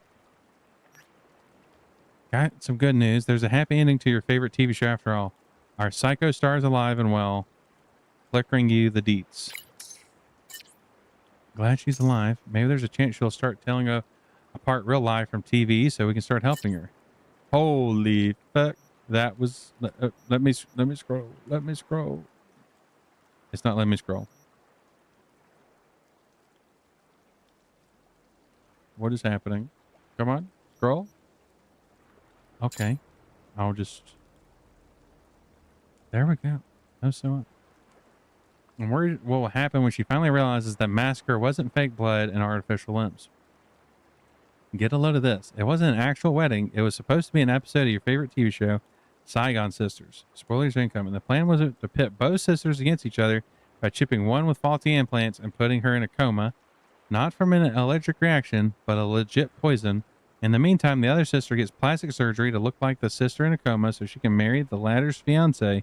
How whacked is that? Except the coma sister woke up too soon, forgot she was on a TV show, and it clearly didn't like her new implants. A fact she made known at the wedding reception with a performance no one would forget. At least for the ones that managed to escape. First she took care of her sister, then the husband, and finally the whole TV crew. That's when guts really hit the fan. I thought Maelstrom were fucked up, but showbiz takes the cake this time. You're right. It's a reality TV show. Watson Horror doesn't even compare.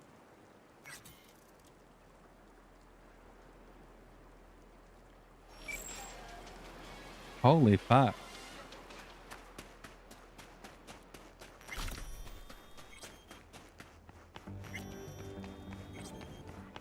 I need something that allows me to like fight gangs. Because gangs is where you get the money. Maybe we'll do a gig.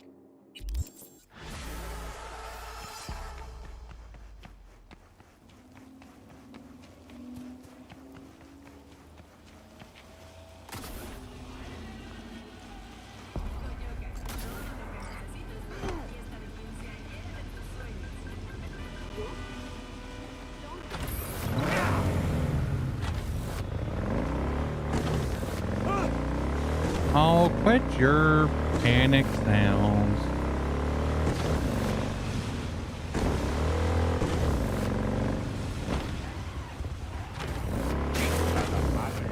Oopsie.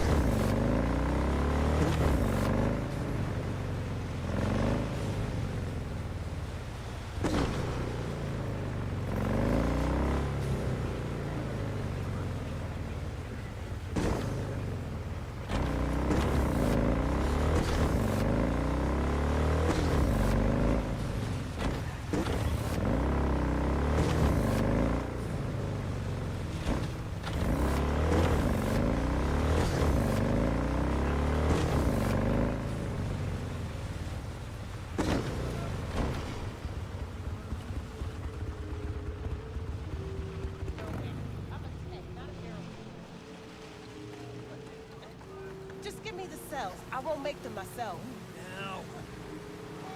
What's going on here?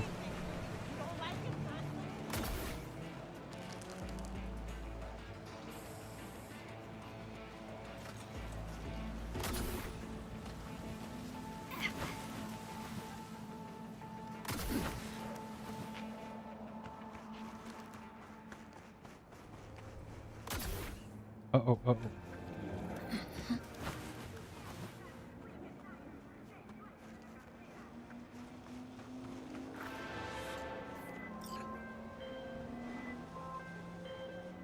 Enter the restaurant. Okay.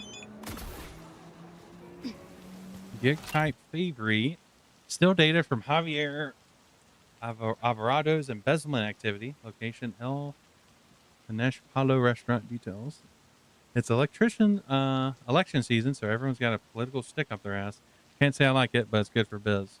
Young woman came up to me, claims to be media. She must be a wizard with words because I've never seen a media jock like her burn so much cash. She's fishing for dirt on the mayor's advisor, Javier Alvarado. Says Alvarado is embezzling public money, padding the Valentina's pockets. Proof apparently found in the office of El Pinch Palo, some Valentina-run restaurant. Have a look there. This media seems confident for her sources.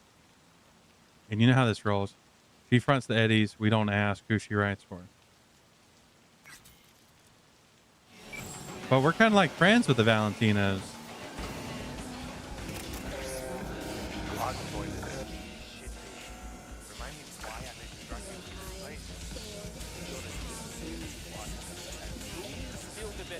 I'm a little worried once I go through this door, I'm just going to immediately cause a fight. We'll see. Oh, yeah. How did I know? I mean, there was the yellow, but I didn't. I thought they would at least let me, like, you know, walk around like a person. But no. None of that. Okay. Well, let's see here.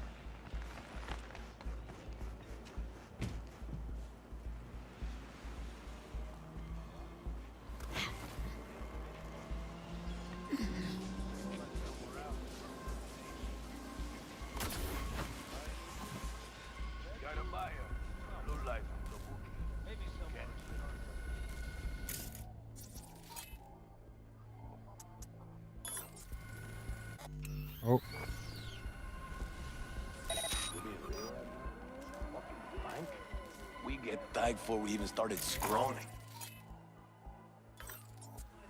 And all because some rich-ass gonk wants an adrenaline rush? Scrollers are taken care of. Got it with the land. Get inside. Yeah, welcome, boss. You lead all around. You go first. I need to get inside the office.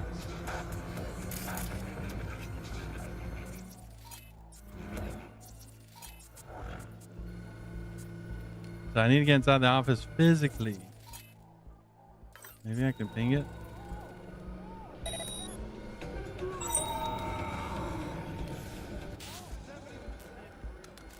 Okay.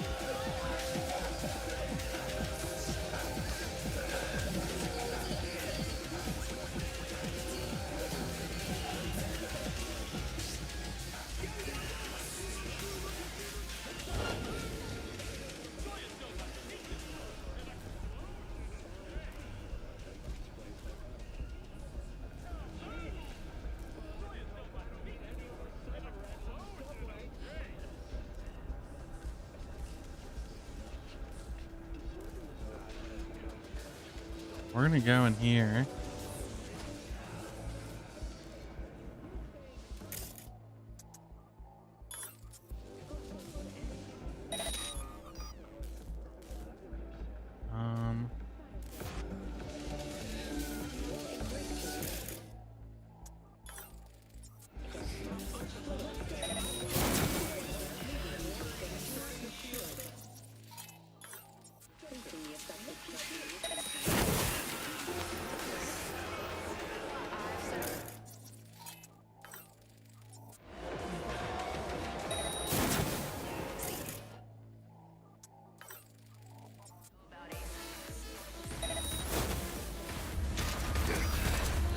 ¡Vas a pagar por eso!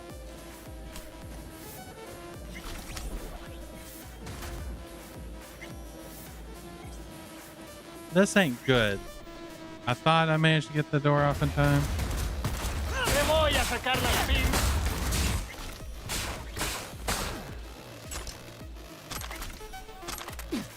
Tear this sucker to shreds! Damn.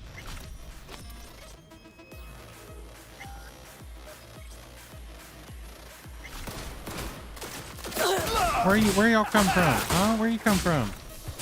This mono wire is fucking beast. Which I guess kind of makes sense because it is like a thing that can just like slice through stuff immediately.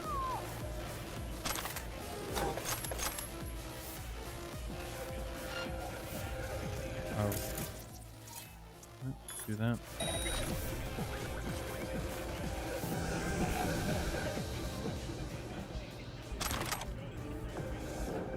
Are you not gonna let me loot all this money?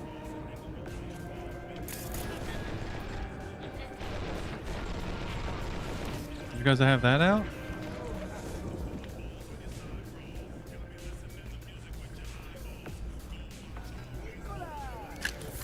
Kind of stinky to have all that fat cash laying out there and I can't take it.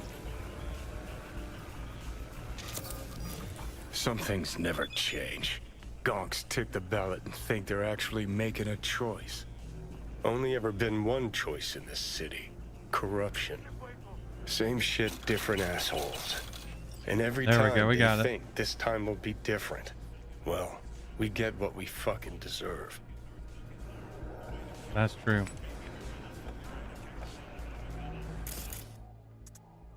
Let's camera control it. We're gonna try to get the last few people.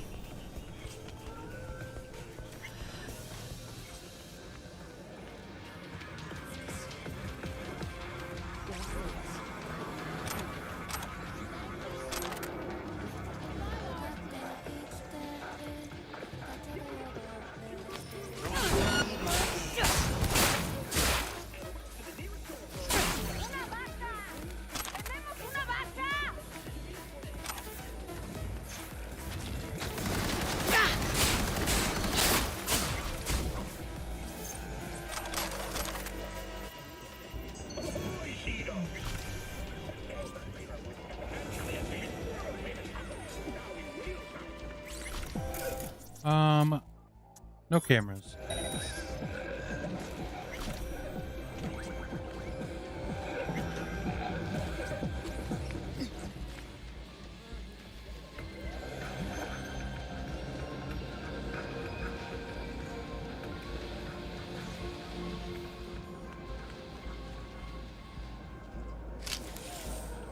Now what's this? Let's see, BDCC.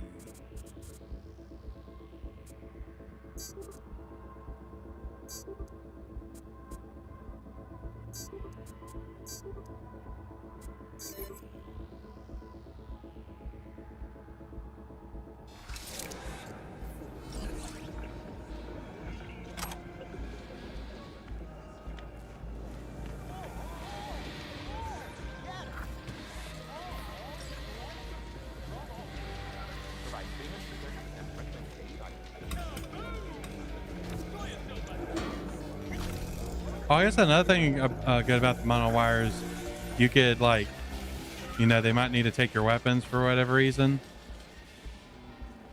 and you'd still have a weapon on you. Let's see, 1C55. Well, that was really easy.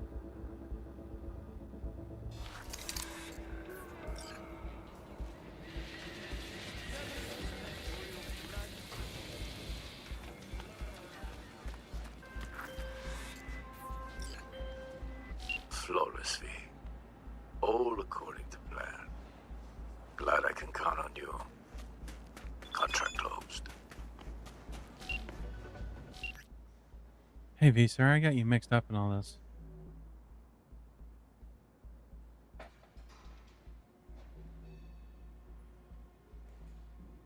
It's interesting that she's calling me back. Oh no, maybe I'm starting to feel guilty this time. Time to forget about the past and move on, Claire. I know. Dean would want me to move on instead of just dwelling on the past. Again, thank you for everything, V. Take care, Claire.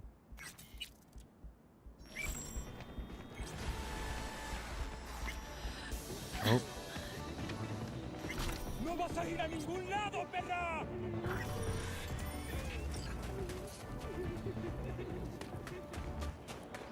Okay, now we need to find a place to Hope I didn't miss anything. Uh-oh. They're a bit upsetty at me. I mean, rightfully so. Let's see. On your Toad V's, words Valentino's intend to make you their human pinata.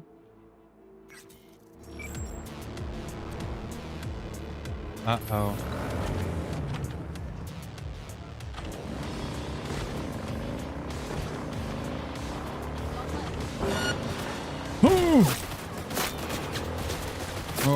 Oh.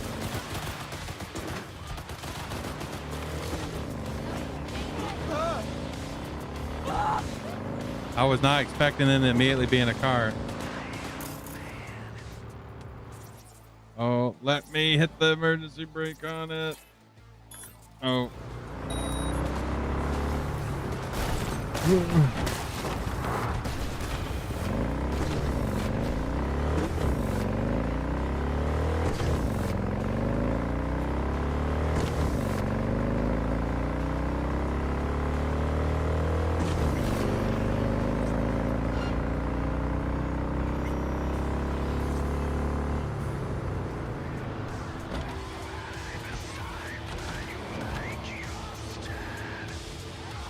Okay, I think we're safe now. Now I just want to sell. There we go.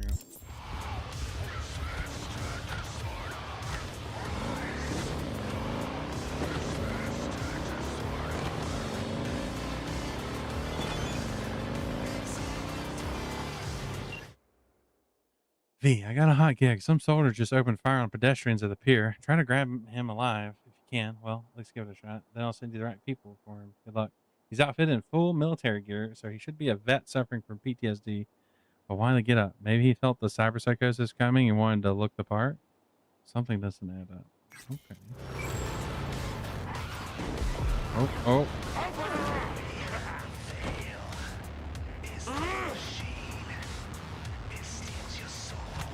Uh-huh. Devouring all your dreams. My hand is firm. Get round her sides! All right, move!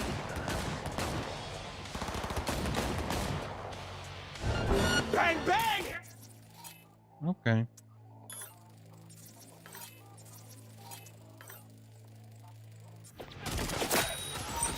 Oh, fuck your rotting corpse! Don't hold back! Please square it down! Damn.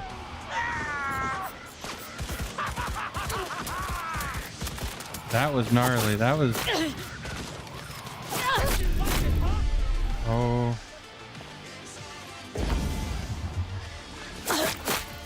Fuck.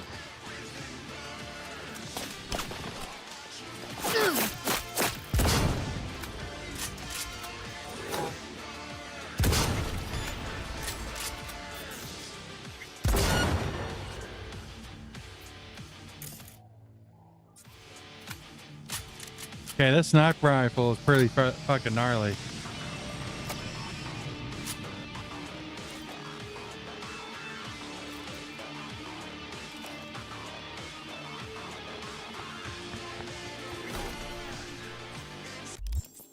Oops, I didn't mean to press that. I just want to turn off the music. Please let me. It wasn't letting me. It was doing everything it can. Take your eyes. You hear? Okay, now that's just unnecessary. Huh?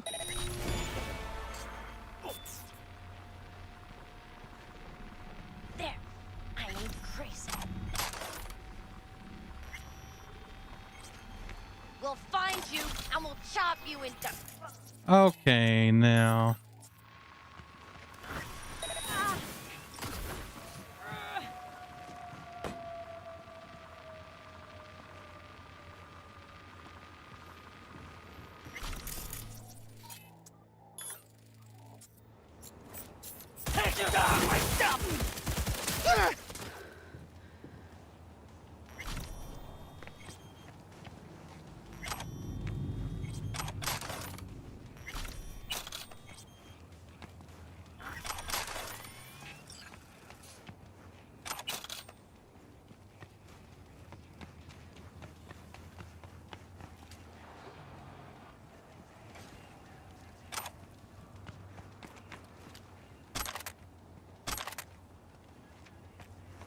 Oh, see, did y'all learn your lesson?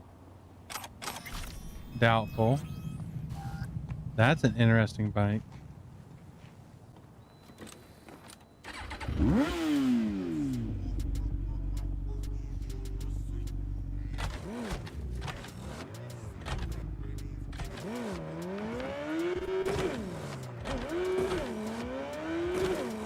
Why does it have like a nuclear symbol on it?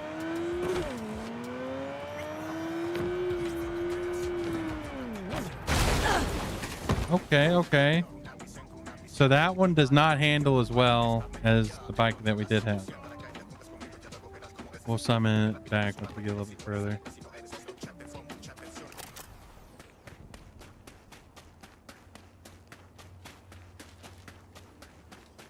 Things look pretty barren right here. Like, this looks more like Fallout than it does like a city people live in. Well, there's people. Y'all just standing around vibing.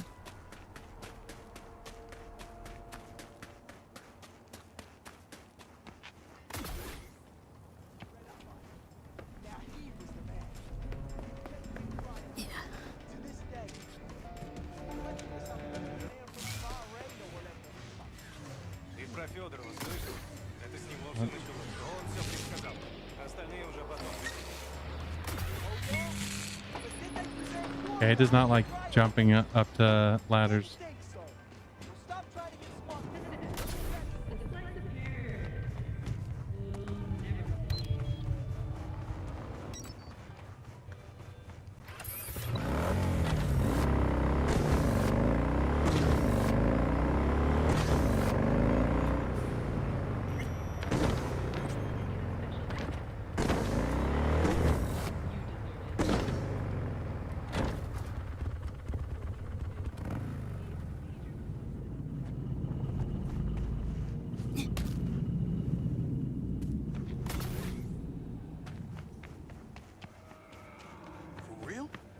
Sentenced him?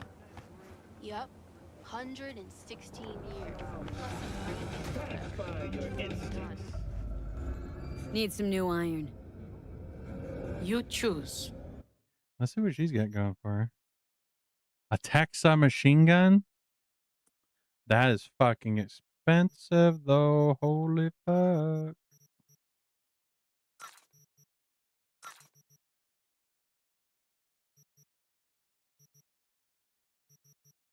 A tier 3 smart pistol? Actually, we should start using that then. We'll get rid of that. Yep.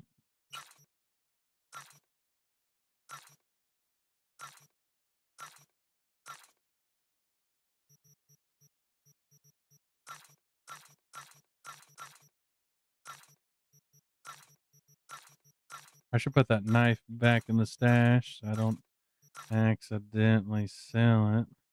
Trauma team cap with headset. A Mox beanie.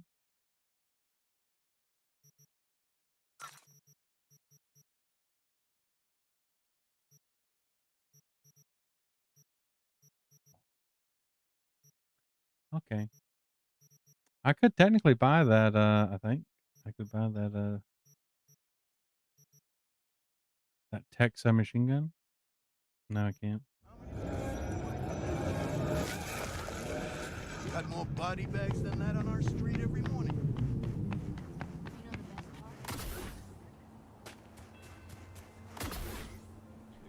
Okay, stash. Let's put that away.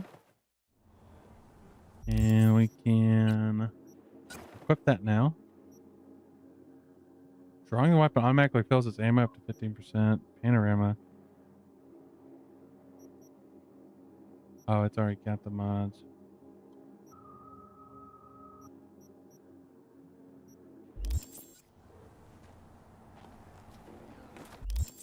Okay, now I can go do that fight.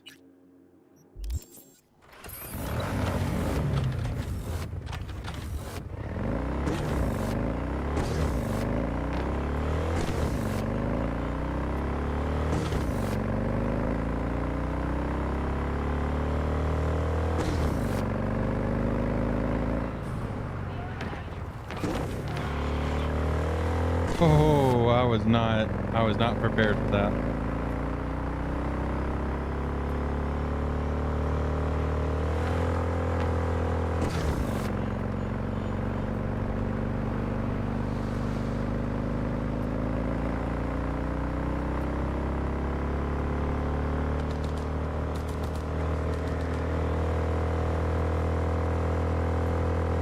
We're gonna be making a sharp turn very soon. And I should probably slow down. That's fine. Oh, it worked out. Let's go. I really did not think it would. Ooh.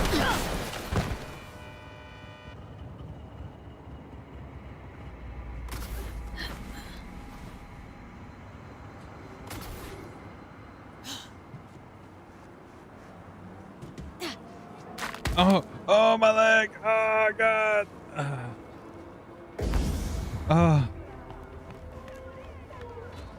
I thought I'd be able to like jump on to the stairs and just walk down and be cool. But no, I just break my ankles.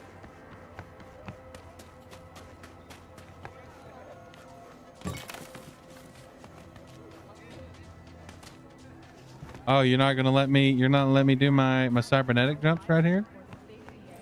You're gonna make me walk like a chump? Do you need something?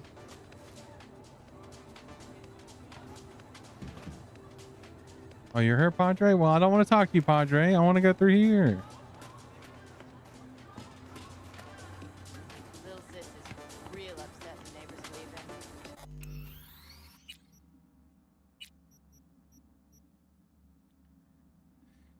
leaving. Okay. Continue conversation. All right, let's talk. What's the car? A real gem, a tuned-up 2056 classic, but with only 20,000 miles on her. No dings, no patch jobs. Huh? And stolen? No, none of that. She's legit. Give you my word. Listen, you don't like the deal? Don't take it. Just don't drag this out. Time is money, and I'm running out of both. What are you waiting for? Okay, I'll match it. We good? All good. Let's go. So bare hands only, right? No pulling any mono wires or mantis blades out of your ass? Right.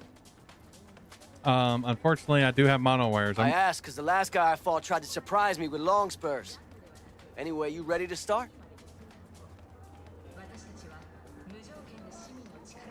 Yep. Ready to rumble. Careful now. I don't fuck around.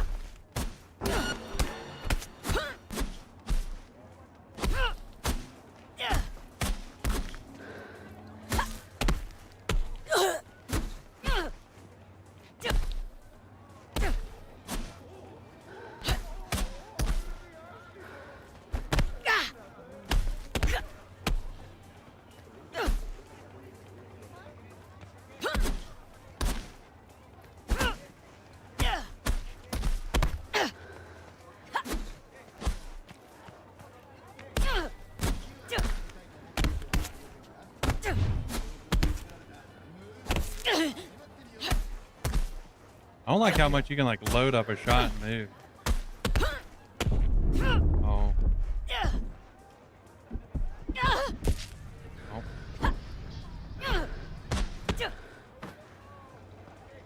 Think you had enough, eh? Uh-huh. Yeah.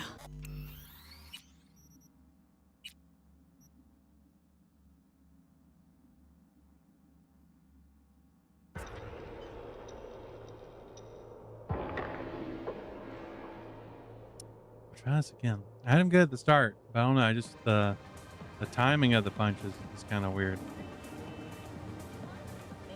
Okay. All good.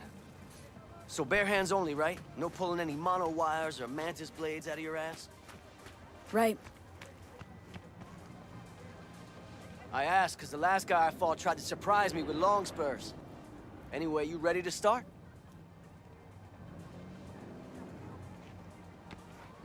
Yep. Ready to rumble.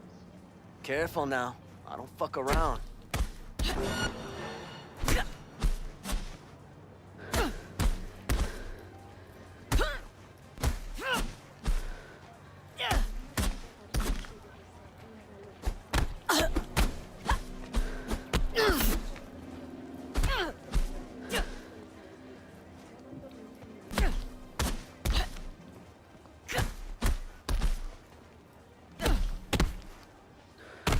Oh.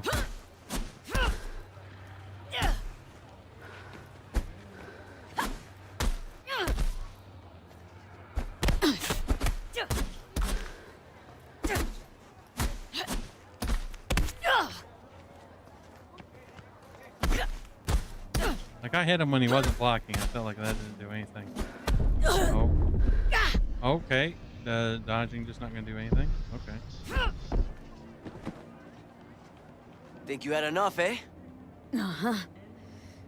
Yeah.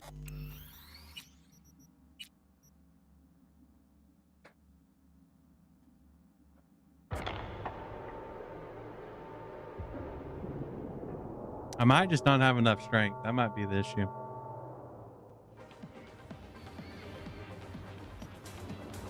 We'll try it one more time. Okay, I'll match it. Right.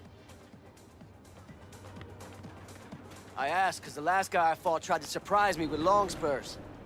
Anyway, you ready to start? Yep. Ready to rumble. Careful now. I don't fuck around.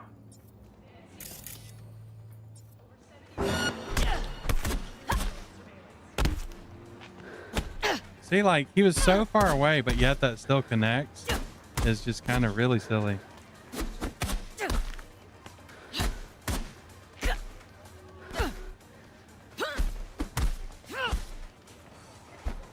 See, like, there's no reason that should have hit.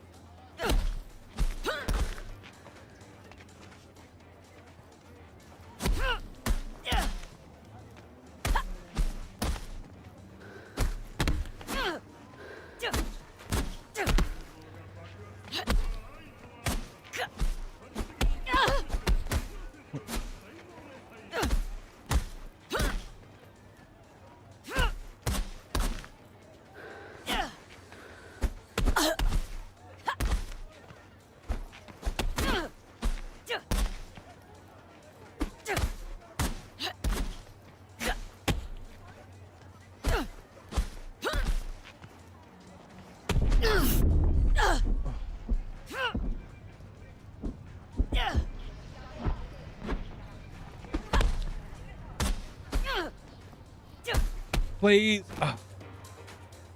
Think you had enough, eh? Uh-huh. Yeah. Well, you know, I'm game for a rematch. I feel like I can't get past him blocking. And I don't know, the timing is weird because if I hit him while he's not blocking, it just doesn't seem to do anything. And if I try to dodge, his attacks hit me from like 5 feet away. And it's kind of weird. Like, you would expect to be able to cheat all good in this, considering the type of game it is, but you can't use quick acts at all. No pulling any mono wires or You can't. You can only do the fight, the fist fight, and the fist fighting is kind of janky. I asked because the last guy I fought tried to surprise me with long spurs. Anyway, you ready to start?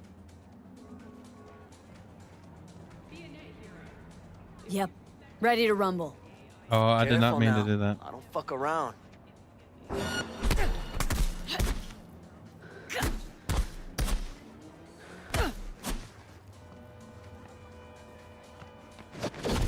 Okay, you just can move at super speed, and you're talking about people like fucking cheating. Okay.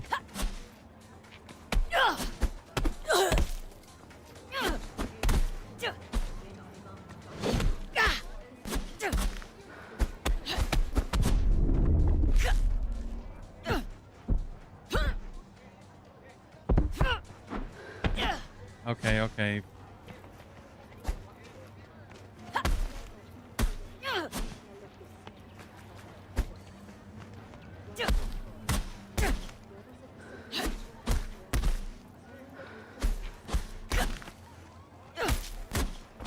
Take that. Get wrecked. That was rough. I feel like I just got lucky. Oh, really? Really? Kayla, baby. Oh, I'm I sorry. swear. Shit. Got like a fucking sandy vest and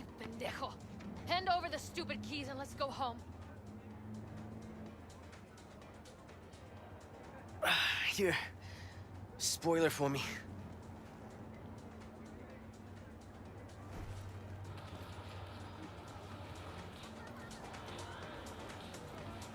He's got a good fit.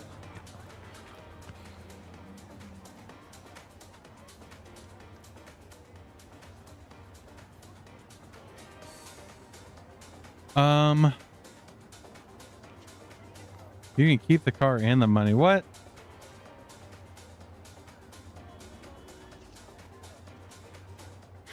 Pleasure doing biz. Got rubber to burn. Ah, mierda.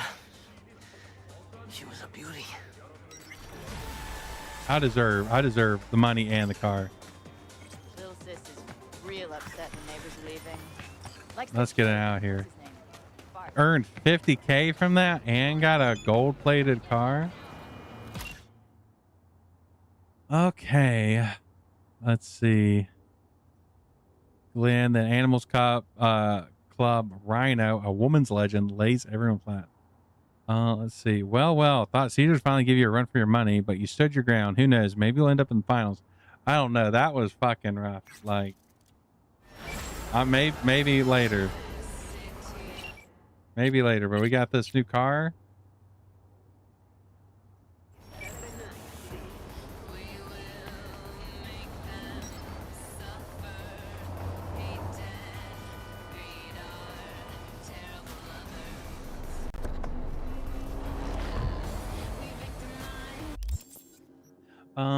Let's go back to the apartment.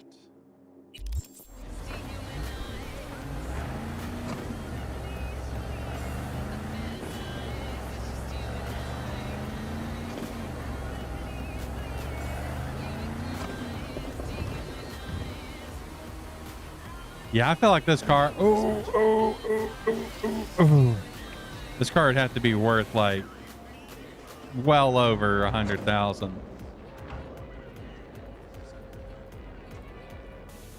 Like, this thing is gold plated to fucking back.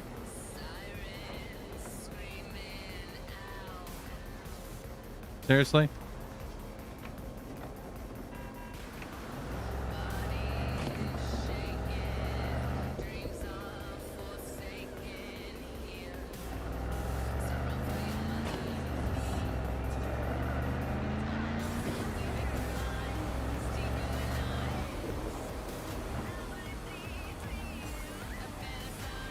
What are you doing in here, Johnny? You just want to ride along with me?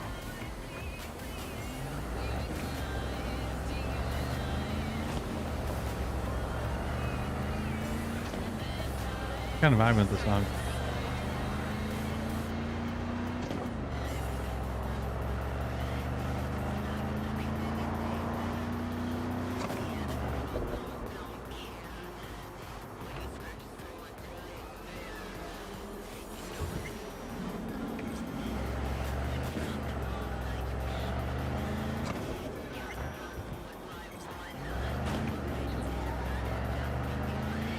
I still want one of those tiny cars. I feel like that'd be good for getting around the city.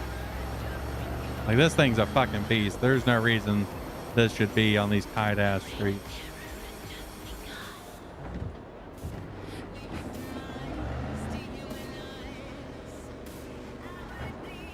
Oh, that is so close.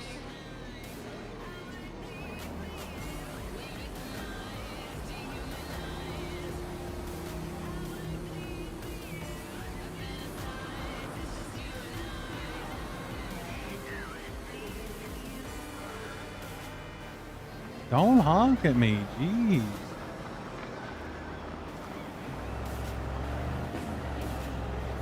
I can't control what the car in front of me is doing. Come on.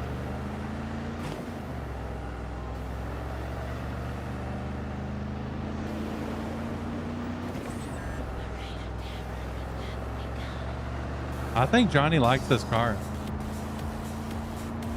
Or maybe he just likes this type of car.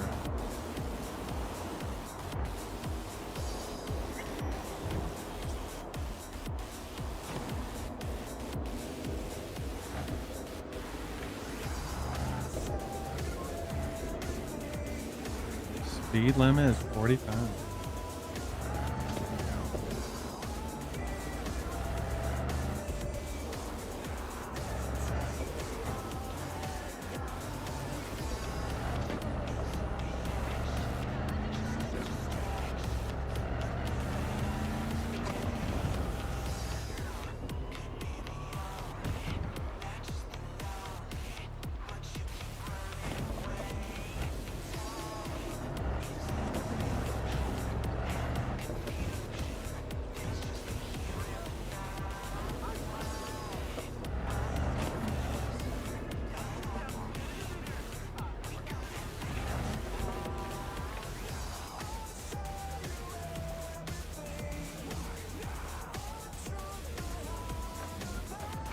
Oh, come on. Scooch it. I'm parking here. Fuck? Oh. Oh, you baby. I barely even touched you. All these people crowding around.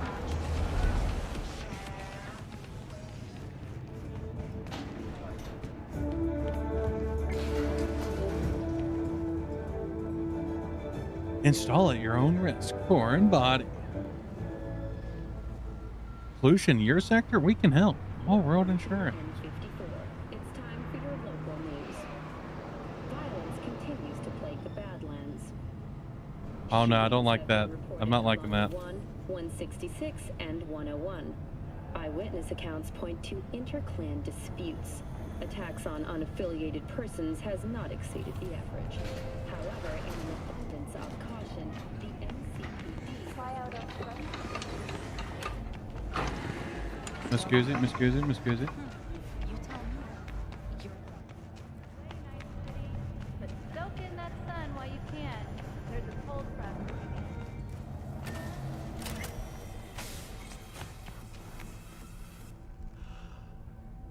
I figured we haven't slept fine. in a long time. Oh, thanks for the head pat, Akari.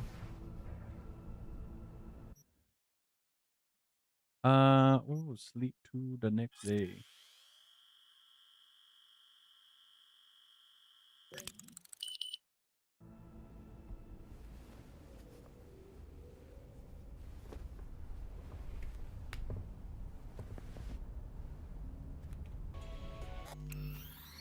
Save.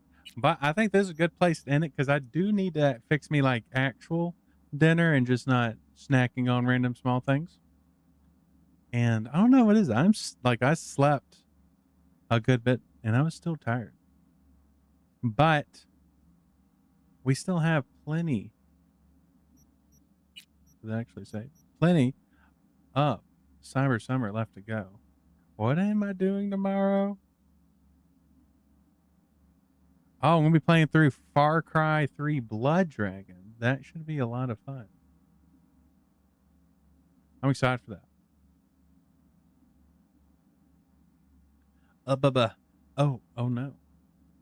I have so many tabs open right now. It is a lot to keep track of. There we go. Okay, I've closed some of them. But yeah, we got that tomorrow. And depending on, I'm not sure if it'll take the full 10 hours, but I'm going to play it till I beat it. So if it actually goes longer, if it takes longer than the normal 10 hours that I have planned, we're going to keep going. We're going to go sicko mode on it. But I appreciate all of y'all sticking around. We went through quite a bit today. Cyborg, very, very cool game. It's some parts hard to read, but I think the vibe overall is one that's fairly unique in cyberpunk because a lot of times they don't lean too heavy into the like later dystopia that is being in a cyberpunk world. And then we got further in Valhalla. We're on chapter 2 of Valhalla now. But let me find a peep to rate us into, see if there's any cyberpunk stuff going on. I like how it's asking me if I want to watch my own stream. That's really funny. I just popped over that so I can then look, see what peeps are playing.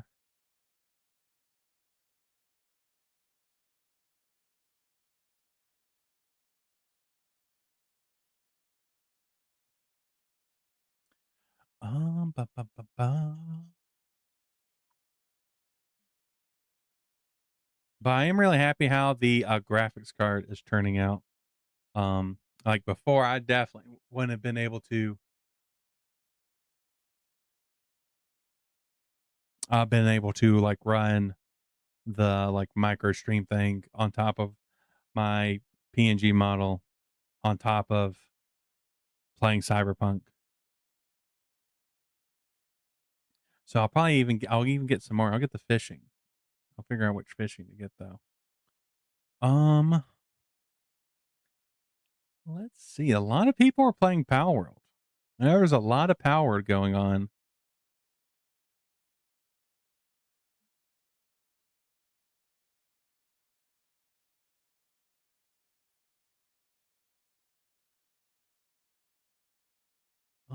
Let's check this.